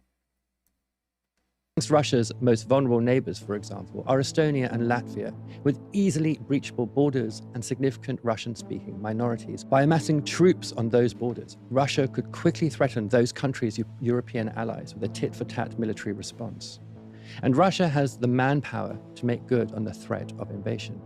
With a standing army of 1.3 million troops, and only about half of them thought to be in Ukraine, plus 2 million reservists, Russia could effortlessly station several 100,000 soldiers along those borders. But at the standard estimate of one military occupier for every 50 inhabitants, just 60,000 Russian soldiers would be enough to subdue the 3 million inhabitants of these two countries. So how would Europe respond to the presence of significant numbers of troops on its borders? Well, they might strengthen their defenses at the other 3 axes. And reinforcing Latvia's and Estonia's tiny armies would be another option, as well as amassing reinforcements in neighboring Lithuania and Poland.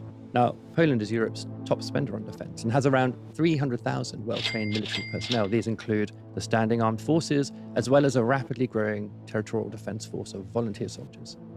In recent years, Poland, a country whose history is one of repeated Russian and German invasion, has invested heavily in building up its defenses. Polish Prime Minister...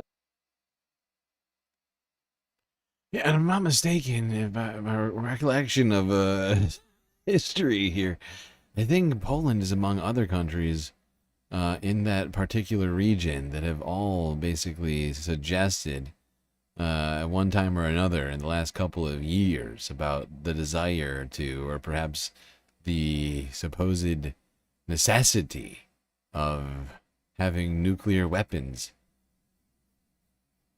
You know, not that anybody's actually taking it seriously, really. You know, nobody's taking them up on that and said, yeah, you should get some right now. But there's been like little rumblings here and there about people saying maybe we should have them. Learn from Ukraine. They had them, now they don't, and look at them. You want to be like them? It's a disturbing sort of trend, but it just takes one, and then I feel like it'll be fucking horse race after that.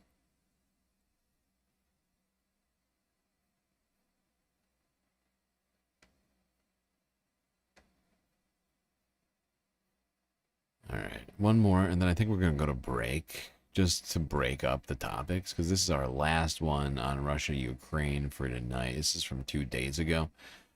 Apparently, Russian intelligence handed over supposed evidence to the United States of an alleged strike on Vladimir Putin's residence, which happened earlier last week. A senior Russian military chief handed over what he said was part of a Ukrainian drone to a U.S. military attaché on Thursday. He said the drone part contained data that proved the Ukrainian military had targeted a Russian presidential residence earlier this week. Moscow accused Kiev on Monday of sending 91 long-range drones to try and strike a residence of President Vladimir Putin in Russia's northern Novgorod region. I couldn't tell what that commercial was fast enough. I couldn't pause it quick enough. I got an ad. Like, sometimes I get ads on my own channel on the window, my Chrome window that I use to monitor what's happening. And I think I can't tell who is advertising on our channel, but it's somebody political. And the last two images I saw were an image of a Hamas member, and then 3 words: support freedom, not terror. And then the terror got crossed out with a big red X. I could not tell who the ad was for. There was like the U.S. government or some sort of political campaign. People running political ads on the channel. That's a good sign. That's a good sign. People seem to have figured out what we do around here. Hitting that algo. Getting that sweet, sweet algo. That algo money. All right. There we go. Now, apparently there was like Donald Trump was, or not Donald Trump specifically, but the United States was handed some like guidance chip or something like that from a supposed like drone or a missile.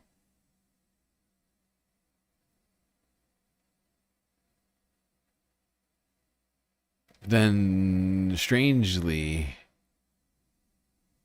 Donald Trump had this to say on Truth Social. Putin attack bluster shows Russia is the one standing in the way of peace. NewYorkPost.com. Thank you for your attention to this matter. The subtitle under this this headline is: the mood was cautiously optimistic after Ukrainian President Volodymyr Zelensky emerged from his Mar-a-Lago meeting on Sunday. Serious news at the New York Post.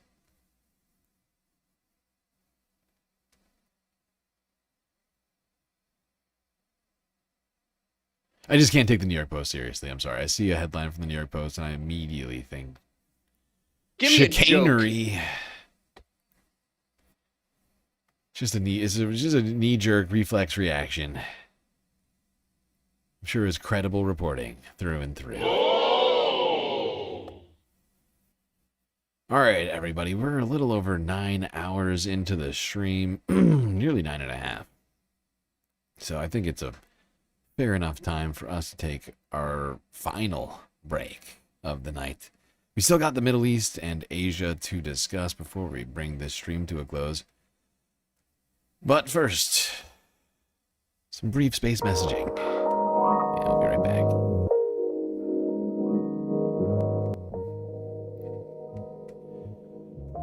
Okay, everybody, I hope you've enjoyed the show so far. If you haven't already, hit the follow button on Twitch and subscribe on YouTube. Maybe hit that like button, too, while you're at it. Do not forget that, of course, your donations help keep the Galactic News Network alive. And since it's the last break, through the messaging, you know how to contribute to the Galactic News Network. But help us get more patrons. More than anything right now, I think we'd love to see some more patrons join. I'd love to make some people some avatars and put some more names up on the Galactic Billboard. All right, everybody, enjoy the break. Grab yourself a drink, maybe a snack, and I will be right back.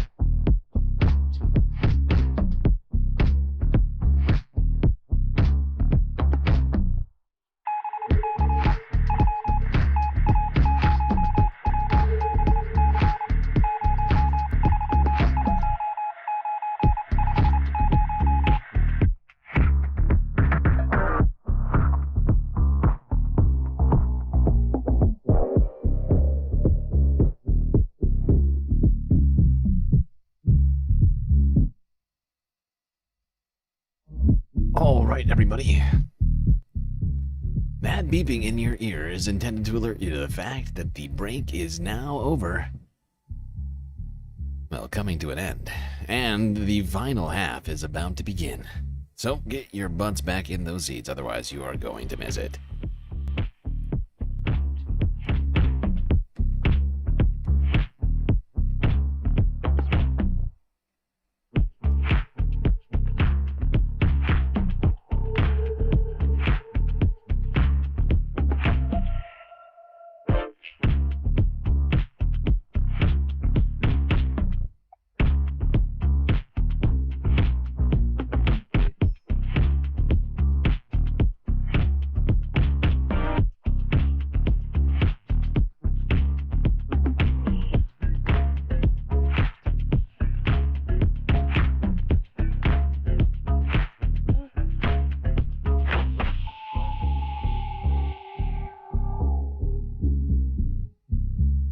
Okay, I would just like to address something before the final half of the show. I see somebody messaging about Tina supposedly being reduced to dancing for petty change in an alley. I'd just like to point something out to everybody here. Tina is not dancing for change. She's dancing for love of the game. Alright? She's vibing, she's dancing, she's feeling the music. And so should you. All right, everybody, we're back. Final half of the stream, whatever it is. This is a seventh half, sixth half, seven. Half number 7, lucky number 7, incoming. Final, but perhaps the best half. Some are saying seventh half is actually the very best half of the entire stream. That's not me. That's people. People are saying it. Everybody's saying it.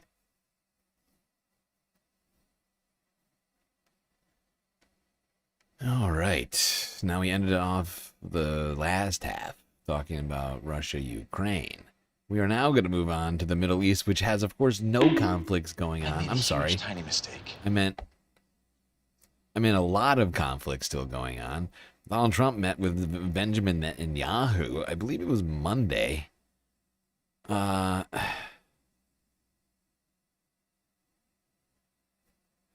go here. NBC.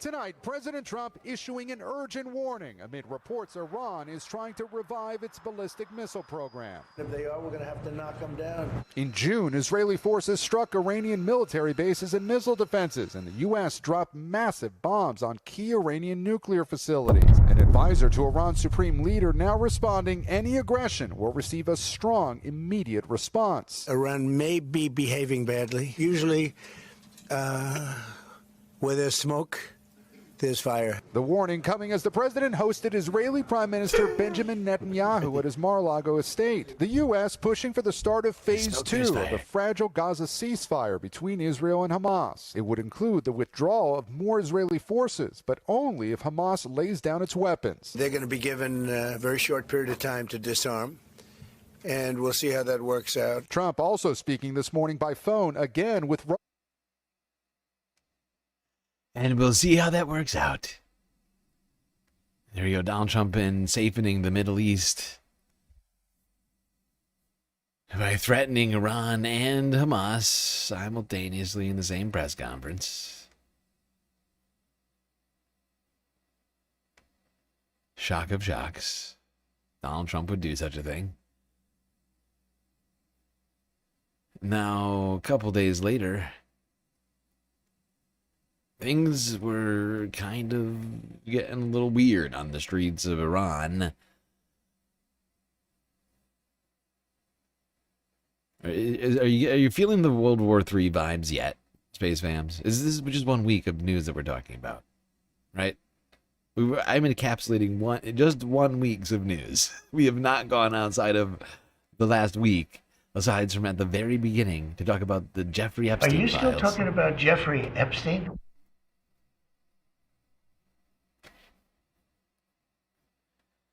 This was all just one disturbing week we've just lived through. My Space Fams, and we're about to start a new one. But in Iran, things were getting rather tumultuous.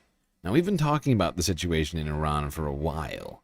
And one of the biggest things in Iran that people are upset about and worried about is the mismanagement of Iran's water resources. Now, of course, climate change is contributing to the situation drastically. But last year, during December, the president of Iran, what was it? Fuck, I can't remember his name right now. Khamenei. He was saying that they were going to have to evacuate Tehran because it was going to run out of fucking water. And, well, people have been protesting towards the end of the week in the streets of Iran. Actually, I guess it was sort of midweek, like Wednesday, Thursday, sort of started. An image that quickly went viral in Iran. A man sits down in the middle of the street in silent protest. Facing him, lines of Iranian security personnel on motorbikes. These are the biggest demonstrations to hit Iran since protests that broke out in 2022 after the death of Mahsa Amini in police custody. Demonstrators are angered by rising inflation, triggered by a plunge in the value of Iran's currency. Since Sunday, shopkeepers have held protests here in Tehran's Grand Bazaar. And now the government is taking notice. We officially see, hear and recognise all of the protests, the difficulties and the crises. We emphasise the right to peaceful assembly, which is also recognised in our constitution. As protests continued in Tehran on Tuesday, Iran's parliamentary speaker called for dialogue with leaders of the protest movement. Oh, it's Pezeshkian. Why did I say Khamenei? Stupid. It's Pezeshkian.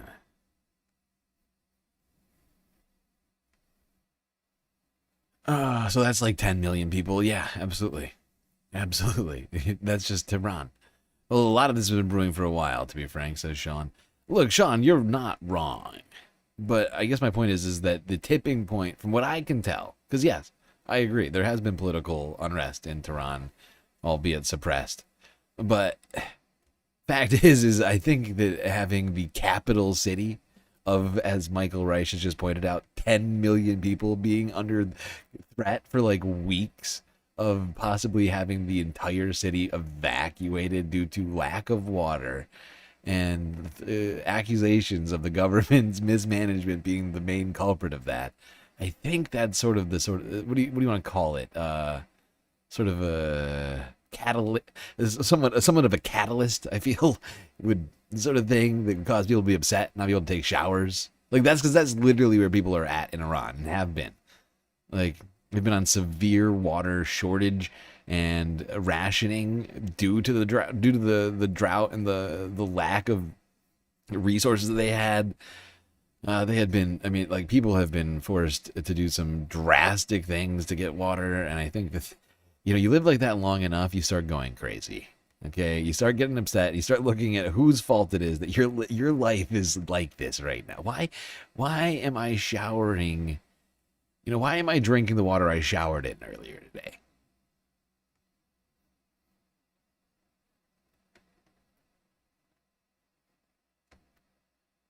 I think that'll make anybody upset.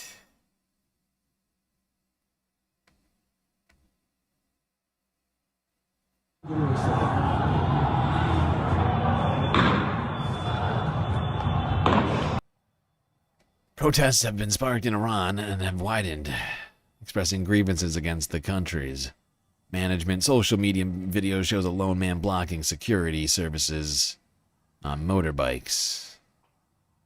The same video shows dozens of protesters running, some throwing objects towards the police.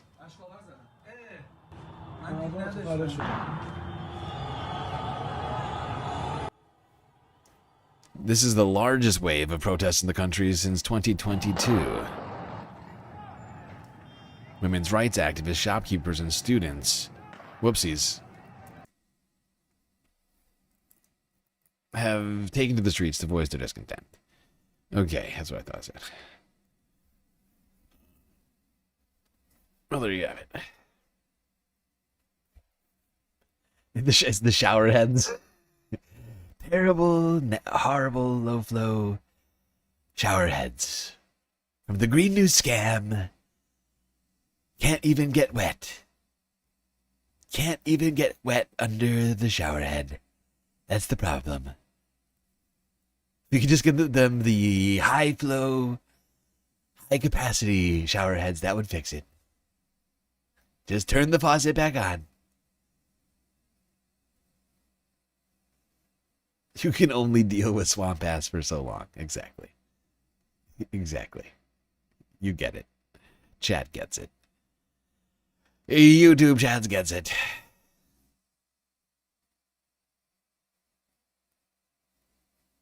You keep forgetting the avatar, then I don't know what to pick. I don't identify with any characters you can think of. You can always technically use a picture of yourself or of like a pet or I mean pretty much anything. Like float by anything with me. Anybody who's in the Discord who's a patron, feel free to message me if you haven't decided your patron avatar, because I know there's a handful of you who have forgone that benefit for whatever reason. But really, I mean, float it by me, like send me a pic of something, I'll try and make it work, or just like send an idea of something, just a vague idea, and I'll try and make it happen.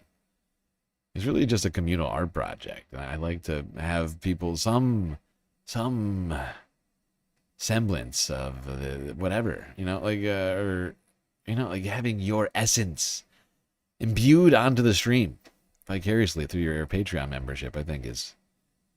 Yeah, I think it's not only a good benefit, I think it's beautiful. It's like a tapestry. It's like a galactic tapestry woven with love.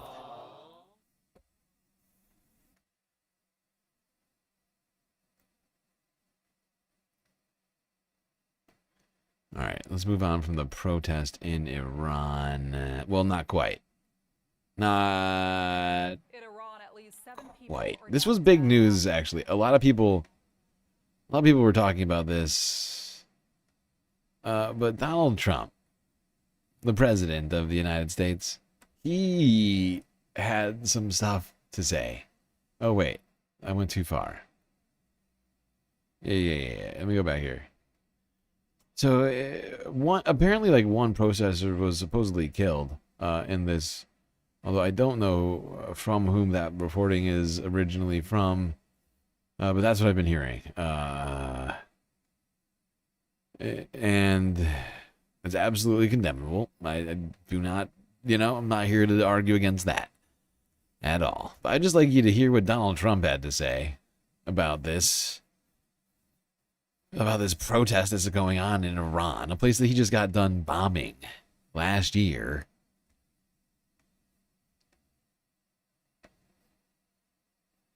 Oopsies. 7 people are now dead after clashes between police and protesters continue for a 6th day. Marches and unrest broke out across the country this week, sparked by the anger about the Iranian currency's collapse and the rising cost of living. There are accusations Iranian authorities are using deadly force during the crackdown. A human rights group says one of the fatalities was caused by live ammunition. A member of Iran's security forces was also reportedly killed earlier this week.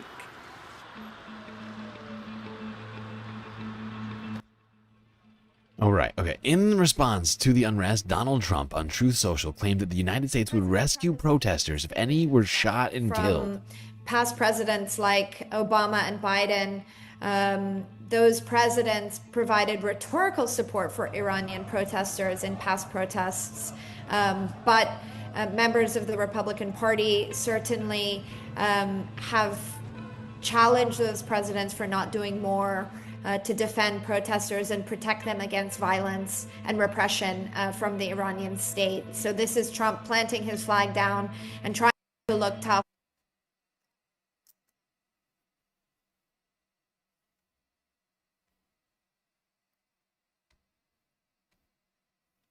If Iran shots and violently kills peaceful protesters, which is their custom, the United States of America will come to their rescue.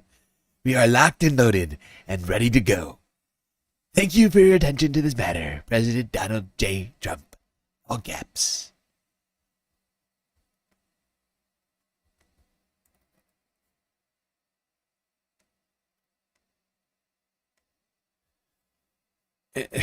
Now, yes, it says shots. It's not shoots. It says shots. Now,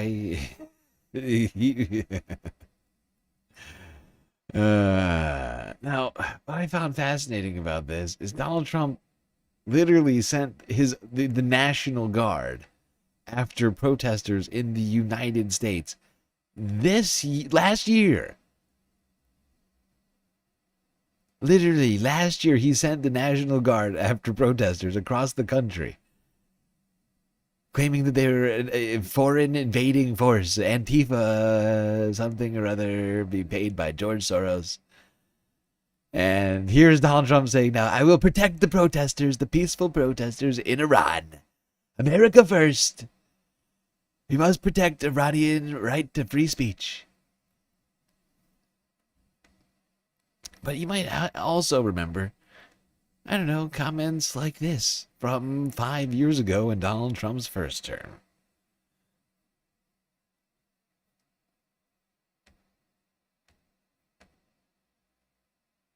President Trump is calling for a crackdown on protesters, and he's slamming local leaders for not being tough enough. We're learning the president himself was evacuated to a safer place at one point. Weijia Zhang is at the White House. Weijia, what happened there? Oh, good morning, Gail. A senior administration official tells CBS News that President Trump was briefly moved to the White House bunker on Friday night during the protests out of an abundance of caution. The president has not acknowledged that he was moved to the shelter, but on Saturday morning, Mr. Trump tweeted that he could not have felt more safe. Mr. Trump.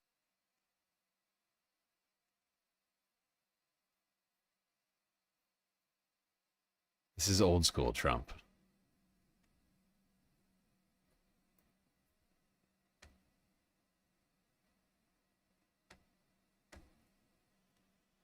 Great job last night at the White House by the United States Secret Service. They were not only totally professional, but very cool.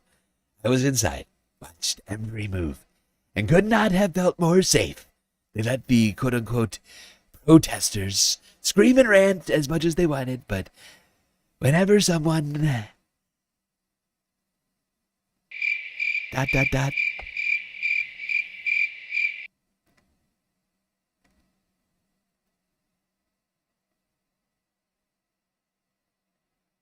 Oh, right. That was it. That was May 30th of 2020. Long time ago. In the annals of history. Some call them the annals of history. Has been empathetic over the death of George Floyd, but Sunday, as he remained out of sight, he berated Democrats and his rivals as he tweeted for more law and order in response to some of the violent protests playing out across the country, including that the U.S. military is ready to intervene. The president said radical left anarchists, namely Antifa, are behind the rioting and looting and would designate the extremist group as a terrorist organization. But without any clear leader or organization in the Antifa movement, it's unclear how such a move would actually be executed. Plus, law enforcement is still investigating exactly who is behind the violence. Back here. Here is Donald Trump 5 years ago during the Black Lives Matter protests. Basically doing the same playbook as this last year, claiming that protesters were Antifa, violent terrorists, and they needed to be cracked down on. And so it's strange. He seems more interested in protecting the free speech of Iranians than of Americans, for whatever reason. I don't know what's up with that. Maybe PBD got into his ear? It's not clear. But who's going to speak up for Americans' free speech, huh? That's my question. What happened to the America First thing? It's very strange. Now, Iran's leader, Ayatollah Khomeini, had some stuff to say here yesterday.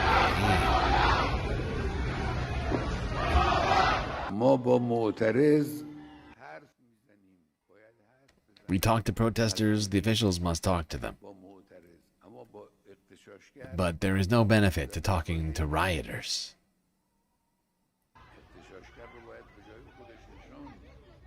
rioters must be put in their place.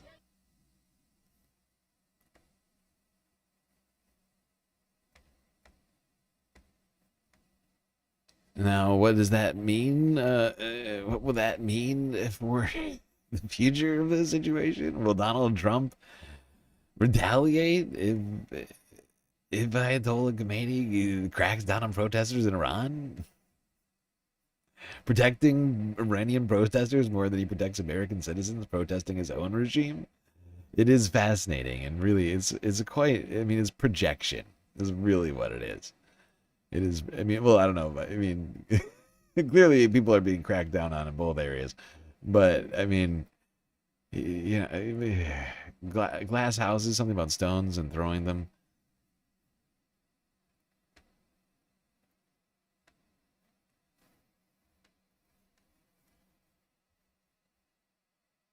All right, well, let's move on from that conflict to another close by conflict down in Gaza. Israeli forces broke the ceasefire deal once again, killing another 3 Palestinians in Gaza. Illegal. Basically, crickets from the mainstream media. Allah Akbar!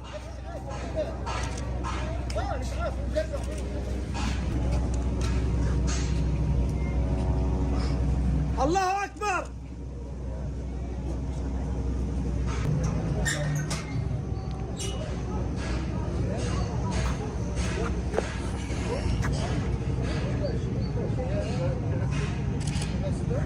Allah! Assalamu alaikum wa rahmatullah!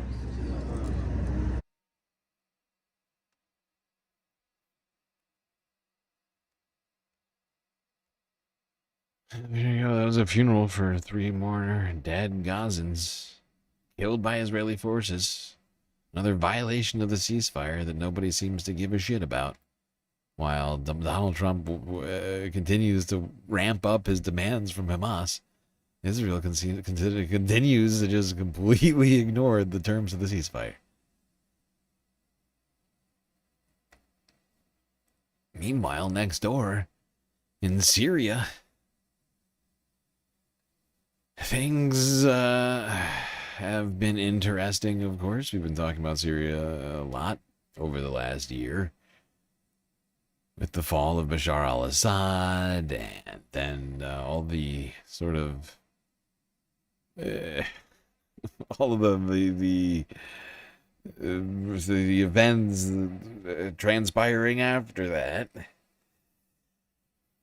And here we are now, 2026. Apparently, Syria is now issuing a new currency, repealing all of the old bills with the face of Bashar al-Assad still on them.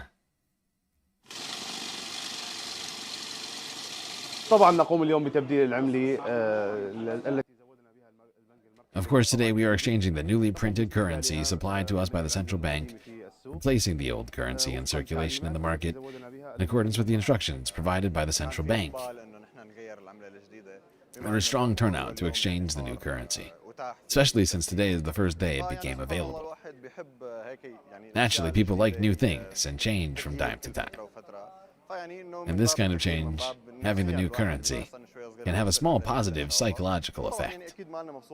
Of course, we're not happy with the symbols of the former regime. Bashar al-Assad's images and portraits of the father and the like, so removing them will certainly bring a positive psychological impact on all of us, God willing. Okay.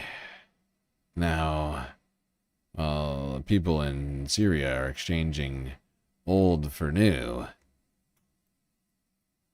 Britain was dropping bombs on the Islamic State with help from France.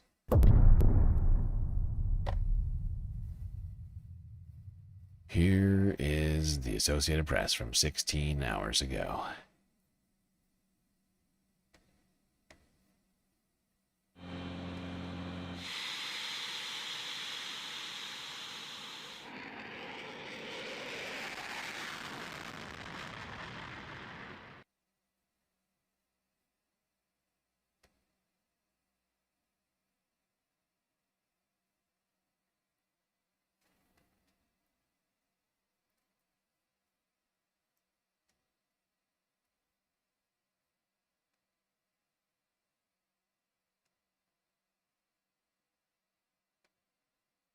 You know what I love about this vibe in particular?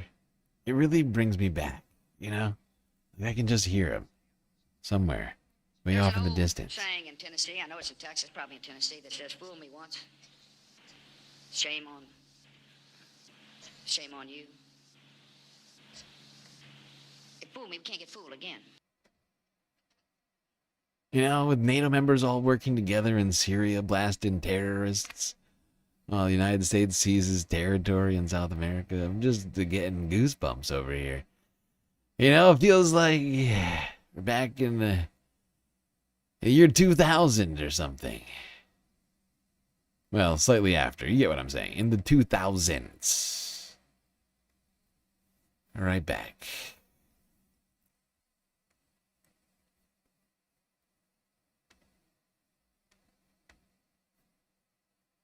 A disturbing trend, to say the least. It really does feel like we're heading towards perhaps an even more tumultuous time than back then. Really. I'm not joking. It really does feel like that. Like, I'm done joking about it. Like, I'm kind of upset and, like, genuinely concerned about what this means for the future. I'm trying to stay, you know, composed and get through the show right now, but it's fucked. Shit is fucked. This timeline is fucked. Where's Scott Bakula? Can we exchange this timeline for a new one? All questions I am asking myself right now. Alright, now let's continue progressing through this goddamn show to Saudi Arabia. Actually, sorry, not Saudi Arabia, to Yemen, where Saudi Arabian forces are apparently running roughshod through a port city of Makalla. Here's the AP from 15 hours ago. Yay, more conflict.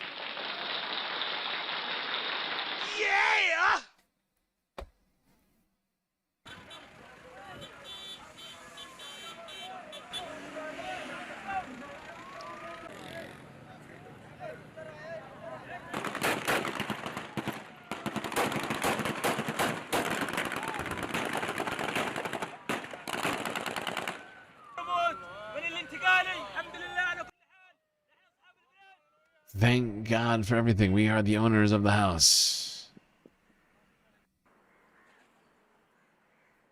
I'll bet this was all U.S.-made weapons. In fact, these are probably U.S.-made Humvees.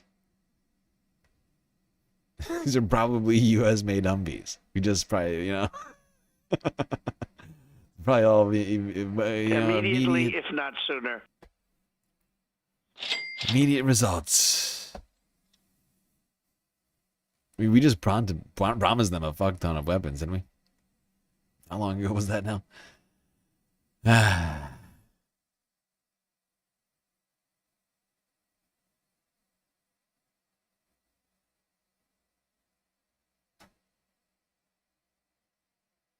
Those are Toyota Technicals? Oh, Uncle Simric with the information. Okay. Okay.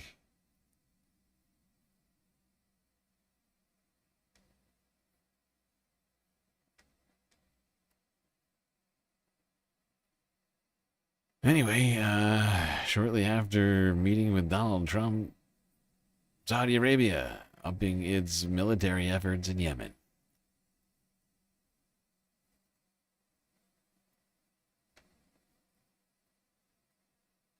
Middle East evolving into even more chaos. Weren't we just told, like, last month that we had peace in the Middle East or something like that? Like 2 months ago now, I guess.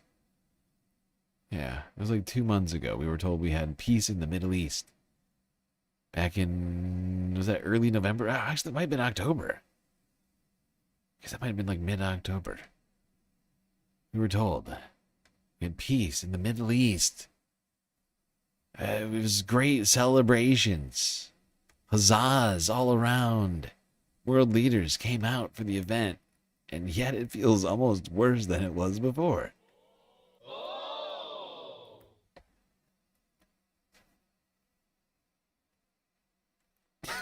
Yeah, a bunch of dipbots went to Egypt. That's true. There was a large number. Some might call it a metric fuck ton of dipwads at that meeting. All right, let's go to Asia now in full at Myanmar. where this time last week, Myanmar was holding its first election in about 5 years since the military coup took over.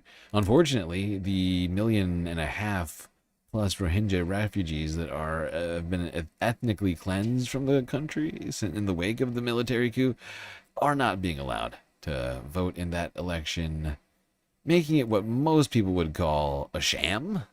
Illegal.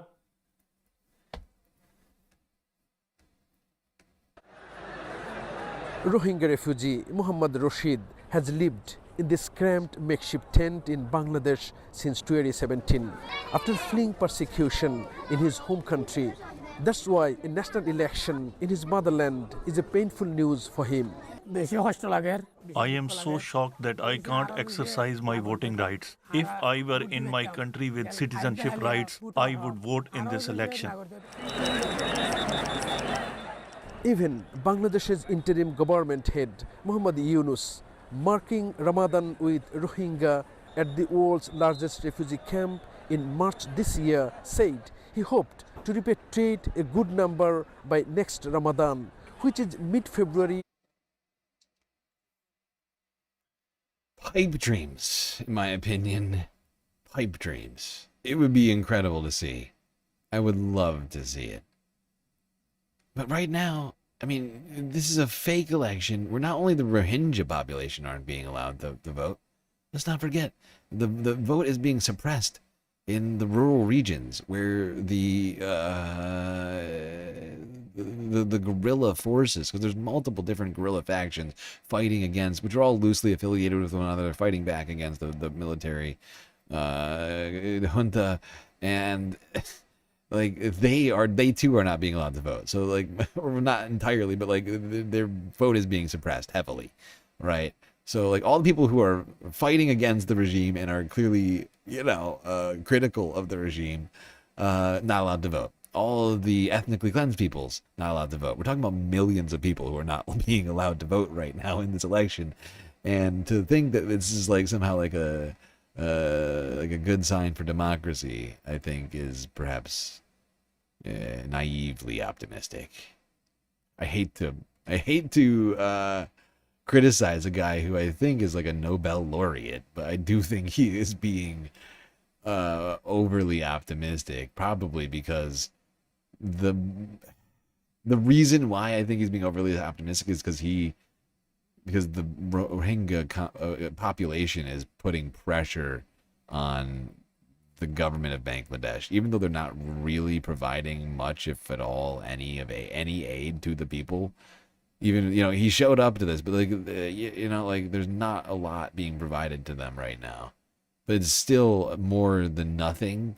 And that is putting pressure on Bangladesh, which is already, going through a lot.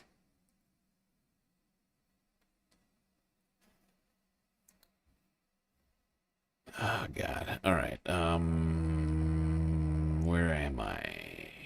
Oh, yeah. We're not going to go too far. Let's go to Thailand. Right next door. Where things are tentatively, momentarily better until the next time they're not better. As a couple days ago... I'm sorry, not a couple days ago. This was actually Monday. Take it back. Monday, so it was like last week, technically, at this time. Myanmar and... Myanmar. Thailand and Cambodia signed another tentative ceasefire in the wake of the latest round of fighting over the disputed border area. Here is that story real quick for us. Guns remain silent on the border, indicating that the truce is holding. Still, the agreement requires a 72-hour monitoring window. If it is adhered to, Thailand will release 18 Cambodian soldiers held since July. But there are still concerns the ceasefire won't hold from those living at the border areas. Pontep Sayai is widowed and lives in Tret province in Thailand, only 2 kilometers from the Cambodian border. Every morning for the last 3 weeks, she has woken up to loud explosions. I'm not sure if it will really be peaceful. If I wake up tomorrow and there is no sound of gunfire, I might believe it, but even then, I would not be 100% sure. Last time they announced a ceasefire and signed an agreement, but we still saw shooting. After only a few months, there was shooting again. So Yeah, this woman's quite skeptical. I too harbor similar skepticism surrounding this situation. While Donald Trump wants to claim victory on it over and over again, I think it's probably best to hold off on any sort of victory dances here. This is a long disputed border, one which needs actual sort of real effort on solving, you know? And really, the people to solve this should have always been France. But they just sort of sloppily drew this border many, many years ago on their way out of the area. And it's led to only bad things ever since. Since it left a church, or not a church, like a religious monument, a shrine, temple actually, I think. I can't remember if it's temple or shrine. It left a temple that was affiliated. It was in the wrong, basically on the wrong side. Genuinely, that's basically the main issue of thrust of this situation. Which dates back to the colonial days. Which, I mean, really, they're just, did they ever end? We're back at them. I mean, the colonial days are alive and well right now, it feels like. All right, moving our way through Asia and the conflicts in Asia. Let's not forget, throughout the week, China was doing military drills around Taiwan, causing great alarm for Taiwan's military, and they, in response, scrambled jets and other sorts of defense apparatuses, whatever it is. And that was certainly at least one of the discussions this week. I mean, there's been so many things already this week. It's insane. This is just 1 week. This is just basically the end of 2025 and the beginning of 2026. 7 days. I made sure to keep out basically every single fucking video, aside from like reference, like for reference type stuff going back. Like really every single thing here was from last week. Fucking crazy. We're living in stupid times. And China says its military has fully surrounded Taiwan for war games, with live fire drills taking place. Taiwan has responded by mobilizing its troops to rehearse defense tactics. The war games come just days after Washington announced the largest ever weapons package for Taiwan, selling at more than $11 billion worth of weapons.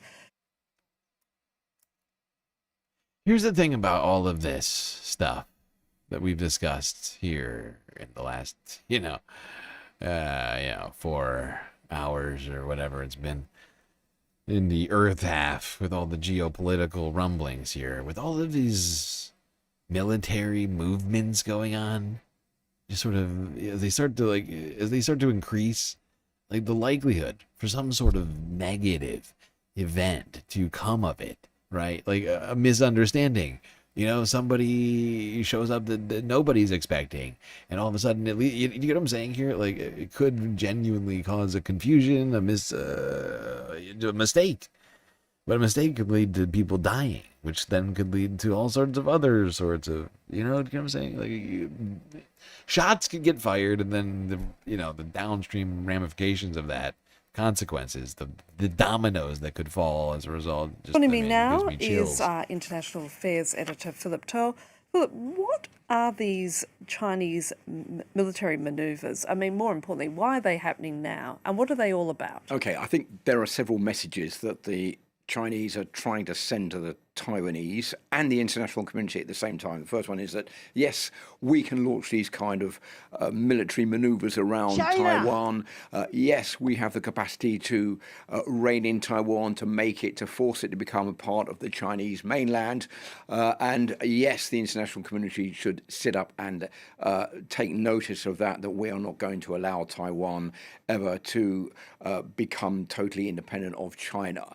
I think those are the three key messages the Chinese are trying to send. And I think the reason for that right now is also threefold. The first one, you mentioned it, was this enormous package that's been sent to the Taiwanese by the Americans, $11.1 billion worth of weapons, including long-range missiles, which, if Taiwan wants to use them, could hit the Chinese mainland. The second one is that the Chinese are pretty fed up with Taiwan's president, whose name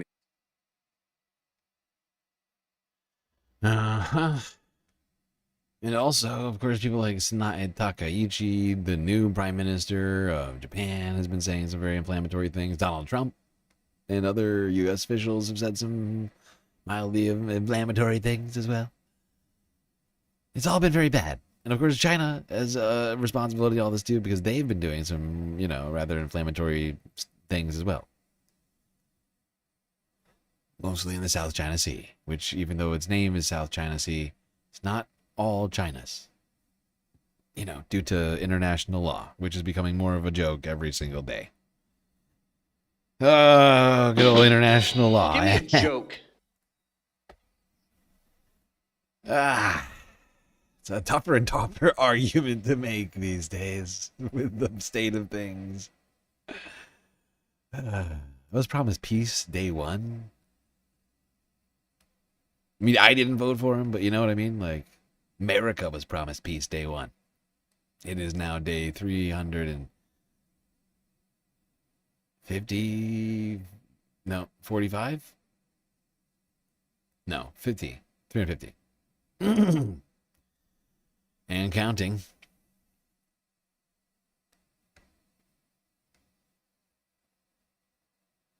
All right.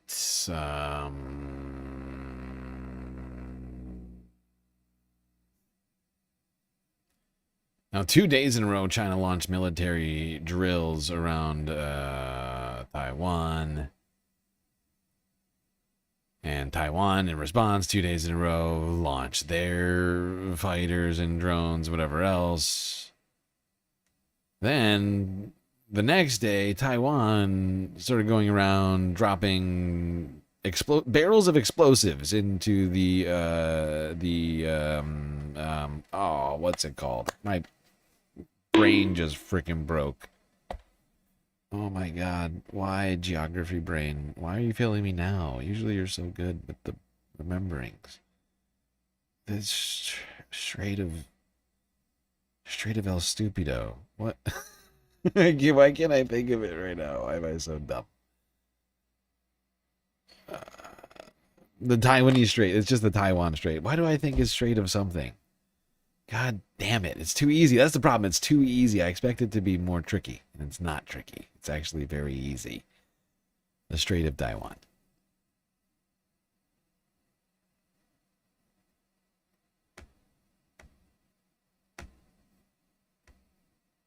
This looks safe.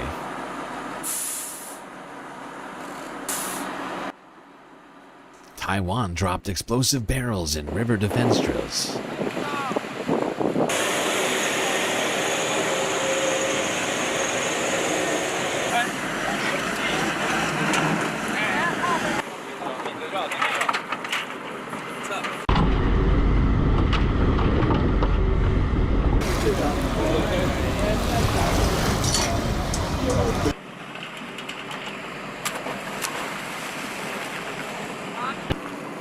You see what I'm saying?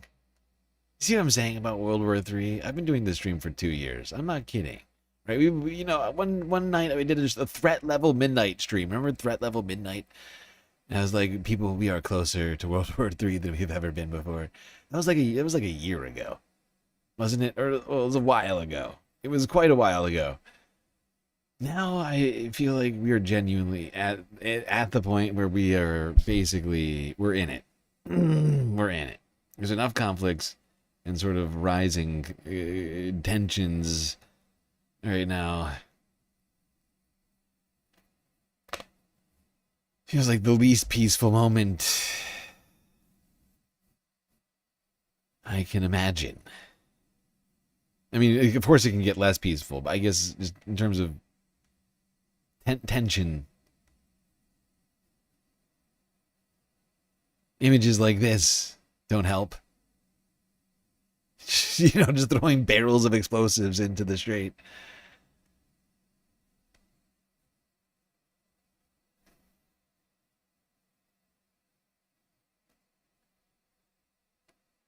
People seem to be struggling to get along right now. And here's another troubling development. We've been talking about this now for the better part of like 6 months. Maybe longer. I'm trying to remember exactly the timing of this. We've been talking about how in Japan, a place historically which has not had an actual formal military, merely just sort of like a internal defense force, if you will. I know what that acronym's not intentional. Point is, Japan has in a number of recent months been talking about insane people in Japan have been talking about insane things. Like, I don't know, we need a military, or maybe we should, maybe we should get our own nuclear bombs or whatever else. And now, this. Japan is accelerating efforts to significantly boost its military capabilities to stand up to China's growing threats by doubling annual arms spending. The goal comes as Tokyo's main ally, the United States, pushes for more military assistance in Asia, and the military hawk takes over Japan's leadership. Japan says it's still a peaceful nation and the buildup is needed for a more self-reliant military that can better deter China. But Beijing and other critics see Japan as deviating from its post-war-peace pledge, pointing to Prime Minister Sanae Takaichi's statement soon after taking office that any Chinese military action against Taiwan could be grounds for a Japanese military response. Japan's post-war transformation into one of the world's major defense spenders has developed over decades and raises... Well, there you go. Japan talking about formally turning their defense force into a genuine military. That was from Thursday. And yesterday, Japan condemned the strikes, which apparently happened this week that we totally missed, from North Korea. Ballistic missile tests, apparently. Ruffling feathers over in Japan. By the way, this will shock everybody. Considering how long this list was. We've done it. We're 10 hours and 10 minutes into the stream. We're on the second to last video. The penultimate, if you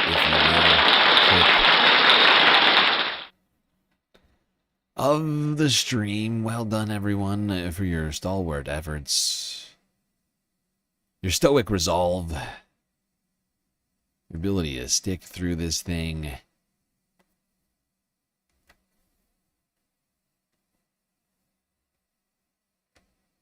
All right. 北朝鮮は本日7時台から8時台にかけて北朝鮮西岸付近から少なくとも2発 Between 7 a.m. and 8 a.m., North Korea launched ballistic missiles in a direction towards its eastern waters from the west coast. Details are looked into by Japan, U.S., and South Korea, but the missiles are estimated to have landed outside Japan's exclusive economic zone. Additionally, all may have flown on irregular trajectories, and we are still investigating. The first one was fired around 7:54 a.m. and with its highest altitude of 50 kilometers. It flew over approximately 900 kilometers. The second one was fired over 8:05 a.m. and with its initial height of 50 kilometers, it flew approximately 950 kilometers. And regarding this launch, Japan has strongly protested against North Korea via the embassy in Beijing. Whatever the intention, North Korea's nuclear weapons development is a threat towards Japan's and the world's peace and stability, and it is totally unacceptable. The Ministry of Defense will do our utmost best in gathering and analyzing information and monitoring the situation.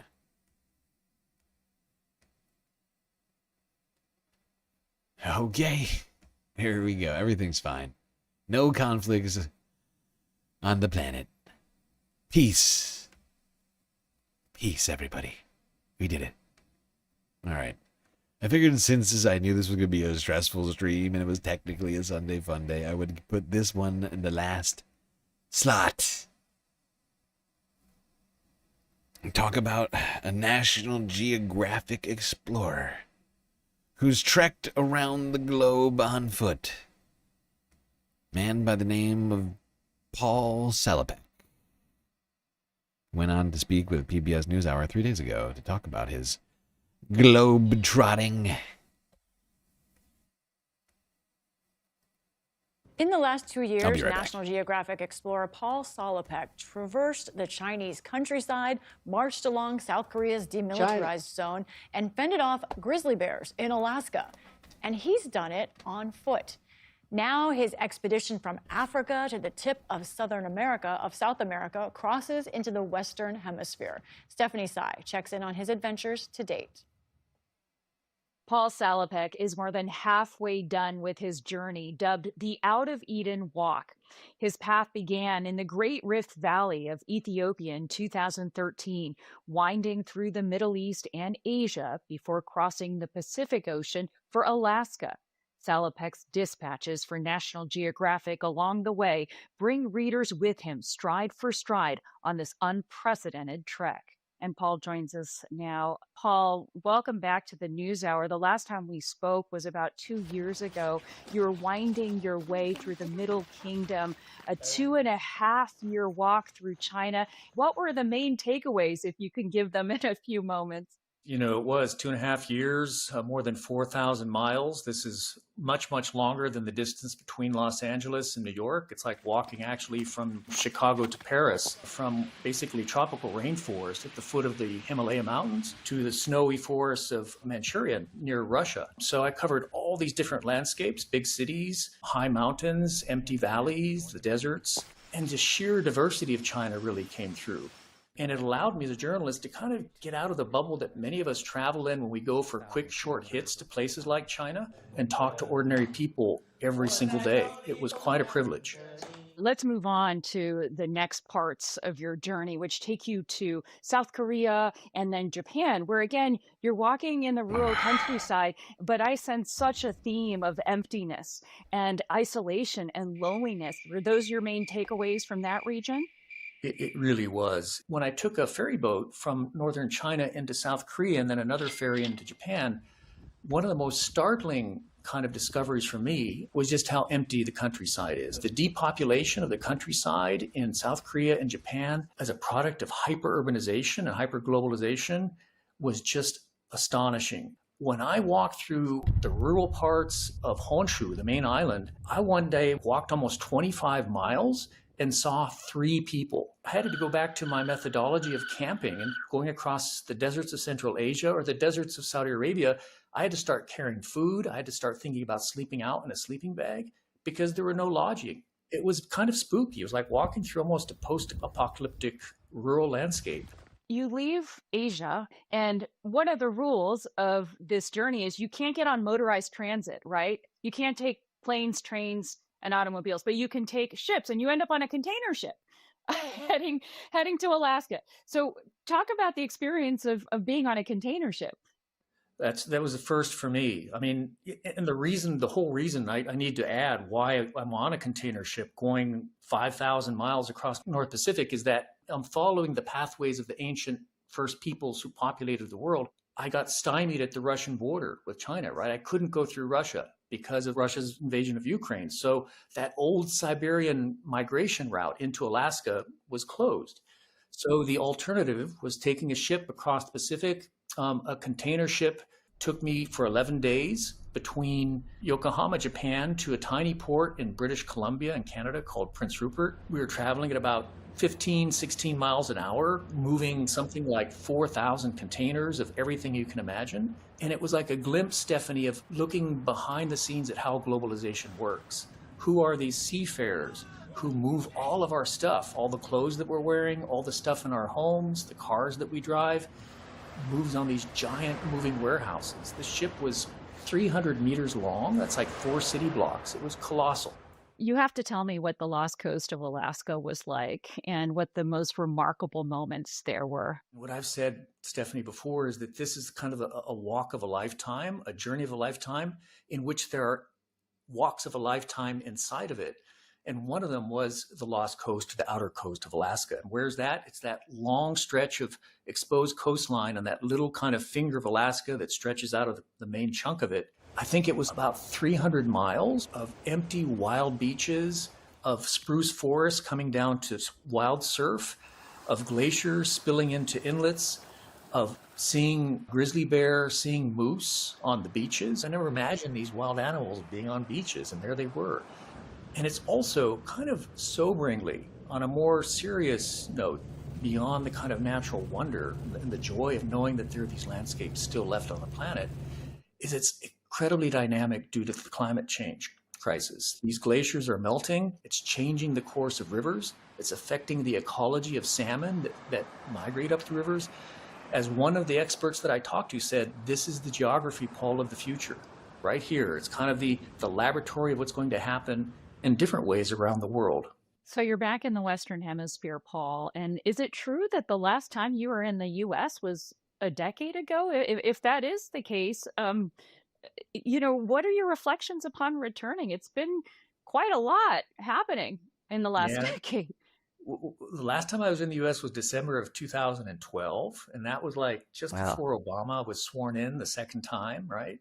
Twitter had just gone public when it was called Twitter back then. It's both kind of exhilarating, but also a bit strange. I've told my editors I feel a little bit like, I don't know, a guy who's come back from like Rumpelstiltskin, come awake under the tree after a lifetime, right? And the world has changed around him. And where are you off to next?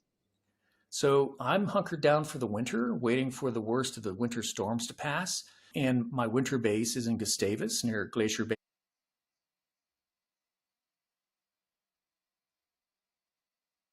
National Park in southeastern Alaska.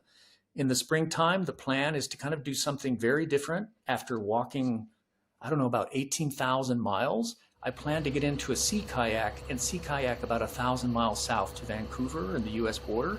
As archaeologists are discovering, the people I'm following, the first discoverers of the world back in the Stone Age. This guy has a wild fucking job. Yeah, when I'm done with that, I'm just gonna hop in a kayak and sea kayak about 1,000 miles south to Vancouver. Sea kayak 1,000 miles. As archaeologists are discovering, the people I'm following, the first discoverers of the world back in the Stone Age, did use watercraft. And I'm going to try to follow their pathway now. I'll be paddling, and I'll have paddling partners instead of walking partners. So that's the plan in the spring. Well, we look forward to reading all of your future dispatches on your walk and on your canoe. Paul. There you go. Paul, how do you say that? It says Salopek. Crazy job this guy has. National Geographic Explorer.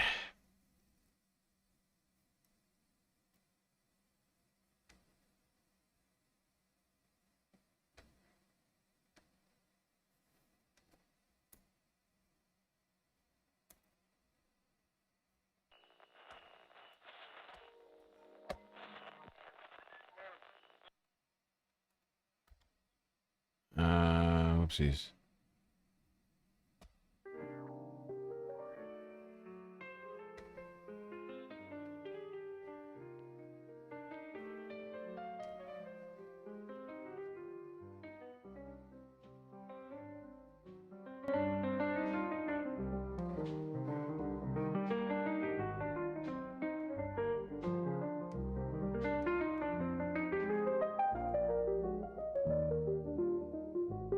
Well, we got through another stream. It's quite long and also difficult, but thankfully we got through it together. That's going to be it for me tonight until I see you next.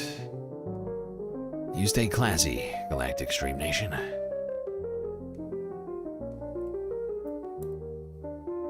Can't forget this. These are your galactic patrons. Gabby, Goth Dogs, Aaron W, Schmegly, PB, Mitty, Afroponics, Narwhal by Nature, Interplanet Janet, Godcat, Robot Cat, Disco Wolf, Cali Braiding, Sammy, Geodragon, The Anticorporatist, Obsessive Audio, Moanoip, Nadia, Choki, Scouts, Selena, Omegastar, Sasha G, Pitchforks Dragon, Vincent Morales, Donald James X, Evan from Portland, Lovely Pariah,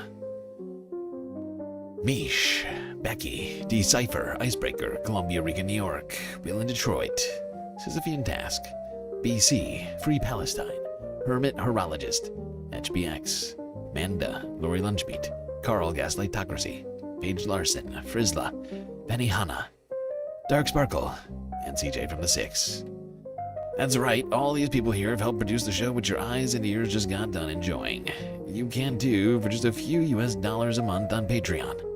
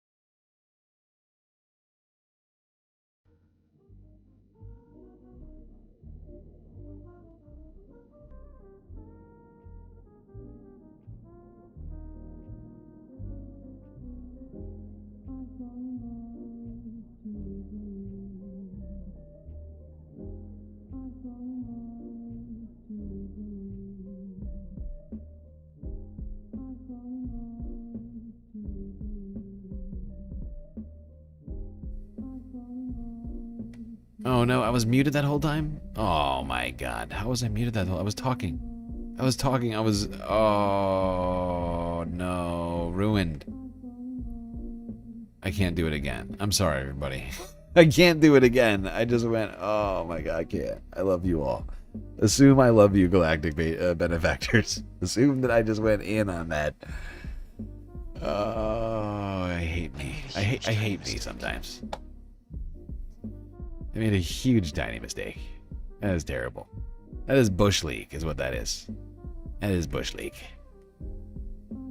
You know, if I weren't me, I would punch me right in the mouth.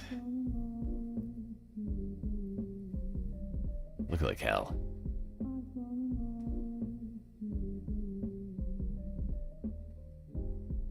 Alright, and at this time, I'm afraid the short stream, the YouTube short stream is going to come to an end as well. Hope you all enjoyed over there. You're going to have to move either to Twitch or to YouTube horizontal stream to enjoy the late night after hours Galactic Chill stream. Goodbye for now, YouTube shorts.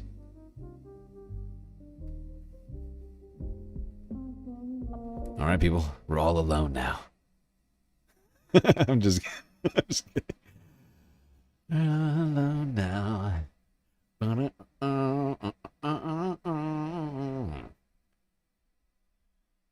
I don't know why I thought of that.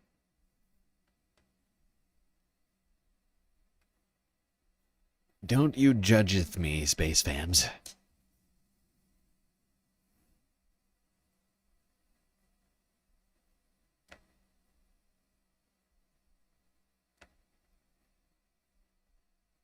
Hold on, I'm trying to get the music going over here.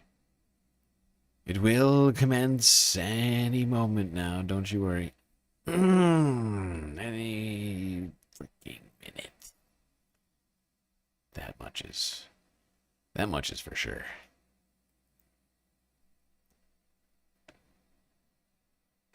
Wow, Duck is doing a French investigation over here. The Duck has turned into Candace Owens, looking into the potential French origins of Nightbot. At 2 Nightbot?